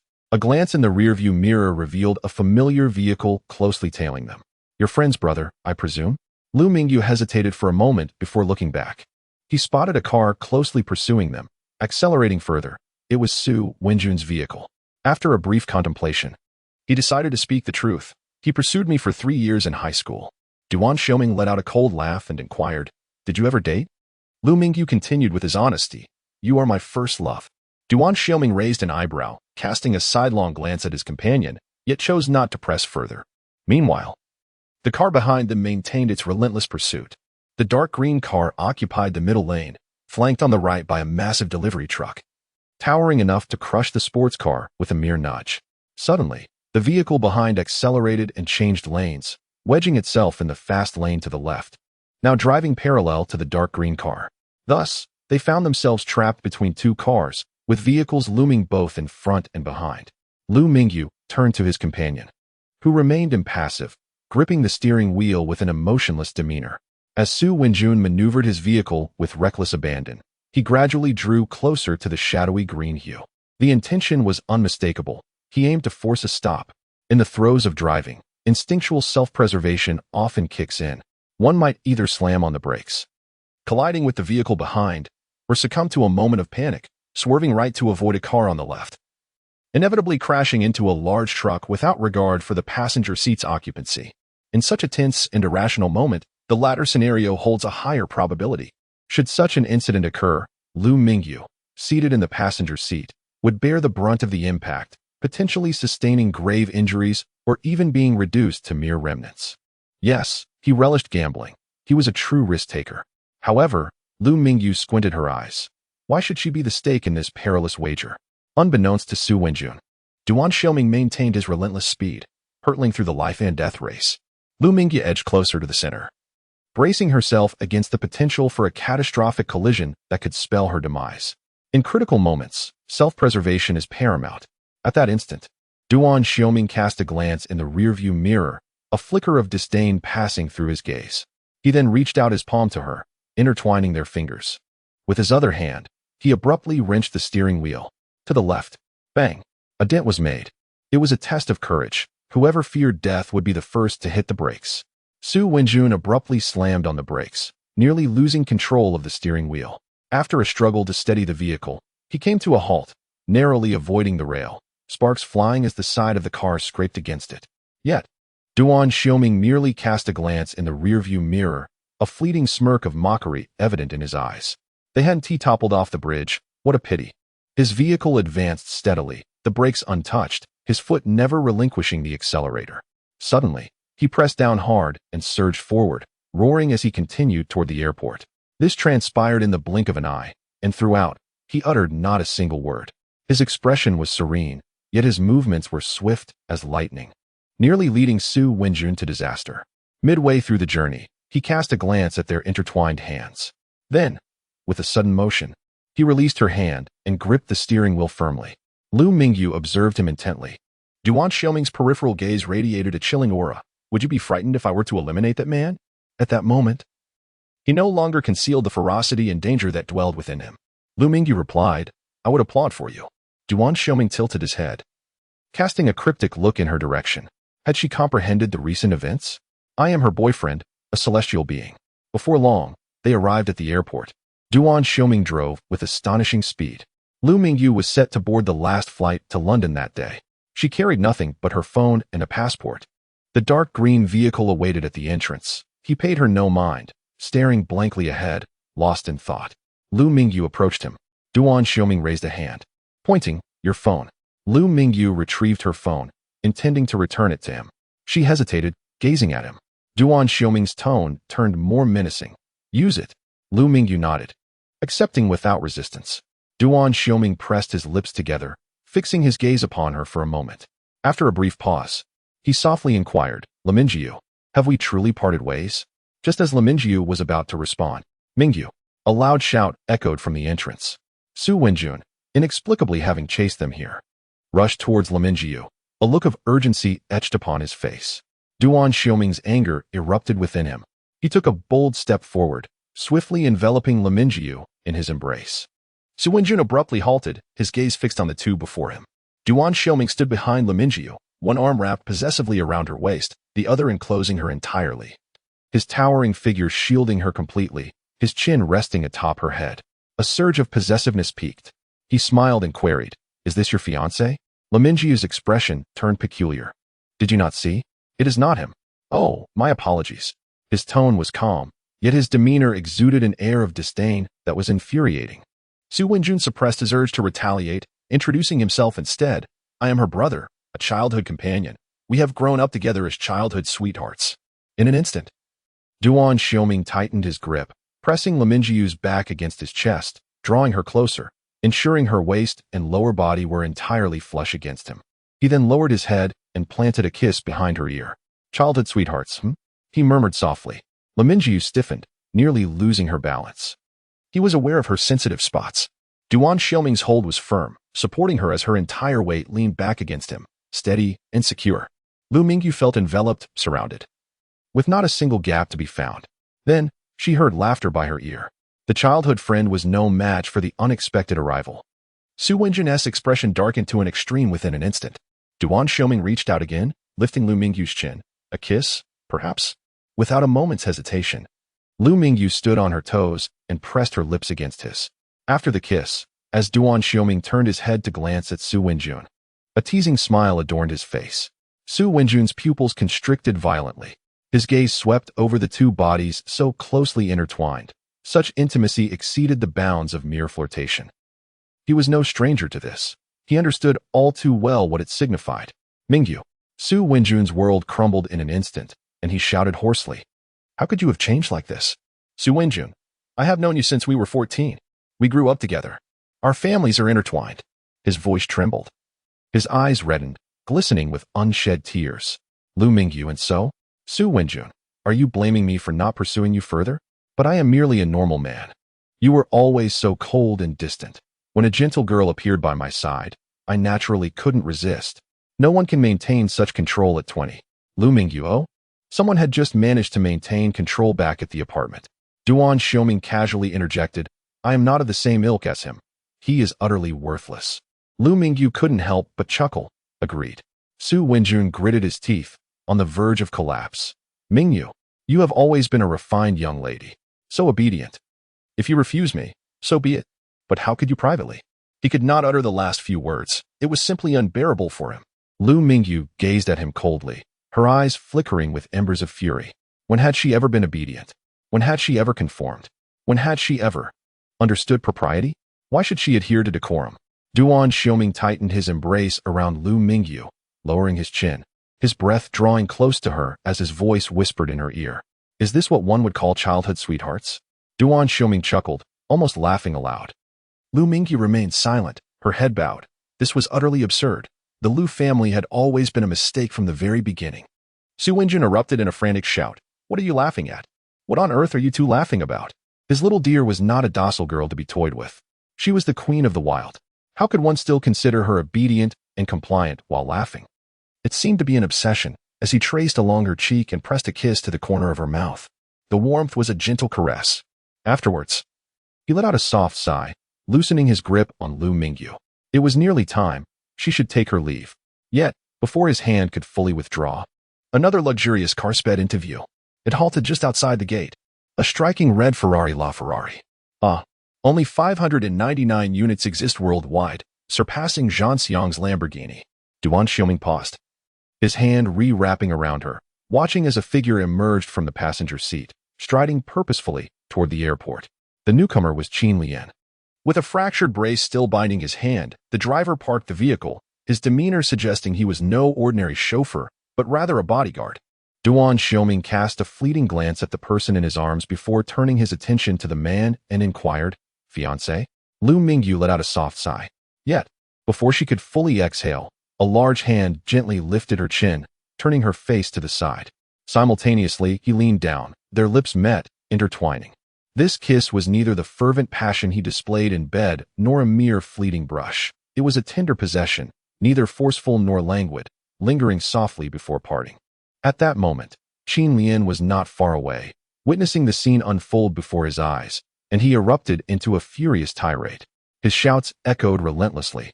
The two shared an unspoken agreement, akin to a cataclysmic argument behind closed doors, while presenting a united front to the outside world.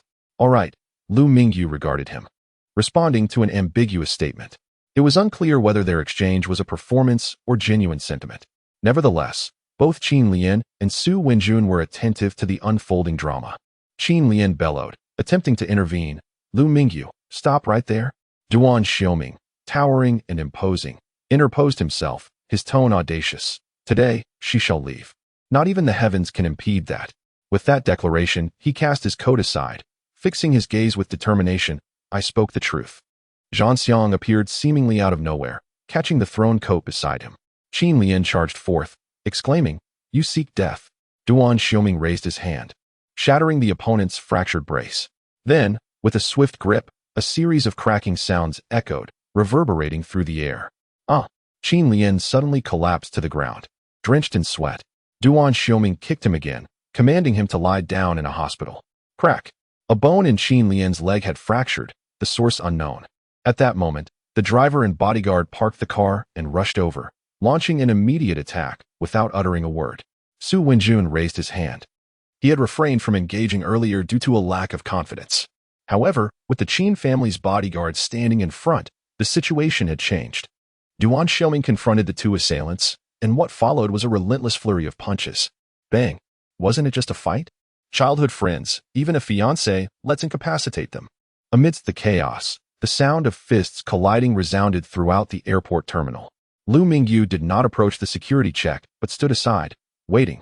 Zhang Xiang approached with a code in hand, saying, "Miss Lu, you may go directly to security now, or you can stay here to watch the excitement.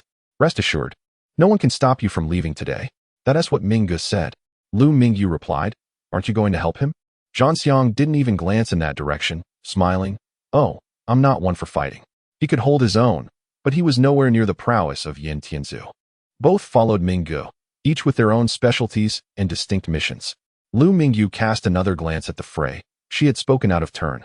At this moment, Su Wenjun and the bodyguard were being pummeled to the ground, unable to rise. In the midst of the scuffle, Qin Lian endured several more blows. Duan Xiuming appeared unsatisfied with the fight. The crowd around them had gathered, creating a scene of disarray. A brawl? In the airport terminal? Heavens! This is indeed a brutal assault. Hurry and intervene. Do not let him be harmed. With such ferocity, who would dare to step in? Lu Mingyu inquired again, "What about now?" This incited chaos. She was not particularly concerned about the repercussions. Individuals of his stature likely paid little heed to such matters. Did they? Certain identities render one unable to act freely. Lu Mingyu was curious how this situation would be managed. Zhang Xiang merely chuckled. "It's all right." At that moment, several individuals clad in suits approached from a distance, each carrying substantial bags. Cigarettes in their left hands, bundles in their right. This group moved toward the crowd, distributing cigarettes to the men and cash to the women from their briefcases. "No worries, no worries. We are merely filming a web series. Everyone gets a share. Everyone gets a share. Let us all play a part as extras. Come, come. For those unprepared, here is some pocket money." After distributing to the crowd, some individuals genuinely began to act with enthusiasm. Lu Mingyu watched in silence. Before long, even before the airport staff could arrive, Duan Xiuming ceased his actions. Qin Lian, Su Wenjun, and the bodyguards were escorted away by the men in black, who continued to praise them as they departed. "Well performed. We'll give you more scenes. Brother Ming, here, I shall take care of this." Zhang Xiang returned the coat and approached the oncoming staff. Duan Xiuming accepted the coat, standing before Lu Mingyu. The distance between them now marked by a palpable sense of estrangement, nearly 2 meters apart instead of the previously intimate space of less than 1. He gazed down at her, remaining silent, his expression inscrutable. After a prolonged moment, as Lu Mingyu raised her foot and stepped forward, she rested her head against his chest, her arms encircling his waist in an embrace. "Thank you," she whispered softly. A flicker of light shone in Duan Xiuming's eyes as he stood still, allowing her to hold him. With an air of arrogance, he remarked, "Lu Mingyu, don't provoke me. I have quite the temper." Yet, he soon heard the laughter that resonated against his chest. Duan Xiuming frowned. "Every time I scold you, you laugh. What on earth are you laughing at?" Releasing him, Lu Mingyu looked up and replied, "I don't mean anything by it. I merely envy your audacity." Deep down, she longed to be like him, living without care, unrestrained by caution or fear, to be so powerful that one could reveal their true self, regardless of circumstances, fearless and open, with brilliance unhidden. Duan Xiuming remained unmoved, retorting with cold sarcasm, "Aren't you being quite reckless? Playing with my emotions, that takes some courage." "Bravery and confidence are not the same," Lu Mingyu countered. Duan Xiuming gazed at her intently, silent. Why had she spoken such words? "Well then, goodbye," she said, turning away. He made no effort to retain her. Yet he did not leave, standing there as he watched her walk toward the security check, her resolve unwavering. As he observed her silhouette fade into the crowd, time seemed to blur. Eventually, he raised his hand and snapped his fingers lightly, then turned to depart. In the midst of the crowd, Lu Mingyu paused at the duty-free shop, gazing at the mirrored walls of the display. Through the reflective surface, she glimpsed the person lingering behind her, observing his hand as it rose and fell. Only after he departed did she resume her steps. Upon arriving at the boarding gate, she quietly settled down, awaiting departure. Gazing through the glass at the night sky, she noted the fine weather, ideal for flying, with no delays in sight. Everything was perfect. She had triumphed. She would ascend step by step to the pinnacle of this world, and return to exact vengeance upon all. At the airport entrance, Duan Xiuming leaned against the dark green hood of a car, his gaze fixed upon the vast expanse of stars. The damned weather was indeed splendid. He lit a cigarette, the smoke curling from his lips, obscuring his vision. Before long, several vehicles approached and came to a halt by the roadside. Lu Qiuyang and Lu Lin strode forth, accompanied by a dozen bodyguards. Lu Qiuyang's wound had been tended to, yet he struggled to maintain his composure, his glare filled with venom directed at the man before him. Lu Lin spoke up, demanding, "Have you considered the consequences of ruining my sister's engagement party?" Duan Xiuming replied, his tone neither mournful nor joyful. "What consequences?" Lu Lin retorted. "The aristocratic families of Zizisheng will not let you off easily. They will unite to confront you, the disruptor. The alliance of families cannot accept this incident." Duan Xiuming, expressionless, flicked the ash from his cigarette. How intriguing. Lu Qiuyang issued a menacing threat. "Do you believe I won't end your life right here, right now?" Duan Xiuming exhaled a wisp of smoke, his smile carefree. "Bring it on." Lu Qiuyang's face contorted with rage. "Attack." A throng of burly men surged forward. Duan Xiuming extinguished his cigarette with a measured calmness before rising to his feet. He strode forward, and with a swift motion, he cast aside the coat draped over his arm. Half an hour later, he found himself seated atop the dark green van, engrossed in his mobile device. In the distance lay a scene of chaos, with bodies strewn across the ground. The group of bodyguards, battered and unable to rise, bore witness to the plight of Lu Qiuyang and Lu Lin, who lay on the ground, blood staining the earth beneath them. Further afield, a crowd had gathered, accompanied by a multitude of staff, each engaged in a myriad of bustling activities, creating an atmosphere of lively disorder. Before long, Zhanxiang approached after managing the situation. Addressing him, "Brother Ming, it's all settled." Duan Xiuming merely nodded, offering no further response. Zhanxiang inquired, "Has Miss Lu departed?" Duan Xiuming replied, "Yes." Zhanxiang continued, "Is she off on a trip, seeking solace?" Duan Xiuming retorted, "Who knows? I am not even aware if they have parted ways." Zhanxiang added, "But Brother Ming, you did lay hands on her father and brother without a shred of hesitation." Duan Xiuming frowned. "Wasn't I cautious?" Zhanxiang pressed on, "You didn't kill them, did you?" Duan Xiuming, disinclined to elaborate further, rose and patted the side of the van. "Let that fool compensate for the damages." Zhanxiang, taken aback by the abrupt shift in conversation, could only utter a perplexed sound. Duan Xiuming's expression remained icy. "The damages caused by forcing the vehicle to halt on the highway are entirely his responsibility. He shall pay." "Such childhood acquaintances." Zhanxiang nodded. "That feels satisfying. Though we are not short of money, it is gratifying. I wish I could render you mute."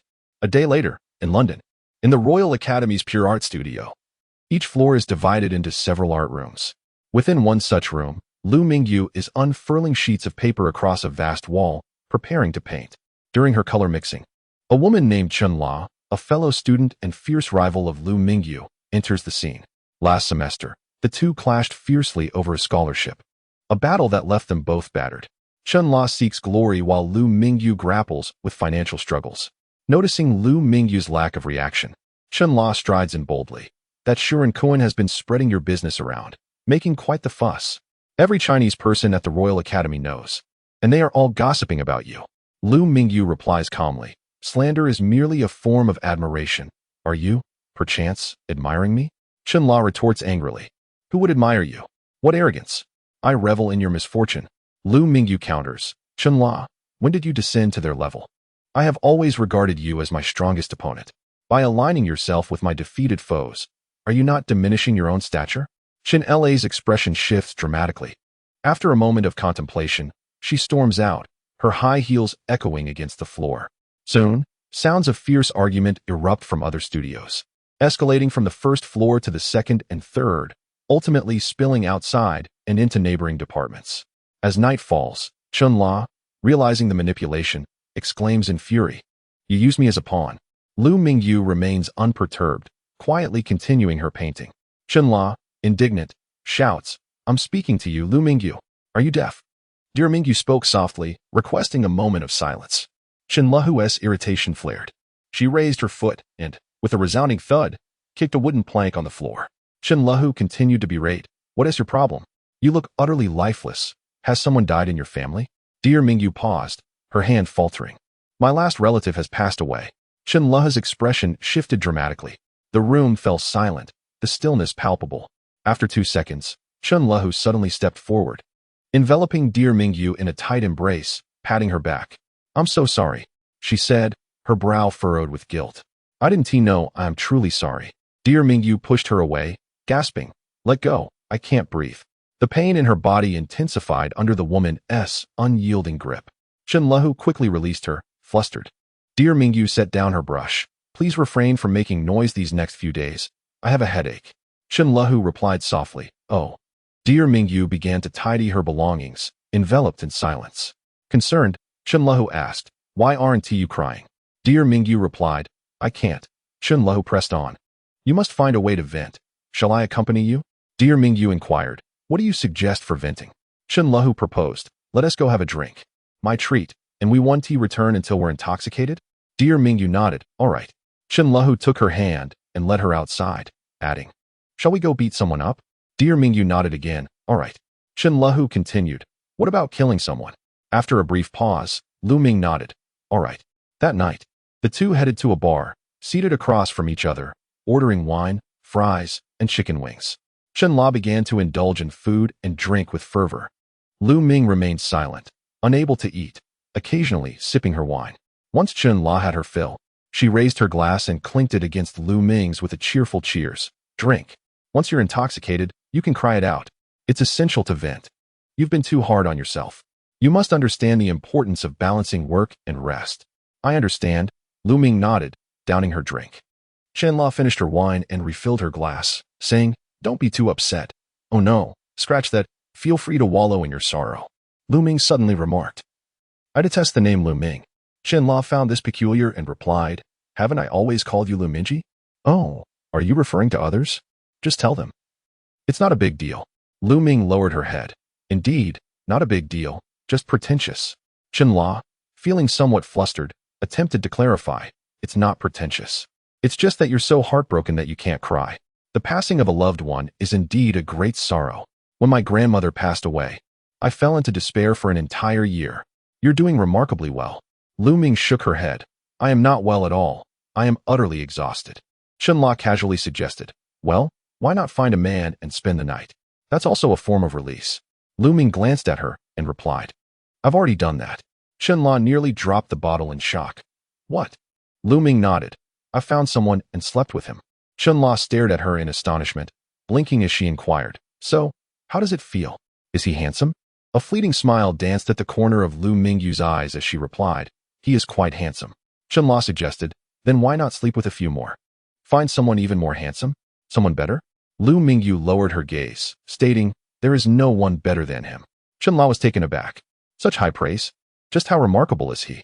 Lu Mingyu pondered briefly before responding, "The best in the world."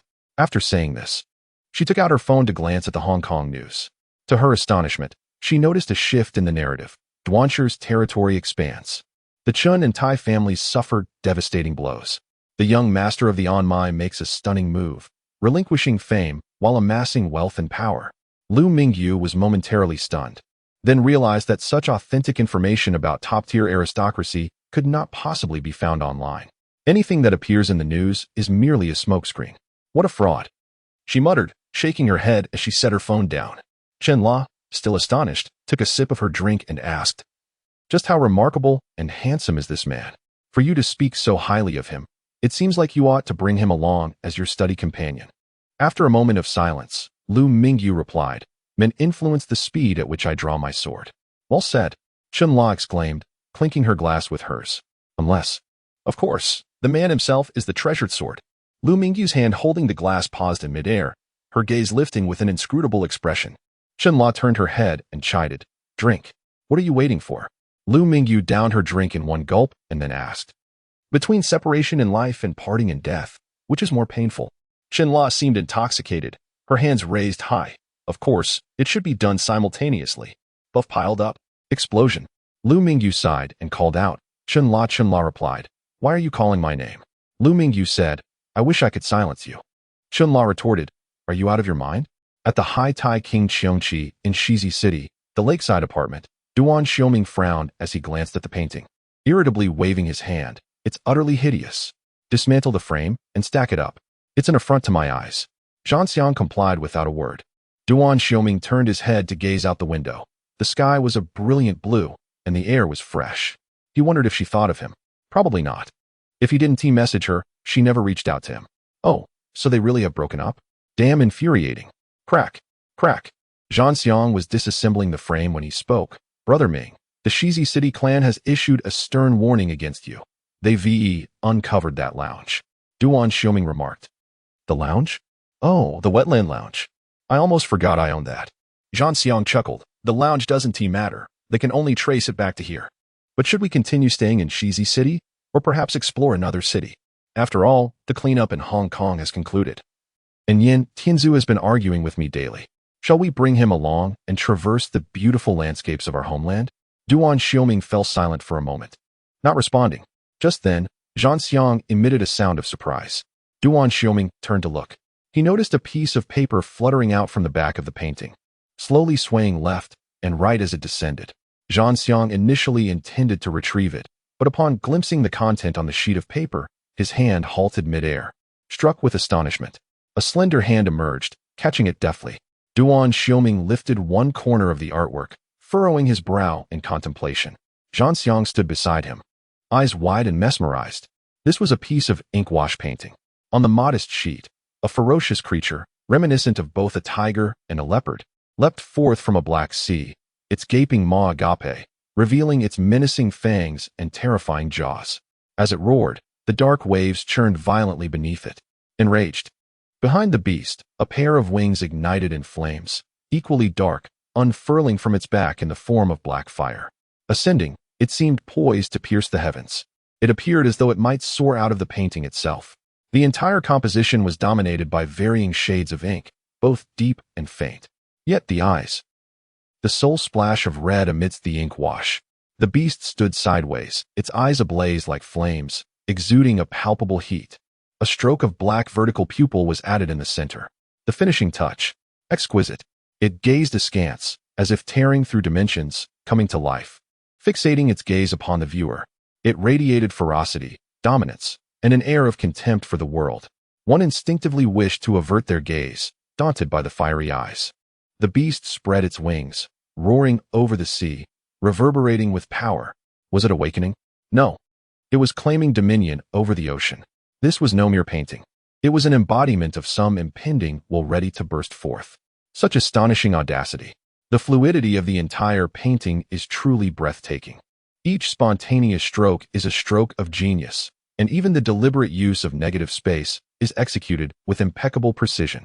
Zhanxiang could not help but exclaim, "Wow! Mingyu, this painting, it's magnificent." Duan Xiuming remained silent, his gaze fixated on the artwork, his eyes sparkling with astonishment. Zhanxiang continued to marvel. What creature is this? It's unclassifiable, yet incredibly majestic. Absolutely stunning. Duan Xiuming's voice was low and contemplative. It is a mythical beast from the mountains and seas. Qiongqi. Zhanxiang responded enthusiastically. Qiongqi. Fierce and trendy. I can hardly find the words to describe it. How can it be so striking? Roaring through the waves, spreading its wings to reign supreme. Duan Xiuming furrowed his brow. It embodies the essence of ink wash in contemporary Chinese style. He remained absorbed in the painting, lost in thought for a considerable time. Suddenly, Zhanxiang's realization hit him, and he shouted again, "Brother, this is the work of Miss Lu Air. She painted this. How incredible!" After his outburst, he returned to gaze at the cotton candy painting, utterly mesmerized. Could these two paintings truly have been created by the same artist? The disparity is simply staggering. Meanwhile, Duan Xiuming began searching for her signature. Then, he focused on the fiery wings of Qiongqi and found it. The flames of the wings formed the characters, serving as her signature. The calligraphy was in cursive script, boldly written, occupying a fifth of the canvas, seamlessly merging with the painting. One word: wild. The strokes were rendered in a wild, cursive style, both elegant and sharp, exuding an air of defiance and arrogance. Moments later, he abruptly turned to gaze at the painting on the wall titled Dawn. The distinctive styles and the profound visual impact of the two paintings undoubtedly reveal the work of the same artist, not to mention the highly personal flair of the cursive script. Duan Xiuming realized that Liu is, in fact, a single character, which has been cleverly deconstructed in the painting Dawn. This artist's pseudonym is Yayo, the very wild from Deer Calls in the Wild. There is no artist named Liu, only the artist known as Yi. That is her. Duan Xiuming's eyes sparkled uncontrollably. Could it truly be her? 6 months prior, she had created Dawn to demonstrate her resolve.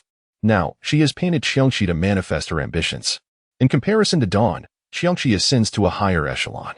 No wonder she deemed Dawn worthless. Xiangqi exudes an extraordinary aura of superiority. Suddenly, Duan Xiuming comprehended the depths of her heart. What trials had she faced? What drove her to so fervently seek to rescue or even transform herself? She was determined to utilize every opportunity to ascend. Yet, after the small boat has weathered countless storms, it does not merely ride the winds nor receive divine salvation. Instead, it chooses to metamorphose into a fierce beast, succumbing to madness, unleashing its claws, spreading its wings, and stirring up hurricanes. Indeed, she had proclaimed her desire to become a sea monster amidst tumultuous waves, to personally incite the storm and engage in battle. How could such a woman exist in this world? She has utterly renounced her past, even vehemently criticizing her former self. A transformation that runs counter to her previous existence, charging ahead with a brand new visage. It is simply ruthless. A courage and determination that shake the heavens and earth. Duan Xiuming closed his eyes, his voice muffled within his chest, murmuring, "I think I am losing my mind." Silence lingered for an extended period, long enough that Zhanxiang dared not utter a word. A vibration interrupted the stillness. Zhanxiang glanced at his phone and quietly stepped outside. A few minutes later, Duan Xiuming opened his eyes, regaining his composure. "Who is it?" he inquired. Zhanxiang, covering the phone's microphone, whispered, "Susia, the only friend of Miss Lu Air in Shizi City. Shall we meet her?" Duan Xiuming donned his coat decisively. "Let us meet." That is her choice. In the Wetland Forest Lounge, the establishment remained closed during the day. Zhanxiang prepared 3 cups of tea and placed them on the table. At that moment, Su Xia was engrossed in her phone, remarking, "I knew that post on Moments could not have been authored by Lu Mingyu, though she rarely uses her secondary account. She would never post something like that." Duan Xiuming tilted his head, intrigued. "Secondary account?" Su Xia affirmed. Yes, she had previously posted about her engagement on that account. It must have been orchestrated by her family. Zhanxiang glanced at the side. "Brother Ming, we have misjudged the situation." Duan Xiuming remained silent. At that moment, Su Xia placed a large package on the table. "This is for Lu Mingyu." Duan Xiuming frowned. "She is not here with me." Zhanxiang, taken aback, exclaimed, "What? At school?" Su Xia appeared even more astonished. "Oh my, you didn't know? She is pursuing her master's degree." Duan Xiuming closed his eyes in despair before reopening them. First, that was a secondary account. Secondly, she had her passport, indicating her urgency to report to school. Why had he quarreled with her? This was serious. Su Suyu turned her gaze. "How could you be so unaware of this? What kind of boyfriend are you?" Duan Xiuming's expression instantly turned cold, yet he found himself at a loss for words. Zhanxiang, intrigued by matters concerning the school, quickly inquired, "In which country is Miss Luer studying? What institution? What is her major?" Su Suyu replied, "London's Royal College of Art." Zhanxiang appeared utterly perplexed. What does that even mean? Duan Xiuming, however, was well informed. It's the England Royal Academy of Arts. But why pursue fine arts if funds are lacking? What on earth is she thinking? Zhanxiang swiftly grabbed his phone to search for information, exclaiming in astonishment, "The top global institution for arts? How impressive. Miss Lu Air is truly remarkable." Unexpectedly, Su Suyu seemed somewhat displeased. "Please refrain from calling her Miss Lu Air." Zhanxiang asked why not. Su Suyu then wrote down the address and grave number on a label. "This is where her biological parents are buried." Wait a moment. Zhanxiang was taken aback. Biological parents? Isn't Lu Mingyu the second young lady of the Lu family? She is actually an adopted daughter?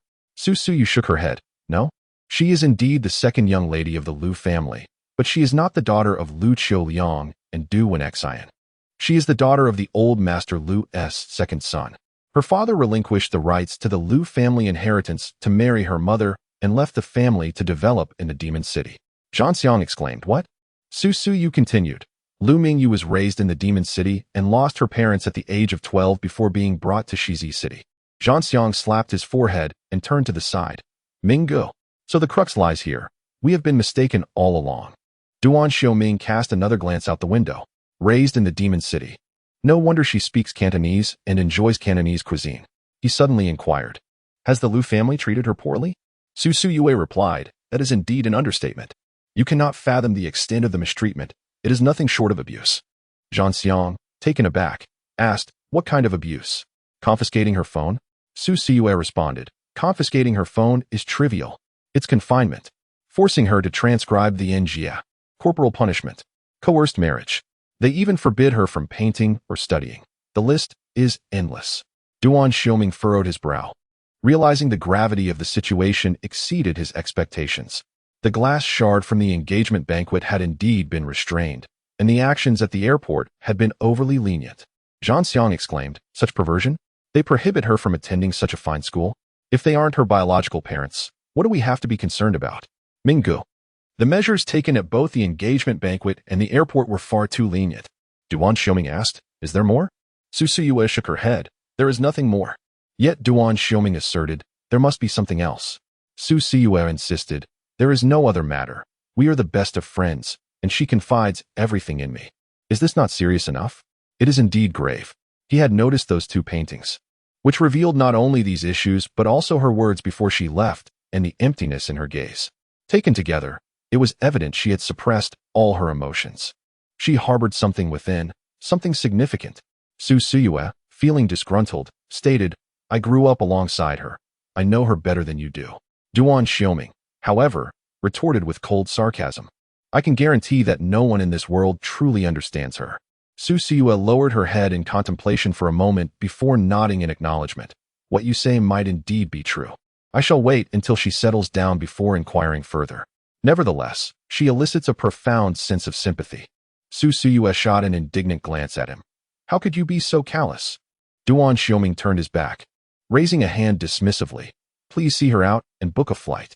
Su Suyue sprang to her feet, exclaiming vehemently, there is no need to see me off. I truly regret coming to seek you out. Duan Xiuming replied, to Yaodu. He gazed out the window, lost in thought.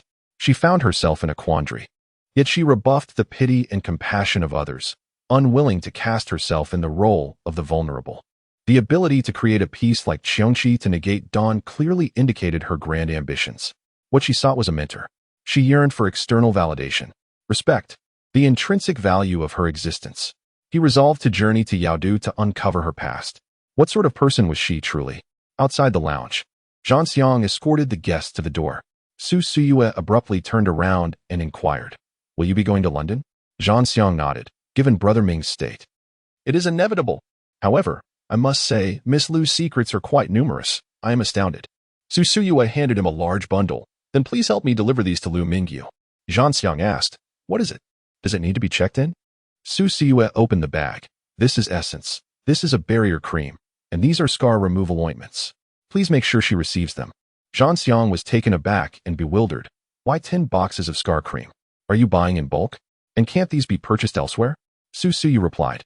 You don't understand her. She would never buy it herself. Zhang Xiang looked at her in silence. Isn't Mingyu the one buying it for her? Su Suyu furrowed her brow. It's not an essential item. She might not even accept it. Suddenly, Su Suyu's expression brightened.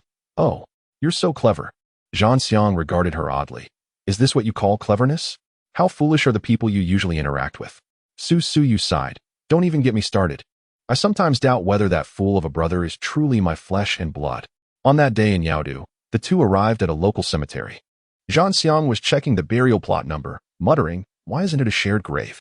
Duan Xiuming remained quiet, holding flowers and incense, searching diligently. Soon, they found the gravestones of Lu Mingyu's parents. Although not side by side, they were in close proximity. As they stood before the gravestones, the atmosphere shifted noticeably. Zhang Xiang gazed at the names etched on the stone, momentarily stunned. After a brief silence, Duan Xiuming commanded, Investigate. Zhang Xiang promptly retrieved his phone and complied.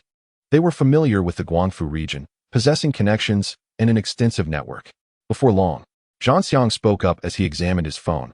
Lu Mingyu was her name before she turned 12. After entering the Lu family, she changed her name to Lu Mingyu. I suspect she was coerced into this change. Duan Xiuming gazed at the 3 characters on the gravestone. His emotions a complex tapestry that defied easy expression. Her appellation, initially appearing as a crude assemblage of vulgar terms, ultimately resolves into the refined alias of Lu Mingyi, the Yi signifying of the wild. This contrasts sharply with Lu Mingyu, a name differing by a single character, yet separated by an immeasurable gulf. Zhang Xiang, still engrossed with his mobile device, continued, his voice fraught with emotion. I can scarcely bear it, Mingji. Miss Lu's life experiences are simply staggering. She harbors so many secrets. Good heavens! Duan Xiuming inquired, what else have you discovered? Zhang Xiang exclaimed in astonishment. Do you know the identity of her mother? A luminary in Cantonese opera. A celebrated Dan. It's utterly incredible. I initially surmised that Miss Lu had won the genetic lottery, yet it appears to be a case of stable inheritance. Her mother is exceptionally beautiful. Duan Xiuming urged, proceed.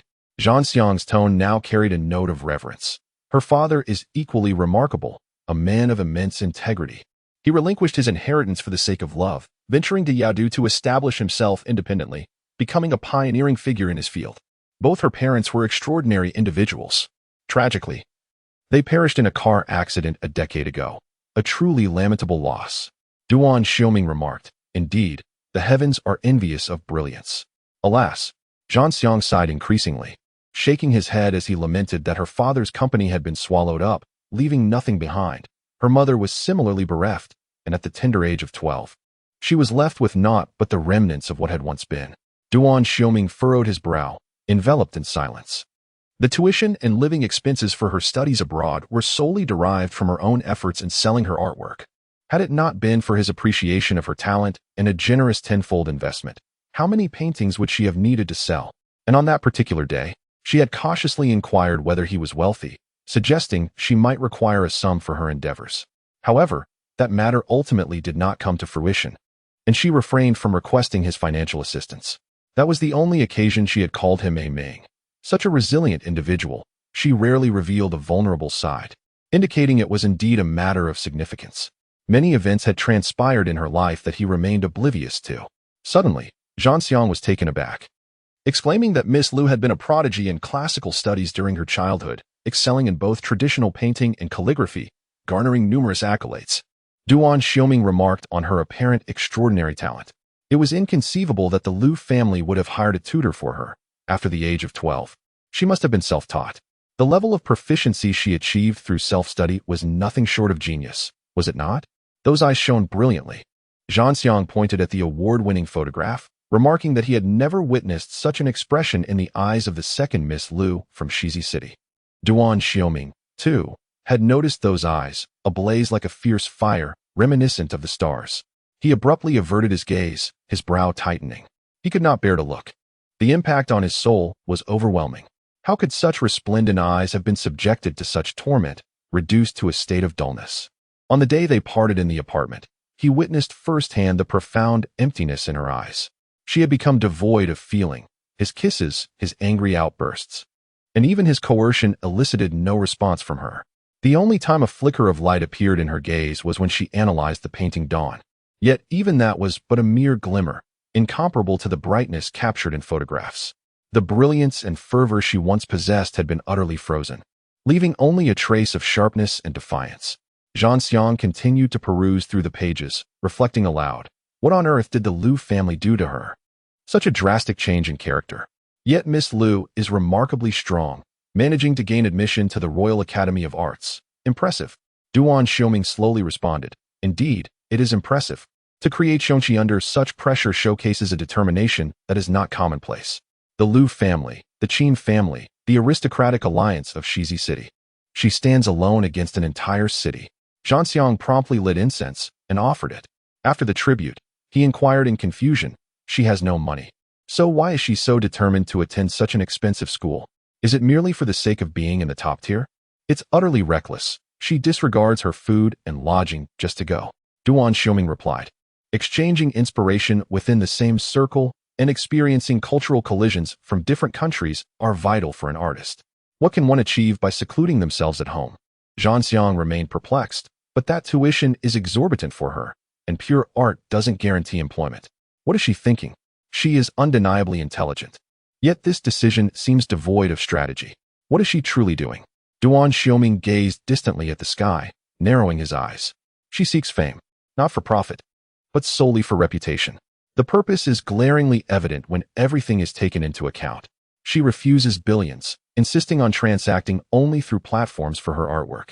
Both galleries and exhibitions impose substantial commissions. Can a public transaction truly enhance her fame? Duan Xiuming, an outsider to the art world, may not fully comprehend, yet can roughly speculate her intentions. Pure artistry may struggle for employment, yet the pinnacle of artistic achievement is extraordinarily high. She possesses an unwavering confidence, aspiring to be a luminary, an internationally renowned artist. She yearns for societal status, the highest echelons of the art community. What a vigorous ambition she harbors. She is not simply a beauty from Shizi City. She embodies the wild spirit of Yumadu looming. Unable to contain the surging emotions within, Duan Xiuming strides purposefully outside. Duan Xiuming quickly follows, exclaiming, "Mingyu, I'll arrange the itinerary. Shall we head to the royal college to find your sister-in-law?" Duan Xiuming retorts, "Do not refer to her as sister-in-law. She is far too preoccupied with winning to entertain romance." Duan Xiuming inquires, "Huh?" Duan Xiuming's eyes glimmer with determination. "I shall fly to London while you head to Xiangshanao." Duan Xiuming protests, "Why?" He continues, "It's all well and good, but why not transfer some funds to Miss Lu first? She must be in dire need of financial support." Duan Xiuming adds, all right." Duan Xiuming's plans unfold one after another. "Didn't he, the merchant association of your clan, make a bold proclamation? You should establish a network in Shizi City." Duan Xiuming, taken aback, responds, "Wait, establish a network?" Duan Xiuming quickens his pace. "Unleash your full potential and dive in." Duan Xiuming is left bewildered. Such a grand endeavor? Duan Xiuming, "Let's penetrate the mainland market and show them what we're made of." Duan Xiuming, filled with excitement, replied, "All right, Brother Ming. Finally, it's my turn to shine. Within 2 years, I will ensure their downfall." Suddenly, Duan Xiuming paused and cautioned, "Take a breath. Don't lead us to bankruptcy." Duan Xiuming, perplexed, inquired, "Why is that?" Duan Xiuming responded, "Let her deliver the final blow herself. Revenge is most satisfying when it is personally exacted. Let her relish it." "Wait, who is on the cruise ship?" "Xiangshanao." Duan Xiuming met with Yin Tianzhua to handle the matter efficiently, and they also enjoyed a meal together. Duan Xiuming waved his hand dismissively. "I've just wrapped up a hectic task. You have no idea how intense it was." Brother Ming was about to explode with rage. Yin Tianzhua, growing even angrier, exclaimed, "What top-secret event is this? Why was I not involved? What purpose does my combat prowess serve?" Duan Xiuming replied, "It's truly unnecessary for you, and besides, it's a personal matter for Brother Ming." Yin Tianzhua tilted his head in confusion. "Huh?" Duan Xiuming nodded. "It's a matter of the heart." Yin Tianzhua was taken aback. "What? A romantic affair? No way." Duan Xiuming chuckled. "Indeed. It is indeed for a woman." Yin Tianzhua was utterly astonished. What woman could possibly compel Brother Ming to activate the highest level of emergency protocol and barge into a confidential meeting? If your signal had been delayed by even a second, you would have been riddled with bullets, you know. Duan Xiuming pondered for a moment, feeling a twinge of fear. At that moment, who could afford to be cautious? It was truly urgent. Brother Ming even divulged his phone password to her. Yin Tianzhua's eyes nearly bulged out. Who is this woman? What makes her so special? Duan Xiuming waved his hand dismissively, saying, "Don't even mention it." Ming Ji's emotions were completely out of control around her. It was truly startling. Yin Tianzhua suddenly had a revelation and chuckled. "Ah, I see now. It was the one on the high seas cruise, right?" At that moment, Mingyu made the highest level negotiation gesture to silence everyone, leaving me utterly astonished. Duan Xiuming momentarily froze, then a flicker of terror crossed his eyes. "Wait, who was on the cruise?" Yin Tianzhua appeared puzzled for a moment, but soon shared Duan Xiuming's alarm. The two exchanged glances, and an eerie silence enveloped them, an unsettling atmosphere beginning to spread. Duan Xiuming erupted with emotion. Damn. Was he just putting on an act in Shizi City? And there were so many plans at stake. Yin Tianzhua interjected, "It's my turn now. How far have things progressed between Mingyu and Shizi?" Duan Xiuming replied, "They were discussing marriage." He went over this time to abduct her. He was dead serious about it. He rubbed his temples, adding, "Let me think for a moment. I need to analyze this." Zhang Xiang clasped his head in his hands, exclaiming, I know. Just stop shouting." Yin Tianzhua continued to shout. Could it be that Mingyu is committing an audacious act of rebellion? A grand scheme? Is this Hong Kong reshuffle event merely a rehearsal for him? Zhang Xiang abruptly lifted his head. Watch your words. Yin Tianzhua, realizing the gravity of the situation, became serious in an instant. Zhang Xiang, if Mingyu's intention is indeed rebellion, there will inevitably be a fierce conflict, one that could overturn all of Hong Kong. Zhang Xiang countered, so what does that mean? Yin Tianzhu placed his right hand upon his lower back, declaring, the secret is too significant. There is a matter I must clarify. Zhang Xiang cast a glance at his movement, sneering, what? Do you intend to silence me? A glint of murderous intent flickered in Yin Tianzhu's eyes as he replied, I apologize, but if it is indeed a secret, silence must be ensured. Zhang Xiang raised his phone high, asserting, believe it or not, before you pull the trigger, I can detonate this place with a single command, ensuring our mutual demise. Zhang Xiang's palm grew clammy. Shall we speak together? 3 seconds. 3, 2, 1. Yin Tianzhu, Brother Ming. Zhang Xiang, Brother Ming. Both exhaled simultaneously, relief washing over them. One shook off the hand resting on his lower back, while the other tossed the phone onto the table. Yin Tianzhu gasped, the matter may not even be true, and yet we nearly brought each other to our ends. Yin Tianzhu continued, I must harbor doubts. I am not you. How could I know your thoughts? Zhang Xiang slammed his hand on the table. Let us cease this topic. It is not our place to speculate wildly. Can you not think more straightforwardly? Are you unwell? The two fell silent, bowing their heads to consume their meals with fervor. A day later, at noon, within the pure art studio of Huangyi, Qinla leaned on his chin, watching Lu Mingyu mix colors, and inquired, why did you not accompany me to that fried chicken place? Lu Mingyu frowned, grease. Qinla protested, no way. We must go. Lu Mingyu replied, it tastes terrible. I cannot swallow it. Qinla asked, shall we go drinking tonight? Lu Mingyu shook his head once more, not going.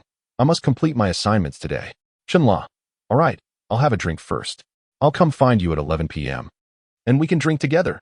We won't return until we're intoxicated. Lu Mingyu sighed. Qinla, where are your ears? Qinla, they're perfectly fine. Lu Mingyu, utterly deaf to the world. Qinla slung her bag over her shoulder. I'm off now. Lu Mingyu, hurry along. The studio fell silent, leaving only the soft rustle of paper. Afternoon. Here we are. Thank you for your sponsorship. The old professor smiled as he spoke. Duan Xiuming nodded. I can explore on my own. No need for a guide. The old professor readily agreed, offering a few parting words before departing.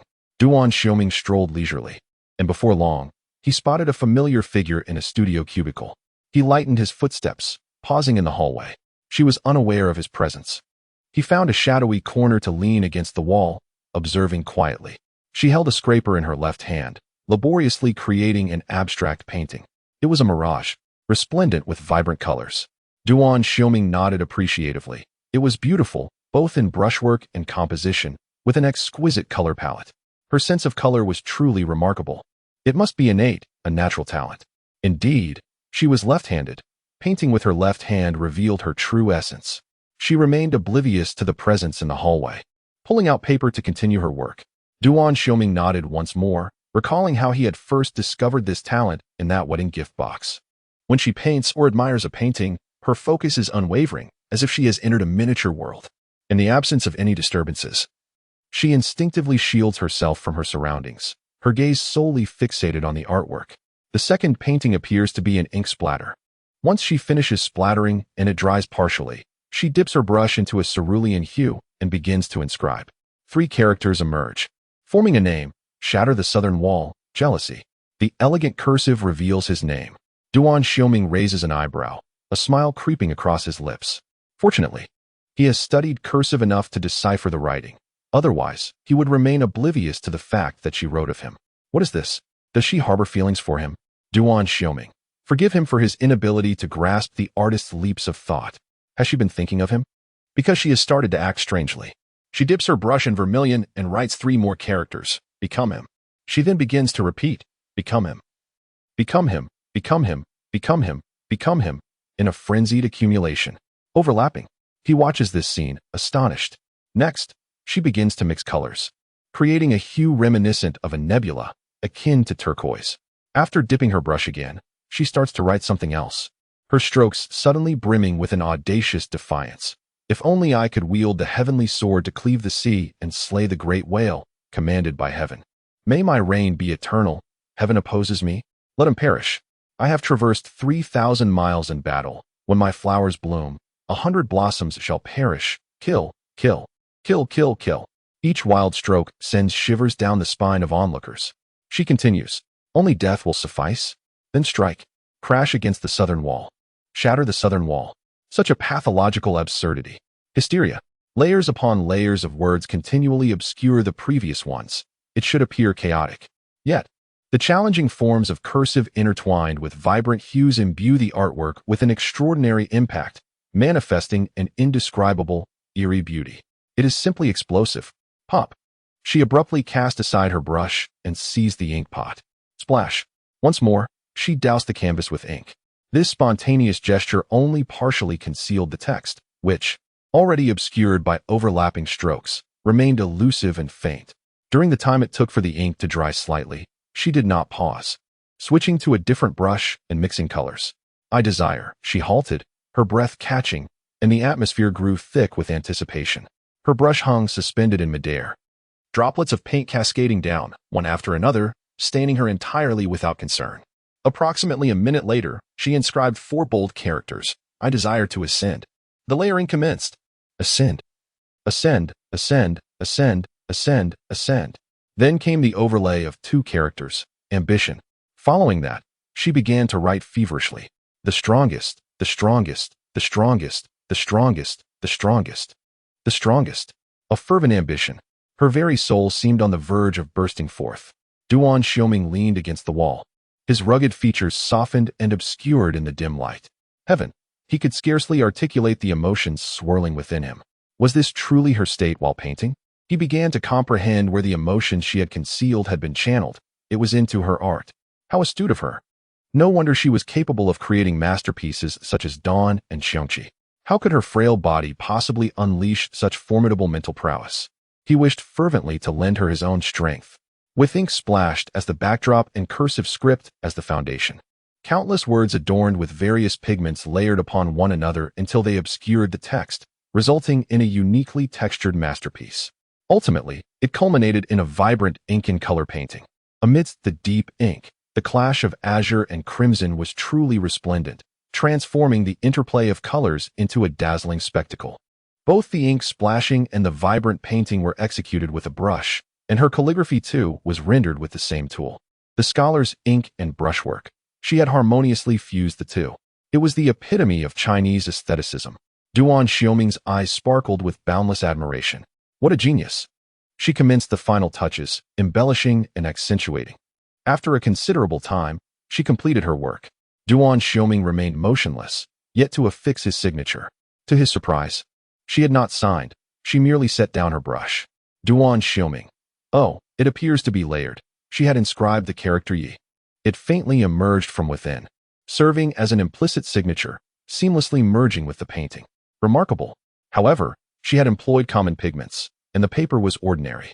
It seemed unworthy of the grand and astonishing spirit embodied in the artwork. The renowned artists of this world, particularly those who specialize in splashed color, invariably utilize the rarest and most precious natural mineral pigments. In fact, they often go to great lengths, even engaging in fierce competition over mining resources. With great effort and dedication, she painstakingly crafted her art using exorbitantly priced minerals. Yet, she lacked these luxuries. Duan Xiuming felt a twinge of regret on her behalf. As Lu Ming finished her painting, she began to tidy up the chaotic surroundings. Once the mess was cleared, she proceeded to frame her work. Duan Xiuming refrained from offering assistance, quietly observing her industriousness. 7 parts artistry, 3 parts presentation. Such work would not be inexpensive in Europe or America.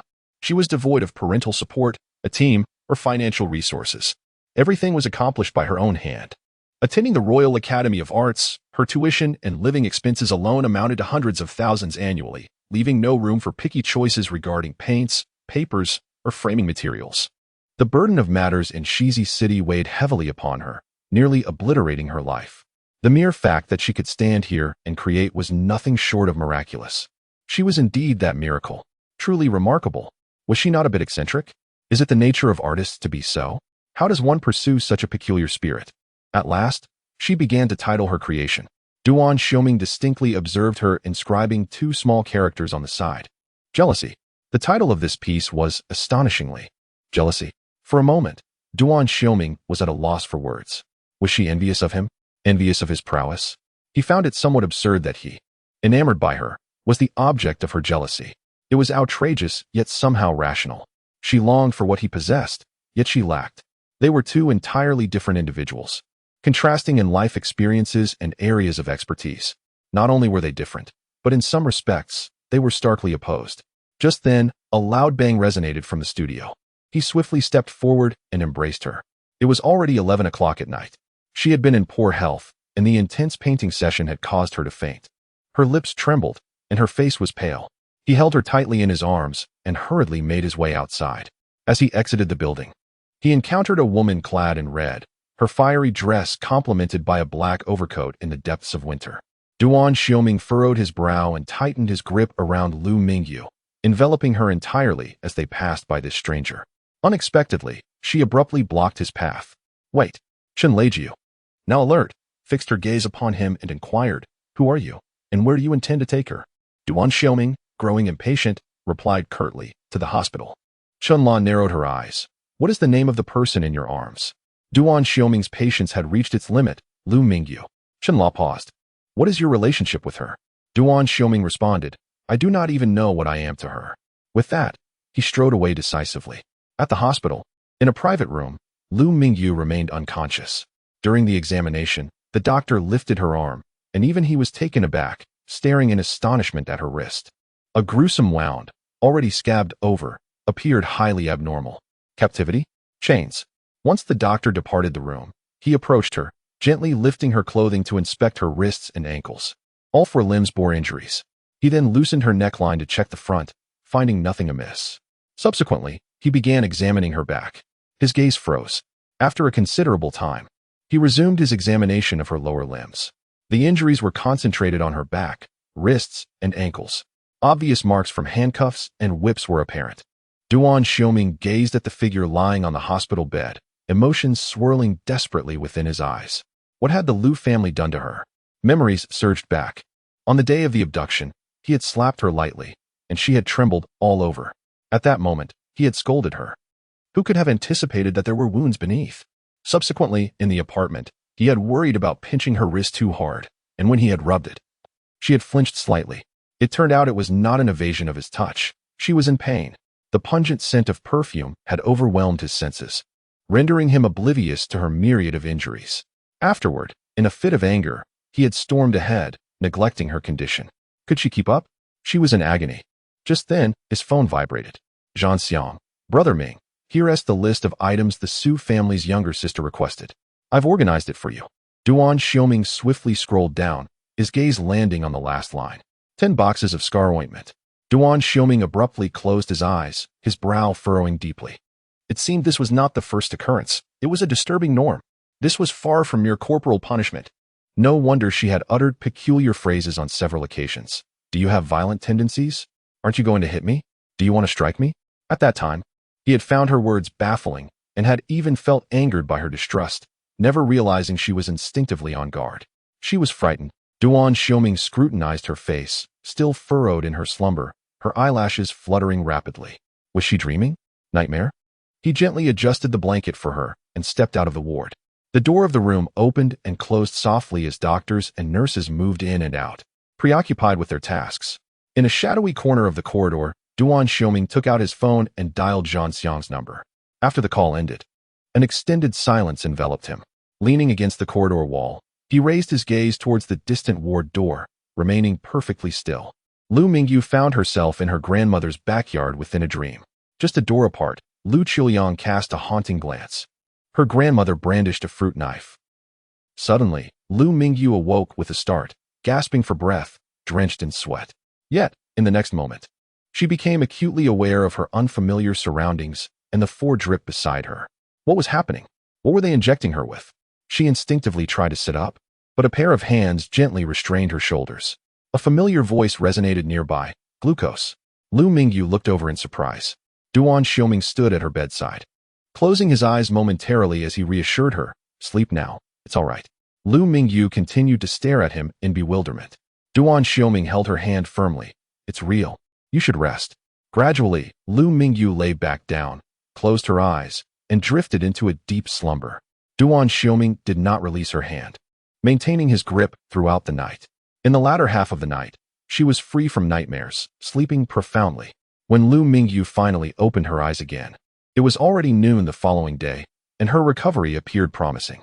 There were puncture marks on the back of her hand and forearm. She had received in 4 and had blood drawn. The ward was devoid of any presence, save for a platter of food, still warm to the touch. Was she merely hallucinating? Had she collapsed in the studio yesterday?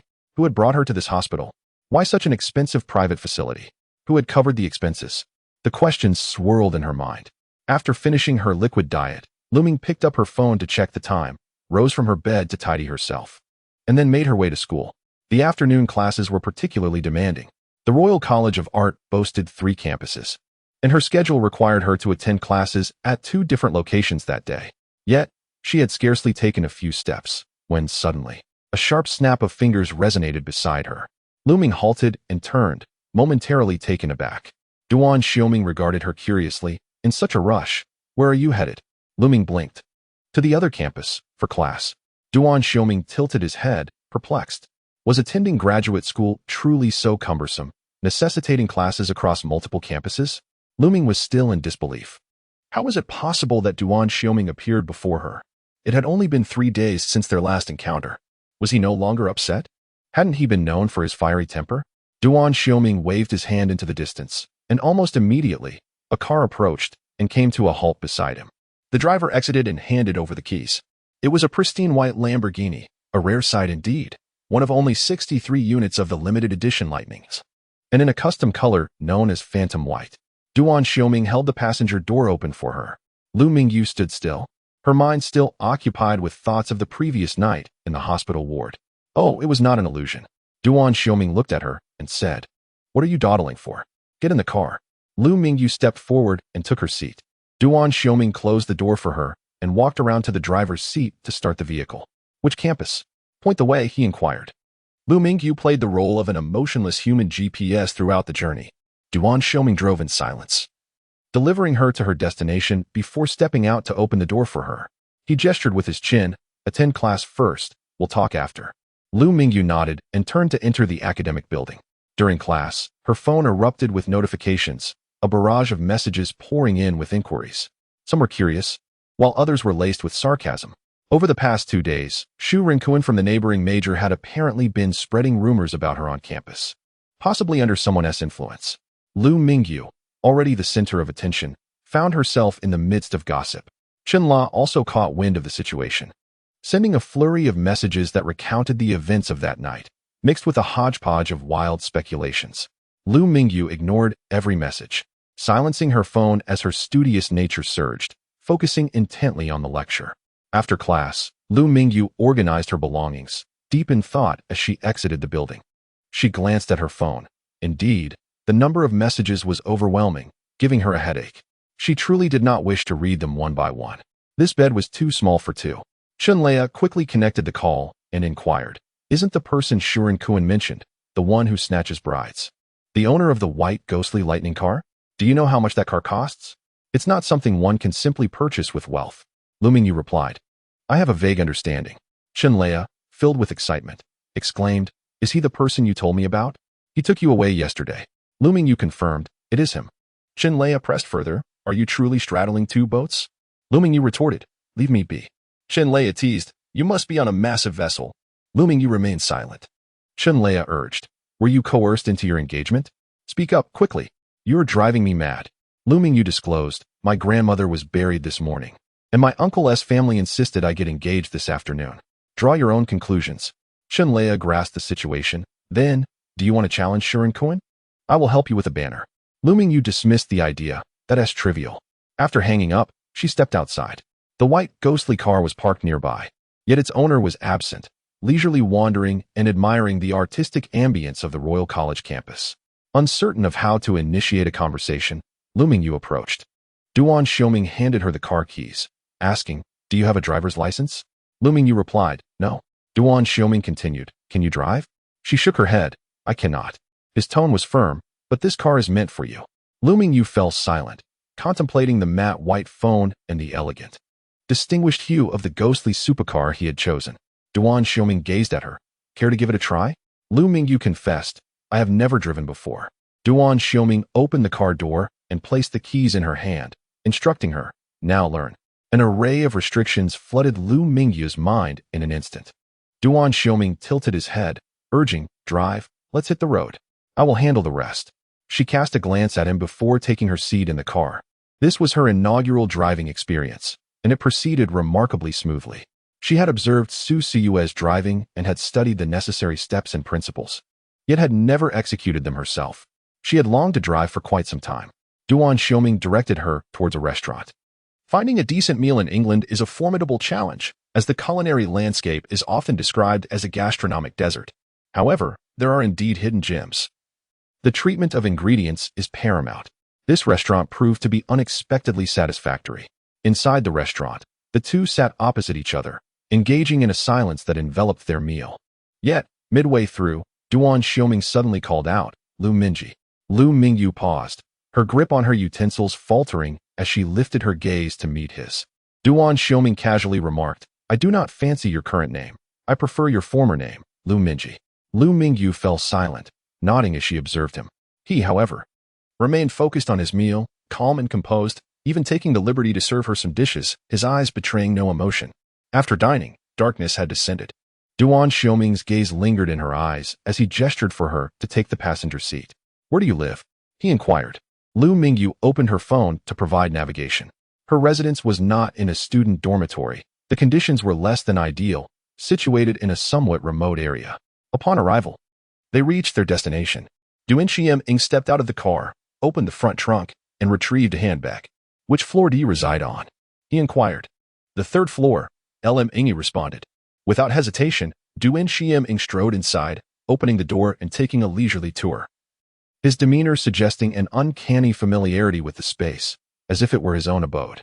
The apartment was a modest one-bedroom with a bathroom, devoid of a living room or kitchen.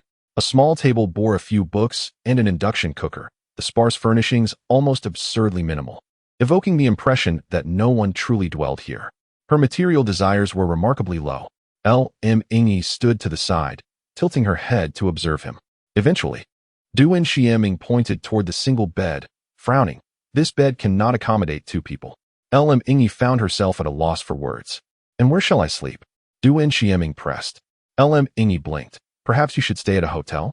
Duan Xiuming countered. "Then will you accompany me?" Mingyu replied with hesitation. No." Duan Xiuming declared, "I shall take the floor." Mingyu was left speechless. Duan Xiuming handed her the handbag. "Your friend, Su, asked me to bring this for you."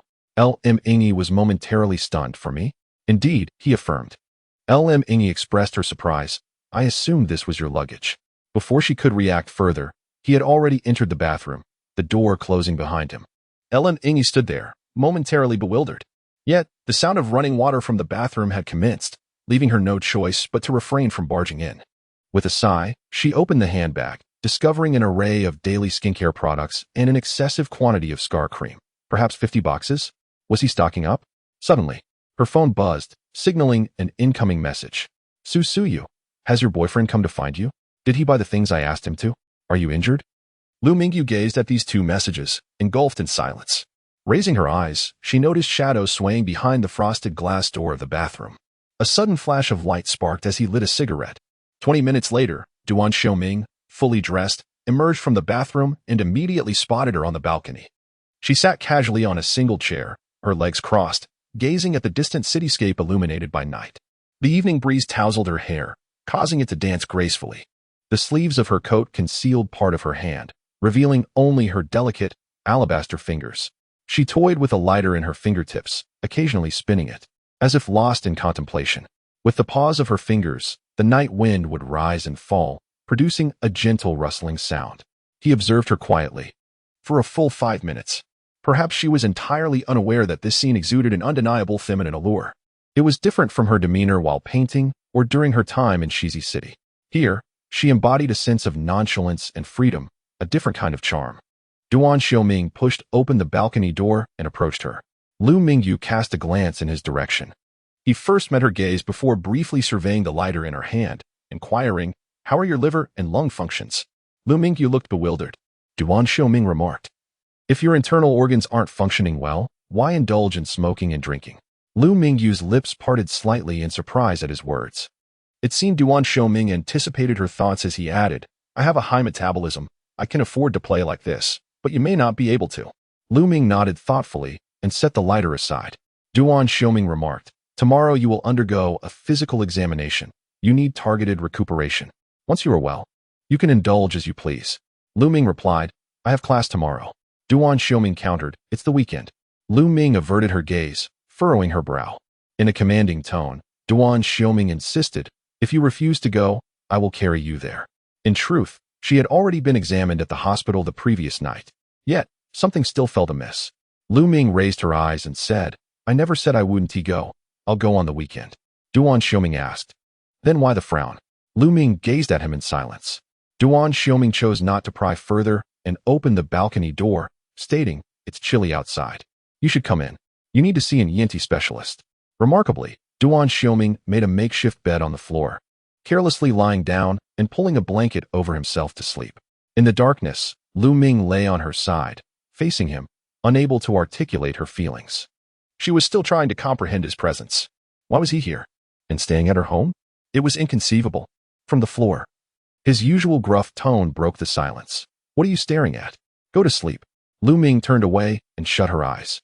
In the dead of night, Duan Xiuming was startled awake by the sound of rapid breathing. He sat up and noticed Lu Ming, drenched in sweat, eyes tightly shut, gasping as if she were on the verge of crying out. Another nightmare. He sat at the edge of the bed, enveloping her in his arms, allowing her to rest against his chest. He skillfully avoided her wounds, gently caressing her frail back, where her spine protruded, as he slowly massaged her. Before long, Lu Mingyu's breathing stabilized, and she fell into a deep slumber. He retrieved his phone and contacted Zhan Xiang. "Have you found anything?" "Speed it up," Duan Xiuming urged. Zhan Xiang replied, "I've gathered some information, but not all of it. I'll compile and clarify everything by tomorrow evening." After a while, Zhan Xiang sent another message. "Brother Ming, could you please treat Miss Lu well? Don't stray. Consider it a personal request." Duan Xiuming retorted, "Are you out of your mind?" After responding, his fingers hesitated. What could Zhan Xiang have discovered that prompted such an emotionally charged message? When Lu Mingyu awoke in the morning, the room was empty. Yet a warm breakfast awaited her on the table. She washed up and began to eat. Shortly after, the chilly air enveloped the room, and he appeared wearing only a cardigan, the collar slightly open, revealing a glimpse of his skin and well-defined chest muscles, exuding warmth. Lu Mingyu gazed intently at him, her gaze momentarily frozen. Duan Xiuming, puzzled, asked, "What's wrong?" "I'm just out for a morning jog." Lu Mingyu continued to stare and walked over to him. Duan Xiuming inquired, "What?" She reached out, her delicate fingers parting his collar, her cool fingertips exploring. Duan Xiuming gasped. Lu Mingyu pointed to a bruise on his chest and asked, "What is this?" Following her finger, Duan Xiuming's breath quickened as he replied, "I was shot." "Shot?" Lu Mingyu exclaimed in disbelief. Duan Xiuming elucidated that the bulletproof vest merely prevents bullets from penetrating the body, yet it cannot shield against the impact, resulting in some bruising, which will soon heal. Lu Mingyu cast a glance at him, curiosity flickering momentarily in her eyes. What perilous escapade could have led him to be shot? Such a thrilling existence. She then turned her attention to the bruise, gently pressing her fingers against it. Lu Mingyu slightly tilted her head, her inquisitive gaze locking onto his. They were remarkably close enough to feel the warmth radiating from each other's bodies. She inquired, "Was it during a mission with the White Eagle?" "Yes," he replied. His gaze fixated on her lips. Then he observed her alluring red lips part and close. She posed another question, "What does it feel like to be shot? Is it painful?" "It hurts, but not as much as your pain," he answered. Lu Mingyu lowered her eyes, continuing to regard the bruise, softly asking, "Is this your usual state?" "Yes," he responded in a deep voice, merely affirming her inquiry. Lu Mingyu further asked, "Aren't you afraid of dying?" Duan Xiuming looked back at her, slowly stating, "I am a bit afraid now." "Oh, A rare glimmer illuminated her usually cool demeanor, gently unfolding in the morning light. She released her grip, adjusted his collar, and turned to gather her belongings, preparing to attend class. Duan Xiuming stood still for a moment, casting a downward glance, then furrowing his brow. He began to question whether there was something amiss with himself. Why was he reacting this way? She merely pressed the bruise and asked a couple of questions. Why was he responding so? Mingyu passed by him, carrying her bag. I'm off to class. Duan Xiuming donned his coat and declared, I shall escort you. He refrained from suggesting that she drive. On the road, Ming felt a peculiar sensation. Until the age of 12, her parents would daily accompany her to school. Yet now, at 22, Duan Xiuming's emotions were equally strange. What was the meaning of taking her to school? Attending classes felt rather novel. The duo remained silent throughout the journey until they reached the campus. Duan Xiuming exited the vehicle and opened the door for her, gently flicking her slightly wrinkled collar with his finger. What time do you finish today? I shall come to fetch you. Ming replied, I have to go to the art studio today. Duan Xiuming frowned. Will you be there until 11 again? Ming responded, I'm not certain. It might be 10 or 11. Duan Xiuming expressed his discontent. Your health cannot withstand such late hours. Do not overexert yourself. Ming countered, others do the same, and some leave in the early hours. Duan Xiuming inquired, is it that competitive? He had indeed overlooked the circumstances of other students. It was evident that studying at such a prestigious institution was far from easy. Ming stated, regardless, it will be late. You need not concern yourself with me. Duan Xiuming remarked, I am not studying. I shall come in the evening to bring you dinner. Ming was momentarily speechless. Not far away, Chunla hurried along, suddenly coming to an abrupt halt, her body leaning curiously as she glanced over. Before long, the ghostly white vehicle drove away. Chunla rushed over, nudging Ming with her shoulder, and exclaimed excitedly, Hey, are you living together now? A trace of helplessness flickered in Ming's eyes as she replied, Please curb your curiosity. Ming. Chunla followed her closely, even squeezing beside her during class, incessantly inquiring, What is his name? What does he do? A wastrel. Huh? So he must be quite idle, accompanying her studies? Unclear. He clearly possesses a tough demeanor. How could he drive a white phantom of such an ethereal, yet noble hue? It's for me. Gifted to you? Quickly, let me drive it. Right now? Get lost. Splendid. I shall race 3 laps through the city streets to show off. You ought to visit the Yanti department. After a day of classes, Mingyu was painting in the studio, while lights flickered in the other compartments of the building, a time when students of pure arts were diligently at work. Even the playful Chunla was occupied in another compartment. At dinner time, Duan Xiuming appeared, bearing steaming dishes.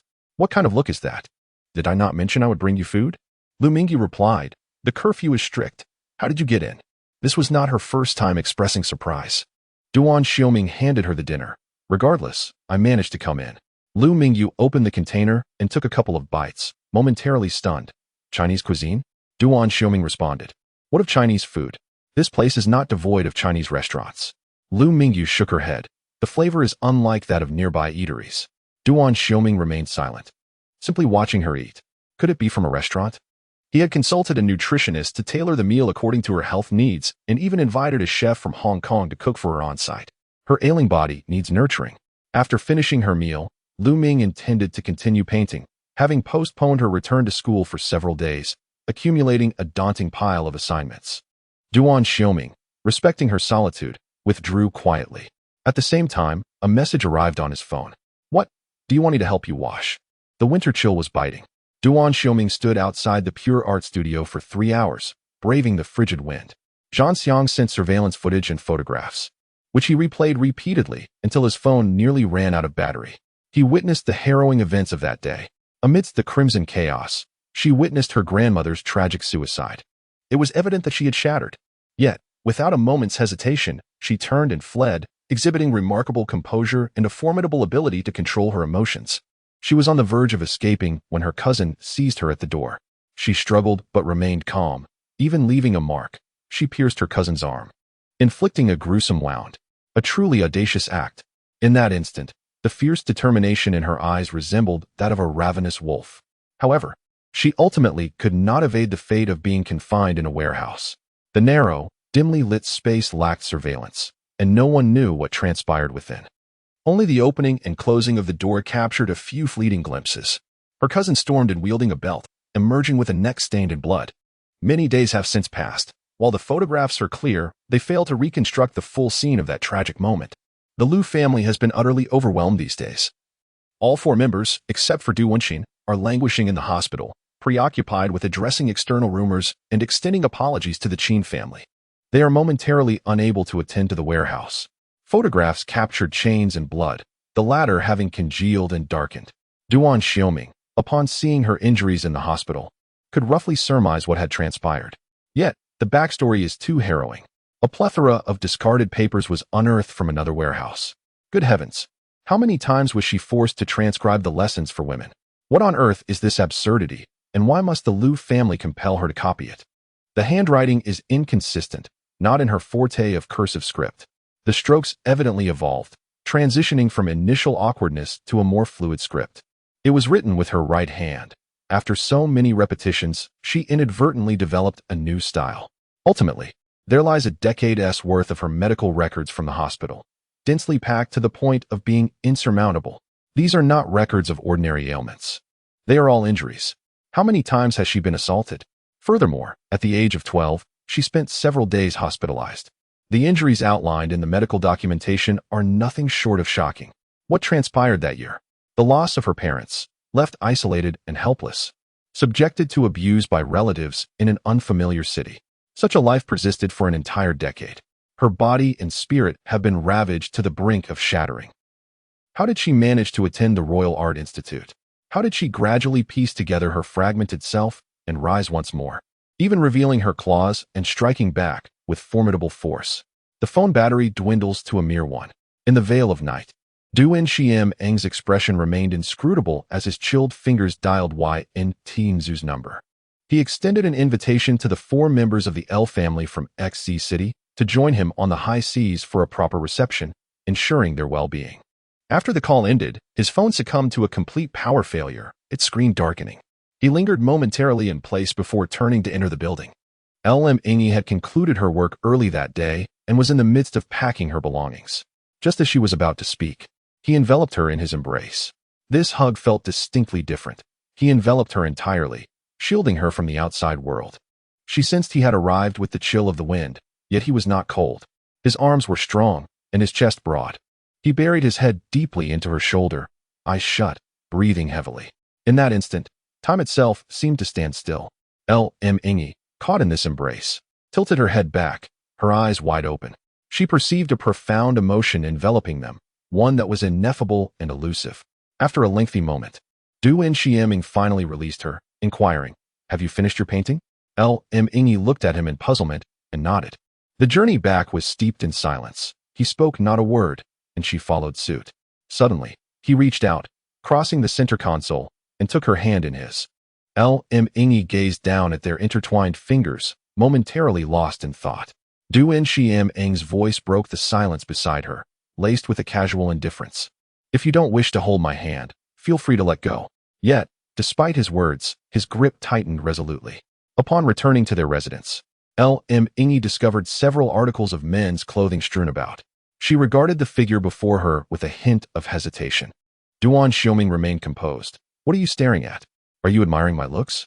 Liu Mingyu replied, "I wish to take a shower." Duan Xiuming raised an eyebrow. "Go ahead." "What do you mean? Do you need my assistance?" Liu Mingyu, standing up and smiling, responded, "I would be delighted. However, I must clarify that the bathroom door is made of glass." Duan Xiuming tilted his head. "It's frosted. I cannot see through it." Liu Mingyu remarked, "It's rather strange. I am unaccustomed to it." Duan Xiuming rose. "I shall go to the balcony. You may shower first, and then I will." Liu Mingyu called after him, "Did you buy towels?" Liu Mingyu contemplated. What on earth is his situation? He had barged into her home with such audacity. On the balcony, he listened to the sound of water running in the bathroom. Duan Xiuming, who had been laughing moments ago, suddenly lost his jovial demeanor, turning away to face the cityscape outside. Duan Liqing, surprised by the call from his younger brother, confirmed it was indeed him and promptly waved his hand to dismiss everyone from the office, clearing the room. He found it hard to believe, saying, "Since you turned 16, you've been quite independent. This is the first time in 8 years you've sought my help." Duan Xiuming retorted, "You've walked fewer paths than I have grains of rice. How old were you when I was born?" Duan Liqing chuckled. Your visit today reminds me of your childhood. When our parents were busy, you were mischievous and domineering. Others couldn't handle you, so I took care of you. Like raising a son. Memories of his childhood flooded back, and while they should have been heartwarming, they left him in profound silence. He possessed what she lacked. Duan Liqing sighed, reflecting, in the blink of an eye, you have matured, becoming strong and self-reliant. At 16, you entered the shadows, and by 18, you ascended to the position of clan leader.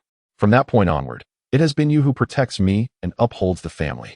Duan Xiuming raised his gaze, his dark pupils fixed upon the heart of the city. I shall continue to safeguard you, and I implore you.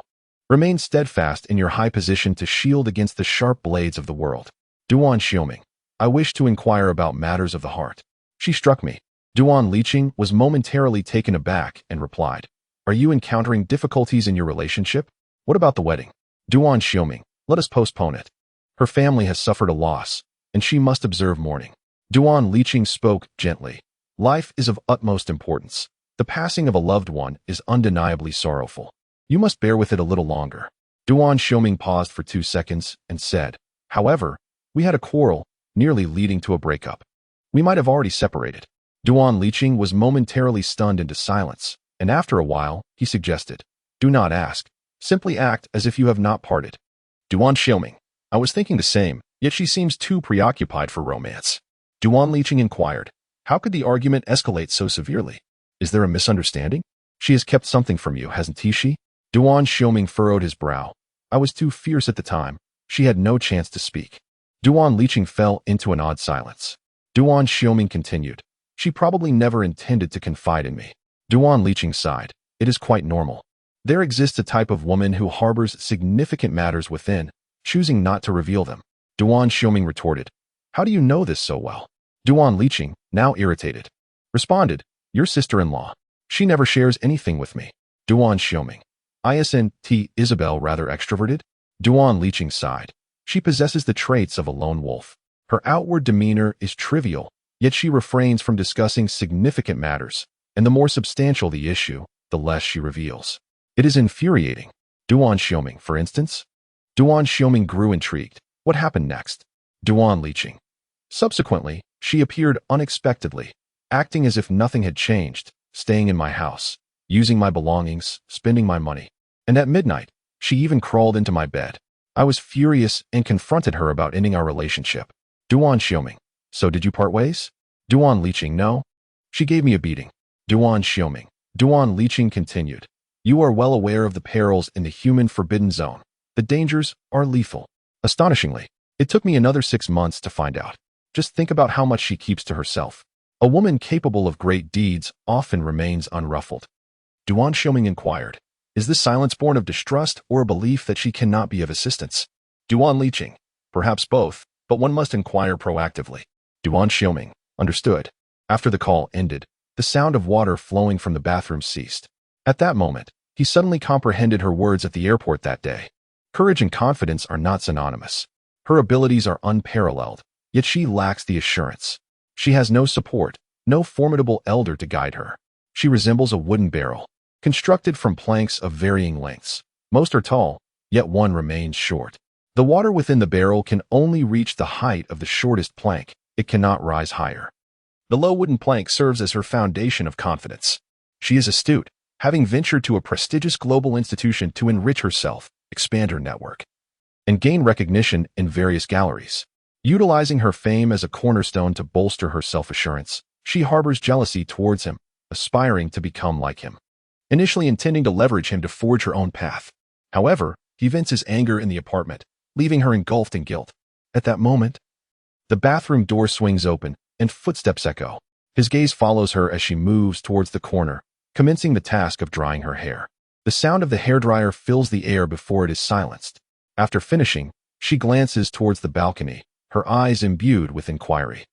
Duan Xiuming pushes open the balcony door, steps inside, disrobes, and enters the bathroom. Make her famous. Shizi City. One afternoon, Su Suyue arrives at the wetland lounge in a new car, a moon-silver Lamborghini. Zhang Xiang opens the door to welcome her. Good afternoon. Su Suyue surveys the room.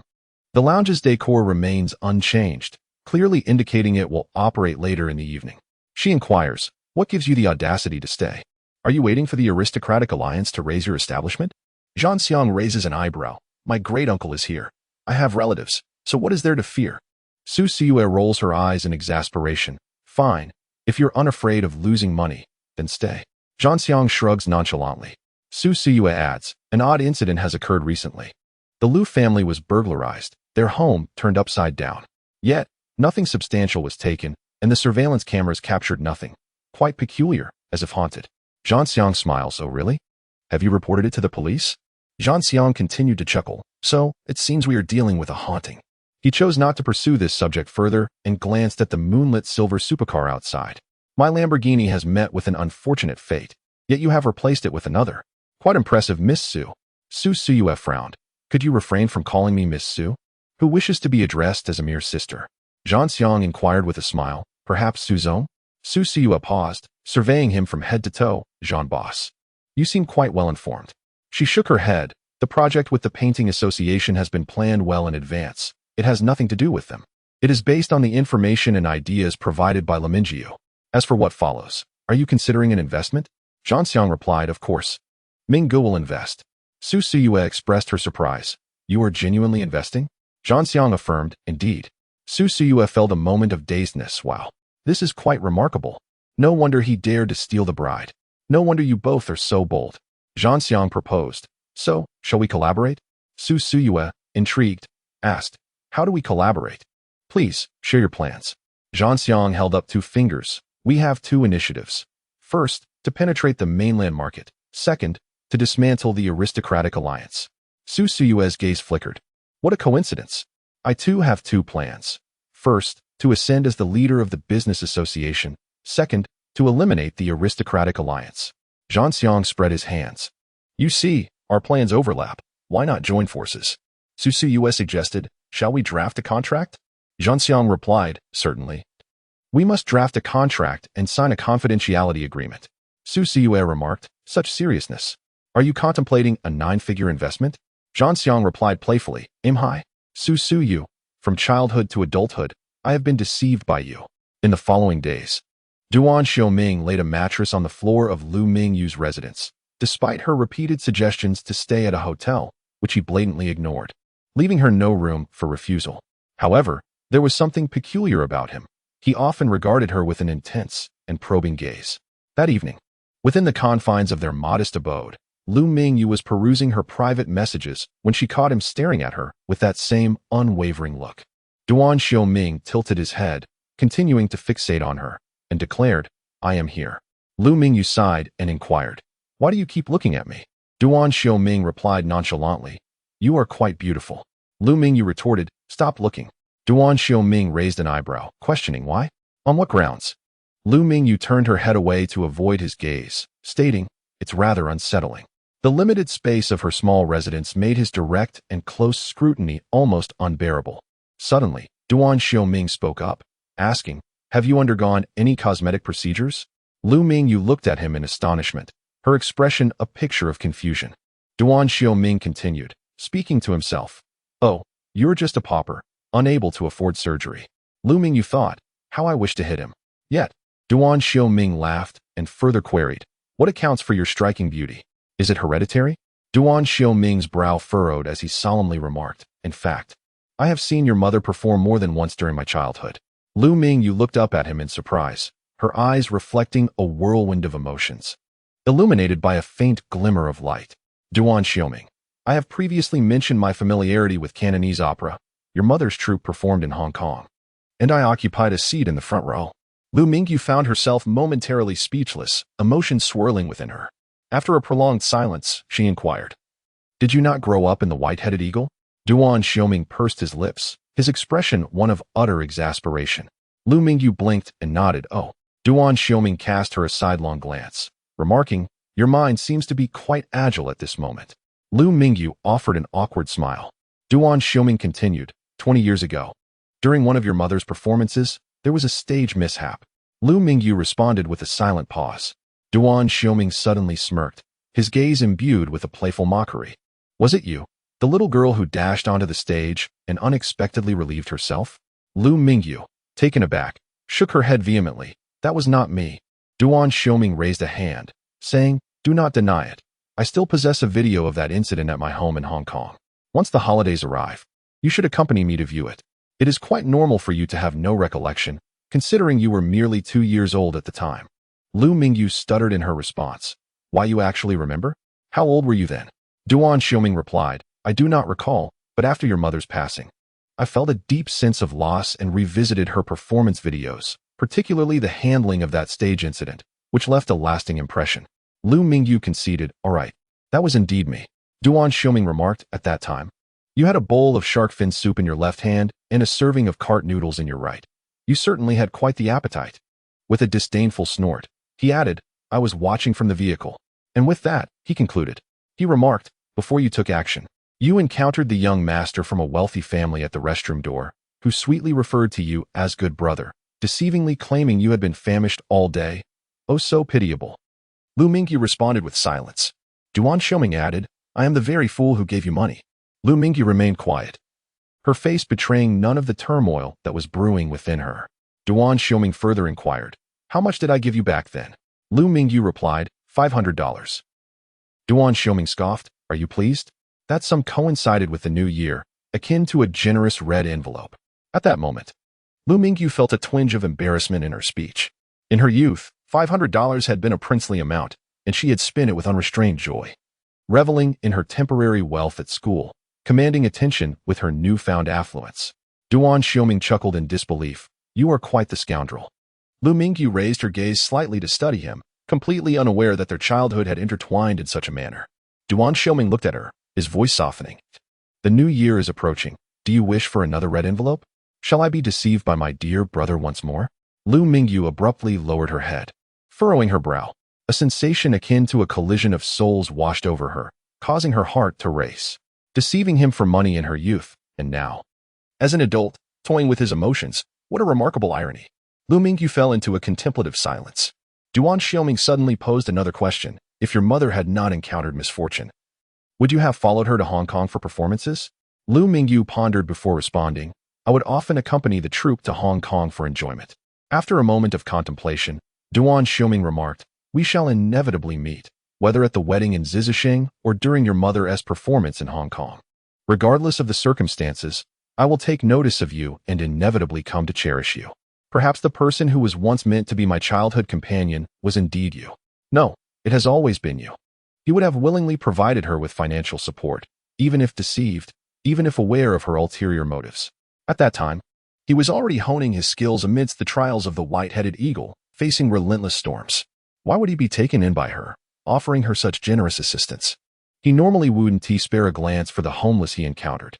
Perhaps it was the brilliance of her eyes 14 years ago that captivated him so completely. Lu Mingyu inhaled deeply, suppressing the tumult of emotions within her. He truly astounded her. Duan Xiuming rose, approached her, and knelt before her, gazing up at her from a slightly elevated position. She furrowed her brow, a myriad of emotions flitting across her face. He inquired, "Does anyone in your family appreciate Cantonese opera?" Lu Mingyu felt her heart tighten. "My grandmother loved it." Duan Xiuming nodded, asking, "Is your grandmother well?" Lu Mingyu clutched the hem of her clothing tightly, replying, "She has passed away." He continued to gaze at her. "Do you wish to cry?" Lu Mingyu nodded, then shook her head. "I cannot bring myself to cry." At that moment, her inner turmoil threatened to overflow. He extended his hand, enveloping hers, and said, "In truth, you can confide in me. You can share anything. I am here to help you bear the burden." Dear Mingyu opened her mouth, yet ultimately fell silent, exhaling slowly. Duan Xiuming observed her emotions dissipate before his very eyes, her gaze transforming into one of clarity and lucidity. A four-character technical term suddenly sprang to his mind. This woman possesses considerable prowess. He rose, his expression composed, gesturing toward the bed. "Rest now. A medical examination awaits us tomorrow." What was wrong with her eyes? Early the next morning, he escorted her to the private hospital where she had previously received intravenous treatment, undergoing a series of meticulous examinations. While waiting, Mingyu was taken to a resting area where some food and red tea were laid out. Having arrived on an empty stomach, she could finally dine. Duan Xiuming, however, entered the doctor's office and closed the door behind him. What issue did her eyes present? He inquired directly. The doctor responded slowly. She suffers from night blindness and optic nerve damage. A flurry of names of ophthalmology hospitals, a plethora of connections, and renowned doctors flashed through his mind.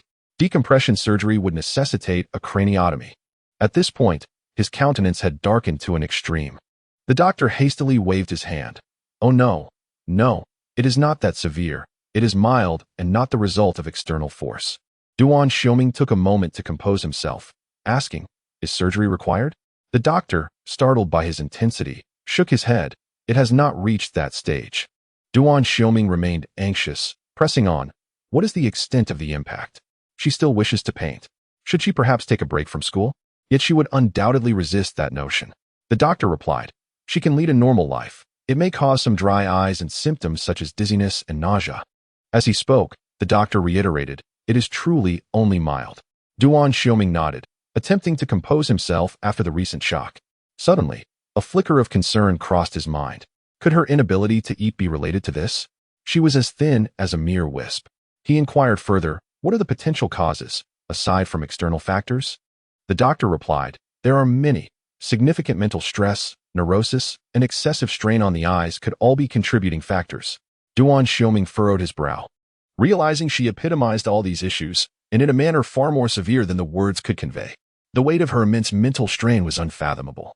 And she had been relentlessly straining her eyes, often staying up late to paint. He suddenly asked, could it be from crying? She endured nightly nightmares, sometimes even screaming out. Her expression, one of profound anguish. She had likely been weeping daily since the age of 12, crying until there were no tears left. The doctor nodded. That is indeed a possibility. Crying can inflict harm. Duan Xiuming, suppressing his emotions, pressed on. What is the treatment? It can be cured, right? If it remained uncured, the last vestige of motivation that fueled her struggles would vanish. She had persevered solely through her indomitable spirit. And if her eyes were injured to the point she could no longer paint, what difference would it make if she were to perish? She had yet to exact her revenge. She could scarcely endure further turmoil. The prospect of total collapse loomed ominously. Duan Xiuming confessed, I cannot rest easy. The doctor remained silent. As Duan Xiuming made his way to the resting area with the medication in hand, Lu Ming had just finished his meal and set down his cup after taking a sip of tea. He approached her, observing her closely. When she lifted her gaze, her eyes were filled with inquiry. He suddenly leaned down, his lips brushing against her eyes, leaving a gentle kiss. Mingyu closed her eyes and then opened them again. Feeling a bit dazed, it suddenly dawned on her that he had kissed her eyes the very first time they met. However, the scene then was entirely different from the present. Shall we go? He inquired. Mingyu stood up and asked, why did you suddenly kiss me? Duan Xiuming replied nonchalantly, oh, you're quite beautiful. I couldn't help myself. Mingyu remained silent.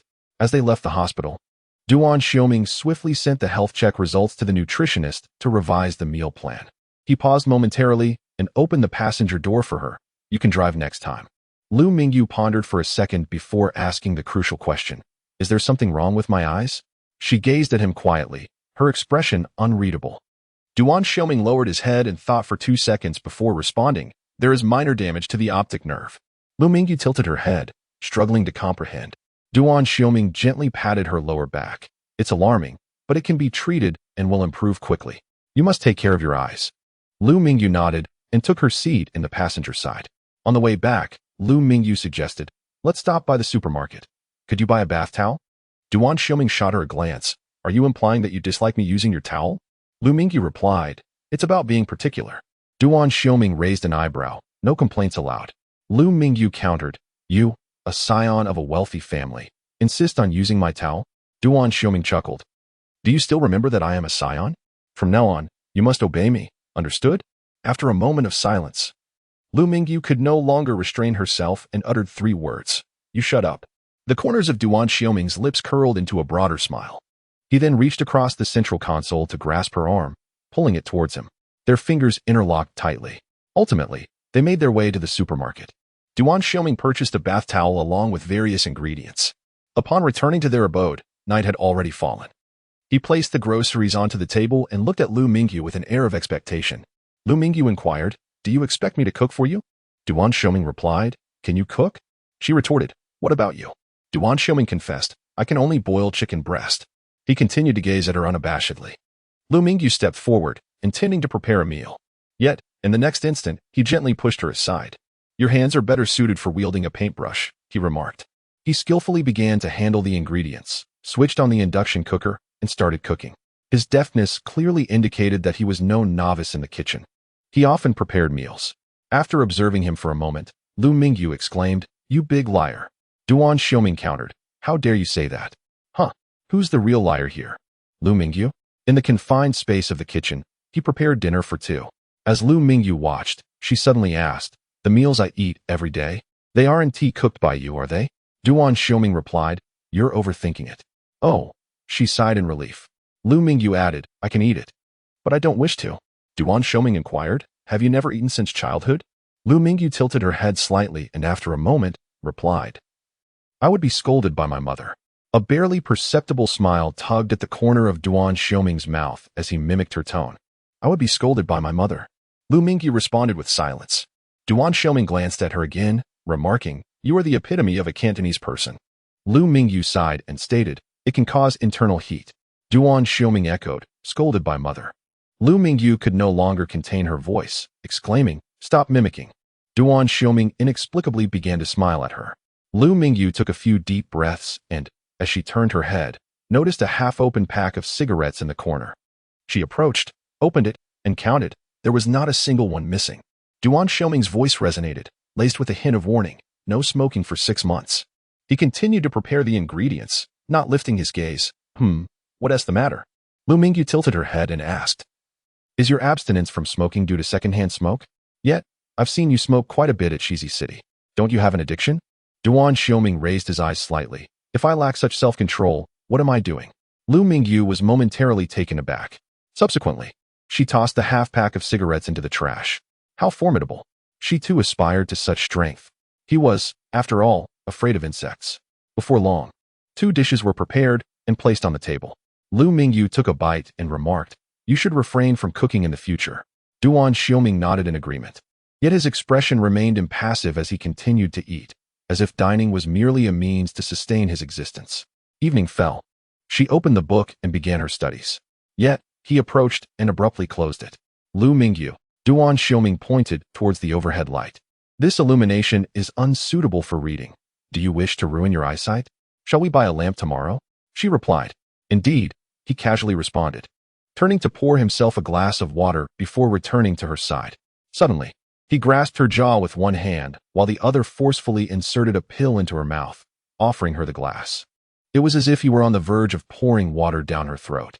"You administer medicine as if you were coercing me to ingest poison," Lu Mingyu remarked. Duan Xiuming remained resolute. "Swallow it before you speak." Complying, Lu Mingyu took the medicine, momentarily bewildered by his approach. He bore an air of determination, as if he would engage in a confrontation should she refuse, his vigilance palpable. "I'm going to take a shower and retire early tonight," he announced. Grabbing a towel before entering the bathroom, Lu Mingyu did not protest. The evening's dim lighting was indeed ill-suited for studying, and it was a rare weekend. She tidied the books on her desk and lay on her bed, gazing up at the ceiling while listening to the sound of flowing water. A peculiar mood enveloped her. Despite having heard that sound daily for the past few days, she still found it unsettling. How long did he intend to stay here? Would he continue living on the floor indefinitely? Suddenly, the sound of water ceased. "Lu Mingyu, come in for a moment," a deep voice called from within. Lu Mingyu paused, surprised, and glanced towards the steamy bathroom, where she could discern the vague outline of a figure through the frosted glass. He was evidently in the midst of bathing when he called her in. Lu Mingyu rose from the bed and walked over. Upon opening the door, the scene in the bathroom revealed a physique that was incomprehensibly sculpted. Broad shoulders and a narrow waist were merely the beginning, for every muscle was defined into sharp, taut lines, each casual movement emanating an undeniable sense of power. As he was in the process of washing, his hair was unusually disheveled, a few damp strands clinging to his forehead, dripping with water. It was a stark contrast to his usual appearance. When he gazed at her, his dark eyes were frigid, and his thin lips were pressed together. "There's a bug," he stated indifferently. Lu Mingyu felt a peculiar confusion. Should she capture it or eliminate it? Duan Xiuming cast another glance at her. "I'm afraid." Lu Mingyu replied. "I'm afraid," he reiterated, extending his hand to point at the corner of the bathroom. Following his gesture, Lu Mingyu noticed a tiny spider, harmless, Surprise flickered in her eyes. You're afraid of bugs? It was completely inconceivable. He appeared utterly unfazed. How could someone with such formidable strength be frightened by such a trivial creature? Just before dinner, she had still been admiring his might. Duan Xiuming crossed his arms, maintaining his indifferent demeanor. The phone is on the table. The password is cunning girl. Call my brother and ask him if I've been afraid of bugs since childhood. Lu Mingyu, momentarily taken aback, said nothing. Duan Xiuming's gaze fixed once more on the spider. It moved. In silence, Lu Mingyu stepped inside, retrieved a tissue, and pinched the spider. She crushed it and disposed of it. After completing all of this, she turned and closed the bathroom door behind him. At that moment, Lu Mingyu's emotions were quite peculiar. The sound of water resumed. Will there be insects in this room? He inquired. Lu Mingyu replied, I am uncertain. Duan Xiuming spoke with determination. Lu Mingyu, we must move. I fear insects. Lu Mingyu suggested, you can stay at a hotel. Don't sleep on the floor. Duan Xiuming's tone grew fierce. You're not moving? Say that again. You're not moving? Lu Mingyu responded, moving. With a sudden motion, he turned off the lights and went to sleep. The following day, early in the morning, as Lu Mingyu opened his eyes, he realized that more than half of her belongings had vanished from the room. Now, very few of her items remained in this abode, all having been moved by him. The last time he entered the room, he had taken her away. To be honest, Lu Mingyu was taken aback. For it was indeed quite early, a time he usually reserved for morning runs. Had he replaced his morning exercise with moving? Their new residence was a luxurious apartment near the Royal Art School, a spacious flat with splendid views. One of the large rooms had been converted into a studio, significantly larger than the studio assigned by the school. Duan Xiuming pointed to the studio and said, the studio has a bathroom, making it convenient for your wet mounting. I noticed the partition at school lacks one. Lu Mingyu nodded in agreement. Duan Xiuming continued, the lighting has been adjusted. It's neither dim nor glaring. If inspiration strikes and you cannot make it to school, you can paint directly at home. No, you should try to paint at home as much as possible. It won't harm your eyes. Lu Mingyu nodded again, affirming his understanding. Duan Xiuming, the apartment has been purchased, so there is no need to worry about dirtying the walls and floors. Feel free to create as you wish. Lu Mingyu continued to nod. Yes. It was evident that he had already acquired and arranged everything, merely awaiting her approval to move in. Duan Xiuming glanced at the time. Well, shall we have breakfast now? Lu Mingyu also checked the time and replied expressionlessly, all right. By 8 in the morning, despite not having eaten breakfast, he had already completed the move. Such a terrifying speed. In the morning, the two were busy organizing their belongings in the apartment. At noon, a knock echoed through the space. Lu Mingyu looked over in surprise. It was their first day of moving in. Who could possibly be knocking?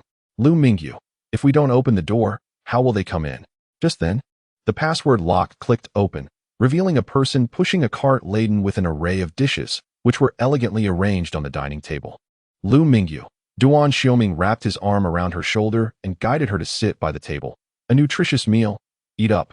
It was then that Lu Mingyu noticed the dishes bore a striking resemblance to the meals he usually delivered. He had been providing her with nutritious meals every day? Who was that person just now? She inquired. Duan Xiuming, a chef, skilled in Cantonese cuisine, brought in from Hong Kong. Lu Mingyu was momentarily at a loss for words. Duan Xiuming served her some food. The chef and a nutritionist reside next door, responsible for your meal planning. Lu Mingyu, this is quite extravagant. Duan Xiuming paused for a moment, then suddenly looked at her and said, Lu Mingyu, talent shines brighter than wealth. Please remember this saying forever. Who taught you the art of indifference? In the afternoon following a meal, Duan Xiuming sat on the sofa, engrossed in his phone. Lu Mingyu, rising from her seat, contemplated tidying up. Suddenly, an arm extended to draw her back onto the sofa. The owner of the arm remained fixated on his phone and calmly stated, this is inappropriate. Before long, a knock echoed at the door, and another individual entered, pushing a small cart. They meticulously tidied the table and casually took away the trash. A moment of silence enveloped Lu Mingyu, who eventually inquired, domestic help? She nodded, conceding, that makes sense. At that moment, he unexpectedly reached out again, pulling her into his embrace. His knees spread apart like two sturdy walls, while his hands encircled her from behind. Lu Mingyu nearly stumbled onto his legs, instinctively bracing herself against his shoulder.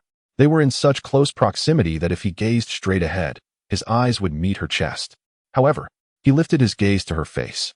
In that instant, her expression was intriguing. one of astonishment mingled with a hint of panic. Duan Xiuming disregarded her fluster, fixating on her with a fierce intensity, exuding a commanding and sharp aura. His gaze was penetrating, as if attempting to see straight through to her soul. Then he observed as the woman, who had just moments ago been flustered and at a loss, closed her eyes briefly and reopened them with a newfound clarity and composure. "What are you doing?" she asked with a smile. Her previous uncertainty vanished. Duan Xiuming nodded slightly and asked, "Is there anything you wish to inquire of me?" Lu Mingyu pondered for a moment before responding. "I've always wanted to ask, who is your brother?" Dear Ming sat in silence, casting her gaze out the window, lost in thought. One was the young master of the dark faction, shrouded in anonymity, biding his time in the shadows, orchestrating chaos behind the scenes. The two brothers were performing a duet of deception. At that moment, he urged her to continue, asking if there was more to say. In the next instant, she distinctly observed him raise an eyebrow, a fleeting glimmer of lethal intent flashing in his eyes. "Who did you tell?" he inquired with a smile. Dear Ming shook her head, her voice barely above a whisper. "I haven't confided in anyone. If you had, would someone have to die?" Duan Xiuming replied, "Actually, I can't disclose that. I had intended to propose." Dear Ming was momentarily taken aback, meeting his calm gaze. She questioned, "Why did you tell me that day in the apartment?" After a brief contemplation, Duan Xiuming shook his head. "I don't know. It just came out." He added, "If I say it doesn't matter, then it truly doesn't." Unable to maintain her composure, Dear Ming suddenly leaned forward, collapsing against his chest. He supported her lower back with one hand while grasping her wrist with the other, two fingers resting on her pulse. Simultaneously, he narrowed his eyes, scrutinizing her expression. Observing her heartbeat quicken slightly, she steadied herself, closing her eyes again, allowing her pulse to gradually normalize. Her complexion regained its tranquility, her gaze devoid of emotion as she met his eyes. Duan Xiuming nodded once more, then posed a question. "Who taught you to react without feeling?" Dear Ming was momentarily stunned. "What?" Duan Xiuming pondered for a few seconds, releasing her and patting the space beside him, inviting her to sit and converse without fear, assuring her that he had merely been testing. Lu Mingyu settled beside him, gazing at him in bewilderment. The air of hostility that had enveloped him dissipated in an instant. At that moment, his eyes sparkled with clarity and warmth, and he chuckled while shaking his head. Lu Mingyu's confusion deepened, her face adorned with a myriad of question marks. Duan Xiuming's expression bore a hint of exasperation as he sighed. "I am truly astounded.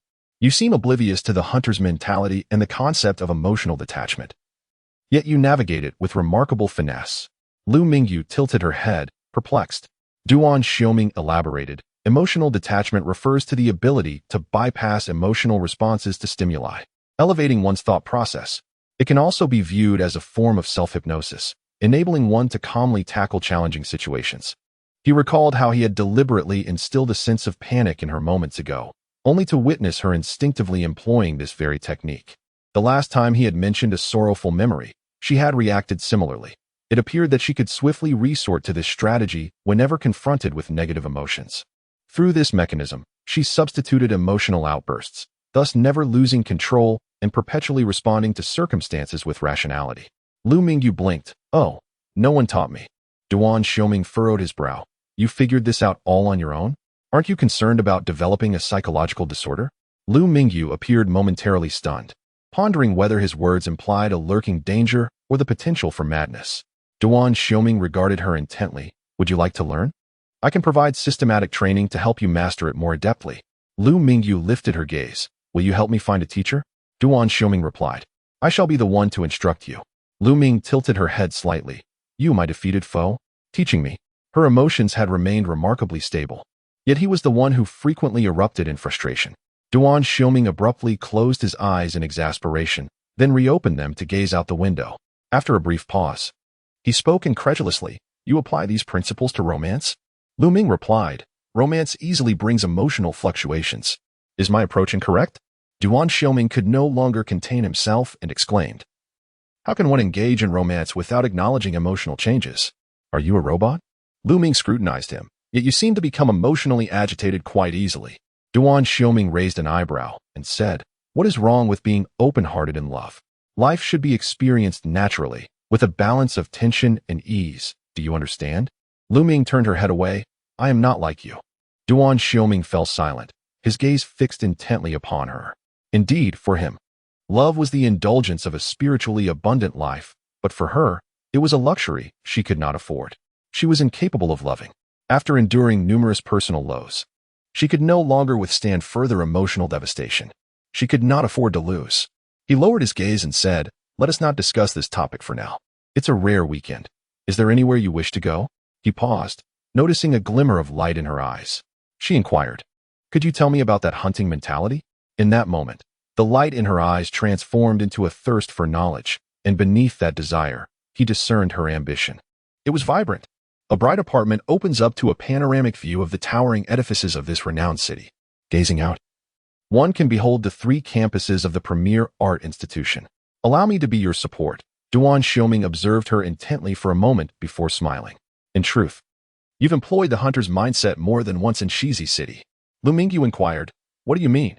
Duan Xiuming replied, "Unbeknownst to you, the Lu family, the Qin family, and even myself are but your pawns, or perhaps your prey, with the entire Shizi City serving as your hunting ground. You seamlessly shift roles, creating chaos while retreating unscathed, executing precise hunts to achieve your objectives. Just as you once articulated, must the protagonist always be a mere vessel? Break the rules and become the sea monster." In that moment, Lu Mingyu grasped the meaning. However, Duan Xiuming's expression shifted as he added, "I have a little story to share. Would you care to listen?" Lu Mingyu nodded eagerly. "Yes, please." Duan Xiuming's lips curled into a smile. "When I was about 7 or 8 years old, at White Eagle, my brother took me to a remote base, where Isabel was not yet my sister-in-law but one of my instructors." Lu Mingyu paused, slowly responding, "Oh, so Isabel is your sister-in-law, an impressive person from your childhood." Duan Xiuming continued, "The base was quite secluded, far from the city. Before meeting with the instructors, a sheep walked past me." Lu Mingyu rested her chin on her hand, listening intently. Duan Xiuming chuckled softly and said, "I asked my brother if I could hunt that sheep." Lu Mingyu raised an eyebrow, intrigued. "Upon the first sight of a sheep, the instinct to hunt arises. Is this typical for a child of 7 or 8? Duan Xiuming, my brother inquired why I wished to hunt, to which I replied that I was famished and desired roasted lamb." Lu Mingyu, rational yet troubling. She found herself at a loss for words. Duan Xiuming, my brother remarked that the sheep had an owner and appeared to be a pet rather than sustenance.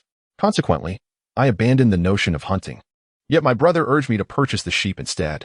Lu Mingyu could not help but ask, "What happened next?" Duan Xiuming, I went to buy it and brought it before my brother, feeling quite displeased at the prospect of keeping a sheep as a pet. He then turned to her and asked, "Can you guess what happened next?" Lu Mingyu shook her head. Duan Xiuming, my brother proclaimed, "Now this sheep is yours. If you wish for it to be a pet, it shall be a pet. If you desire it as food, it will be tonight's dinner, roasted lamb." Lu Mingyu, astonished, queried, "Did you ultimately consume it? Was it a pet or food? What of the sheep's owner?" Duan Xiuming smiled. "Does it truly matter?" Lu Mingyu's pupils dilated, and a slight shiver coursed through her scalp. Duan Xiuming gazed at her. A small enlightenment, perhaps? Approximately 5 minutes later, Lu Mingyu lifted her head. "To break the rules. Establish rules, and become the rule?"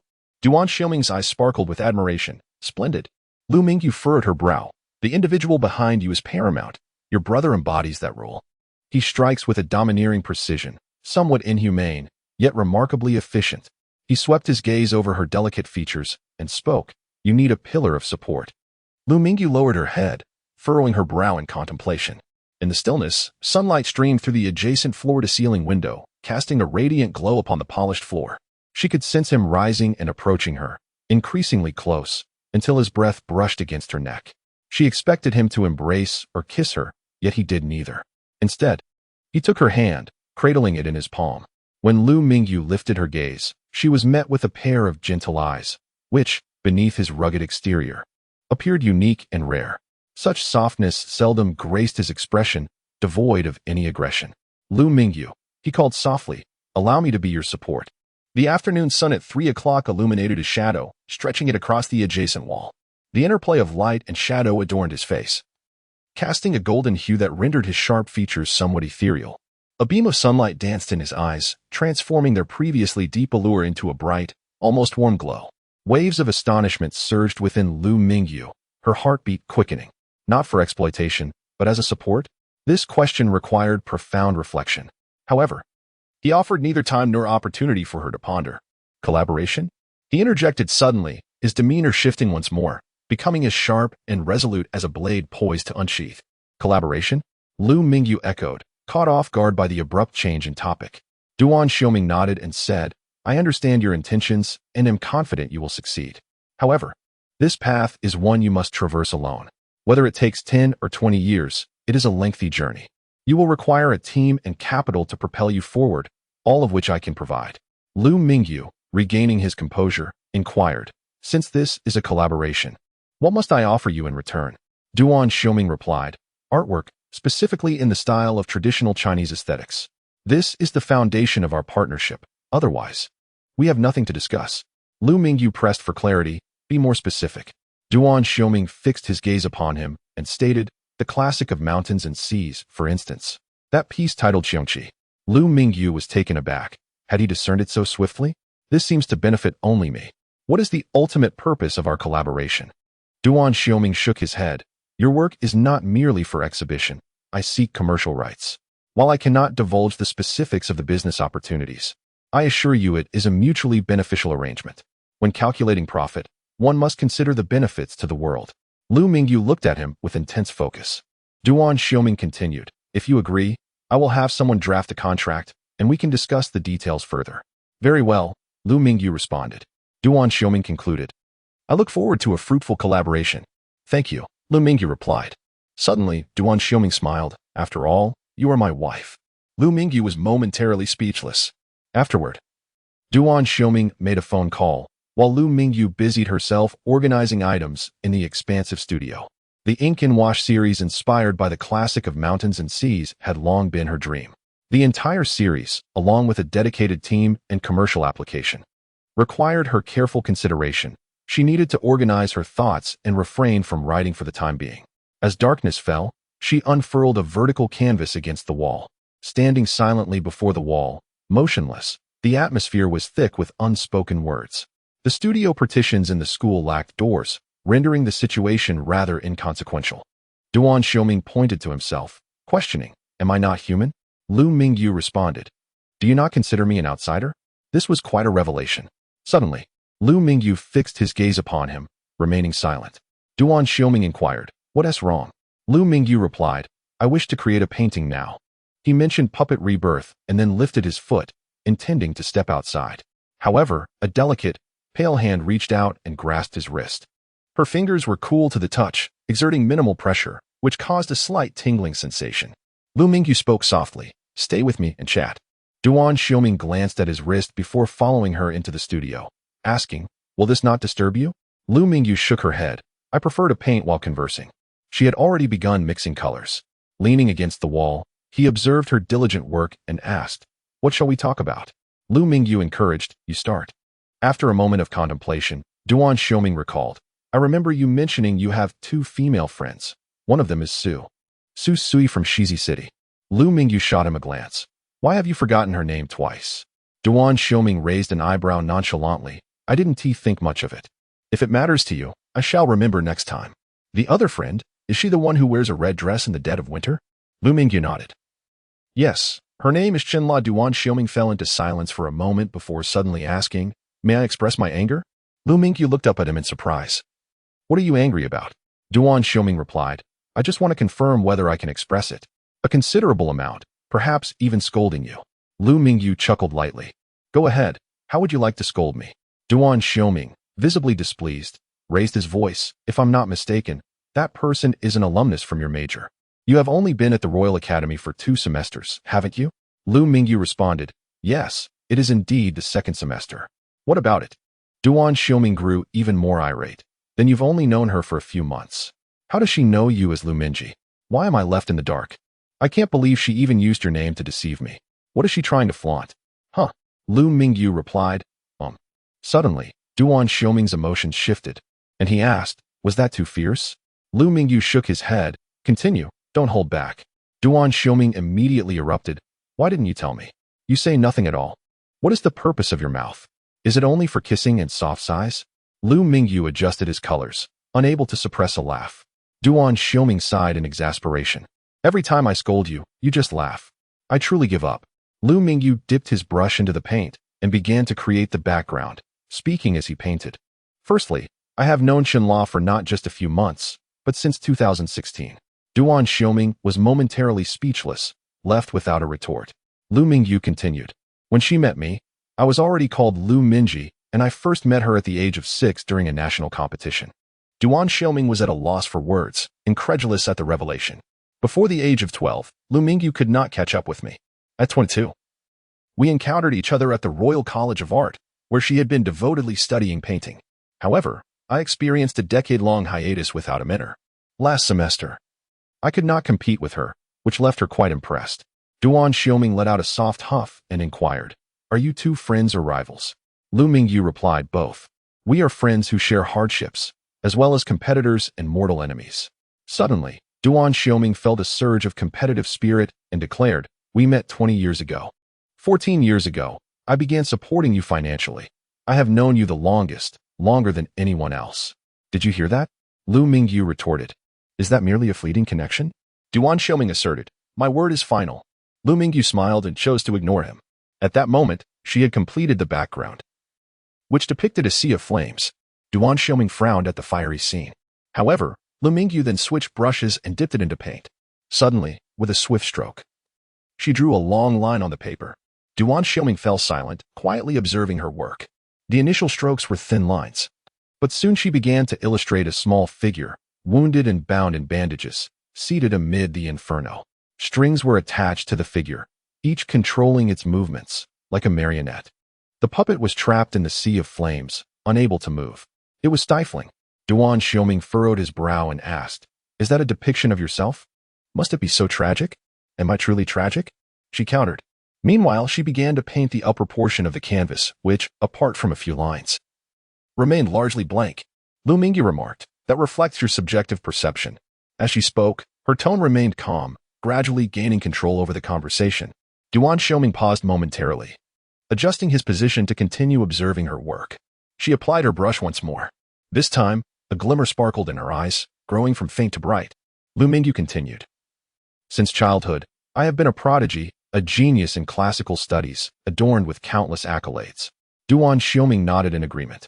Following that, she painted a silhouette, devoid of facial features, seemingly ethereal. Lu Mingyu added, "As I grew older, I was admitted to the Royal Academy of Arts, a prestigious institution, pursuing my studies alone with nothing to my name." Duan Xiuming praised her, impressive. Lu Mingyu's brush continued to outline, "I chose the strongest man to share my bed, embodying great ambition." Duan Xiuming smirked. "Go on." Lu Mingyu stated, "I have few friends, yet they are distinctive, providing me with invaluable assistance." Duan Xiuming raised an eyebrow. "And then?"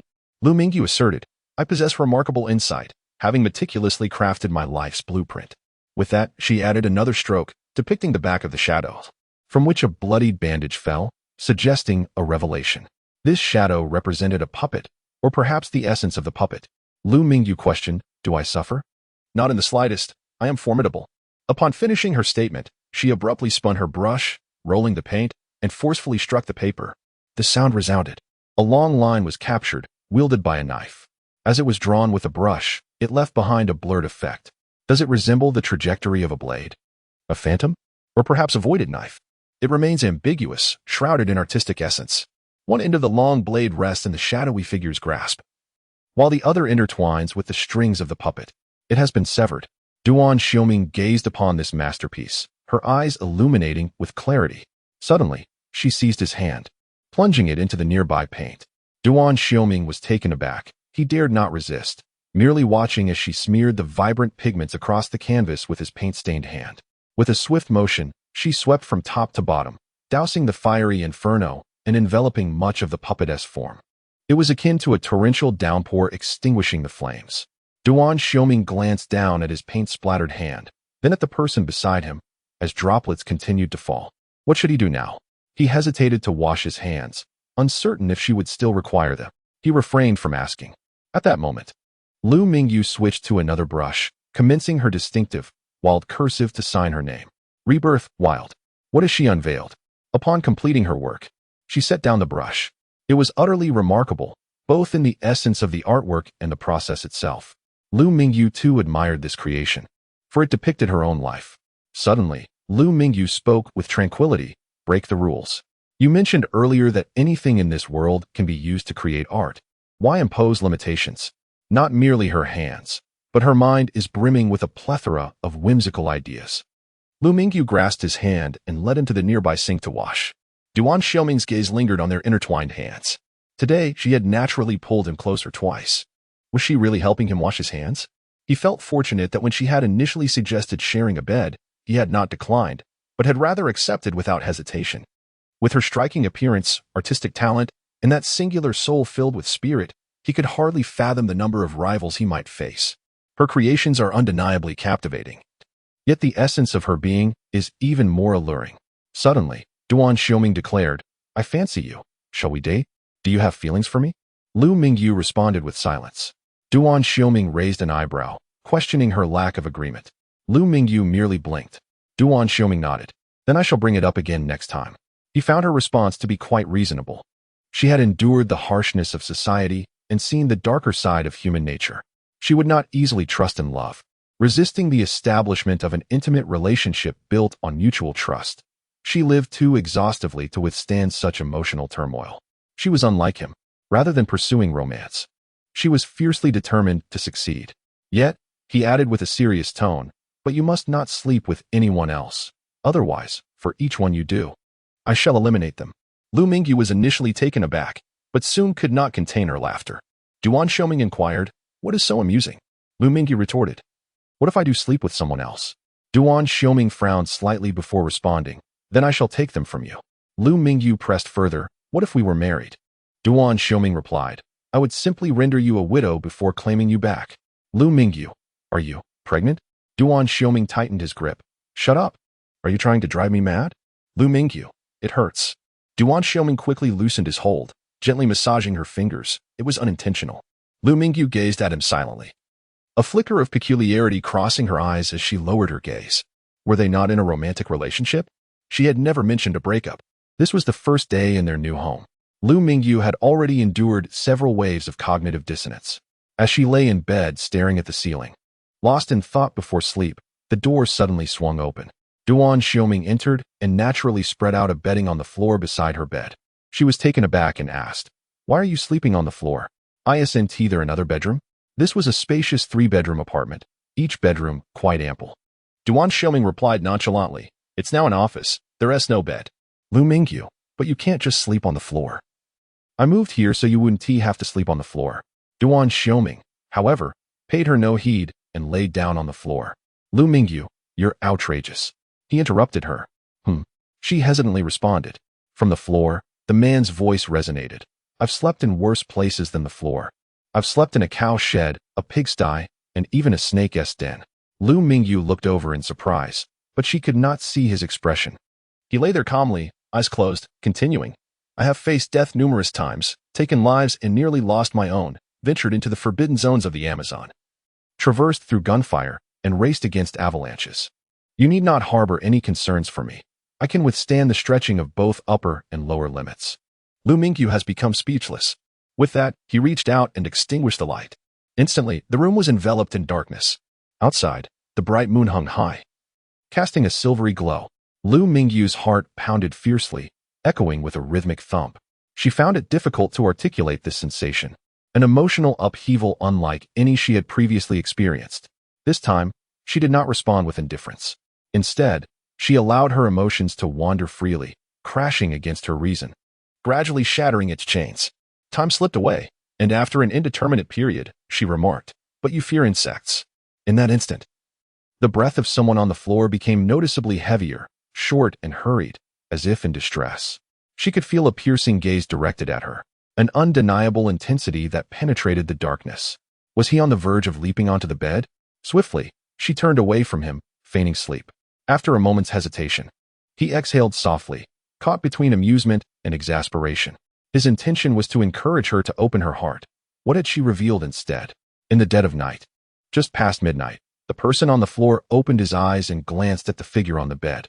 The occupant of the bed breathed steadily, having escaped nightmares this night. The following morning, while Lu Mingyu remained deep in slumber, she suddenly felt her body being turned over. Then, a light smacking sound echoed, Someone was playfully tapping her on the backside. Just 2 gentle pats, yet they roused her from sleep. Lu Mingyu opened her eyes in astonishment, staring at the person before her. Duan Xiuming, with an impassive demeanor, spoke. "Rise and shine. I have devised a personalized fitness regimen for you." Lu Mingyu, still in a daze, replied, "Huh?" Duan Xiuming then gave her a couple of gentle taps and muttered, "Is there flesh on you only in your chest and buttocks?" Lu Mingyu, speechless, was subsequently compelled to rise. They descended the stairs swiftly, and by the time Lu Mingyu fully grasped the situation, she found herself standing on the street. The chilly outdoor breeze sent a shiver down her spine, awakening her senses considerably. What time was it, anyway? Beside her, Duan Xiuming resembled a stern instructor as he issued commands. "Get moving, walk 2 laps." Lu Mingyu, puzzled, inquired, "Aren't we supposed to run 2 laps?" Duan Xiuming responded, "Can you guess why humans walk on 2 legs rather than on 4 like animals?" Lu Mingyu replied, "I don't know." Duan Xiuming explained, 2 legs are inherently designed for walking, not running walking. With that, he led the way, maintaining a steady pace that was somewhat difficult to articulate. Astonishingly, she found herself walking. Just as she anticipated a continuation or an increase in speed, Lu Mingyu expressed her surprise. "I'm not too tired. Aren't we continuing?" Duan Xiuming replied, "Do you understand the concept of gradual progression?" Lu Mingyu nodded. "Oh, I'll remember." Duan Xiuming stated, "For the coming week, we shall train like this. At this hour, you will walk on your own." Lu Mingyu agreed. All right. After the exercise, her appetite improved, and she consumed a more substantial, nutritious breakfast than usual.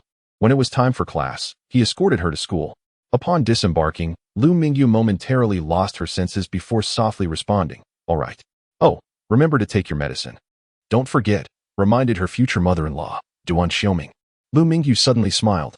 "I won't forget." His exaggerated method of administering medicine left a lasting impression on her. Duan Xiuming continued, "I will arrange for nutritious meals to be delivered to the school. Make sure to eat well, avoid smoking and drinking, maintain a regular sleep schedule, and protect your eyes. Do you understand?" Lu Mingyu replied, "I know." Duan Xiuming observed her closely and asked, "Is there anything you wish to say to me?" Lu Mingyu shook her head. "No, safe travels." He nodded and, taking a bold step forward, embraced her. Lu Mingyu fell silent, remaining still in his arms. He gently patted her back before releasing her. "I'm leaving." Goodbye," she replied. He glanced at the time one last time before driving away, exhaust fumes billowing into the frigid winter air. Arriving alone, he departed with empty hands. Lu Mingyu watched the white apparition vanish into the distance, then turned and walked into the building to attend her class. On the way, her phone buzzed. "Chenla, what are your plans for New Year's Eve in a few days? Are you spending it with your boyfriend?" "Chenla what? A scumbag." Lu Mingyu. "Chenla, shall we go together after class? There's a Chinese gathering for New Year's Eve. It's your first time celebrating abroad, right?" Lu Mingyu. Sounds good. Hong Kong. The Duan family residence conference room. The master of the house, the Dark Lord, the heir, and the young master were each seated on individual armchairs. Duan Bifu offered a cigar to Duan Xiuming, who raised a hand in refusal. Duan Bifu presented another cigarette. "How about this?" Once again, Duan Xiuming declined. Duan Zhongxin glanced over and inquired, "Have you quit?" Duan Xiuming replied, "No. I just haven't smoked for the past 6 months." Duan Liqing, perplexed, looked on. "Isn't that quitting? Regardless, it's for the best. Smoking is detrimental to your health. Uncle, you should also indulge in fewer cigars." Duan Bifu retorted, "Mind your own business. I am your elder." Duan Liqing nodded in agreement. "Indeed, smoke away. Don't concern yourself with health. My brother must be eagerly anticipating your demise to seize your position." Duan Zhongxin shrugged. "They've grown up. I can no longer control them." At that moment, the assistants filed in, presenting documents to the 4 individuals. Suddenly, Duan Xiuming raised his hand, signaling for silence. All the assistants, regardless of their affiliations, promptly exited the conference room. Meanwhile, a figure approached from a distance, setting up an apparatus covered with a cloth. Duan Zhongxin raised his gaze. "Did my people not get dismissed? If they are spoiled, it's because of a Qing. I was busy and never raised him." Duan Liqing countered, "It's not about being spoiled. You both are simply aging and less adaptable." Duan Bifu lit his cigar and admonished, "Damn. Each one more arrogant than the last. I can't out-talk the elder. The younger is fierce, acting like the family leader, completely disregarding me." At this point, the individual had finished setting up and exited, closing the conference room door behind them. Having cast a glance at the trio, Duan Xiuming declared, "From this moment forward, I am the leader. The three of you will heed my directives." Duan Zhongxin remained speechless. Duan Bifui, his beard bristling, eyes wide in disbelief, exclaimed, "Insolent whelp." Duan Xiuming rose and approached the platform, unveiling the cloth that concealed its contents. The three fixed their gaze upon it, their expressions varying. Duan Bifui inquired, "What manner of thing is this? A painting?" Duan Liqing observed, "Resembling both tiger and leopard, yet adorned with wings, this creature is quite peculiar. What is it?" Duan Xiuming gestured towards the painting, stating, "The precise animal is of little consequence. I shall provide a general scope. Ink-wash painting, classical Chinese style. Mythical creatures from the classic of mountains and seas. What are your thoughts?" Duan Bifui waved dismissively, "I have no thoughts. I am only adept at fighting, killing, wielding firearms, and demolishing structures." Duan Zhongxin pondered for a moment before inquiring, "The artistic merit is considerable. Whose creation is this?" Duan Liqing added, "The classic of mountains and seas. It possesses visual impact, but why is the painting of such diminutive size?" Duan Xiuming elaborated, "To be more precise, it embodies ink-wash painting with a contemporary Chinese aesthetic." Duan Bifui narrowed his eyes, asking, "Aiming, do not tell me that this is your means of reconnaissance?" Duan Xiuming affirmed, "Indeed." Duan Bifui fell silent, waving his hand to indicate his lack of comprehension. Duan Zhongxin, his gaze sharp, questioned, "The business opportunity? Aiming, have you given it consideration?" Duan Xiuming extended a finger, tapping the painting, producing a series of soft clicks. "Do you have any idea how popular this painting is online?" he asked with a smile. Duan Liqing furrowed his brow. "Appreciating art? Intrinsic value?" Duan Zhongxin urged, "Continue." Duan Xiuming, "The mastery of painting techniques constitutes but a small fraction of the whole. How many can truly appreciate it? Popularity stems from aesthetics, ink-wash art, the national trend, and mythical creatures." Duan Liqing, astonished, inquired, "And what else?" Duan Xiuming replied, "Aesthetics, in finer detail, pertains to product packaging, everyday fashion design, and entertainment such as films and animations. Even the essentials of life can be connected. This is a culture, vast and profound." Duan Zhongxin began to comprehend. "Are you aspiring to create a brand? A comprehensive one?" Duan Xiuming affirmed, "It's about intellectual property, a national trend. The aesthetic sensibilities ingrained in the essence of our people, embedded in our very genes." Duan Liqing pondered for a few moments before nodding. "I understand now. Replacing mindless advertising with aesthetics, whether in products or entertainment, forging an entirely new realm, is a visual feast." Duan Bifu remarked peculiarly, "Ming, are you already planning to establish an art museum in Shizi City?" Duan Xiuming glanced sideways. "That is funded by my private savings, a pilot project. If you want to join, I shall proceed alone, and all operations will be attributed to me, distinctly separated." Duan Bifu rolled his eyes. "No one wishes to compete with you." Duan Liqing suggested, Ming, let us trial it. Aesthetics is an eternal topic. If we broaden our thinking, the national trend is quite fitting. It may well surprise us." Duan Zhongxin decisively stated, "This project deserves emphasis." Suddenly, Duan Zhongxin added, "If we truly intend to create a grand intellectual property centered on mountains and seas, it cannot be confined to the mainland." Upon hearing this, the other three were momentarily taken aback. Duan Zhongxin continued thoughtfully, "The aesthetics of our culture could very well reach a global audience." Duan be paid respect with a slight bow, exclaiming, "Truly, you are my esteemed elder brother. I am genuinely impressed by your business acumen." Duan Zhnggxn inquired with a smile, "Who is the artist of this painting? Have you contacted them to explore a potential collaboration?" Duan Xiuming replied, "Oh, she is your future daughter-in-law." They convened on the outdoor terrace. Duan Lqing chuckled and asked, "You have never shown interest in the family's overt enterprises before. Is this project being brought up today for your girlfriend's sake?" Duan Xiuming responded, "A little push, and her talent is truly remarkable." Duan Lqing pondered for a moment before stating, "Opening up the mainland market is of paramount importance. Although there are opportunities, one must tread carefully. Your recent insistence had me worried for you. I can only say that the youth are fearlessly audacious." Duan Xiuming cast a glance and remarked, "It's not as if we cannot afford to lose." Duan Lqing nodded, smiling. "What kind of person is she? You certainly hold her in high regard." Duan Xiuming commented, "She has been mischievous since childhood." Duan Lqing was taken aback. "Do you know her from the past?" Duan Xiuming replied, She is the daughter of that beautiful lady from the Cantonese opera. Duan Xiuming expressed his astonishment. The daughter of that renowned performer? Duan Xiuming smiled wryly. Indeed, she has inherited her beauty. She is quite stunning. Duan Xiuming mused. It seems there is a fateful connection. But is it fair to label her as mischievous? Duan Xiuming scoffed. She is indeed mischievous. Being in a relationship with her requires considerable thought. For one cannot afford to let their guard down. Duan Xiuming looked perplexed. Who enters a relationship without using their intellect?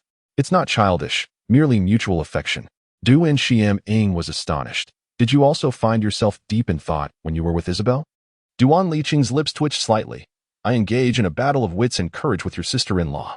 Duan Xiuming inquired. What strategies do you employ? Share some wisdom with me. Duan Liqing waved his hand dismissively. It's a life-and-death struggle. She pressed a dagger against my throat while I aimed a gun at her temple. Duan Xiuming regarded his brother with sympathy. It is indeed remarkable that you emerged alive from such a confrontation. Duan Liqing merely responded with silence. Mingyu arose each morning to practice, taking solitary walks that spanned 2, sometimes 3 laps. On this particular weekend, she adhered to her routine of physical exercise. During a moment of repose following her meal, she glanced upward and noticed the expansive floor-to-ceiling windows, where the morning light illuminated a large section of the adjacent white wall. Captivated by the radiance, Mingyu entered her studio, retrieved a transparent acrylic sheet and a small knife, and began to carve meticulously. Time seemed to elapse unnoticed as she completed her work. Rising, she affixed the transparent sheet to the window and paused momentarily. Why had she felt compelled to undertake such an endeavor? The absence of that irritable presence beside her rendered the situation somewhat peculiar. Was this individual truly so impactful? Xiangshan Island. A cruise ship sailed into the open sea. The Lu family of 4 had been invited and were presently awaiting in the Grand Hall. However, the 4 appeared rather unwell, with 2 of them seated in wheelchairs. Lu Lin and Lu Qiuyang both suffered from leg injuries and were in recovery. Du Wenxin pushed Lu Qiuyang's wheelchair, while Lu Qian attended to Lu Lin.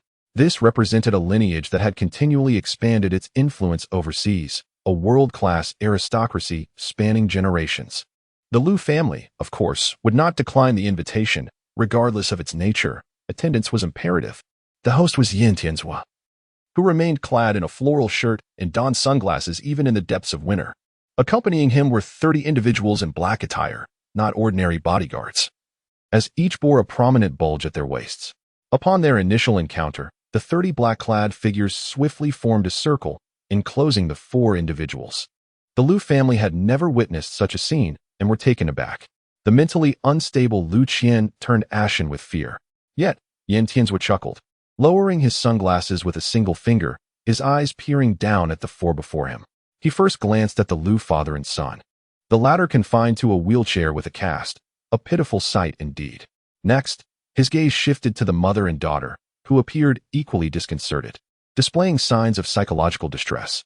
Is this truly the guest that Mingyu insisted on treating with utmost care? Given their wretched state, would further hospitality lead to their being tossed into the sea to feed the sharks? How perplexing indeed. Welcome to the high seas, Yin Tianzhua greeted with a smile. Lu Qiuyang, seated in the wheelchair, endeavored to maintain poise, saying, Hello, I apologize, but due to my leg injury, I am unable to rise for a handshake. Yin Tianzhua raised an eyebrow in a peculiar manner, responding, No, my surname is Yin. Lu Lin remained at a loss for words. Just as the father and son contemplated continuing their conversation, a commotion arose in the distance, as a throng of media reporters surged forward, encircling an unknown figure. Amid the continuous flashes of cameras, a substantial entourage of bodyguards followed closely behind. Lu Qian, astonished, peered around, exclaiming, A celebrity? Du Wenxin remarked that they were not entertainment reporters, but rather from financial media. His observations were notably more meticulous. The individuals in black attire clearly held a higher status than the group of bodyguards, who were merely ordinary protectors, whereas the men in black were not. Lu Lin also grasped this nuance and excitedly exchanged glances with his mother and sister. At that moment, the group of bodyguards, accompanied by the media, began to escort the men in the center closer to their location. The 30 men in black swiftly cleared a path, forcibly maneuvering the Lu family aside, disregarding notions of wheelchairs or any semblance of gentleness. Lu Qiuyang and Lu Lin nearly stumbled to the ground. The 4 remained silent, passively standing by the corridor. Yet their curiosity compelled them to steal glances. As the crowd drew nearer, the figure of the man at the center became increasingly discernible. Soon, the Liu family beheld a visage they would never forget. Their hearts nearly exploded in that instant. Amidst overwhelming astonishment, they observed the tall man momentarily halt. In tandem, the throng surrounding him also came to a standstill. With the bodyguards obstructing their path, the financial reporters found themselves unable to approach too closely. But they seized the opportunity to hurl various inquiries. Are you planning to enter the public eye or remain in the shadows? One reporter faltered, a hint of panic evident. Oh no, did I ask the wrong question? Is this considered an invasion of privacy? The reporter, elated, pressed on with further queries. May I ask where your girlfriend is from? What is her surname? Did you meet her at the White-Headed Eagle? While the romantic entanglements of the affluent may seem irrelevant to finance, they undeniably attract considerable attention. With that, he strode away, disregarding the other reporters. Bodyguards cleared the way, while reporters escorted them, creating a whirlwind of activity. Once the crowd dispersed, the four members of the Liu family found themselves drenched in cold sweat. A deafening silence engulfed their minds, and fear crept into their hearts. Duan Xiuming, a late-born son, a younger brother, a quintessential playboy. Girlfriend, surname Liu, from the demon capital. Liu Qian was suddenly overwhelmed, on the verge of a mental breakdown, yearning to scream. Yet, a black-clad figure beside her cautioned, on the high seas cruise. Loud noise is prohibited. Duan Xiuming, trembling with fear, inquired, who invited us here? We want to disembark. Let us off. Lu Lin's mind was in disarray. Who is the owner of this vessel? Is it his brother? Or his father? What he initially thought was a fortunate alliance now felt utterly amiss. With that thought, he strode ahead, while 30 black-clad figures flanked the four, escorting them forward. Yan Tianzu, chuckling as he walked, remarked how unexpected it was for Mingyu to personally show up, which had thoroughly terrified the four. It was simply too amusing. Chunla was dressed splendidly today, her hair styled in elegant waves, her makeup exquisite, with shimmering rhinestones adorning her lashes, giving her an exuberant and radiant appearance. As soon as she stepped out, she exclaimed with excitement, "Tomorrow happens to be the weekend. We must revel this New Year's Eve until we are inebriated." Lu Mingyu replied, "No, I prefer to focus on my health." Chunla retorted, "Are you out of your mind?" Lu Mingyu responded, "Thank you for the compliment." Chunla scrutinized her from head to toe and suddenly asked, "Are you in need of money?" Lu Mingyu shook her head, "Not at all. Previously, I found myself in a rather constrained situation, meticulously planning every expenditure and refraining from any superfluous spending, fearful of the possibility of being unable to afford tuition in the future. However, following the arrival of the funds from the Chongqi transaction, my circumstances have improved significantly. Duan Xiuming has since come over to implement various changes. She meticulously arranged my dining and living expenses, even relocating my residence. Although I am not wealthy now, the burden of financial strain has lifted." Chunla began to chide me. "Why not purchase a new outfit? Don't you wear new clothes for the new year?" I responded nonchalantly, "It doesn't matter to me." Chunla, unable to contain her frustration, insisted, "You ought to wear something nice. Aren't you tired of your old garments?" I calmly replied, "Clothes are merely for wearing. It matters not whether they are new or old." Chunla was exasperated. "Can't you aspire to possess something material? Are you an alien?" I tilted my head, pondering this question. Indeed, it was a thought worth considering. Why do I have such a low desire for material possessions? My attire is exceedingly simple, and I am not particular about my meals. My lifestyle is anything but refined. I chuckled. You might find this hard to believe, but he himself owns very few garments. Duan Xiuming possesses merely 2 or 3 interchangeable outfits, and together, our clothing barely fills a small cabinet in the apartment. Chunla was astonished. What a quintessential representation of a typical man. I wholeheartedly agreed with her characterization. Chunla tugged at my arm. Enough of this. Let us go to the Chinese restaurant. We are to join a reunion dinner with over 20 people tonight. By the time we arrived at the restaurant, night had just fallen. The 2 largest round tables in the restaurant were already occupied by a gathering of Chinese students. Most were familiar faces, with 5 or 6 new ones among them. As Lu Mingyu walked over with Chunla, both tables greeted them with excitement. Wow, the artistic duo has arrived. You two together are truly a feast for the eyes. Chunla had indeed accomplished something by bringing Lu Mingyu along. Yes, it's quite rare to see Lu Mingyu at gatherings. What a treat. Someone remarked, "It's the new year. Haha. Where's your boyfriend? He drives the white Phantom Lightning to pick you up every day. Yet he is not here for the New Year's celebration? Perhaps he doesn't love you enough." At this utterance, The atmosphere shifted awkwardly. Someone quietly muttered, "What a pointed question." Lu Mingyu remained silent, merely glancing at the speaker after taking her seat. She sat across from him at the round table. A stranger, a male classmate, unfamiliar to her. Was he also from the arts program or another major? Chun-La shot a glance in that direction, attempting to steer the conversation. "Is everyone here? Happy New Year, everyone." Both tables rose, glasses in hand, to toast one another. Lu Mingyu, however, lifted her teacup.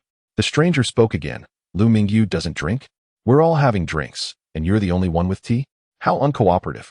Lu Mingyu raised her eyes to look at him. "Who are you?" The room fell silent, as if she had posed an exceedingly odd question. Chen-La winced slightly and replied, "He is Shu Rinkuan." Lu Mingyu responded with a simple, "Oh, so this is Shu Rinkuan." Chen-La whispered to Lu Mingyu, "I am unaware of his presence, and this gathering is not organized by my group. If you are displeased, would you allow me to grace you with my company in a different location?" Lu Mingyu raised an eyebrow, responding with a curt, "No, why should I?" Chen-La retorted, "No objections, let us confront him." "Oh, are we drinking?" Shu Rinkuan felt his pride wounded, his expression darkening as he remarked, "So it appears Lu Mingyu does not recognize me. But then again, a pure artistry beauty like her does reside in a lofty realm." Lu Mingyu merely raised an eyebrow, choosing silence. Suddenly, Shu Rinkuan stood, lifting his glass. "It seems there has been a misunderstanding. It is rare for us to meet today. Let us resolve this misunderstanding." Lu Mingyu met his gaze directly. "What misunderstanding? Please clarify." Shu Rinkuan's eyes shifted. "You truly are one to forget easily. I have already extended an olive branch. Yet this woman refuses to acknowledge it." Noticing the tension escalating, others quickly intervened. "Come now. It's the new year. Let us not make this so awkward. If Lu Mingyu chooses not to drink, so be it. It's a minor issue. The essence of our reunion is joy, so let us sit and dine together. We are all far from home, and fellow countrymen are akin to family. Let us cease this quarrel." Eventually, they were persuaded to calm down. Shu Rinkuan fell silent and returned to his seat. Lu Mingyu focused on her meal, dismissing the earlier incident as trivial. Chen-La, however, felt a deep sense of disappointment, akin to the frustration of a brawl abruptly halted. In a spacious apartment, the door creaked open, revealing a pitch-black interior. Duan Xiuming paused at the threshold. Glancing at the time, it was quite late.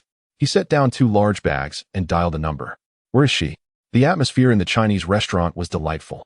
The owner, accompanied by the kitchen staff, emerged to greet each table, extending New Year wishes. A festive spirit enveloped the place. Lu Mingyu's appetite was quite good. Her daily nutritious meals were gradually restoring her health. Today's feast was a grand affair, featuring a plethora of renowned dishes. Occasionally, she gazed out at the nightscape. In truth, this New Year's Eve dinner was the happiest she had experienced in a decade, with only one misfit among the 20 or so attendees. Rather than a collective of 4 eccentric individuals targeting her, the dining table was filled with her classmates and peers, embodying a different life she yearned for. It felt like a dream as she celebrated the new year here, alongside Chen-La. As the gathering neared its conclusion and the restaurant prepared to close, the group deliberated on whose home to visit next, intending to usher in the midnight hour together. Once their plans were settled, Chen-La stood up for the final round. "Let us all raise a glass. Once we finish, we shall change venues." The crowd rose, exchanging auspicious words. At that moment, Chen-La's hand moved downwards, lightly tapping the wine glass in front of Lu Mingyu, producing a crisp ding sound. "Happy New Year!" Chen-La exclaimed. "Cheers!" Initially, Lu Mingyu had intended to take just a small sip, but suddenly feeling elated. New Year's Eve comes but once a year. She decided to indulge. Consequently, she swiftly downed half her glass. Just then the bell rang. The glass door of the restaurant swung open, and the wind chime emitted a melodious and delightful sound. The biting cold and the sound of footsteps invaded the room, resonating with the heavy thud of boots against the floor. A tall man rounded the corner of the corridor, appearing beside the 2 grand round tables. His slicked back hair revealed all his features, and a black overcoat enveloped his collarless suit. The jovial chatter at the table gradually diminished as many turned in astonishment to gaze at the unexpected visitor. Only Lu Mingyu, with her back turned, continued to sip her drink, oblivious to the commotion. Suddenly, a sharp snap echoed from someone's fingertips. The sight of the black overcoat caught the eye. Was it a man? As she raised her gaze, she found herself locked in a gaze with a pair of profound eyes. In the next instant, she choked on her drink, followed by a fit of violent coughing. The commotion was thunderous. Lu Mingyu waved her hand, utterly unable to explain herself. Duan Xiuming cast a sidelong glance at her. Humph. She appeared quite pleased, just moments ago exuding a bold eagerness to toast. Was this the atmosphere she relished during class reunions? He glanced at the wine glass in her hand, half empty. Snatching it away, he took a whiff. Oh, drinking are we? He inquired with a teasing tone. Lu Mingyu coughed a couple more times. A playful smirk graced his lips as he extended his palm, gently patting her back a few times. Her face flushed from coughing. At this moment, the two tables fell into complete silence. Is this Lu Mingyu's boyfriend? The one who allegedly interrupted a wedding? He wasn't a student. Yet he was quite renowned at the Royal Academy. After all, that white phantom was undeniably striking. At this moment, the close observation made everyone somewhat anxious. He was taller and more imposing than one might have imagined. Could a single punch truly be fatal? In any case, his demeanor starkly contrasted with that of the art students. After finally clearing his throat, Lu Mingyu looked up at him and inquired, "What brings you here? Weren't you in Hong Kong?" Duan Xiuming tilted his head slightly and replied, "I came to catch you in the act." What had he said before leaving? She had called him a big liar repeatedly. Lu Mingyu glanced at her wine glass and, feigning nonchalance, asserted, "I didn't drink. You must have seen it wrong." Duan Xiuming looked at the half-full glass and smiled. "Shall I top it off and toast to you?" Lu Mingyu calmly took a napkin to dab at the corner of her mouth. "Well, that's not entirely out of the question." Duan Xiuming surveyed the dining table and asked, "Is this all that was eaten?"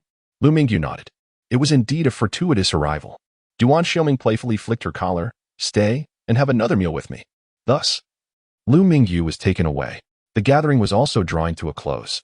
One by one, others began to rise, chuckling at the scene. "You startle me, haha. I suspect this person has blood on their hands. Their aura is so fierce. I couldn't even muster the courage to speak when those eyes turned my way. Is he naturally intimidating, or is he just angry? Surely he must be angry. It seems he forbids Lu Mingyu from drinking." At that moment, Chunla shouted from the front, "Boss, the bill please, for a total of 25 people. Please." Someone queried, "Since Lu Mingyu has left, can we still count her as one of the 25? Chunla responded, "Of course, I'll swipe the card for 2, and I'll cover her share for now." Shu Rinkuan chuckled coldly. "Will she give you the money afterward? She is undoubtedly a person who plays both sides. Today's failure to confront her has left her quite disappointed." He persisted, "Your boyfriend drives a limited edition Lightning and yet skips out on the bill." At that moment, the receptionist peeked her head out and announced, "The gentleman at your 2 tables has already settled the bill. He wishes you a happy new year and prosperity." A wave of astonishment swept through the crowd, followed by exclamations of delight. "What a surprise! How generous! Our order was rather pricey. Truly befitting someone who drives a Lightning. I thought he was furious moments ago, whisking Lu Mingyu away, yet here he is, treating us and offering auspicious greetings. Such a grand gesture. Moreover, he is here to spend New Year's with his girlfriend. What a devoted companion." Meanwhile, Shu Rinkuan's expression soured, having just mocked the situation only to be confronted with this unexpected turn of events. "Congratulations on turning 23, White Phantom, who has now arrived at another restaurant situated atop a building." This was Lu Mingyu's first visit, and she was unaware of the existence of this dining establishment, which appeared to offer bespoke cuisine. It operated not on a reservation basis, but rather by invitation. Lu Mingyu immediately regretted having indulged too much at the previous Chinese restaurant. Duan Xiuming led the way, walking at a moderate pace. The restaurant's lighting was dim, creating an inviting ambience, yet it was not accommodating for those with night blindness. Lu Mingyu halted her steps, hesitating to proceed further. A hand grasped hers while another steadied her shoulder, guiding her forward. "Just follow my lead," he said in a low voice. Dear Mingyu nodded, following him blindly as he turned left and right, ultimately arriving at a dining table by the window. The ambience was warm, illuminated by the flickering candlelight on the table. After taking her seat, dear Mingyu gazed out the window, enjoying a sweeping view that included the iconic Big Ben across the river. Duan Xiuming began to tease her. "Can you still eat?" Mingyu shook her head. Duan Xiuming replied, "This establishment offers bespoke dining, fit for royalty." Dear Mingyu responded with a silent pause. He continued, "Are you still planning to share a New Year's Eve dinner with someone else?" She replied, "I had no idea you were coming today." Duan Xiuming looked directly at her, inquiring, "If you had known, would you choose to dine with me? Alone?" Dear Mingyu nodded in affirmation. Duan Xiuming appeared quite pleased. From the appetizers to the soup, the main course, and finally the dessert, each dish was exquisitely presented and tantalizing. Dear Mingyu sampled only a few bites, regretting her previous indulgence at the Chinese restaurant. Once the meal concluded, Duan Xiuming flicked his fingers against the empty wine glass, producing a crisp sound. Shall we have more wine, frail one? Dear Mingyu sighed. I truly only had a sip. Duan Xiuming countered, a half glass. Unable to maintain her fib, Dear Mingyu averted her gaze to the night scene outside. At that moment, the hands of Big Ben struck midnight. Suddenly, a dazzling display of fireworks erupted across the river. From Dear Mingyu's vantage point, she was treated to a panoramic view of the spectacle. Happy New Year, someone called from across the way. He smiled gently, lifting his glass to gently clink against hers. Clink. At the moment the glass cups clinked together, a magnificent display of fireworks ascended into the heavens, blossoming until the entire night sky was adorned with countless twinkling stars. Dawn had arrived. Congratulations on turning 23. The fireworks show will last for 23 minutes, he proclaimed. Lu Mingyu, her lips slightly parted in astonishment, wondered if the fireworks were his doing. Duan Xiuming locked eyes with her and spoke again. Lu Mingyu, your life has only just begun. His tone was calm and resolute. Lu Mingyu felt a surge of emotions rising within her, rippling outward in waves. The ever-blooming fireworks, resplendent and vibrant, cast flickering lights through the glass window onto her face, causing her features to oscillate between brightness and shadow. She turned her gaze once more to the outside, watching the fireworks erupt just a bridge away. Such a grand celebration was, astonishingly, dedicated to a single individual. Inside the student dormitory, the crowd celebrating the new year turned their astonished eyes towards the window, eagerly recording the spectacle on their phones. Who could be the mastermind behind this fireworks display? It feels quite domestic, they mused. The difficulty of securing such a grand fireworks show must be immense. So, who is the benefactor behind this spectacle? But who cares? It's simply beautiful. As the 23 minutes of breathtaking display came to a tranquil end, the sky fell silent once more. After the flames had vanished, Lu Mingyu continued to gaze out the window, lost in thought. The glass reflected her image alongside another pair of eyes. Finally, Lu Mingyu turned to him and asked, "Why aren't you celebrating the new year in Hong Kong?" Duan Xiuming replied, "To accompany you." Lu Mingyu questioned, "Don't you need to be with your parents?" Duan Xiuming spoke casually, "They enjoy their own little world. And besides, there's my brother and sister-in-law." Mingyu hesitated and inquired, "What about the family? In such a large and prestigious family like his, can the core members really be absent?" Duan Xiuming replied, "Are you worried about me? It's nothing to concern yourself with. I've long been independent, possessing my own enterprises, and I am free." Mingyu raised her eyes to look at him, remaining silent for a long while. Duan Xiuming asked, "What's wrong?" Mingyu's gaze shifted, and she called out, "Brother Ming." Duan Xiuming exclaimed, "What a delightful brother Ming. Is she serious?" For a moment, he almost believed her. Mingyu lowered her head, appearing truly pitiable from a certain angle. She gently began, "I have never worn new clothes in my life." Duan Xiuming was taken aback. In terms of living conditions, she continued, "Yet, was it too exaggerated to say in my life? Did she fabricate such claims so easily?" Mingyu maintained a neutral expression, her words light as a feather brushing against one's heart. "I want to buy a coat." Duan Xiuming nearly lost track of his emotions. Taking a moment to respond with a nod, "All right, let's buy one." He realized he had been inconsiderate, neglecting this particular need while preoccupied with other matters. He had an assistant team that could handle everything with a mere word, but she did not. Mingyu furrowed her brow and added, "But it's a bit expensive." Duan Xiuming raised an eyebrow. "How expensive?" Mingyu replied, $5,000. Duan Xiuming couldn't help but laugh, shaking his head as he looked at her. He was utterly defeated. The petty deceiver has evolved into a grand swindler, escalating from $500 to $5,000. The kind brother has metamorphosed into Brother Ming. She possesses an innate understanding of manipulation. He gazes at her, guiding her. "Is there anything else? What else do you wish to purchase? Speak to your dear brother. He wishes to witness the extent of her imaginative fabrications." Lu Mingyu speaks again, her beautiful red lips moving in a rhythmic cadence, uttering words that are utterly untrustworthy. "I wish to buy 10 items. I have never had pocket money since childhood. My socks are tattered, and I have never owned 10 pieces of clothing simultaneously." Before she can finish her sentence, the sound of furniture being shifted interrupts. She looks up to see him already on his feet, grasping her hand and resolutely pulling her out. Lu Mingyu quickly regains her composure. "Where are we going?" Duan Xiuming replies, "To Paris." Lu Mingyu is taken aback. What? Duan Xiuming continues. A 5-hour drive. You can sleep, and we will arrive. Lu Mingyu protests. But what are we going to Paris for? Duan Xiuming declares. To buy clothes for the Grand Deceiver. A myriad of restrictions floods Lu Mingyu's mind. Yet ultimately she remains silent, uttering not a single word. Duan Xiuming strides purposefully out of the restaurant with her in tow. They enter the car, start the engine, and head straight towards another country, another city. What astonishing speed and decisiveness. He truly acts on a whim, disregarding all notions of time and space. He seems impervious to any constraints. It is as if nothing in this world can bind him. Lu Mingyu's thoughts wander, contemplating whether, should there be a spaceship, he might launch himself into outer space. Then, shall we engage in a battle with extraterrestrials? As she pondered this notion, a smile graced her lips. Closing her eyes with a sense of serenity, she boldly surrendered to slumber. The white phantom merged seamlessly with the Nordic snowstorm, galloping along the road. The tracks left by the snow-tired vehicle etched a straight line, as if racing against time itself, breaking through the night in pursuit of dawn. Who am I to you? Hours slipped away in an instant. When Lu Mingyu opened her eyes once more, the sky was tinged with the pale hue of dawn. Her head tilted to one side. She was momentarily bewildered. Have we arrived? Indeed, a mere nap had brought her here. Ahead, the morning light gradually ascended, casting a soft, non-dazzling red glow. He stood upon the streets of Paris at dawn, his black coat fluttering gently in the wind, the tips of his hair dancing. Was it not cold? Before long, two figures clad in black approached, presenting him with a handheld bag. Another handheld bag. It was small, and its contents remained a mystery.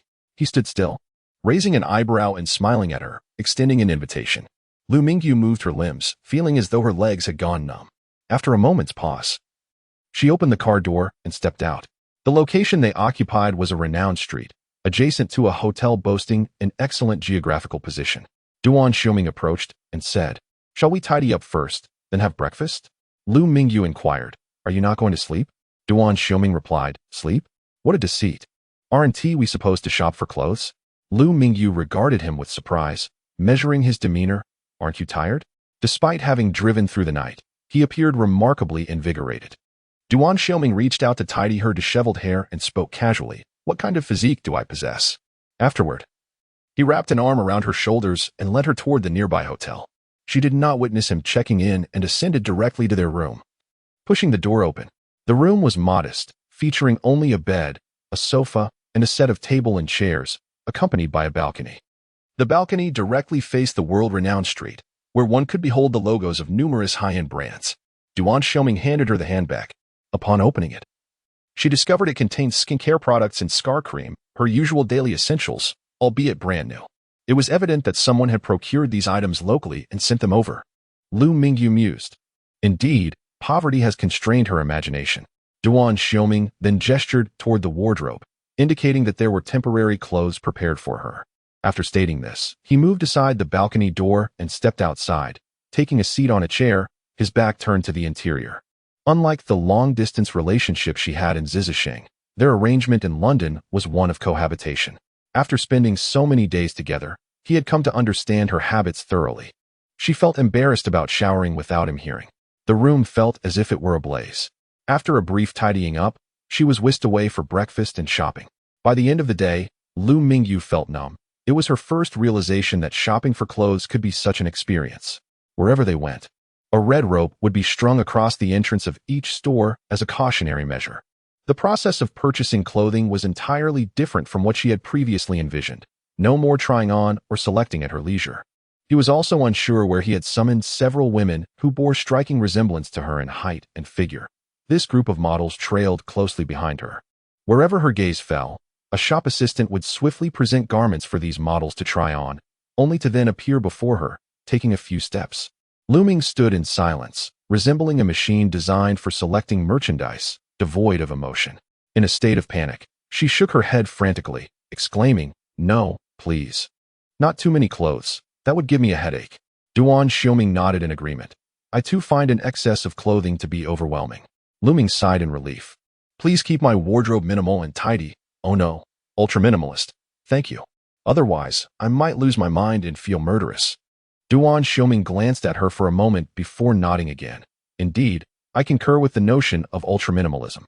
He had not anticipated that she would share his sentiments in this regard. The staff at the high-end boutiques were left disheartened. The two had made a grand entrance, yet ended up purchasing very little. Lu Ming stood by the roadside, the cold wind tousling her hair. He instinctively reached out, tucking her hair behind her ear. She looked up and asked, "Is this how your family shops for clothes?" Lu Ming nodded. "Oh, my sister-in-law is like that," Duan Xiuming added. "Once, when I accompanied my elder brother and sister-in-law shopping, I nearly lost my mind. I have not ventured out with them since." Lu Ming inquired, "Why?" Duan Xiuming's expression turned peculiar for a moment. "Isabel's shopping is a bottomless pit." "Oh?" Lu Ming responded in astonishment. Duan Xiuming continued, "She possesses so many clothes that a separate house is required just to store them. It is quite terrifying." Mingyu was filled with curiosity. "What does your sister-in-law do? I thought she was a childhood instructor, yet her lifestyle resembles that of a celebrity." Duan Xiuming chuckled softly. "A mercenary, a bounty hunter." Mingyu was taken aback. Suddenly, Duan Xiuming proposed, "Would you like some ice cream or chocolate?" Mingyu replied indifferently, "Either is fine. We can have it." Duan Xiuming took her hand. "I want some." "Accompany me." Mingyu, somewhat puzzled, asked, "Aren't you controlling your sugar intake?"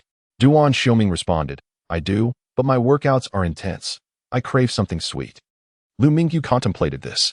She glanced at his physique, a result of extreme physical conditioning, a testament to the limits of human potential. What had he been like in his past as a mercenary and bounty hunter? She allowed him to lead her as they searched for a dessert shop. Suddenly, Mingyu inquired, "What is it?" Mingyu, he called out. She had grown accustomed to him addressing her by that name. He turned to her, gazing into her eyes, and asked seriously, "What am I to you?" Her heart nearly skipped a beat as she met his deep gaze. He was earnest in his inquiry. The curve of his lips widened as he swiftly placed a kiss upon her. He further asked, "We have never parted ways, have we?" She replied, "Never." He took her hand again, their fingers intertwining as they walked. That evening, it was Mingyu who made the suggestion. She was unaware of how many hours he had gone without sleep. Yesterday, he had flown from Hong Kong to London, and after a meal, he had driven all night without a moment's rest, and today he had spent the entire day shopping. Mingyu could not comprehend how he still possessed strength, even appearing somewhat spirited. Rarely did she command him to wash up first. Duan Xiuming was quite resistant, yet undeniably fatigued.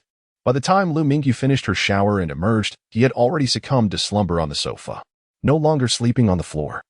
He had chosen the sofa instead. Mingyu turned off the main light, leaving only a floor lamp to prevent the room from being engulfed in darkness. She would not be able to see in such gloom. As she approached the bedside, she paused, gazing at the figure on the sofa.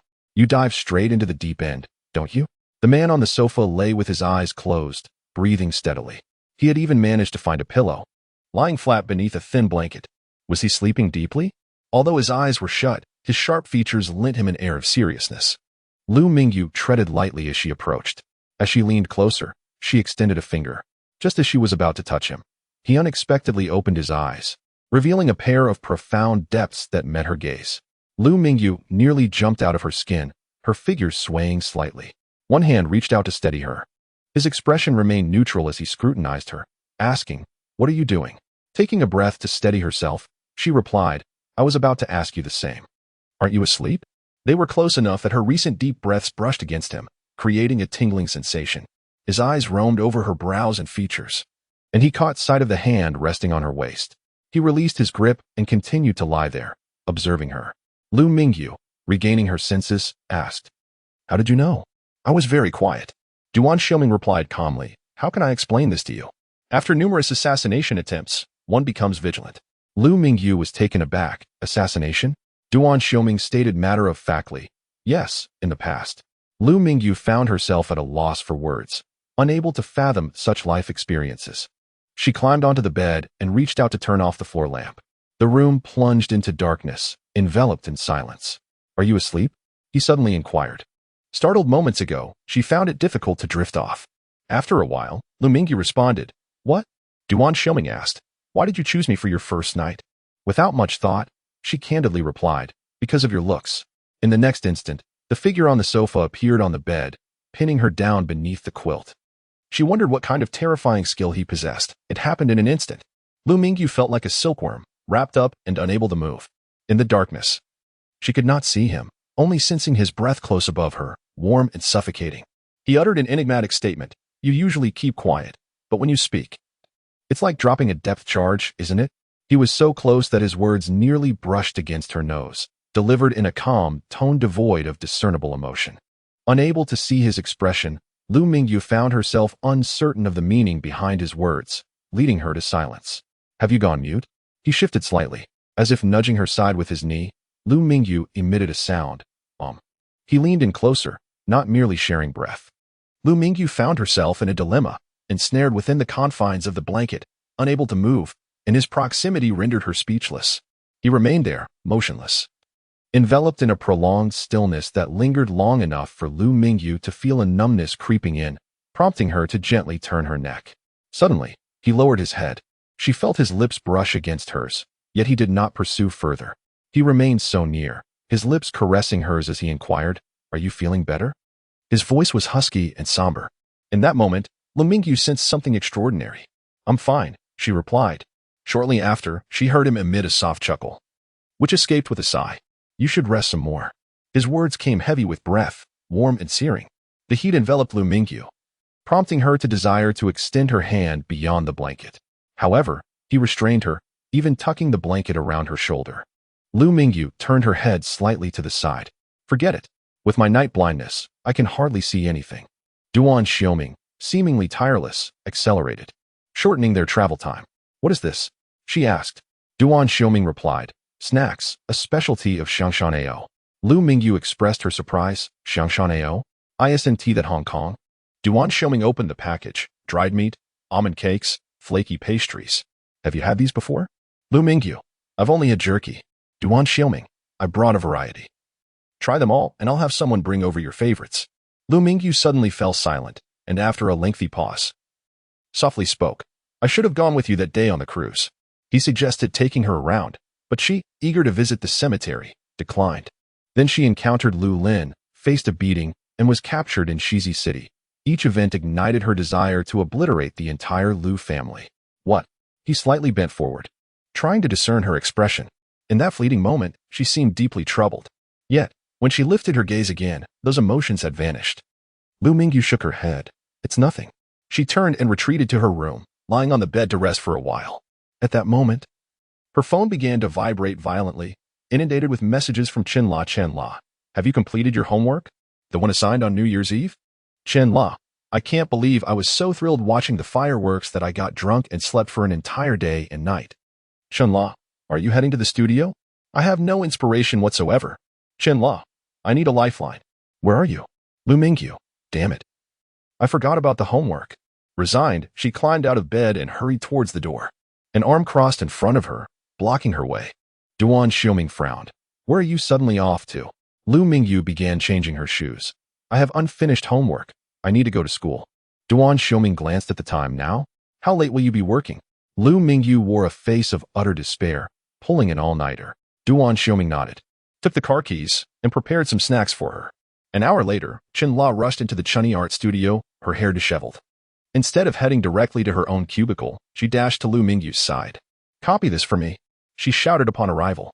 However, upon realizing that Lu Mingyu had yet to begin her painting and was instead seated in front of the canvas enjoying her snacks, Chen-La momentarily forgot about her assignment. "What are you eating? Let me try?" Lu Mingyu offered her a piece. "Chicken biscuit." Chen-La inquired, "What is that?" "A specialty from Xiangshan AO," Lu Mingyu replied. After tasting it, Chen-La's eyes lit up, and she eagerly reached into Lu Mingyu's bag, grabbing a handful and munching away. While eating, she began to chat. "Did you go on that cruise I mentioned? Did you see those famous paintings? Wasn't it breathtaking?" Suddenly, Lu Mingyu paused, turned, and gazed at her with a wistful expression. Chen-La, still munching, looked perplexed. "What's wrong?" Lu Mingyu said, "Give it back. You can't eat anymore." Chen-La jumped up, exclaiming, "Why are you suddenly changing your attitude? Are you out of your mind?" "I won't. I want to eat." Lu Mingyu snatched the packaging from her, ignoring her protests. She truly believed in Chen-La's madness about that Xiangshan AO cruise. Oh, but there was a silver lining. She had ended up with a boyfriend. Lu Mingyu had pulled an all-nighter in the school studio and, the next morning, skipped her morning exercise to head straight to class, yawning from exhaustion. Chen-La was in a state of despair, having not completed his drawing even up until the moment before class, bearing dark circles under his eyes. on the verge of tears. The scene unfolded in the morning light of a Ming. Upon opening the door, he was greeted by sunlight streaming through the floor-to-ceiling windows, casting its glow upon the adjacent white wall. Something had projected a vast array of shadows. He froze in place, momentarily stunned. On the glass of the window, a transparent acrylic sheet had been affixed, adorned with clusters of scratches. As the sunlight illuminated it, the angle perfectly aligned, casting these scratches into shadows. On the white wall appeared a portrait in shadow, a half-length depiction of himself. The most frequently seen image, a slick-back hairstyle, clad in a collarless suit. It was as if by some divine craftsmanship, merely a transparent acrylic sheet, scratched delicately with a blade, combined with sunlight and the wall, had conjured such a lifelike representation. It seemed to spring to life.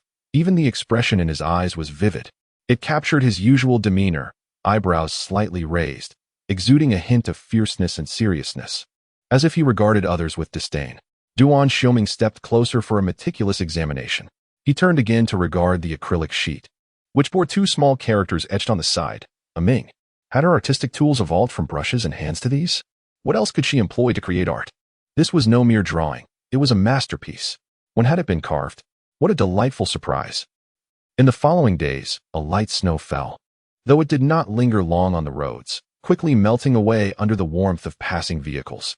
This city, situated in the north, rarely experienced snowfall due to the influence of the island's warm currents. Each day, her respiratory rate, coupled with simple exercises, nutritious meals, and medication, significantly improved her health, alleviating the discomfort in her eyes. However, there was something peculiar about Duan Xiuming. He would always gaze at her intently, while she painted, while she dined, and even before she drifted off to sleep.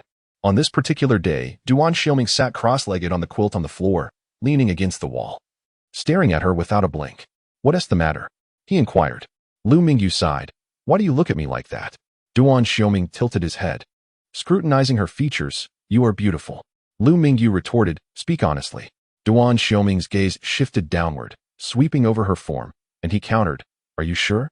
Lu Mingyu was taken aback, her eyes colliding with his candid ones. How could he utter such unsettling words with such composure? It left her momentarily speechless, prompting her to divert her gaze. Yet, he continued to observe her, unwavering, his eyes not blinking once. As he watched, he reached out and turned off the light. In the ensuing darkness, Lu Mingyu could still sense his stare. She adjusted herself, turning her back to him. But suddenly, he climbed onto the bed and wrapped his arms around her from behind. "I need to visit the bald eagle," he said, his warm breath brushing against the nape of her neck. Lu Mingyu shifted, attempting to turn around. "Don't move," he commanded, pressing down on the quilt to prevent her from shifting. She relinquished her insistence and asked, "Will it be dangerous?" Duan Xiuming replied, "No, but..." Lu Mingyu interjected, "But, Duan Xiuming, but I will miss you." Lu Mingyu fell silent. Duan Xiuming leaned closer and kissed her earlobe. "Will you miss me?" Lu Mingyu softly replied, "Yes." Duan Xiuming's breath mingled with his laughter. "You must take good care of yourself. Do you understand?" Lu Mingyu, "I understand." He gently patted her back and said, "Sleep now." Lu Mingyu took a deep breath and spoke, "Don't sleep on the floor anymore." He firmly refused. "I will continue to sleep on the floor until you regain your health." Lu Mingyu, Duan Xiuming, "So you must recover quickly." The holiday had long since passed, yet the families of Shizi City suddenly buzzed with excitement, as discussions erupted across various groups about a particular matter. Unlike the circumspect conversations among the elders, the younger generation in the Shizi circle was unabashedly outspoken, relishing in the unfolding drama. "How lushing, breaking news. Oh my, unbelievable. There is still gossip about the Lu family, come out quickly." He song. "What? What? Su Wenjun, what gossip about the Lu family? Did Uncle Lu and Lu Lin get discharged from the hospital? How lushing, they nearly didn't make it." Su Wenjun. He song. "Hurry up and tell us what happened." Su Wenjun. "How could that be? How lushing. You know about international waters, right? They are not governed by any nation, without restrictions. In short, for people woke up locked in a basement aboard a ship, subjected to relentless torment. They have no idea who did it." He song. "What kind of torment? How lushing, strike, and frightened. Bloodshed, they say, was cast into the sea in the dead of night, only to be retrieved, covered in wounds, in waters teeming with sharks." He song. "I was wondering why the dear family had vanished for so long. How lushing, moreover. One among the four had their tendons severed, irreparably, and all their fingernails ripped away, vanished without a trace. He song, such brutality. Who could be responsible? Su Wenjun. Could it be dear Lin?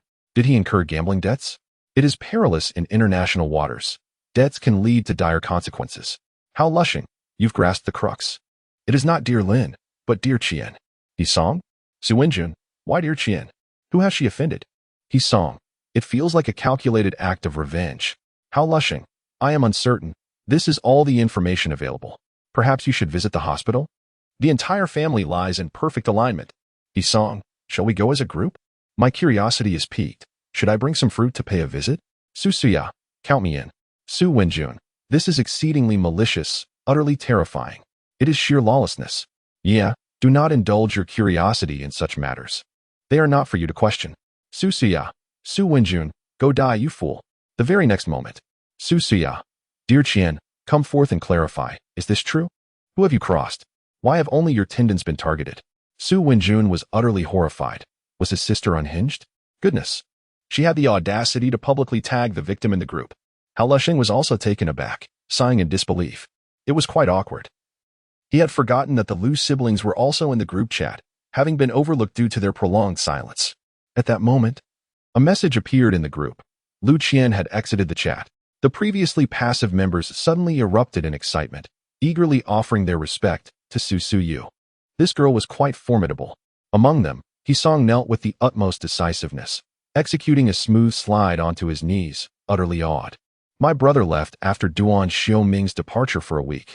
Lu Mingyu was in the school studio, organizing her assignments when her phone rang. It was a call. Upon answering, a familiar voice resonated from the receiver. My dear wife? He called, his tone rich with magnetism. A smile tugged at the corners of Lu Mingyu's lips. What's up? Duan Xiuming continued. The contract has arrived. Since I'm not there, would it be all right for someone else to have you sign it? Lu Mingyu replied, sure. Duan Xiuming added, my brother is coming. Lu Mingyu was taken aback. Wait, your brother? Duan Xiuming clarified, I can't entrust this matter to anyone else. I asked him to make a trip. Lu Mingyu pondered. No, you two brothers are being overly dramatic about this. Does it really require such a grand effort for such a trivial matter? Lu Mingyu hesitated. Is that so? Duan Xiuming affirmed, indeed, I just wanted to inform you about this. Lu Mingyu inquired, all right. Could you provide me with your brother's contact information? Or should I wait for him to call? Duan Xiuming replied, he has already arrived. Lu Mingyu gasped. He is here. Duan Xiuming confirmed. Yes, he is outside the Pure Art Studio, at the main entrance. Duan Xiuming, what is the matter? My dear, L.M. Could you please inform me in advance about such matters in the future? Duan Xiuming, no? L.M. Gritting her teeth. Just you wait. She swiftly hung up the phone, hastily rushing out without a moment to prepare. Outside the building, students paused in astonishment, casting curious glances. A fleet of vehicles had come to a halt, creating quite a spectacle. Among them, one car was surrounded by a multitude of bodyguards clad in black, stationed at various points, vigilant of their surroundings. Nearby, several car doors swung open, revealing individuals clutching briefcases, resembling a well-coordinated team, impeccably dressed in suits. When L.M. appeared in her paint-splattered attire, the onlookers were momentarily taken aback. Her youthful appearance was striking enough, but her overall image was unexpected. Drenched in colors and sporting a pair of rain boots, she starkly contrasted with the imposing figures they had envisioned. At that moment, the door of the car encircled by the black-clad bodyguards opened, and a man dressed in a traditional Tang suit stepped out. L.M. had seen his photographs and videos and news reports, yet encountering him in person left her utterly astonished. An air of refined elegance enveloped him. He appeared much younger than anticipated, with a tall and slender frame. Far from the 36 years one would expect post-New Year, he looked to be merely around 27. Impeccably well-maintained. Duan Xiuming was also taken aback for a moment upon seeing L.M. surprised by her attire. But he quickly broke into a smile and approached her. A painter, indeed. Quite reasonable. Miss Lu, it is a pleasure to finally meet you. He spoke first, wearing a smile as he extended his right hand. It was an invitation for a handshake, yet Lu Mingyu, in her haste, had her hands covered in paint. Duan Liqing couldn't help but chuckle at the sight. Nodding, Duan Liqing remarked, in the future, you should address me as Big Brother. Why not give it a try? Lu Mingyu hesitated. What?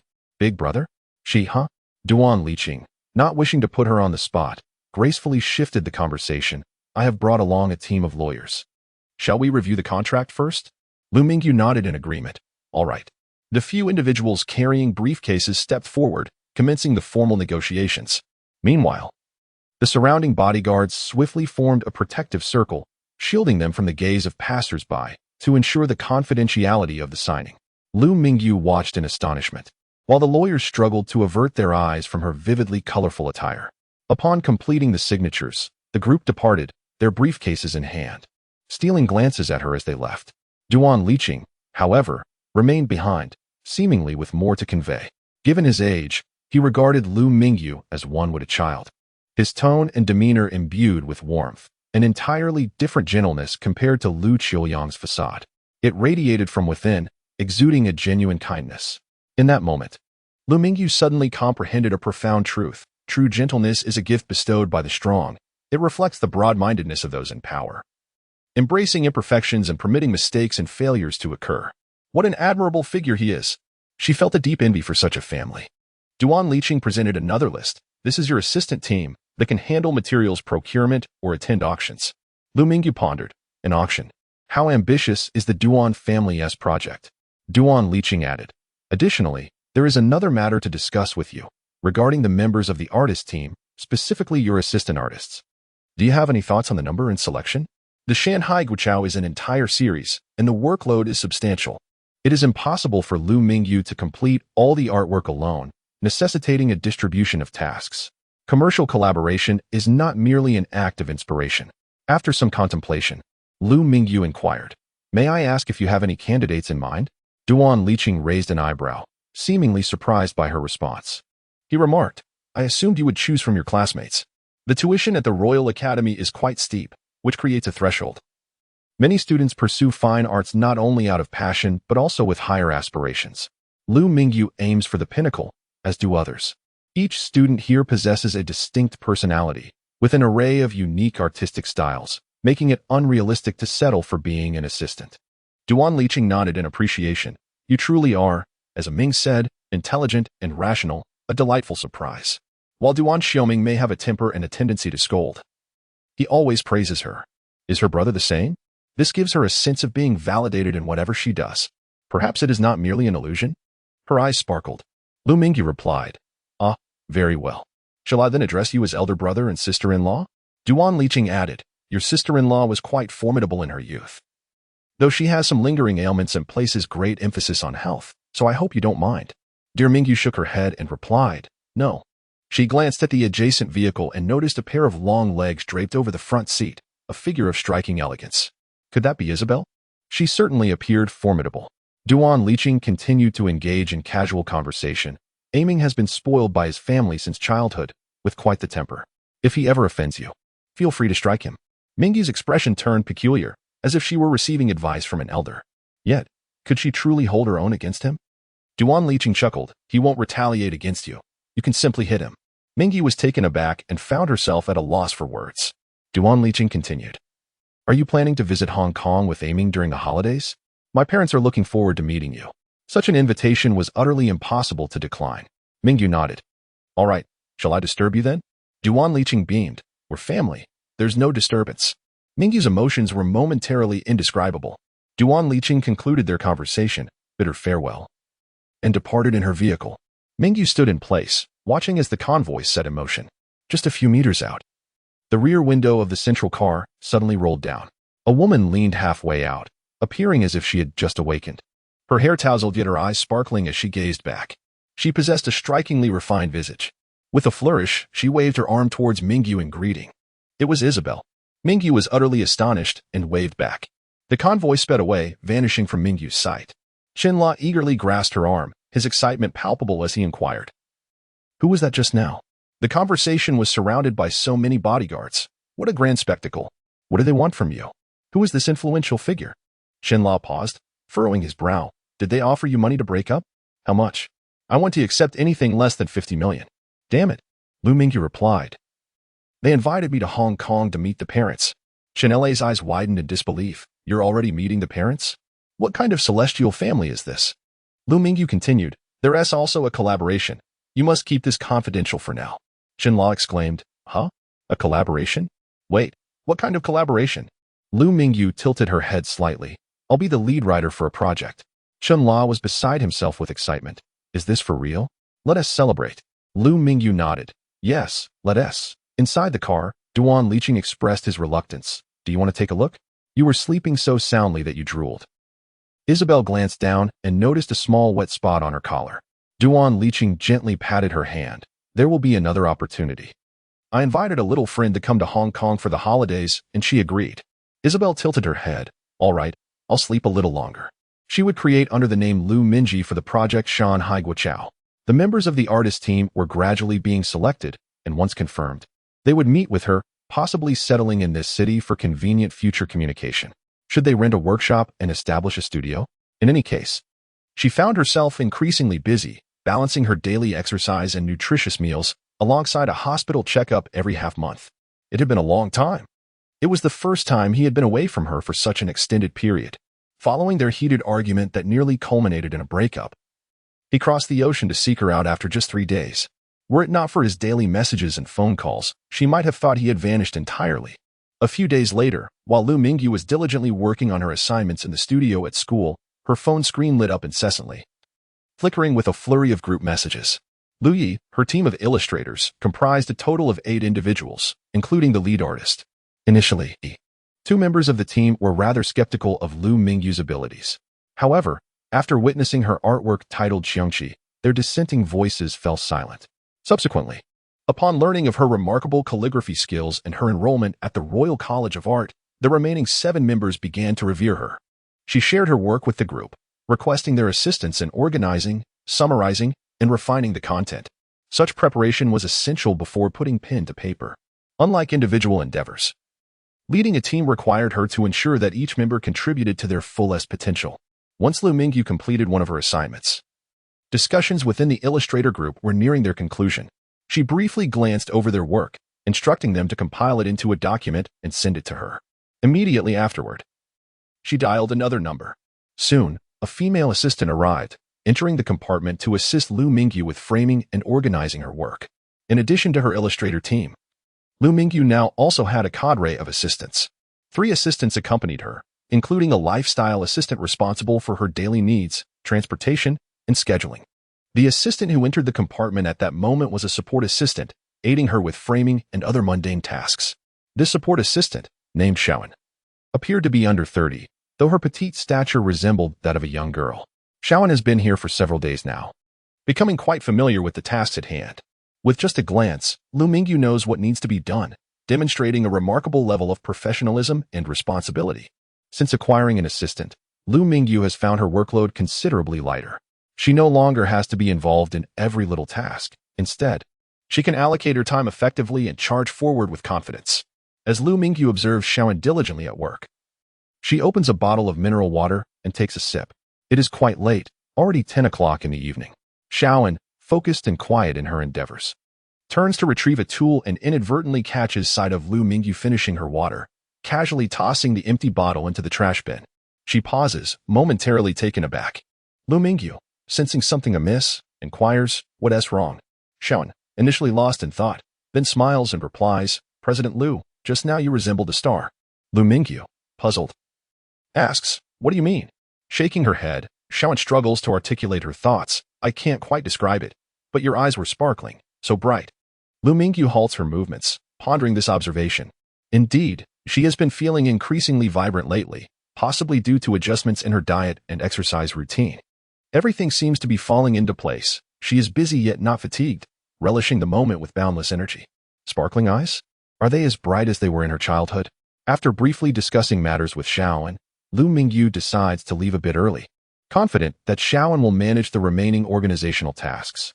As she steps out of the building, she instinctively turns to the right. For the past few days, her life assistant has been picking her up, parking a spacious and luxurious white van on that side. However, after taking just a couple of steps, she suddenly stops. Where's the car? It is rather peculiar. The assistant has never been late, typically arriving well in advance and waiting, regardless of the hours that pass. The assistants assigned by the Duan family are meticulously selected. Not far behind her, Duan Xiuming leans against the side of the white phantom, silent, observing her intently, waiting for the moment she notices him. The others in the car are positioned at the entrance, yet she steps out without a glance, turning right, lost in her thoughts, seemingly absorbed in contemplation.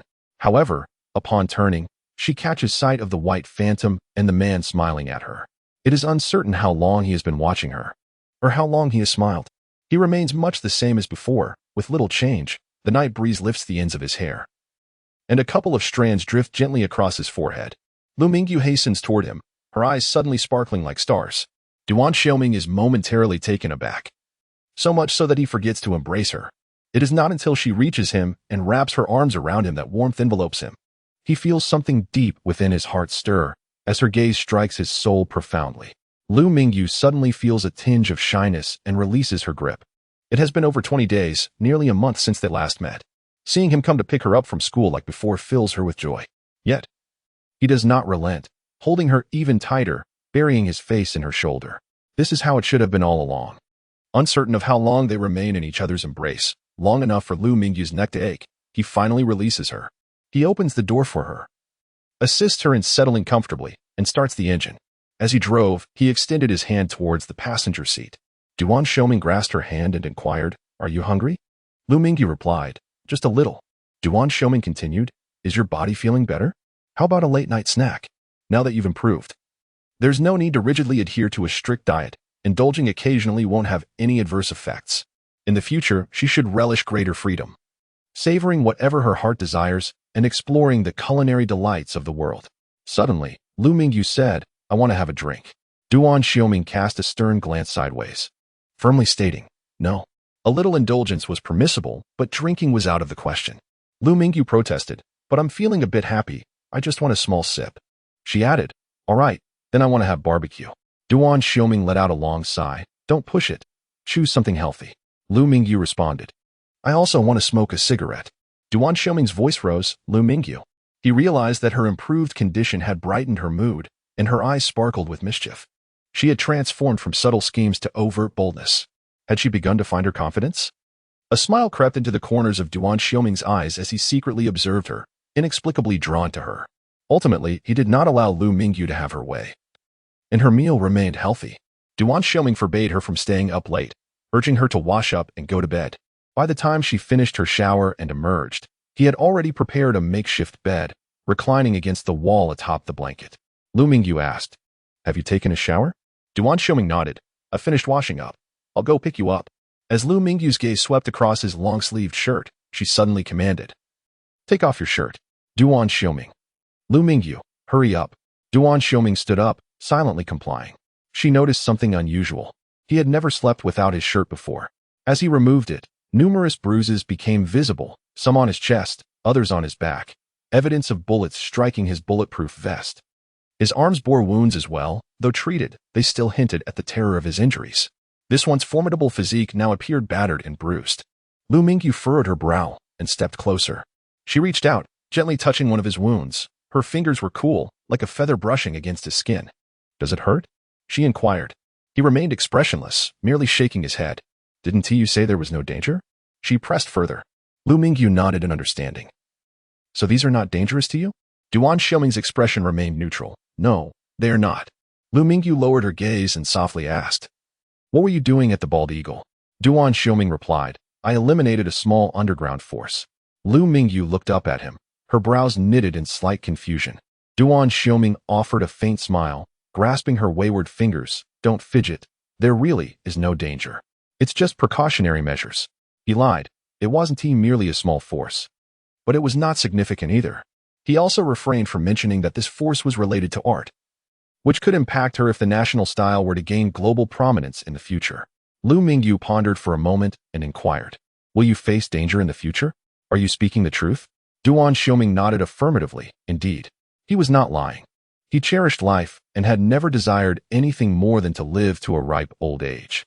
"Oh." Mingyu nodded thoughtfully before suddenly suggesting, "When you engage in those minor perils in the future, could you perhaps take me along?"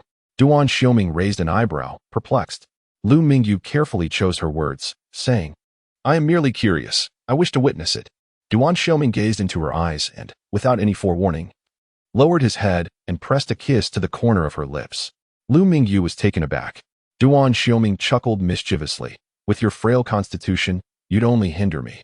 Lu Mingyu withdrew her hand from his grasp and fell silent, settling into bed. Duan Xiuming watched as she burrowed under the covers, deliberately turning her back to him, finding it quite amusing. He switched off the light and spoke into the darkness. Shall we enhance your physical training? I could teach you to pilot a helicopter a year from now. With a swift motion, Lu Mingyu flipped over, her movement quite pronounced. Duan Xiuming could even sense her shifting to the edge of the bed, her gaze fixed intently in his direction. He wondered what she, with her slight night blindness, could possibly see. Yet, those eyes must have been shining with utmost brilliance at that moment. A smile spread across his lips as he began to entice her further. How about a fighter jet in 5 years? Thump, thump, thump. The heart of a certain little trickster quickened its pace. Excited, was she? Duan Xiuming reminded her, protect your eyes. Otherwise, you won't be able to accomplish anything. Do you understand? Yes, instructor. Fiancé. Early on a weekend morning, Duan Xiuming awakened Lu Mingyu as he had in the past.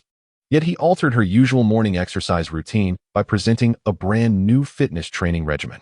For the first time, Lu Mingyu experienced the true meaning of exhaustion, her heart racing for 2 hours post-training without a moment of respite.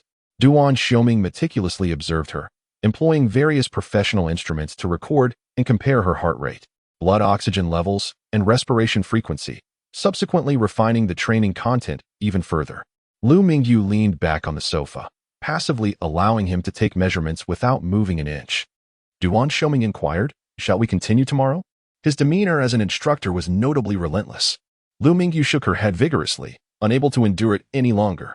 With a teasing tone, Duan Xiuming remarked, you no longer wish to pilot a helicopter? Lu Mingyu remained silent. He then took out a pen, sketching adjustments to the plan. Reduce it by 1/3, take it slow. While her physical condition had improved significantly, there remained a gap from the normal standards. In simpler terms, she was still in a rather feeble state. He was also somewhat reluctant to push her to such extremes. Lu Mingyu exhaled deeply, continuing to recline on the sofa, allowing herself to empty her mind. Duan Xiuming casually initiated a new topic. Have you met my brother and sister-in-law? What do you think? Lu Mingyu pondered for a moment and responded, both are remarkably intriguing individuals. Duan Xiuming chuckled and asked, did you observe their interaction style? Lu Mingyu shook her head. I didn't see how they interacted, but they seem quite youthful. Your brother looks a decade younger than his actual age. Is your sister-in-law 25? Duan Xiuming replied. My brother is 36 this year, and my sister-in-law is 38. Lu Mingyu tilted her head in surprise and inquired, how do you maintain it? Duan Xiuming casually replied. How would I know? Skincare products? Injections? Lu Mingyu responded with a silent pause. Duan Xiuming glanced at her, his gaze deepening suddenly. However, I am aware of another method to preserve youth, he stated. Lu Mingyu, intrigued, asked, what is it? Duan Xiuming set down his pen and paper, approaching her with an air of seriousness. Are you certain you wish to know? He inquired. Lu Mingyu, feeling a sense of bewilderment, nodded affirmatively. I am certain. Duan Xiuming moved closer, leaning in until he was mere centimeters from her. She sensed the weight of his breath, warm and palpable. He fixed his gaze upon her and uttered 2 words, abstinence. Lu Mingyu was momentarily taken aback. What? Duan Xiuming leaned in even closer, his hands bracing against the sofa, encircling her as his form loomed above her, their proximity intimate. He tilted his head and reiterated, abstinence. Lu Mingyu blinked, unable to fully comprehend the situation. He was so near, almost about to kiss her, yet he spoke those words with such nonchalance. She found it difficult to articulate the nature of the moment. Duan Xiuming's gaze drifted down to her lips, lingering, his expression suggestive. After a brief pause, he leaned back, creating distance between them. Meanwhile, the artist group had gathered in London, but contrary to Lu Mingyu's expectations, they did not rent a studio. Instead, they resided in the same apartment as her. Lu Mingyu was left utterly speechless. The days of increased busyness have arrived. She spends her time either in classes or painting in the studio. With the preparations for the national tide of mountains and seas complete, she has begun to put brush to canvas, each piece expansive in size, with some measuring several meters in length. Her daily physical training has not been neglected, and she has even advanced to a higher level, her physical capabilities improving day by day. Duan Xiuming has ceased his travels, residing in the apartment daily, idly resembling a true dandy. He continues to sleep on the floor. Yet he possesses a peculiar habit of waking her each morning with playful slaps to her backside, his words falling on deaf ears. As the weather warms, The end of the term approaches swiftly, bringing a flurry of academic demands. One afternoon, Mingyu ventured into the partitioned area of the school studio, determined to finalize her unfinished project. Suddenly, Chun-La rushed in, exclaiming in exasperation, Mingyu, it's the end of the term. Mingyu nodded, responding, I'm aware of the end of term. Why the fuss? Chun-La retorted, have you written your feedback? Mingyu replied, it's completed and submitted. Chun-La lamented, I loathe writing summaries. How did you finish so quickly? Let me copy yours. Mingyu cast a sidelong glance at her companion, stating, our styles are so divergent. There would be no resemblance in your copying. Do you wish to fail? Chun-La, overwhelmed, exclaimed, save me. It would be simpler to paint a picture. With that, she stormed out, her voice echoing through the corridor as she ranted. Nearby partitions echoed with similar outbursts, a chorus of madness that accompanied the end of the term. Driven by relentless pressure, Mingyu felt the weight of pressure, yet she prioritized efficiency and practicality, swiftly casting aside her recent concerns to immerse herself in her academic projects. Failing a course was out of the question. She had aspirations for a scholarship. When engrossed in her work, she often lost track of time. Approximately 3 hours later, having completed a piece, she was about to continue when a voice suddenly interrupted from behind. Mingyu, it's been a while. She turned to see two familiar faces, Xu Renkuan and Qin Lian. They loomed at the entrance of the partitioned space, wearing an indescribable smile. Was it a matter of ease? Were they like fish caught in a net? In an instant, Mingyu furrowed her brow, dismissing Qin Lian's greeting and directing her attention to Xu Renkuan. You're not a fine arts major. How did you get in? She inquired. The building had strict access controls, requiring prior email approval for visits. Yet, Xu Renkuan was not a fine arts student. How had he gained entry? Let alone brought Qin Lian along. Qin Lian, surprisingly, had come all the way from Zizisheng to this place. Xu Renkuan replied with a smile. I'm also a student at the Royal College. Gaining access for a visit is quite simple. Mingyu then shifted her gaze to Qin Lian, her expression unambiguous. Unwelcome. Disdain. Qin Lian opened his arms wide. It's been months since we last met. How about a hug? As he spoke, he stepped further inside. The partition was spacious enough for one artist, but with Mingyu's belongings accumulating, shelves and numerous frames, the three of them felt cramped and stifled. Mingyu regarded Qin Lian with quiet composure, taking a step back while her peripheral vision swept over Xu Renkuan. Understood. These two are acquainted. No wonder Xu Renkuan harbors such animosity towards her, relentlessly spreading rumors about her around the school. It's also not surprising that Qin Lian was able to locate this place. She gazed at Qin Lian and remarked, Did you not break your limbs? Do you wish to break them again? Qin Lian's expression darkened instantly, becoming quite grim. Mingyu, do not be ungrateful. A few months prior at the airport, he had never experienced such humiliation in his life. Xu Renkuan quietly cautioned, Qin, tone it down a bit. It would be best to discuss this outside. Qin Lian, unfazed, replied, I merely came to greet my fiancée. I have committed no crime. Mingyu abruptly turned to him, fiancée? Then you might as well perish and propose in the underworld. Qin Lian chuckled, confidently asserting, Isn't that the case? I have indeed made a proposal. Mingyu retorted, Who did you propose to? Qin Lian replied, Of course, to the Lu family.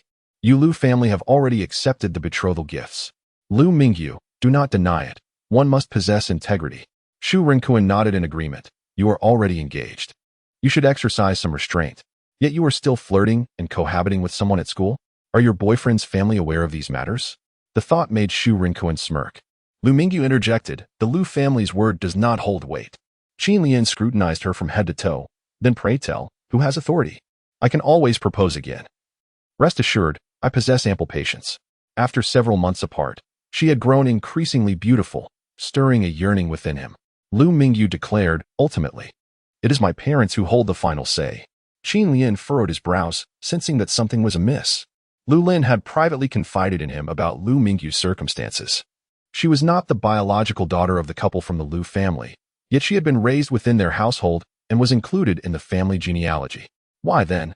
Was there now a mention of her biological parents? After a moment of contemplation, Qin Lian inquired, Who are your biological parents? Where are they? He thought to himself that he could always bring it up again. After all, he was determined to marry Mingyu. A smirk danced upon Mingyu's lips as she replied, My parents have passed away. If you insist on bringing it up, perhaps you should go to the underworld and propose to them. Xu Renkuan, who had been listening to this exchange, was momentarily taken aback, staring at her in shock. Her words were indeed venomous. Qin Lian's expression shifted dramatically. Are you cursing me? Your words are truly wicked. Do you not understand the taste of familial bonds? With that, he stepped forward in the cramped space, extending his hand toward her. Even if Qin Lian were to forcefully approach, it would amount to nothing more than a kiss. What was the big deal? Thus, Shurinkuen remained still, not moving an inch. However, at that moment, Lu Mingyu swiftly grasped a craft knife from the adjacent table. With a resounding clash, she pushed it to its maximum extension. As Qin Lian's hand reached out, she swung her arm, slicing through the air without hesitation. She was no longer the person she once was. The morning exercises of the past few months had proven remarkably effective. In the blink of an eye, her movements were swift, ruthless, and precise, devoid of even the slightest hesitation. Ah! Qin Lian cried out in pain as blood erupted forth. Not dripping but spraying onto the ground in a gushing torrent. A gaping wound marred the palm of his hand, blood gushing forth in torrents. Shurinkuen was startled, his pupils constricting violently in that fleeting moment. He gazed in terror at the scene, nearly fainting at the sight of the blood. What had just transpired? How had it suddenly erupted into a bloodbath? Qin Lian swiftly covered the wound with her other hand, attempting to staunch the bleeding, all the while hurling furious insults. Lu Mingyu, how dare you slash me with a knife? Have you lost your mind? You are utterly deranged. Lu Mingyu remained remarkably composed, responding with a laugh. What a joke. Who do you think you are? Do you even have the right to enter here? You barged in to disrupt my painting and then attempted to attack me. It's entirely reasonable for me to eliminate you. Everyone knows the strict access regulations of the studio. The artworks of pure art students hold immense value and are not to be casually displayed. Moreover, I never moved an inch. It was you, Qin Lian, who rushed in and initiated the assault. Even if I were to sever a major artery, it would merely be a slip of the hand. So, what now? Shurinkuen, in a state of panic, exclaimed, Brother Qin, we must leave at once. Qin Lian forcefully shook him off, declaring, Why should I leave? She attacked me with a knife. Why should I be the one to flee? Desperation gripped Shurinkuen as he replied, Bringing you in here was already a violation. He had never anticipated that the situation would escalate to such a degree. It was spiraling out of control. In the midst of their struggle, Qin Lian's wound reopened, splattering both of them with blood, the volume so great it appeared she might perish. Shurinkuen, now even more frantic, shouted, Brother Qin, we must get to the hospital. The mention of a hospital caught Lu Mingyu's attention. Observing the two, she retrieved her phone, calmly stating, Did I give you permission to go to the hospital? She composedly dialed a number, which connected to the school's reporting hotline. You have trespassed into a pure art studio. None of you shall leave. Upon a glance, good heavens, the sound of screams began to reverberate, echoing through the various compartments and corridors. The crowd swelled, creating an impenetrable throng.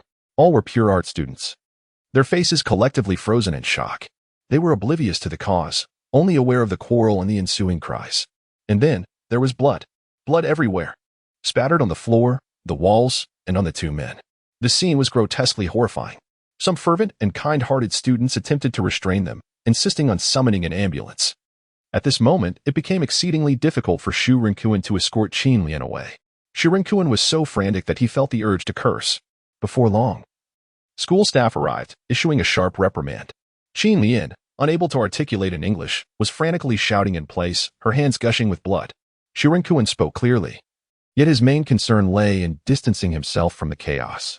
Lu Mingyu succinctly stated a few words before awaiting the school's intervention.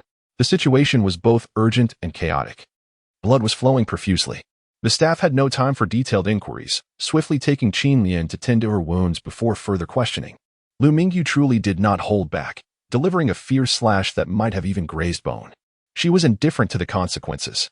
In any case, the injury inflicted upon Qin Lian resulted in an uncontrollable flow of blood, which spread from her compartment all the way to the entrance.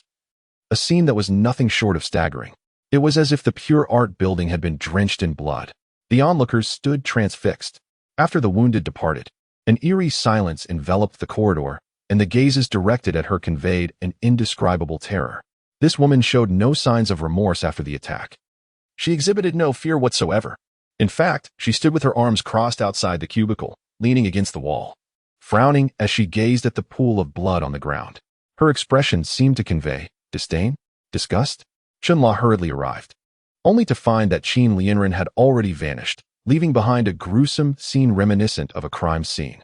What transpired? She exclaimed. Had she missed the grand spectacle during her brief absence? Lu Mingyu remained silent, her anger palpable. Chenla, what fiancé? I was inquiring about the blood. Shuren Kuan added. Lu Mingyu intends to murder her husband. The onlookers in the corridor turned in unison to glance at Lu Mingyu. Fiancé? Who was that dashing gentleman who brought her meals every day? No, that knife just now nearly took a life. Shuren Kuan relished the moment, savoring his words. Yet suddenly sensed something amiss. This was not his concern. Lu Mingyu's demeanor clearly indicated a disregard for the lives of others. And that strike was far from an act of self-defense. Was she aiming for Qin Lian's life? Realizing this, a chill ran down Shuren Kuan's spine. Simultaneously, a penetrating gaze pierced him from behind. He noticed Lu Mingyu had lifted her foot, advancing toward him, the utility knife in her hand sliding open with a sharp sound. Glistening ominously, the blade was still adorned with droplets of blood. Qin Lian's blood. She smiled and spoke. If your tongue is so loose, perhaps it should be severed. Repeat that. What was it you said about an un? The people in the corridor instinctively parted, allowing her passage without any attempt to stop her. The woman has just spilled blood in the Pure Art building. Who dares to intervene? With a sudden explosion in his mind, Shu Rinkuan hastily fled. His feet moving before he could even contemplate the situation. How reckless he was. Each time he spoke without thinking, he failed to learn from his mistakes. Lu Mingyu pursued him for a few steps, brandishing a knife, only to halt at the entrance. As Shu Rinkuan bolted outside, he felt a momentary disorientation upon witnessing the sky. He had truly been terrified to the brink of madness. That very utility knife, stained with Qin Lian's blood, was clutched in her hand as she approached him, her expression devoid of emotion. Truly, it was a terrifying sight. Shu Rinkuan gasped for breath. At that moment, the door behind him swung open. With a thud, something was tossed out, sharp, glinting coldly, and smeared with blood. He raised his gaze to see Lu Mingyu leaning against the doorframe, a smile gracing her lips as she regarded him. Shu Rinkuan was alarmed. He had provoked a madwoman. His legs trembled in fear. Once again, he sprinted forward, vowing never to return to the Pure Art building for the rest of his life. What made this woman so fearsome? Qin Lian's arrival not only disrupted her plans but also marred her cheerful disposition. Had the Lu family accepted the Qin family's betrothal gifts? How could the Lu family be so foolish? The wound could not be healed at its source if the Qin family was aware of her presence here. The people of Shizi City would inevitably find out as well. The Lu family would come to know. The shackles that Lu Mingyu had finally broken free from now threatened to engulf her once more, tearing at her sanity. They dared not inquire, nor even breathe. Chenla, unafraid, rushed over and demanded, "What on earth is happening? Tell me at once." Lu Mingyu, I just informed the school that they trespassed into my studio and even attempted to act violently. In a moment of instinct, I grasped an object for defense, unaware that it was a craft knife. Chenla, look me in the eyes and tell me, do you think I believe you? Lu Mingyu, whether you believe it or not, you must. Chenla, fine, I shall be your witness. The crowd shuddered collectively, regarding the duo as though they were peculiar beings. Pure artistry embodied in two extremes, one fiercely spirited and the other starkly unhinged. Their training regimens were worlds apart. Entirely different realms. Lu Mingyu, brimming with vigor, was stained with the blood of that loathsome creature. She needed a moment of tranquility to reflect. At that juncture, the apartment door swung open. Lu Mingyu, sipping water, locked eyes with him and suddenly blinked. The shadows in her gaze gradually dissipated. Oh, yes. Duan Xiuming noticed her. Initially furrowing his brow, then with a decisive click, he locked the door behind him. Lu Mingyu, what? The code for the apartment door was known to the chef and the housekeeper next door. Dinner time was approaching, and someone would be delivering the meal. Why was he locking it? Lu Mingyu, well. Duan Xiuming nodded and inquired, why the change of attire? Lu Mingyu, it got dirty. Duan Xiuming narrowed his eyes. Dirty? Lu Mingyu, that fiancé from Shizi City. Before she could finish her sentence, she was abruptly lifted and found herself seated on the kitchen island. Her voice faltered as she gazed at him in astonishment. He supported her lower back with one hand while the other restrained her, rendering her immobile. He forcibly separated her knees and effortlessly pressed himself in. Lu Mingyu found it difficult to describe this position. She felt trapped and snared. He lowered his head, obscuring his expression from view. Say it again, what do you mean? He uttered, his voice devoid of any emotional inflection. After speaking, he suddenly leaned in, capturing the first button of her shirt collar between his lips. He bit down. tilting his head. The abrupt motion caused the thread to snap, and he carelessly tossed it onto the kitchen island. He lifted his gaze, regarding her with an indifferent expression. Lu Mingyu was momentarily stunned, glancing down at her now unbuttoned collar. Duan Xiuming spoke again. He is your fiancé, then what am I? In that instant, Lu Mingyu understood. He was jealous. He was angry, and not merely angry. She could clearly see the chill in his eyes. He continued to lower his head. Another bite, another tug. The second button at her collar burst open, yanked off forcefully and discarded to the side. The button bounced on the marble surface of the island, producing a series of thud sounds before rolling to a halt in a corner. Her collar gaped open, exposing a generous expanse of skin. He tilted his head, gazing at her intently. He asked once more, "Tell me, what am I to you?" As the words fell, he pressed himself even tighter against her, almost compelling Lu Mingyu to spread her knees wider. His hand, resting on her lower back, exerted a slight pressure, pinning her against his chest. Lu Mingyu looked at the face before her, devoid of any semblance of human emotion. His fury and possessiveness surged to a critical point, ready to explode, transforming into another form of expression. His mind was consumed by two words, mine. Lu Mingyu glanced at him, then at her own attire. In that fleeting moment, he bowed his head for the third time, contemplating. If he were to tear this shirt open, it would be as if she were not wearing it at all. As his head lowered further, "You are my husband," she uttered those 4 words. He paused, halted, and lifted his gaze. The change in his expression suggested a revival of human emotion. Ultimately, he relaxed his grip, no longer squeezing so tightly. Lu Mingyu shifted slightly. As he pressed against her leg, nearly cramping, he assisted her, ensuring she sat comfortably. Lu Mingyu steadied herself against his shoulder and said, "It hurts." Duan Xiuming immediately reached out, massaging the base of her leg. "I apologize. I let my anger get the better of me." Lu Mingyu replied. "Don't touch there." He irritably inquired. "Then why did you mention that person?" Lu Mingyu explained. "He came to the royal arts." Duan Xiuming narrowed his eyes. "Where? Is he seeking death?" Lu Mingyu responded. "He was taken to the hospital." Duan Xiuming. Lu Mingyu added, "I stabbed him." Duan Xiuming fell silent for a moment before praising. "Well done." After the compliment, he leaned down and kissed her gently on the cheek. "Under the moonlit night." Lu Mingyu patted him. "All right, let me down. I need a drink." Duan Xiuming gently set her down and inquired, "So, did you bathe and change your clothes because? Were they stained with blood? Dirty?" Lu Mingyu retorted, "What else could it be?" Duan Xiuming nodded in acknowledgement. Lu Mingyu lifted her cup once more, casting a sidelong glance at him. He assertively interjected, "You are not permitted to use those 3 words on anyone else." In that moment, he was genuinely infuriated. Lu Mingyu nodded slightly. "All right." It was a slip of the tongue. After finishing her drink, she placed the cup down and raised her gaze to scrutinize him. This man had always had a temper, but now he seemed increasingly prone to anger, a veritable powder keg. He was so enraged that he bit down on a button, even managing to suppress her own anger. Gradually, Duan Xiuming's mood softened, and he asked, "Did I frighten you?" Lu Mingyu replied, "No, but what?" He pressed. "Now it's my turn to be angry." With that, she strode into the art studio. Duan Xiuming stood there, his eyes following her silhouette as she busied herself. The collar of her shirt, which he had inadvertently bitten open, remained disheveled, revealing a considerable expanse of skin. Her neck was pale and slender, as if it could be easily snapped between 2 fingers. Such a delicate creature. Yet suddenly, his gaze fell upon the 2 buttons on the island countertop, and he paused momentarily. Just now, what had he instinctively intended to do with her? In the art studio, she had already begun mixing colors. Engrossed in her task, he lowered his gaze, retreating from the tumult of emotions surging within him.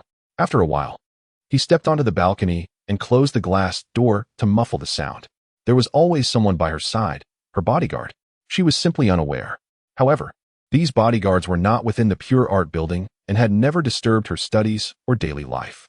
Thus, regarding today's events, the report from her phone was methodical, recounting the situation succinctly. After listening, Duan Xiuming commanded, "Find a homeless man to keep watch at the hospital entrance, offer some money, and stab him a couple of times." He ended the call and turned, gazing through the glass into the room. She was painting, leaving the door ajar. He smiled slightly, sliding open the door to approach her, indulging in the joy of watching his wife at work. In the days that followed, Lu Mingyu found herself immersed in a busy yet fulfilling routine. Xu Rinkuan had not returned to the pure art building and would deliberately avoid the campus and routes frequently traversed by Lu Mingyu, maintaining a respectful distance. Qianla finally completed the summary feedback, utterly exhausted, leaning against Lu Mingyu's shoulder as if her legs could no longer support her. Duan Xiuming, apart from rousing her for morning training, had developed an unusual gaze. He would scrutinize her with an unwavering stare, unmasked and unblinking, as if there were something amiss upon her face. Particularly before bed each night, his gaze resembled a CT scan, lingering even after the lights were extinguished. On this particular night, before sleep, Lu Mingyu let out a heavy sigh and said, "Close your eyes." Yet, less than a second later, he reopened them, continuing to fixate on her. Lu Mingyu, exasperated, asked, "What on earth are you staring at?" His gaze became even more direct, devoid of expression, leaving her perplexed about the thoughts swirling in his mind. She turned her head away, utterly speechless. Much like a persistent alarm clock, he remained oblivious to her words, steadfastly following his own path. As the days passed, the final day of the semester swiftly approached. Lu Mingyu's second semester at the Royal College of Art came to an end. In the Pure Art Studio building, she was busy delegating tasks to her assistant, Xiaowen.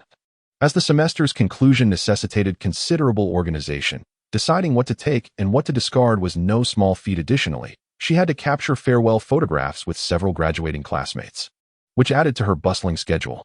By the time she concluded her tasks, night had fallen, and the white specter had been waiting at the door for quite some time.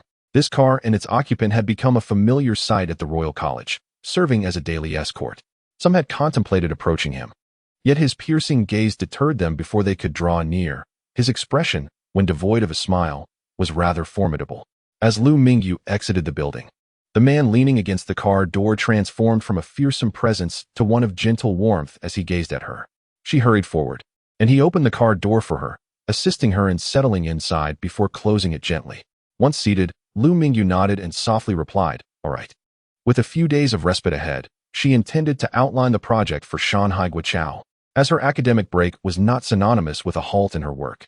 A trip to Hong Kong was on the horizon, and the project's drawings could not be paused. Duan Xiuming, behind the wheel, cast a sidelong glance at her lost in thought, unaware of his gaze. Suddenly, he broke the silence. "Shall we forego the nutritious meal today and indulge in something else?" Lu Mingyu's eyes sparkled with interest. "What shall we eat?" She had consumed nutritious meals for an entire semester, engaged in various morning exercises, and adhered to a strict regimen of medication and regular checkups. Yet, she yearned for the occasional indulgence. "How about Italian cuisine and a little wine?" he suggested with a smile. Lu Mingyu was momentarily taken aback. "Is it permissible to drink?"